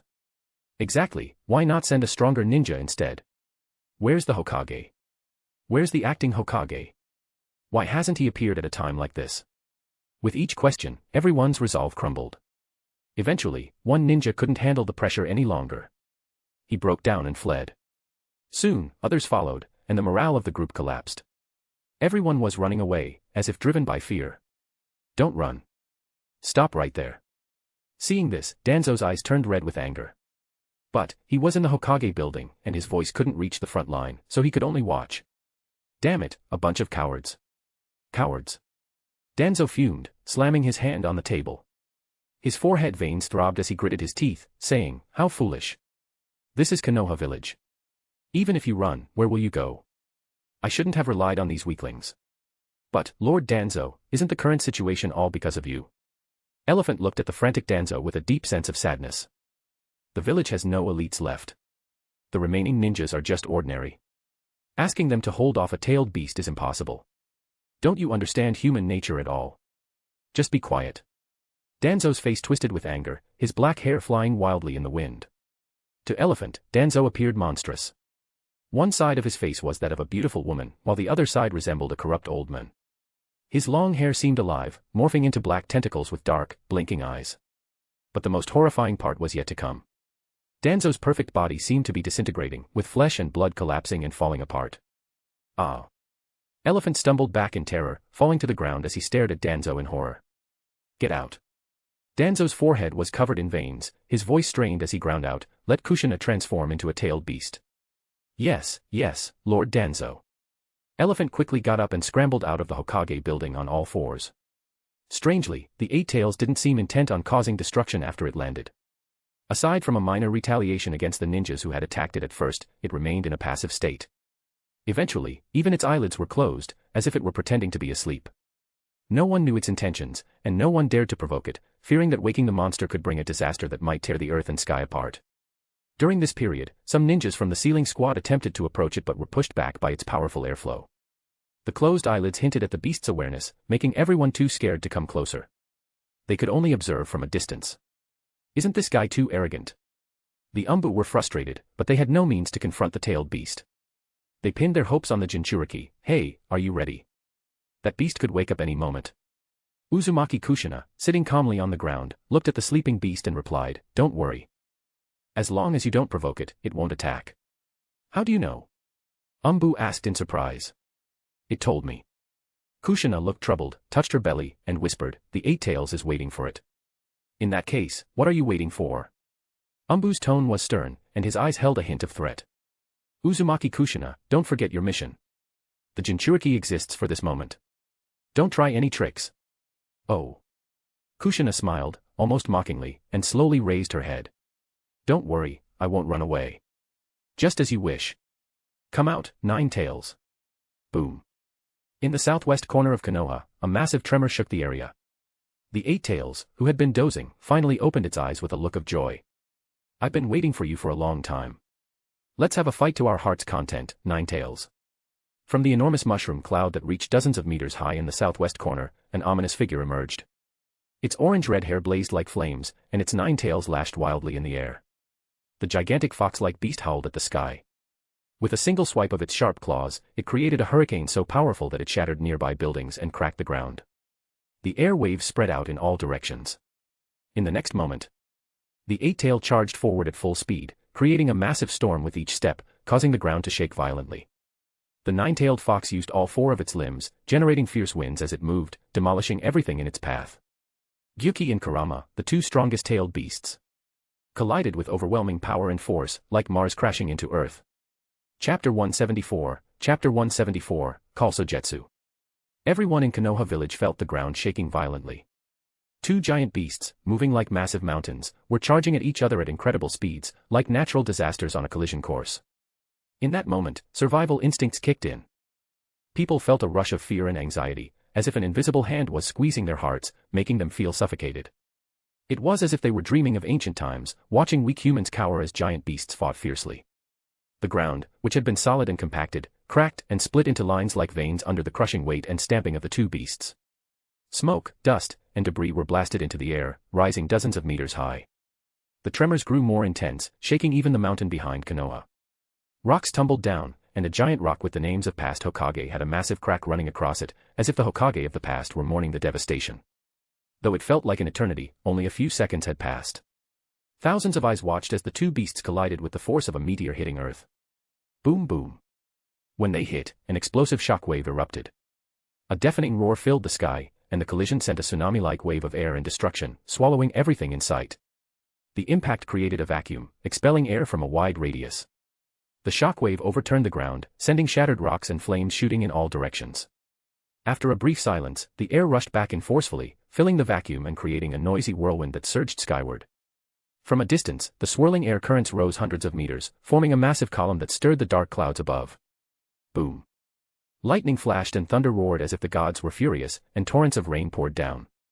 The destructive power of the tailed beasts had left a deep impression on everyone. It was no longer just something written in textbooks or talked about by elders. It was a real and tangible force, felt deeply in both body and mind. But the battle between the tailed beasts was far from over. The true disaster was just beginning. In their direct clash, the nine-tails had been knocked away. Its massive body scraped through the wreckage, creating a wide path dozens of meters long. Nine-tails, it's been so long since we last met. Is this all you've got? The eight-tails pounded the ground with its fists, eyes burning with battle spirit. This isn't your real power. Hurry up and deal with that human. Show your true strength. Roar. The nine-tails roared in response to the insult, eyes flashing with fury and malice. But soon, that rage was controlled again. The eyes cleared, revealing that it was not the nine-tails' true self in control, but Uzumaki Kushina. Heh, a mighty nine-tails can't even handle a human. How pathetic. The eight-tails sneered, then stomped the ground and leaped into the air, flying hundreds of meters. It threw a powerful punch. Let me help you with this. Bang. Kushina, struggling to control the nine-tails' consciousness, couldn't regain control of her body in time. The eight-tails' fist, packed with tremendous force, struck the nine-tails in the face like a meteorite. The impact was so powerful it created a sonic boom. The shockwave spread fiercely, and the explosion was strong enough to hurt the ears of people several kilometers away. Amid the rising smoke and debris, the nine-tails was sent crashing again, tumbling across the ground in distress. The eight-tailed octopus wasn't going to back down easily. It swung its massive body and used its 8 tentacles and tail to slam down. Boom. The nine-tailed fox was slammed into the ground by the eight-tailed's huge tail, like a sandbag being hit repeatedly. For the first time, the nine-tailed fox let out a painful whine and showed a hint of human-like suffering in its eyes. Hey, woman. Give me your body. The nine-tails inside Kushina was furious, ready to explode. It roared, let me teach this bastard a lesson. Shut up. Kushina bit her lip, letting blood flow, and said firmly, I will not let you take control, Kyubi. This is my battle. Outside, in the real world, the eight-tails took advantage and jumped onto the nine-tails, attacking with a flurry of punches. Each punch was filled with intense killing intent, infused with huge amounts of chakra, pounding the ground beneath the nine-tails and causing it to collapse further and further. Don't underestimate me. The nine-tailed fox suddenly unleashed countless chains from its abdomen. The Uzumaki clan's sealing technique. The eight-tailed fox realized something was wrong but couldn't escape at such close range. Golden chains wrapped around the eight-tail's fists, and the powerful suppressing force made it feel the same pressure as the nine-tails. Even the will of the tailed beast seemed to be restrained. Human, stop being so arrogant. The eight-tail's eyes flashed with rage. It opened its bloody mouth towards the nine tails below. The atmosphere around them seemed to collapse under intense pressure, and this was due to the ultradense chakra gathering in its mouth. Kushina, use the tailed beast ball. The nine tails inside him instantly sensed the danger and loudly alerted its Jinchuriki. Even though it wouldn't die, being hit by a tailed beast ball up close would still be extremely painful. I know. Kushina shouted back instinctively. Yet, her survival instincts kicked in, and she began forming the tailed beast ball. Both tailed beasts, one above and one below, started preparing their ultimate attacks, the tailed beast balls, ready to clash at close range. To everyone else, this scene was a nightmare. Who could stop them now? Despair filled everyone's faces, and even those with weaker endurance began to collapse and cry. Sarutobi Hiruzen was jolted awake by the commotion. What happened? He opened his eyes, dazed, only to see the two tailed beasts in the center of Konoha, gearing up to fight with their tailed beast balls. Wait, am I still dreaming? Sarutobi Hiruzen paused for a moment, and as reality hit him, anger surged. What's going on? Why are the 8 tails and 9 tails fighting in Konoha? Where are the others? Where's Danzo? What's he doing? Hokage-sama, you're awake. Elephant, who had collapsed beside him, cried in distress. Danzo made a mistake in command, and the Cloud Ninjas have attacked us. Damn it. Sarutobi Hiruzen's eyes widened with rage, and he spat out a mouthful of blood. Elephant, who had long been displeased with Danzo, didn't care if the Hokage could handle the shock. He poured out everything Danzo had done, he sent away everyone who opposed him and took control of the power while you were asleep. He even tried to kill Uchiha Sogetsu, Hokage. Ugh. Sarutobi Hiruzen spat out more blood, his face turning as pale as paper, with veins bulging on his forehead. He never imagined that being unconscious for such a short time would push Konoha to the brink of destruction. The shock and anger caused his already fragile state to worsen, nearly making his heart stop. But he forced himself to stay conscious and think quickly. Who else can take charge of the banner and save Konoha from danger? Is it Minato Namikaze? If the abduction by the Cloud Ninja hadn't happened, perhaps he could be entrusted with the task.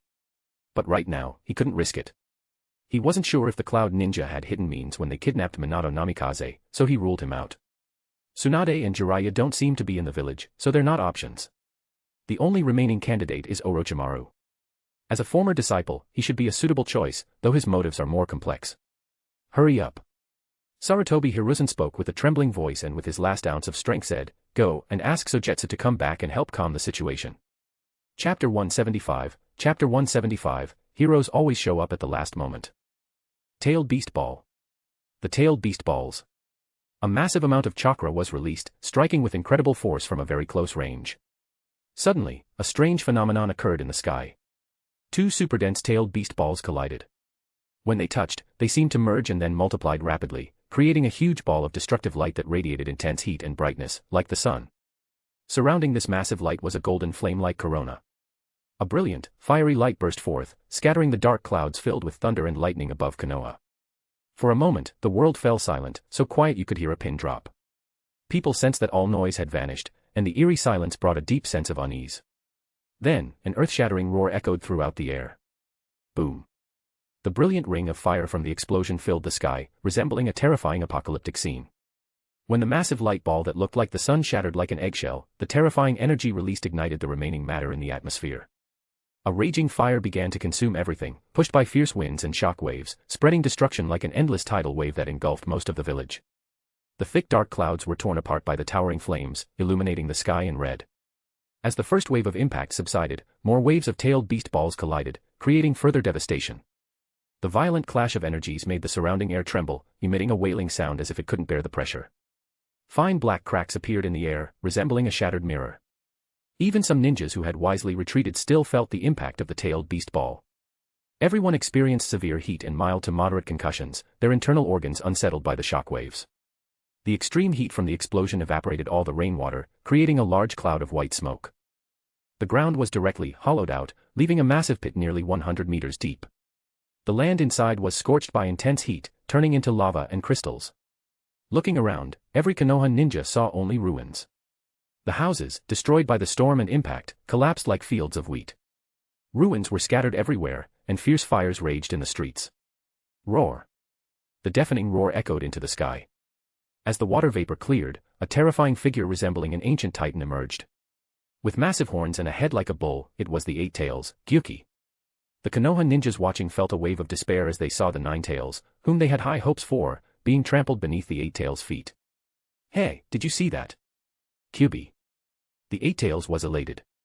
It had defeated this opponent fairly for the first time in 1,000 years and wanted to taunt him. This shows the difference between Jinchuriki.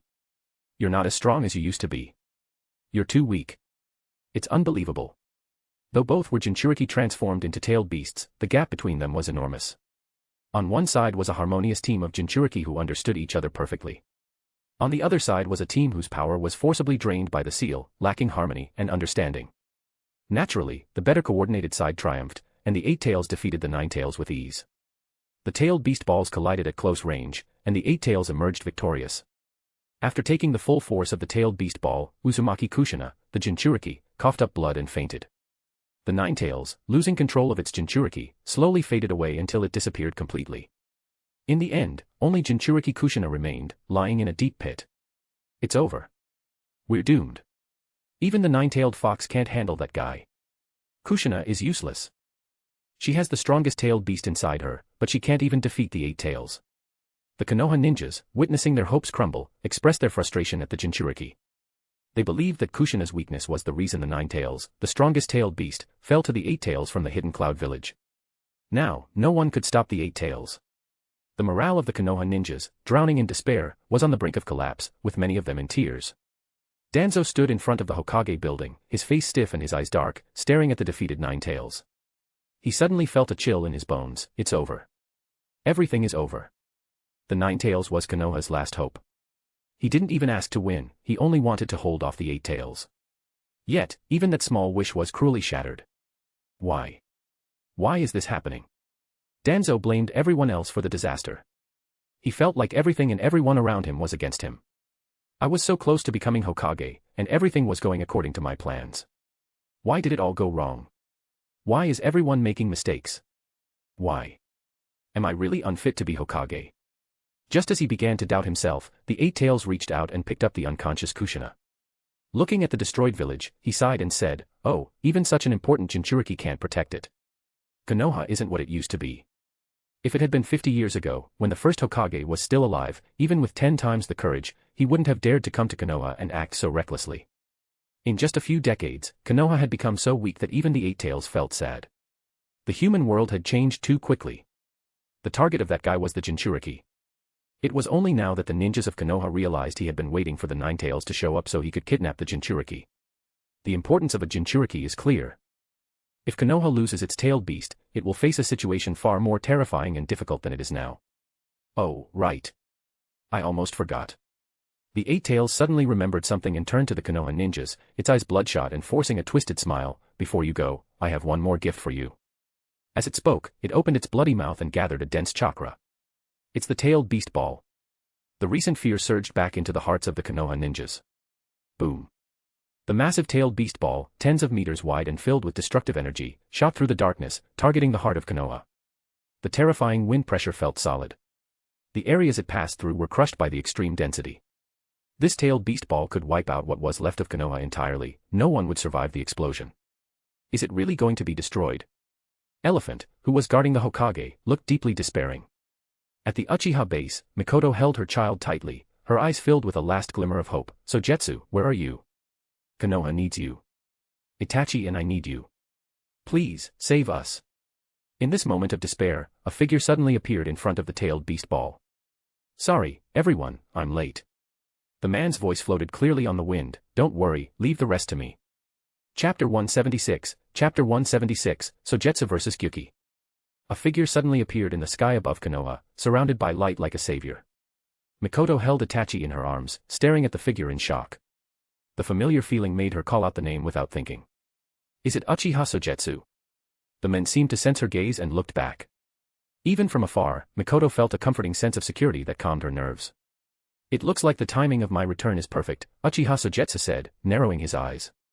He clenched his fists, and his chakra surged forth like a tsunami. Now it's time to act. In an instant, an overwhelming amount of chakra erupted from him, almost taking a physical form. Susanoo. The chakra, initially bursting forth like a wave, soon stabilized.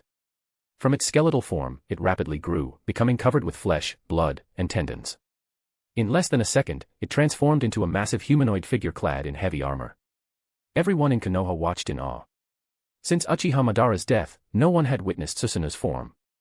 That majestic figure appeared as if it were the embodiment of the god of destruction, powerful and towering, with chakra that rivaled the tailed beasts, leaving the people of Konoha deeply shocked. But Danzo was not impressed. Having seen the legendary Uchiha Madara firsthand, he knew that the Uchiha clan possessed the Mangekyo Sharingan, beyond the usual 3 tomo. Susanoo. Uchiha Sogetsu, this guy is really... At that moment, panic set in. Susanoo was akin to the god of destruction, capable of reshaping the land with a single strike and wielding power equal to that of tailed beasts. This was why he had always been wary of the Uchiha clan. He had witnessed that terrifying power before, and now those memories resurfaced. A 16-year-old boy had awakened the Mangekyo Sharingan. Thinking of the hatred between them, unease crept into Danzo. The joy he had felt moments ago quickly turned to fear. Uchiha Sogetsu. Danzo glared at the golden giant with resentment in his eyes. Uchiha Sogetsu expertly controlled Susanoo, maintaining its form in the 4th stage. It's not that he couldn't use the full power of Susanoo, he just didn't need to against a simple tailed beast. The golden Susanoo loomed like a mountain on the battlefield, slowly drawing the samurai sword at its side. Cut. As Uchiha Sogetsu shouted, the massive Susanoo swung its sword upwards. Suddenly, a sharp sound sliced through the air, overpowering even the distant thunder. Bang. The blade struck hard, skillfully deflecting the tailed beast ball away. The force of the impact almost split the sky. At the point of collision, a massive wave of sound erupted, sending shockwaves that spread out in a perfect circle. Boom. In the next instant, the sky exploded. The ripples surged like wild waves, and the fierce air currents swirled like a hurricane, sweeping across the vast Konoha village. Dark clouds churned above like a whirlpool, with fierce thunder and lightning intertwining, creating a scene that looked like the sky was collapsing, deeply imprinted in everyone's minds. Standing amidst the ruins, Susanoo seemed to silence the world for a moment. The chaotic winds and rolling thunder faded before him, and the light between sky and earth seemed to gather around him. After the wave settled, everyone looked again to see that the sword's impact had carved deep gorges in the earth, surrounded by countless ruins. The enormous golden giant stood between heaven and earth, sword raised, pointing at the tailed beast across from him. That person seems to be Uchiha Sogetsu. Yes, I'm not mistaken, it's Uchiha Sogetsu. It's really him. Oh my god, Uchiha Sogetsu is here to save us. At that moment, Uchiha Sogetsu, who had bravely blocked the tailed beast ball alone, became a true hero in everyone's eyes.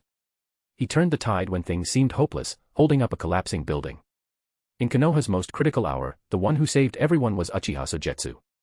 The crowd erupted in excitement. Many knew of Uchiha Sogetsu's legendary deeds. He had single-handedly defeated the 3rd Mizukage and the 3rd Raikage and had even infiltrated the enemy village to rescue the captured Namikaze Minato, all at just 16 years old. Now, as they watched Uchiha Sogetsu unleash his ninjutsu against the tailed beast, they felt a mix of shock and assurance. In all of Konoha, he was the only one capable of resisting the tailed beasts and saving them from disaster. Susanoo. The 8 Tails narrowed its eyes at Uchiha Sogetsu. It's been years since I've seen one. You're the first since Uchiha Madara. First things first, Uchiha Sogetsu said calmly, half closing his eyes. Return Konoha's Jinchuriki. Return it to you. The 8 Tails sneered. If you have the guts, come and take it. If Susanoo were fully formed, it would be more terrifying, but unfortunately, it was only in its 4th form, lacking the destructive power and chakra of the tailed beasts. However, the 8 Tails would soon pay a heavy price for its arrogance. With a swift motion, Susanoo held its sword and deflected the attack. Uchiha Sogetsu coldly commanded, kill. Buzz. In a flash, a barely noticeable blade of light cut through the air. Before the 8 Tails could react, it suddenly found its left wrist severed. The sound of the heavy limb hitting the ground shook the earth and kicked up dust. Realizing what had just happened, the 8 Tails lowered its head in shock, staring at its smooth, severed wrist. Its mind went blank. What just happened? They were clearly far apart, and neither side seemed to make a move. But then, without warning, his wrist was suddenly severed. Thank you, Uchiha Sogetsu said calmly. The 8 Tails felt insulted by his cool response. Hey, don't be so arrogant, it roared, anger flaring in its eyes. In an instant, its missing left arm regenerated. I'll show you what a real tailed beast can do. I'm curious, on what basis do you think you can defeat me?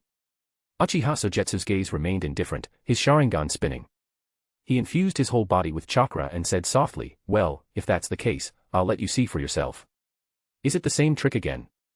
Do you think I'll fall for it a second time? The 8 Tails leaped away, creating distance. I don't know what your trick is, but I have the advantage now. Open your eyes. Uchiha Sogetsu's eye power surged, causing blood to flow from his eyes as he formed hand seals.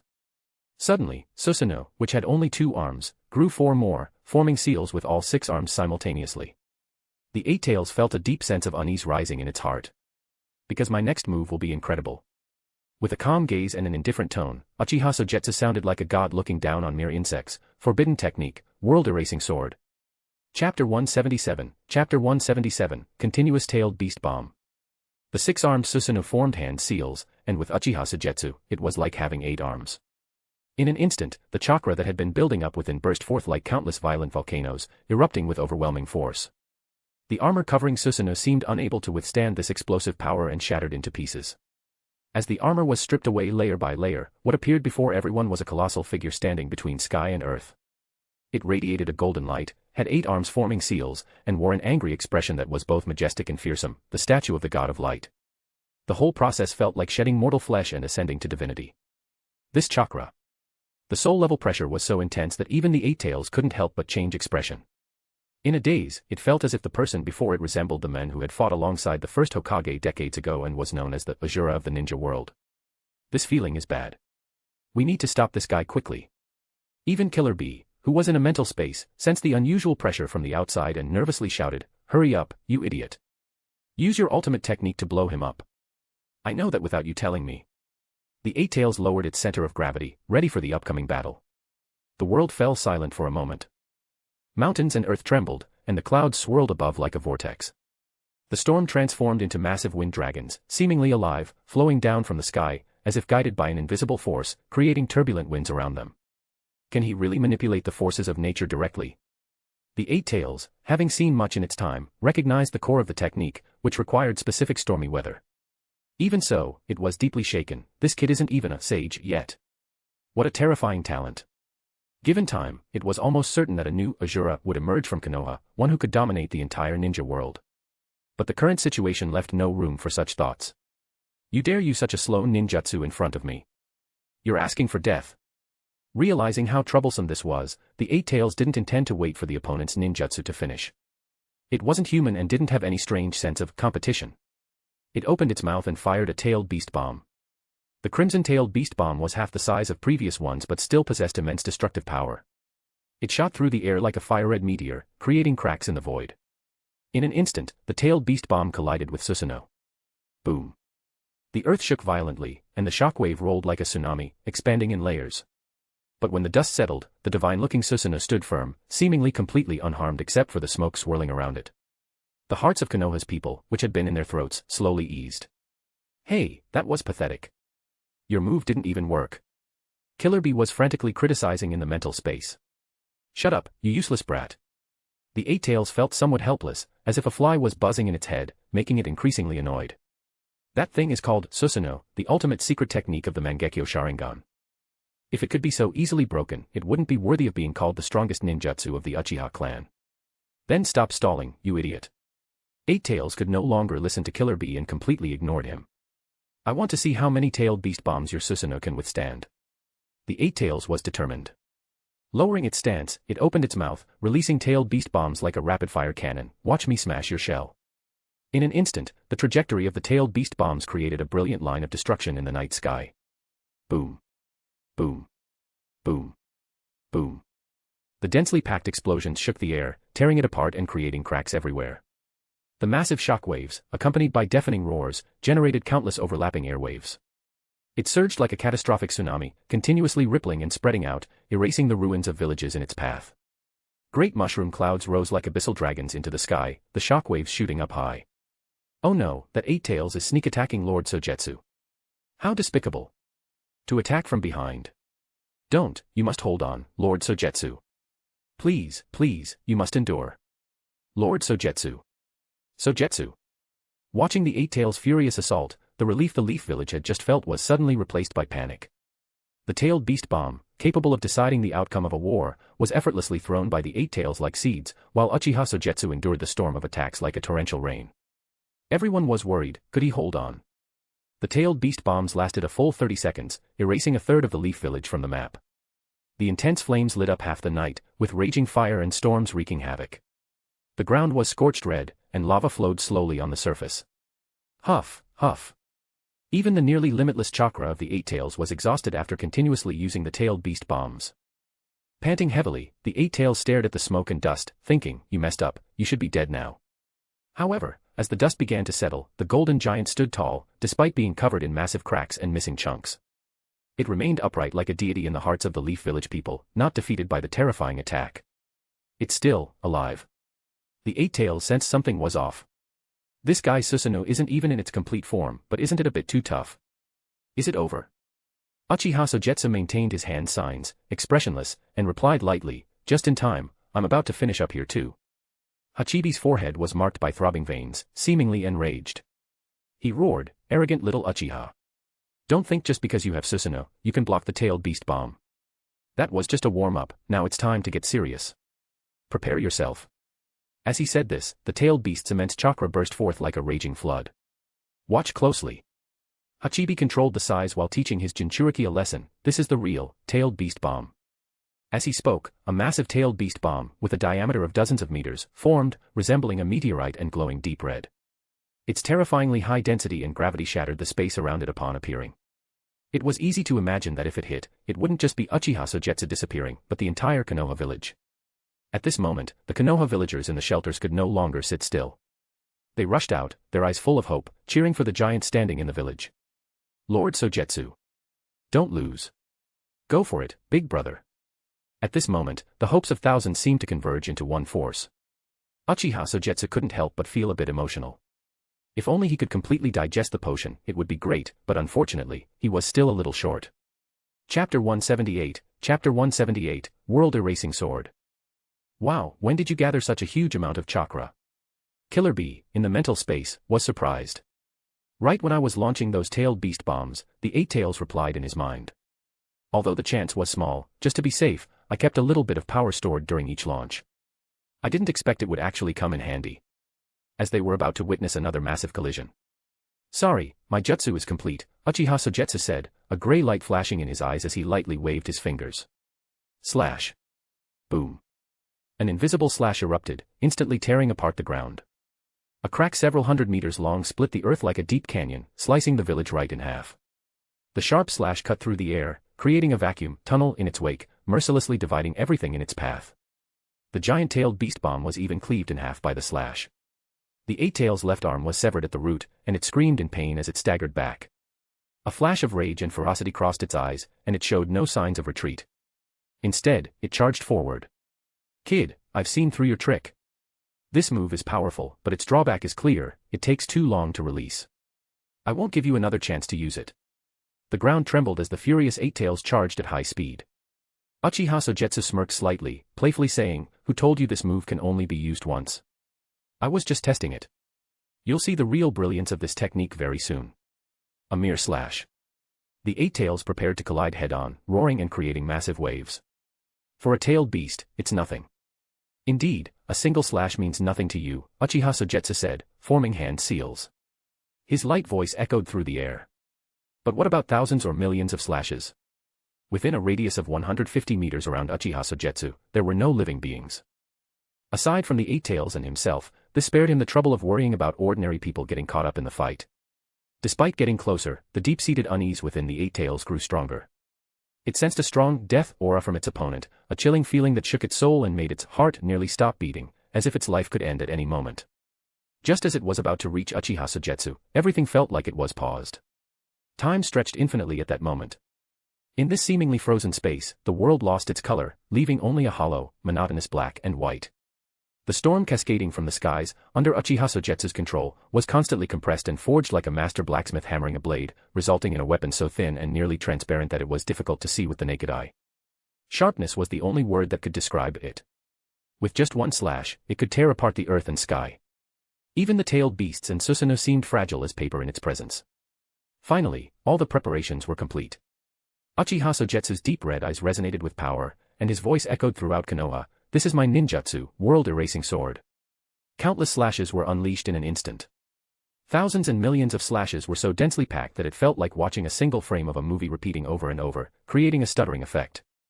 In the next moment, the space around the eight tails was briefly disconnected from the surrounding scenery and time, about a fraction of a second. When speed reaches its peak, the sharpness of the cut causes space to shatter and then recombine under physical laws, resulting in this bizarre visual effect. Just as someone moving too fast leaves an afterimage, breaking space too quickly creates a disconnection in the nearby area. Only the eight tails, being within it, could truly experience what that felt like.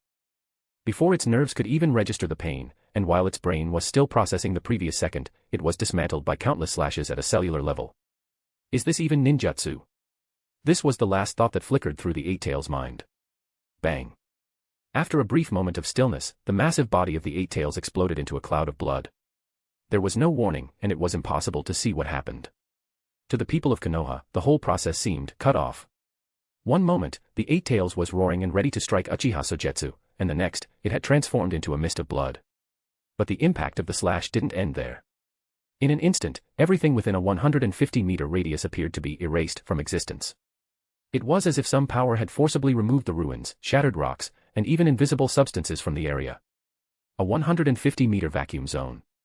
It seemed like a forbidden realm where anything that stepped inside would be annihilated by the slash. As the strike ended, the air around seemed to surge like a tsunami, pouring into the forbidden vacuum zone under the pressure of the atmosphere.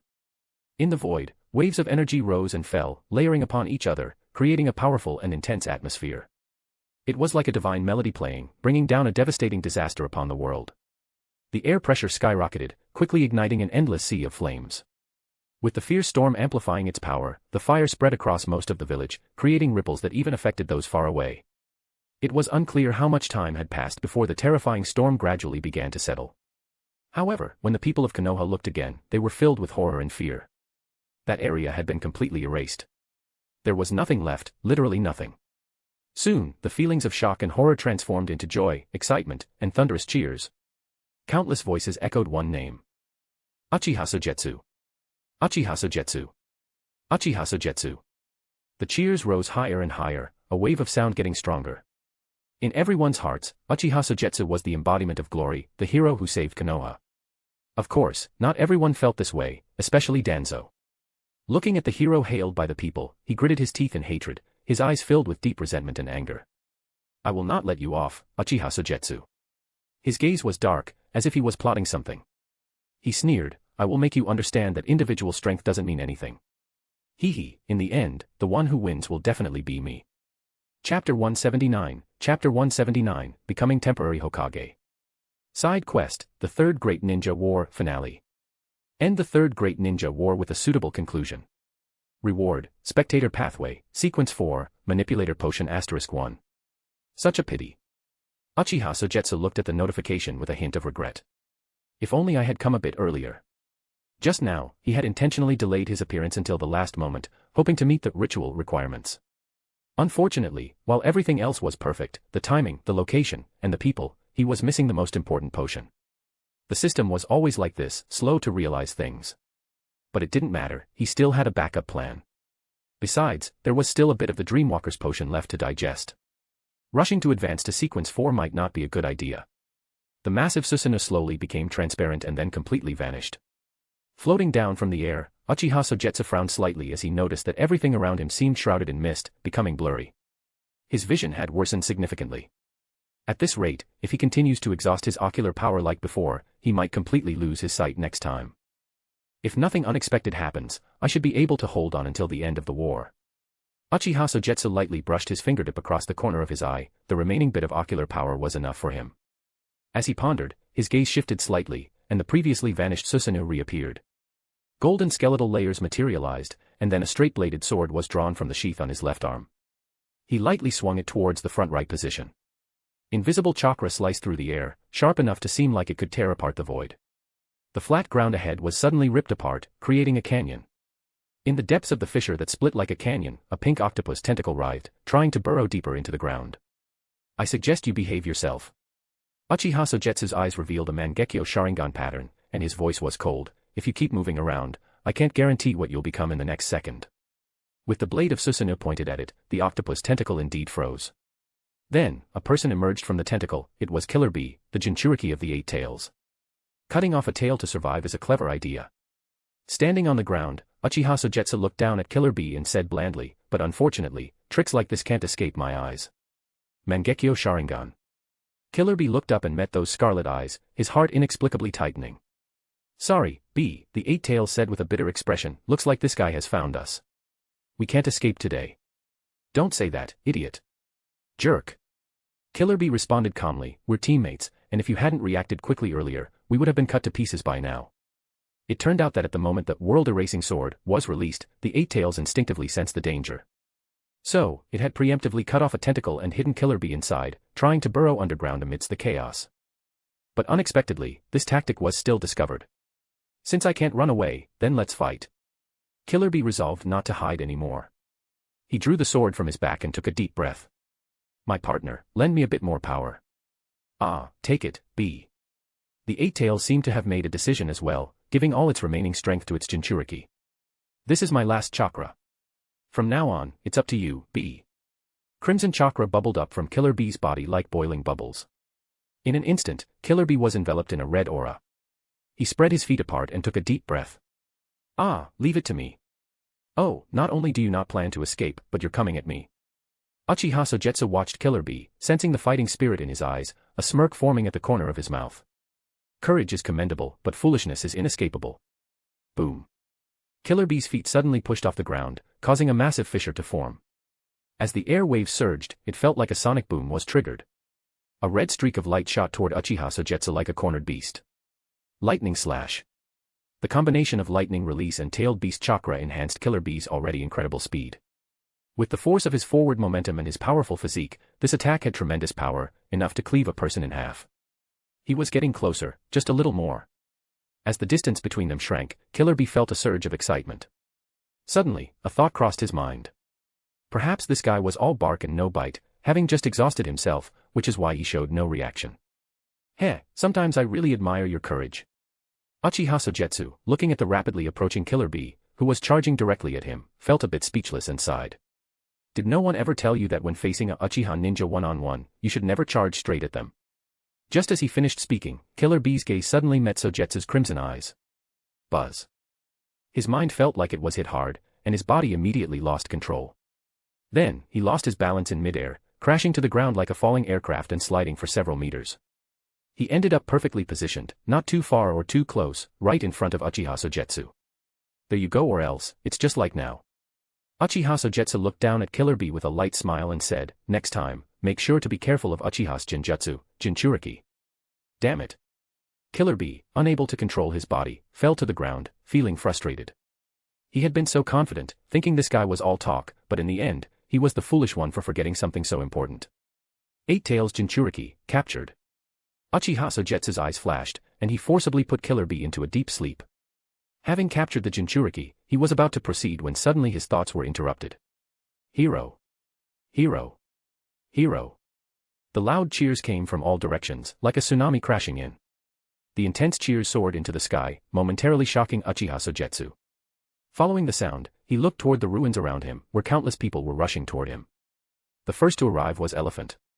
He spotted the Eight-Tails Jinchuriki on the ground and widened his eyes, stammering, Sogetsu, is it really you?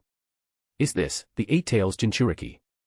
Sorry, I'm late, Uchiha Sogetsu replied, his face showing regret, and his eyes glistening with unshed tears. He said with a heavy heart, if only I had returned a bit sooner, the village wouldn't have been destroyed like this. What a good kid. Elephant felt warmth in his heart. This was true, Hokage thinking. Having just saved Konoha, yet blaming himself for not returning sooner, Uchiha Sogetsu was simply too gentle. Looking at Danzo, that scoundrel, if it weren't for him, would the village be in this state? With these thoughts in mind and recalling the third Hokage's instructions, Elephant stepped forward, excitedly grasping Sogetsu's hand. Uchiha Sogetsu, on behalf of the third Hokage, Sarutobi Hiruzen, I convey the following order, you are to temporarily act as Hokage and help Konoha restore peace. Just arriving, Danzo overheard this and immediately turned pale, as if he had swallowed several flies. What did you say? Elephant turned to Danzo and said sternly, Danzo, on behalf of the third Hokage, Sarutobi Hiruzen, I announce that your role as acting Hokage has been revoked. As for the disaster caused this time, Hokage-sama will hold you accountable once he wakes up. Danzo, who had fallen from heaven to hell, was on the brink of a breakdown and seemed a bit out of control. No, it's impossible. I don't believe it. However, Elephant seemed prepared, taking out a scroll marked with the Hokage's exclusive symbol. Look closely, you are no longer the acting Hokage, Danzo. Oh. Danzo's forehead bulged with veins, his flesh seeming to undergo some transformation, letting out a hateful shriek. Sarutobi Hiruzen, you're not keeping your word. Chapter 180, What are radicals? No matter how dark the night is, dawn will always come. The light of dawn, like a sharp sword, tore through the clouds hanging over Konoha, and warm sunlight poured down on the ruins. The lucky survivors emerged from their shelters, staring at the once bustling streets and village, now reduced to rubble overnight. Countless friends and family had died, and the blood stained the earth, making it look entirely red. The air was filled with the acrid smell of burning. The genin, who had often talked about war as if they wanted it to happen, were deeply hurt by the reality. Many people had died, and homes had been destroyed in an instant. The cruelty of war was far beyond their imaginations. At this moment, what had been a fantasy in their minds became a bloody reality. Is this what war is like? Might Guy sat on the ground, lost and blank in his thoughts. He had once dreamed of stepping onto the battlefield, making a name for himself, and becoming a great ninja like Minato Namikaze and Jiraiya. But now, that dream has been shattered. It's very cruel, isn't it? Kakashi couldn't bear to see Guy in such despair. He walked over, embraced him, and gently comforted him, but this is war, a reality that a ninja can never escape. Is there really no way to completely end the war? The young Might Guy looked at the gray-haired Kakashi with confused eyes. Unfortunately, this was a dream even the first Hokage couldn't fulfill. Kakashi couldn't provide an answer, so he ruffled Guy's hair and said softly, perhaps one day, you will find a way to end the war, but for now, you need to pull yourself together and come with me to the Hokage building. The surviving ninjas received orders to gather in front of the Hokage building. As more and more ninjas assembled in front of the Hokage building, everyone looked ragged, many injured, but their faces were marked with sorrow, anger, and hatred towards the Cloud Ninjas. The air was thick with anger, almost igniting the atmosphere, making it hard to breathe. In the large square in front of the Hokage building, hundreds of people stood in a dense crowd, not a word was spoken, it was so quiet that one could hear a pin drop. They were all waiting for the appearance of one person. The Hokage's Umbu, dressed in black with white masks, exuded a silent pressure as they stood quietly in front of the crowd. Then, a figure walked out of the Hokage building. Warm sunlight shone on his face, dispelling the shadows. The moment his face was revealed, the silent crowd of hundreds of ninjas erupted into cheers. Hero! Hero! Hero! The repeated cries echoed as if they had been prearranged. The crowd's intense excitement had them hoarsely shouting, their voices rising like a wave, almost threatening to tear the roof off. At this moment, in everyone's eyes, he was the hero, the one who saved Konoha, Uchiha Sogetsu. Looking at the dense crowd and the hundreds of eager eyes, Uchiha Sogetsu slowly raised his hand to silence them. In an instant, the loud cheers faded away, replaced by a deep silence. Such a simple gesture could quiet hundreds of people. His commanding presence and charisma even surprised the people behind him. I'm very sorry I returned late, Uchiha Sogetsu said, his expression pained, voice low and hoarse, with tears in his eyes. I want to apologize. If I had been faster, perhaps the village wouldn't be in this state. So many lives wouldn't have been lost, and we wouldn't have been destroyed by the Cloud Shinobi. Hidden in the shadows, Danzo's face twitched in anger. He cursed under his breath, realizing Sogetsu was clearly blaming him. No. We don't blame you. Someone in the crowd shouted with a tearful voice, it's not your fault. You are the hero who saved Konoha, Lord Sogetsu. That's right. You are a hero, you did your best. Don't apologize, Lord Sogetsu. Let's take revenge together. Faced with the excited crowd, Uchiha Sogetsu had no choice but to raise his hand again to quiet them. As the crowd calmed down, he looked around and said with a hint of bitterness, actually, I'm not qualified to act as Hokage. Lord Danzo did his best, this isn't the result he wanted. I hope everyone can forgive him and not blame him too much. Danzo was furious, it was clear that Sogetsu was intentionally bringing up past events to shift the blame onto him. Sure enough, the crowd erupted in anger. Damn that bastard Danzo. If it weren't for that jerk, how could Konoha have been attacked? Danzo should die. He should disembowel himself in apology. That's right. The filthy curses being thrown made Danzo so furious he nearly spat blood. After calming the crowd, Uchiha Sogetsu took a deep breath. Since I will temporarily take the position of Hokage, there are a few things I want to say to everyone. Lord Sogetsu, please go ahead. Whatever it is, we are listening. Seeing that the time was right, he noticed through his spiritual vision that everyone's minds were filled with anger and hatred. He infused his words with a hint of hypnosis and raised his voice, shouting, Today, we stand here. On the land of Konoha. This land that our ancestors have watered with their blood and dignity. Behind me are the statues of our past Hokages. The heroes who have led us to victory time and again in the face of war. In front of me stand the ninjas of Konoha, groaning in anger and humiliation. Look around you. Those are the destroyed villages, the relatives, friends, and children who fell beneath the ruins. They used the Jinchuriki to invade Konoha, trampling on our dignity, slaughtering our civilians, and destroying our homes. The crowd instinctively looked around at the ruins, their anger growing even stronger. At the same time, a sense of humiliation filled their hearts, unknowingly guiding their hatred and resentment towards the invaders and Danzo. This hatred will not be avenged, Konoha and our dignity will cease to exist. The Cloud Ninja humiliate us, and even the weak Mist and Sand Ninja dare to trample on our dignity. Should we continue to endure this? As soon as these words were spoken, the crowd erupted in a roar. No. No. No. 3 powerful shouts seemed to shake the sky. Protesting and condemning is the act of cowards. Uchiha Sogetsu continued, such actions will only make them underestimate us even more. We must crush their bodies, trample their dignity, ravage their lives from flesh to spirit, and make them tremble at the very mention of Konoha from now on. In the name of revenge, we will unite. We fight for Konoha, for those who have died, for our dignity and lives. I, Uchiha Sogetsu, hereby make my vow. Uchiha Sogetsu seemed like a demon, stirring the hearts of everyone present. I will lead you all to reclaim our lost dignity and crush those who dare to offend Konoha. Crush them. Crush them. Crush them. The overwhelming battle spirit, mixed with intense anger and hatred, ignited everyone's emotions. We do not accept surrender. We do not accept reconciliation. We do not accept compensation. Uchiha Sogetsu spoke each word firmly and powerfully. We have only one goal, destroy the village. Beside him, Danzo's eyelids twitched uncontrollably. He thought he was extreme enough, but he never expected this guy to be even more radical. As expected, not a single person from the Uchiha clan is normal. Chapter 181, Art is an Explosion. Dark, thick clouds like ink enveloped the sky above Kikyo Mountain. A large army of nearly 10,000 cloud shinobi gathered at the Kikyo Mountain fortress. From a distance, they looked like a dark wave, exuding a heavy, oppressive aura. It had been nearly half a day since the Eight-Tails Jinchuriki had launched a surprise attack on Konoha. If everything went according to plan, he should have returned by now, but Reikage AI stood there with a blank expression, arms crossed over his chest, his gaze lowered, hiding a trace of worry. As time passed and they exceeded the agreed-upon time frame, Reikage A's face slowly darkened. A sense of foreboding rose in his heart. What happened? A force down his growing anxiety. He knew his current position and couldn't show even a hint of panic. If others saw the Reikage losing his composure, showing signs of fear, it would undoubtedly deliver a significant blow to their morale. Just when he could hardly hold on, he finally spotted a familiar figure approaching. Reikage-sama, Lord Killerbee has returned. The scout in front quickly turned back to report, and Lord Killerbee successfully brought back the Nine-Tails Jinchuriki. Good. Good. Good.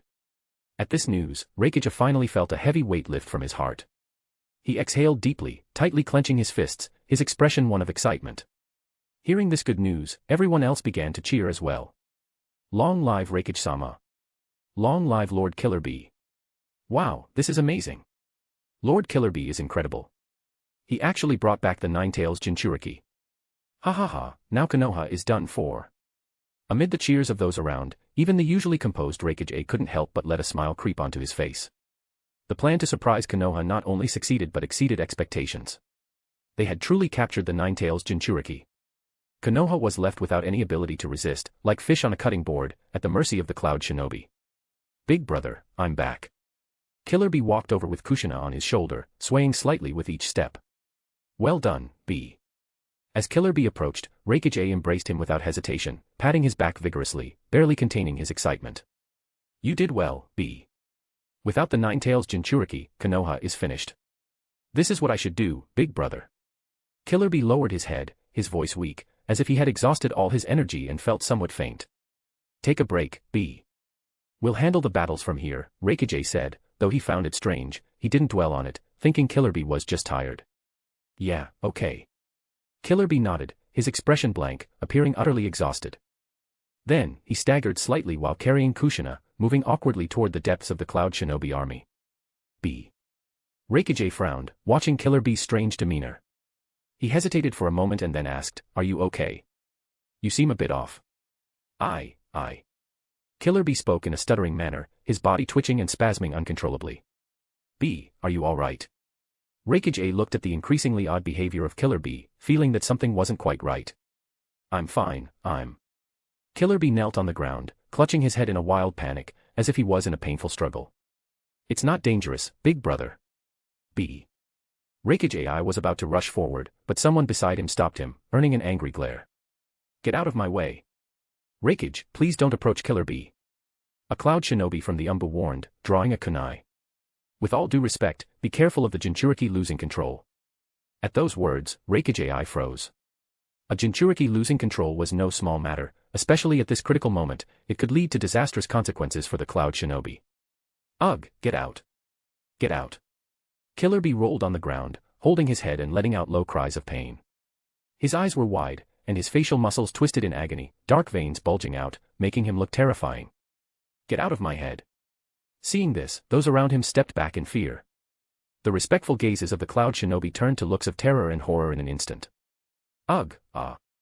In extreme pain, Killer Bee fought for control of his body against the thought in his mind. With incredible willpower, he managed to temporarily suppress it.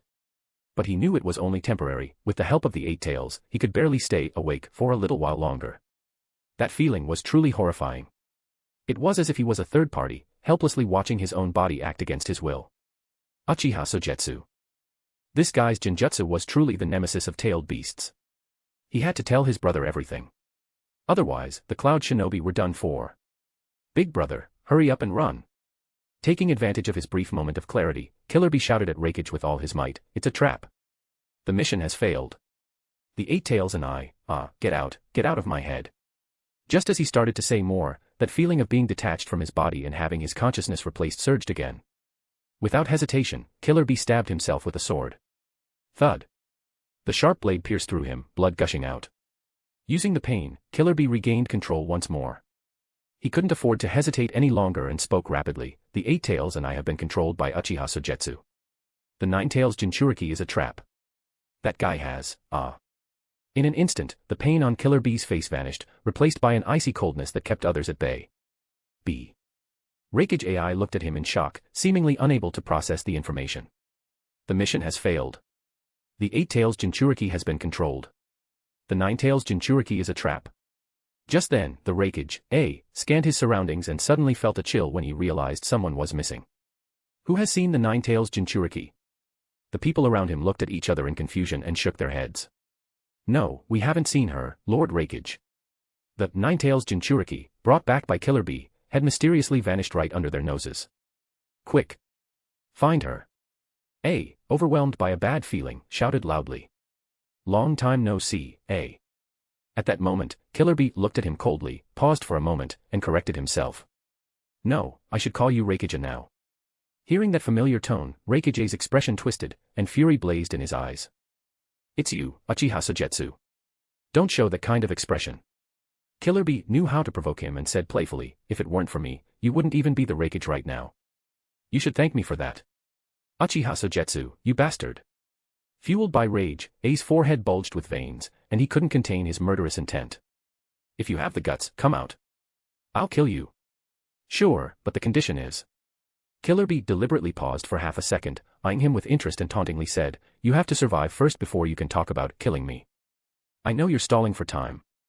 AI sneered and replied, but unfortunately, we've already caught that guy. The fake nine tails Jinchuriki was currently pinned down by several Umbu members from the Cloud Village, and they had sealed her chakra. Really? Killer Bee showed a strange smile. Well, thank you very much. What? AI was slightly taken aback. Have you heard a saying? Killer Bee made a hand seal, a smirk forming on his lips. Art is an explosion. No, this guy is covered in explosive tags. At that moment, the Umbu's shout reached Raikage's ears. Realizing something was wrong, AI shouted at the top of his lungs, everyone, get away from here. However, it was too late. The fake nine tails Jinchuriki, covered in explosive tags, suddenly ignited them all. One explosive tag lit another, and their numbers multiplied at an astonishing speed. Mutually multiplying explosive tags. Chapter 182, Real Hokage. A few dozen miles away. A massive mushroom cloud soared into the sky. The storm howled, thunder crashed, and thick dark clouds over the Kikyo Mountains were shattered by the shockwave of the explosion, forming a giant vortex. The roar echoed through the land, accompanied by a deafening sound of the explosion that could shatter mountain rocks. Bright orange flames shot up into the sky, mixed with thick black smoke, releasing a cloud of dust that obscured the sun for dozens of miles. A large amount of scalding gas scorched the nearby forests, leaving only a nearly charred black land behind. Lord Sogetsu, the operation was successful. Elephant knelt respectfully, his eyes filled with admiration for the young man before him. It was he who devised a nearly perfect strategic plan, disguising a death row inmate as a Jinchuriki. Then, with the help of the 8 tails controlled by Sharingan, they infiltrated the Cloud Ninja's main forces and used mutually multiplying explosive tags to eliminate a large number of Cloud Ninja soldiers. As a result, the Cloud Ninja suffered heavy losses and were severely weakened. The situation was instantly reversed, and now it was their Konoha side that held the advantage. Should we pursue the victory, Lord Sogetsu? Elephant asked with excitement, calming his chaotic thoughts. The Cloud Ninja's formation and morale have been completely destroyed. Uchiha Sogetsu stood with his hands clasped behind his back, gazing at the area shrouded in thick smoke and dust.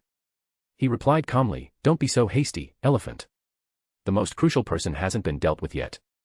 We've lost enough people already, and I don't want to lose any more comrades from the village." What a gentle person he is. Even with victory in sight, his first thought is for the villagers. Perhaps he is the one truly suited to bear the title of Hokage and inherit the will of the first Hokage. The moment that thought emerged, Elephant himself was taken aback. Yet once the thought sprouted, it spread and grew in his mind like roots drawing nutrients, taking deep root in his heart. Uchiha Sogetsu is more suitable than Shimura Danzo and even Sarutobi Hiruzen. But the name Uchiha is the biggest obstacle preventing him from becoming Hokage. He wasn't lacking in political insight. After being beside the third Hokage for so long, he understood that the third Hokage always held wariness towards the Uchiha clan. If the third Hokage was dead. No. He couldn't think any further. Elephant's body trembled slightly, unsure if it was from his daring thought or the terrifying idea of wanting to act on it. "Elephant, what's wrong?" Uchiha Sogetsu's gaze narrowed as he watched the trembling man kneeling before him. "It's nothing, Lord Sogetsu." Elephant took a deep breath, suppressing that crazy and frightening thought. "If you're feeling unwell, you should rest for a while." Uchiha Sogetsu said gently, "You don't have to stay by my side all the time, it's safe here. Please forgive me, but I must decline, Lord Sogetsu." Elephant shook his head, speaking earnestly. "My duty is to protect the Hokage, and right now, you are the Hokage." If Danzo heard this, he would probably be so furious he might just commit suicide. During his time as acting Hokage, Elephant and other direct members of the Umbu had never said such a thing. In fact, they often wished to stay far away from him. "Okay." Uchiha Sogetsu didn't dwell on it and agreed to Elephant's request. Uchiha Sogetsu. A roar filled with anger, accompanied by deafening thunder, tore through the swirling smoke. In the next moment, Raikage AI charged toward them alone. "Protect the Hokage." Elephant's expression changed instantly, and he shouted. Perhaps even he didn't realize that just a moment ago, he had referred to Uchiha Sogetsu as the Hokage. Strangely, no one refuted him. It seemed that in the eyes of all the former third Hokage's direct Umbu, Uchiha Sogetsu was the true Hokage, someone worth risking their lives to protect. As the guard team was about to stop the Raikage, Uchiha Sogetsu raised a hand to halt them. "Lord Sogetsu, please step back," Elephant said, for the first time defying his orders. "Our mission is to protect the Hokage, and we cannot allow anyone to harm you." "No, Elephant, you're mistaken." Uchiha Sogetsu shook his head and said gently, "Your mission is to protect our comrades in the village. To me, they are more important than I am." "But..." Elephant felt moved but still wanted to argue. "There's no need to say more, Elephant." Uchiha Sogetsu waved his hand to interrupt him, his gaze shifting slightly. "Protecting our comrades in the village is your true mission. As for the Raikage, let me handle it." Before Elephant could agree, he used a body flicker technique and disappeared from the spot. In midair, a sudden collision caused violent airwaves to roll, and the sound boom ripped through the sky. Watching Uchiha Sogetsu already fighting the Raikage, Elephant couldn't help but feel a headache. "Really, Lord Sogetsu, sometimes you're just too stubborn." "But, it's precisely because of this that Lord Sogetsu can earn everyone's recognition, isn't it?" Another Umbu looked at that figure with deep admiration. "I believe no one in the village is as gentle as Lord Sogetsu." "Yeah, that's just Lord Sogetsu." Elephant said from the heart, "I see the pure will of fire in him." On the other side, the nearly 1,000-member Cloud Ninja army lost over half of their forces in one blow. If it weren't for the critical moment when Killer Bee transformed into the 8 tails again to protect some of the ninjas, the Cloud Ninja army would have been completely wiped out. The Raikage, had never been this angry before. New grudges piled on top of old ones, and he seemed to go mad, disregarding defense as he threw punch after punch at Uchiha Sogetsu. Each punch was filled with killing intent and contained his full power, as if he was venting his inner resentment. Your lightning armor is too weak compared to your father. Uchiha Sogetsu easily dodged each attack and mockingly said, if this is all you've got, there's no way you can take revenge for your father. Fourth Raikage. Shut up. A's eyes turned bloodshot from anger. He raised his leg like a sharp axe and brought it down with a heavy sound, shouting, lightning release thunder axe. His speed was indeed fast, but in front of Uchiha Sogetsu, who possessed the Mangekyo Sharingan, every movement was clearly visible. As Sogetsu sidestepped, he seized the moment AI was momentarily stiff and slapped him with a backhand. Smack. The Raikage received a slap to the face and was sent flying. He rolled on the ground for over 10 meters, lifted his head, and glared at Sogetsu, half of his face swollen. How dare you? Your speed is too slow. Uchiha Sogetsu walked slowly toward the Raikage, his hands hanging by his sides. He said calmly, lightning armor. Pathetic. Is this the son of the third? You've disappointed me. Chapter 183, One Step Away. Between Raikage's brow, the blue veins stood out like a cross. The death of the third Raikage felt like a scar in his heart, one that couldn't heal, still oozing with blood and causing a dull pain. Finally, he found an opportunity to redeem himself, but what seemed like a flawless plan was once again ruthlessly shattered, leading to even greater casualties. His carelessness resulted in the elite forces of the Cloud Village being completely wiped out. Just now, that slap had awakened him. When anger reaches its peak, emotions can turn into a cold silence, like a deep, icy pool. Raikage AI leaned on his knee, his chest and abdomen heaving as he gasped for breath. His chaotic thoughts began to clarify as he struggled to control his rage. The reason was simple, no matter how angry he was, he had to acknowledge one fact. The man before him, Uchiha Sogetsu, was very strong. Even the third Raikage, once the strongest in his eyes, had died at his hands.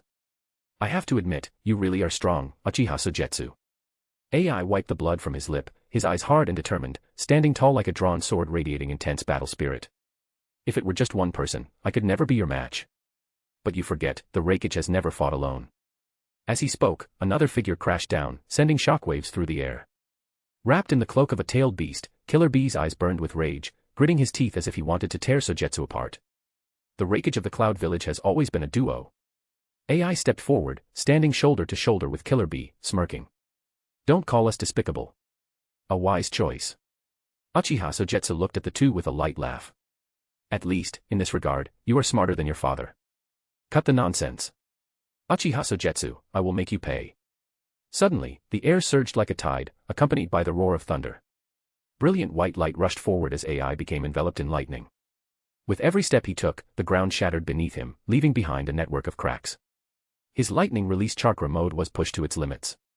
In this fury, AI felt every muscle and bone in his body swell with power. The synchronization of spirit and body made him feel, for that moment, as if he had surpassed his father. Boom. A thunderous roar engulfed the world. That wasn't thunder but an explosion caused by compressed air. The surging shockwaves surged like a wall, creating a massive dent in the air ahead. AI suddenly stopped, his foot scraping against the ground as if a speeding train had come to an abrupt halt. Fortunately, it was Raikage's strong body that could withstand the force of the sudden stop, otherwise, anyone else would have been torn apart. But at the same time, he suddenly stopped the massive momentum, converting it into power in an instant. His long-prepared punch, carrying the force of a storm, was launched with great strength. Boom. The deadly punch was blocked by a layer of pale golden bones. But in just a moment, with a roar, he decisively chose to close in. As he pulled back his fist, he used his hardest elbow as a weapon, gathering lightning chakra into a single point and striking out. Lightning burst. The bones of Susanoo were shattered by his blow. However, at the moment he broke through Susanoo, Uchiha Sogetsu leaped back, creating distance while taking a deep breath, fire style, great fire annihilation. Whoosh. A torrent of intense flames erupted like a tsunami, engulfing A in an instant. Without a moment's rest, Killer Bee charged in at high speed. The two faced each other in midair, but unlike the Raikage, he chose to attack head-on with a tailed beast ball at near point-blank range, using his tail to block any retreat. You bastard, feel the power of this move. Facing a tailed beast ball head-on, even Uchiha Sogetsu was momentarily stunned by his determination. This guy, is he relying on his Jinchuriki's toughness to go for a trade-off? Boom. A massive explosion engulfed the air, sending shockwaves radiating outward. Killer Bee was sent flying back, crashing hard to the ground. The violent tremors from the explosion made him feel like his insides were about to burst. He couldn't help but spit out a mouthful of blood, yet his gaze remained fixed on the pale golden humanoid skeleton rising from the smoke. Uchiha Sogetsu controlled Susanoo, swinging a fist down towards Killer Bee. Whoosh. The fist sliced through the air with a fierce wind, like a mountain coming down. Just as Killer Bee was unable to dodge in time, the Raikage burst out of the flames, positioning himself in front of him and striking out. Boom. In that instant, the sound of clashing metal rang out as two absolute forces collided, causing the air to explode. With a direct hit from Susanoo's heavy punch, A's leg sank into the ground, blood spilling from his clenched teeth, and his face turned red. Are you okay? Quick, get up. Got it, big brother. Killer Bee gritted his teeth and pushed himself up, charging forward. Let me handle this. With the help of the tailed beast cloak, his stamina and injuries recovered faster. Although it was just a brief moment of rest, it was enough. Another round of fierce attacks began, with A and B relentlessly raining down blows like a fierce storm. Soon, the gigantic Susanoo seemed to become more transparent, and blood continuously flowed from Uchiha Sogetsu's lips, accompanied by coughing, his face growing paler. As expected, he's about to reach his limit. Killer Bee looked pleased. The Eight Tails was right, prolonged use of Susanoo could severely damage the body. Cough, cough. Uchiha Sogetsu seemed unable to hold on any longer and suddenly blood dripped from his mouth, causing Susanoo to disappear. Now's our chance, go. A roared, activating his lightning release chakra mode to its maximum. Coming, big brother. At the same time, Killer Bee unleashed Six Tails.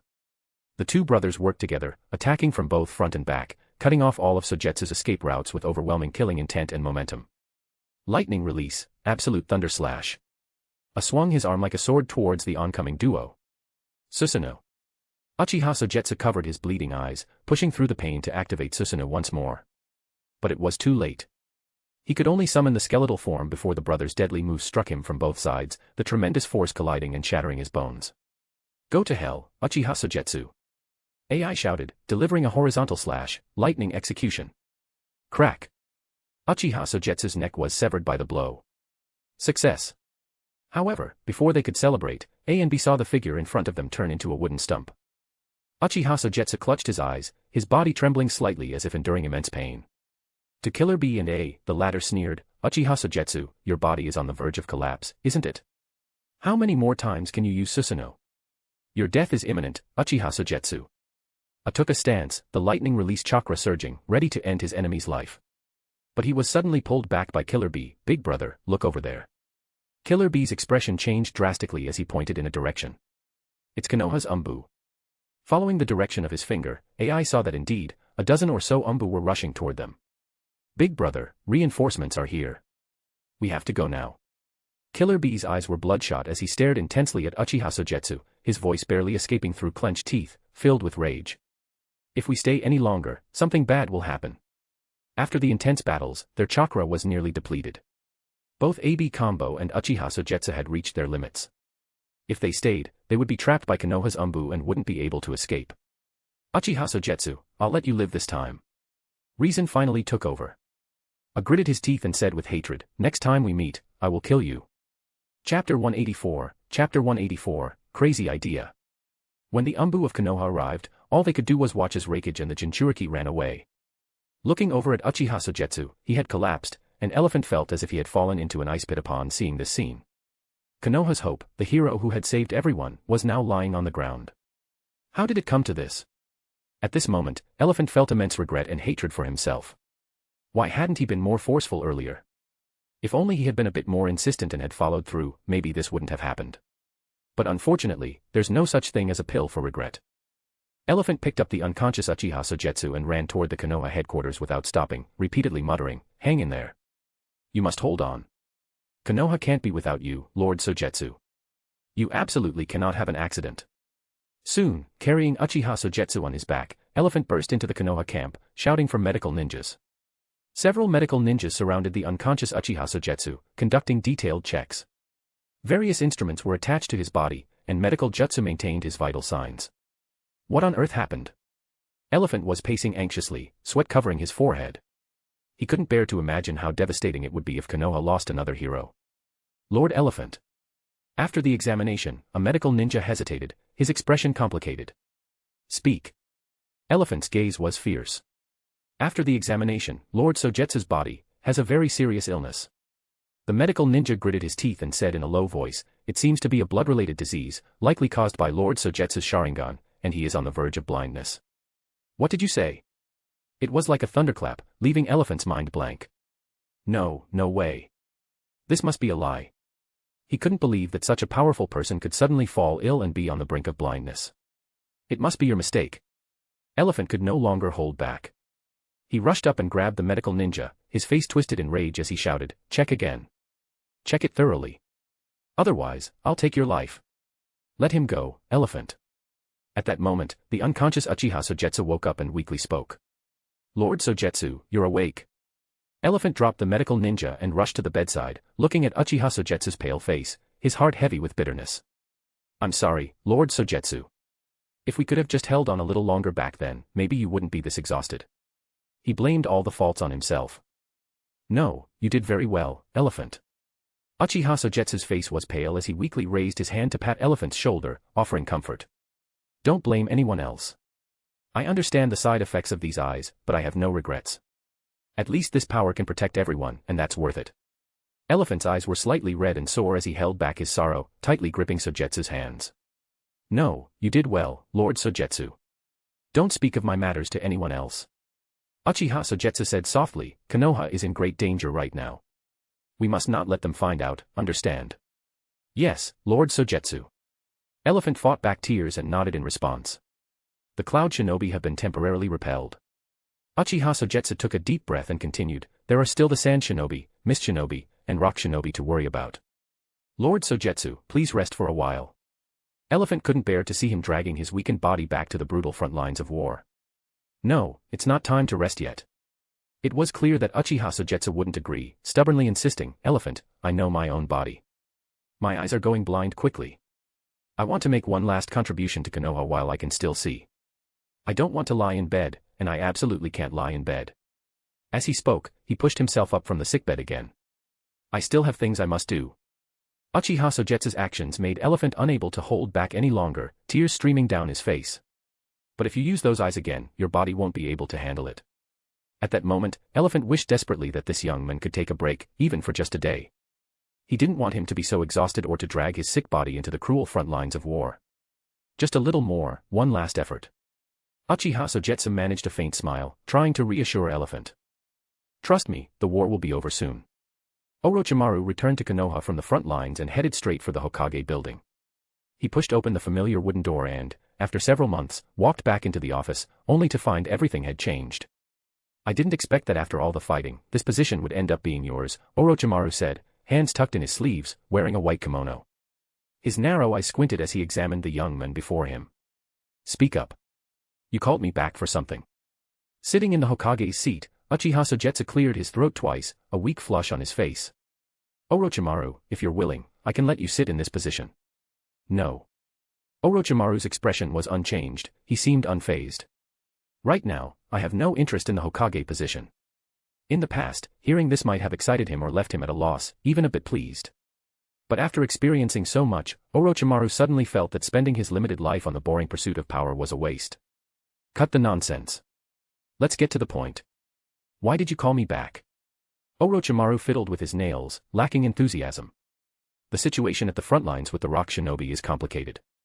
If I'm not there, that old fox will definitely seize the opportunity. If we delay too long, something big will happen. I called you here to ask for your help with something." Uchiha Sogetsu coughed a few times, blood pooling in his palm. "What do you think we should do to end the war in Konoha now? The side effects of the Mangekyo Sharingan are that serious?" Orochimaru's gaze sharpened as he noticed the blood on Sogetsu's palm, his brow furrowing. "Given your current condition, using that power again will lead to problems quickly, right?" Though he wasn't deeply versed in the research on the Sharingan, years of conducting human experiments allowed him to see the issue Sogetsu was facing. "It doesn't matter." Sogetsu waved his hand dismissively. "Orochimaru, how do you think we can quickly end the war?" "Delay." Orochimaru replied calmly, "To win, we can only drag things out, until they collapse or an opportunity arises." "True, but the problem is Konoha can't hold out much longer." Sogetsu spoke hollowly. "So, I plan to end the war as soon as possible." "How will you do that?" Orochimaru became a bit interested and asked curiously. "With this." Sogetsu placed a prepared scroll on the table, his gaze fixed on Orochimaru. Orochimaru approached, opened the scroll, and his pupils constricted. "This. The advisor won't agree to this. Are you crazy?" "No." "But." Uchiha Sogetsu nodded and said, to end the war quickly, we can only use this method. Hee, interesting. Orochimaru licked his lips, excitement flashing in his eyes as he looked at him with curiosity. I didn't expect the Uchiha clan to produce someone as bold as you. Are you willing to do it? Uchiha Sogetsu stared directly into his eyes, waiting for Orochimaru's answer. Why wouldn't I dare? Orochimaru's lips curled into a smile, and a hint of madness crossed his handsome face. If you dare, why shouldn't I? The Edo Tensei technique is just right. I want to see the legendary wood release for myself.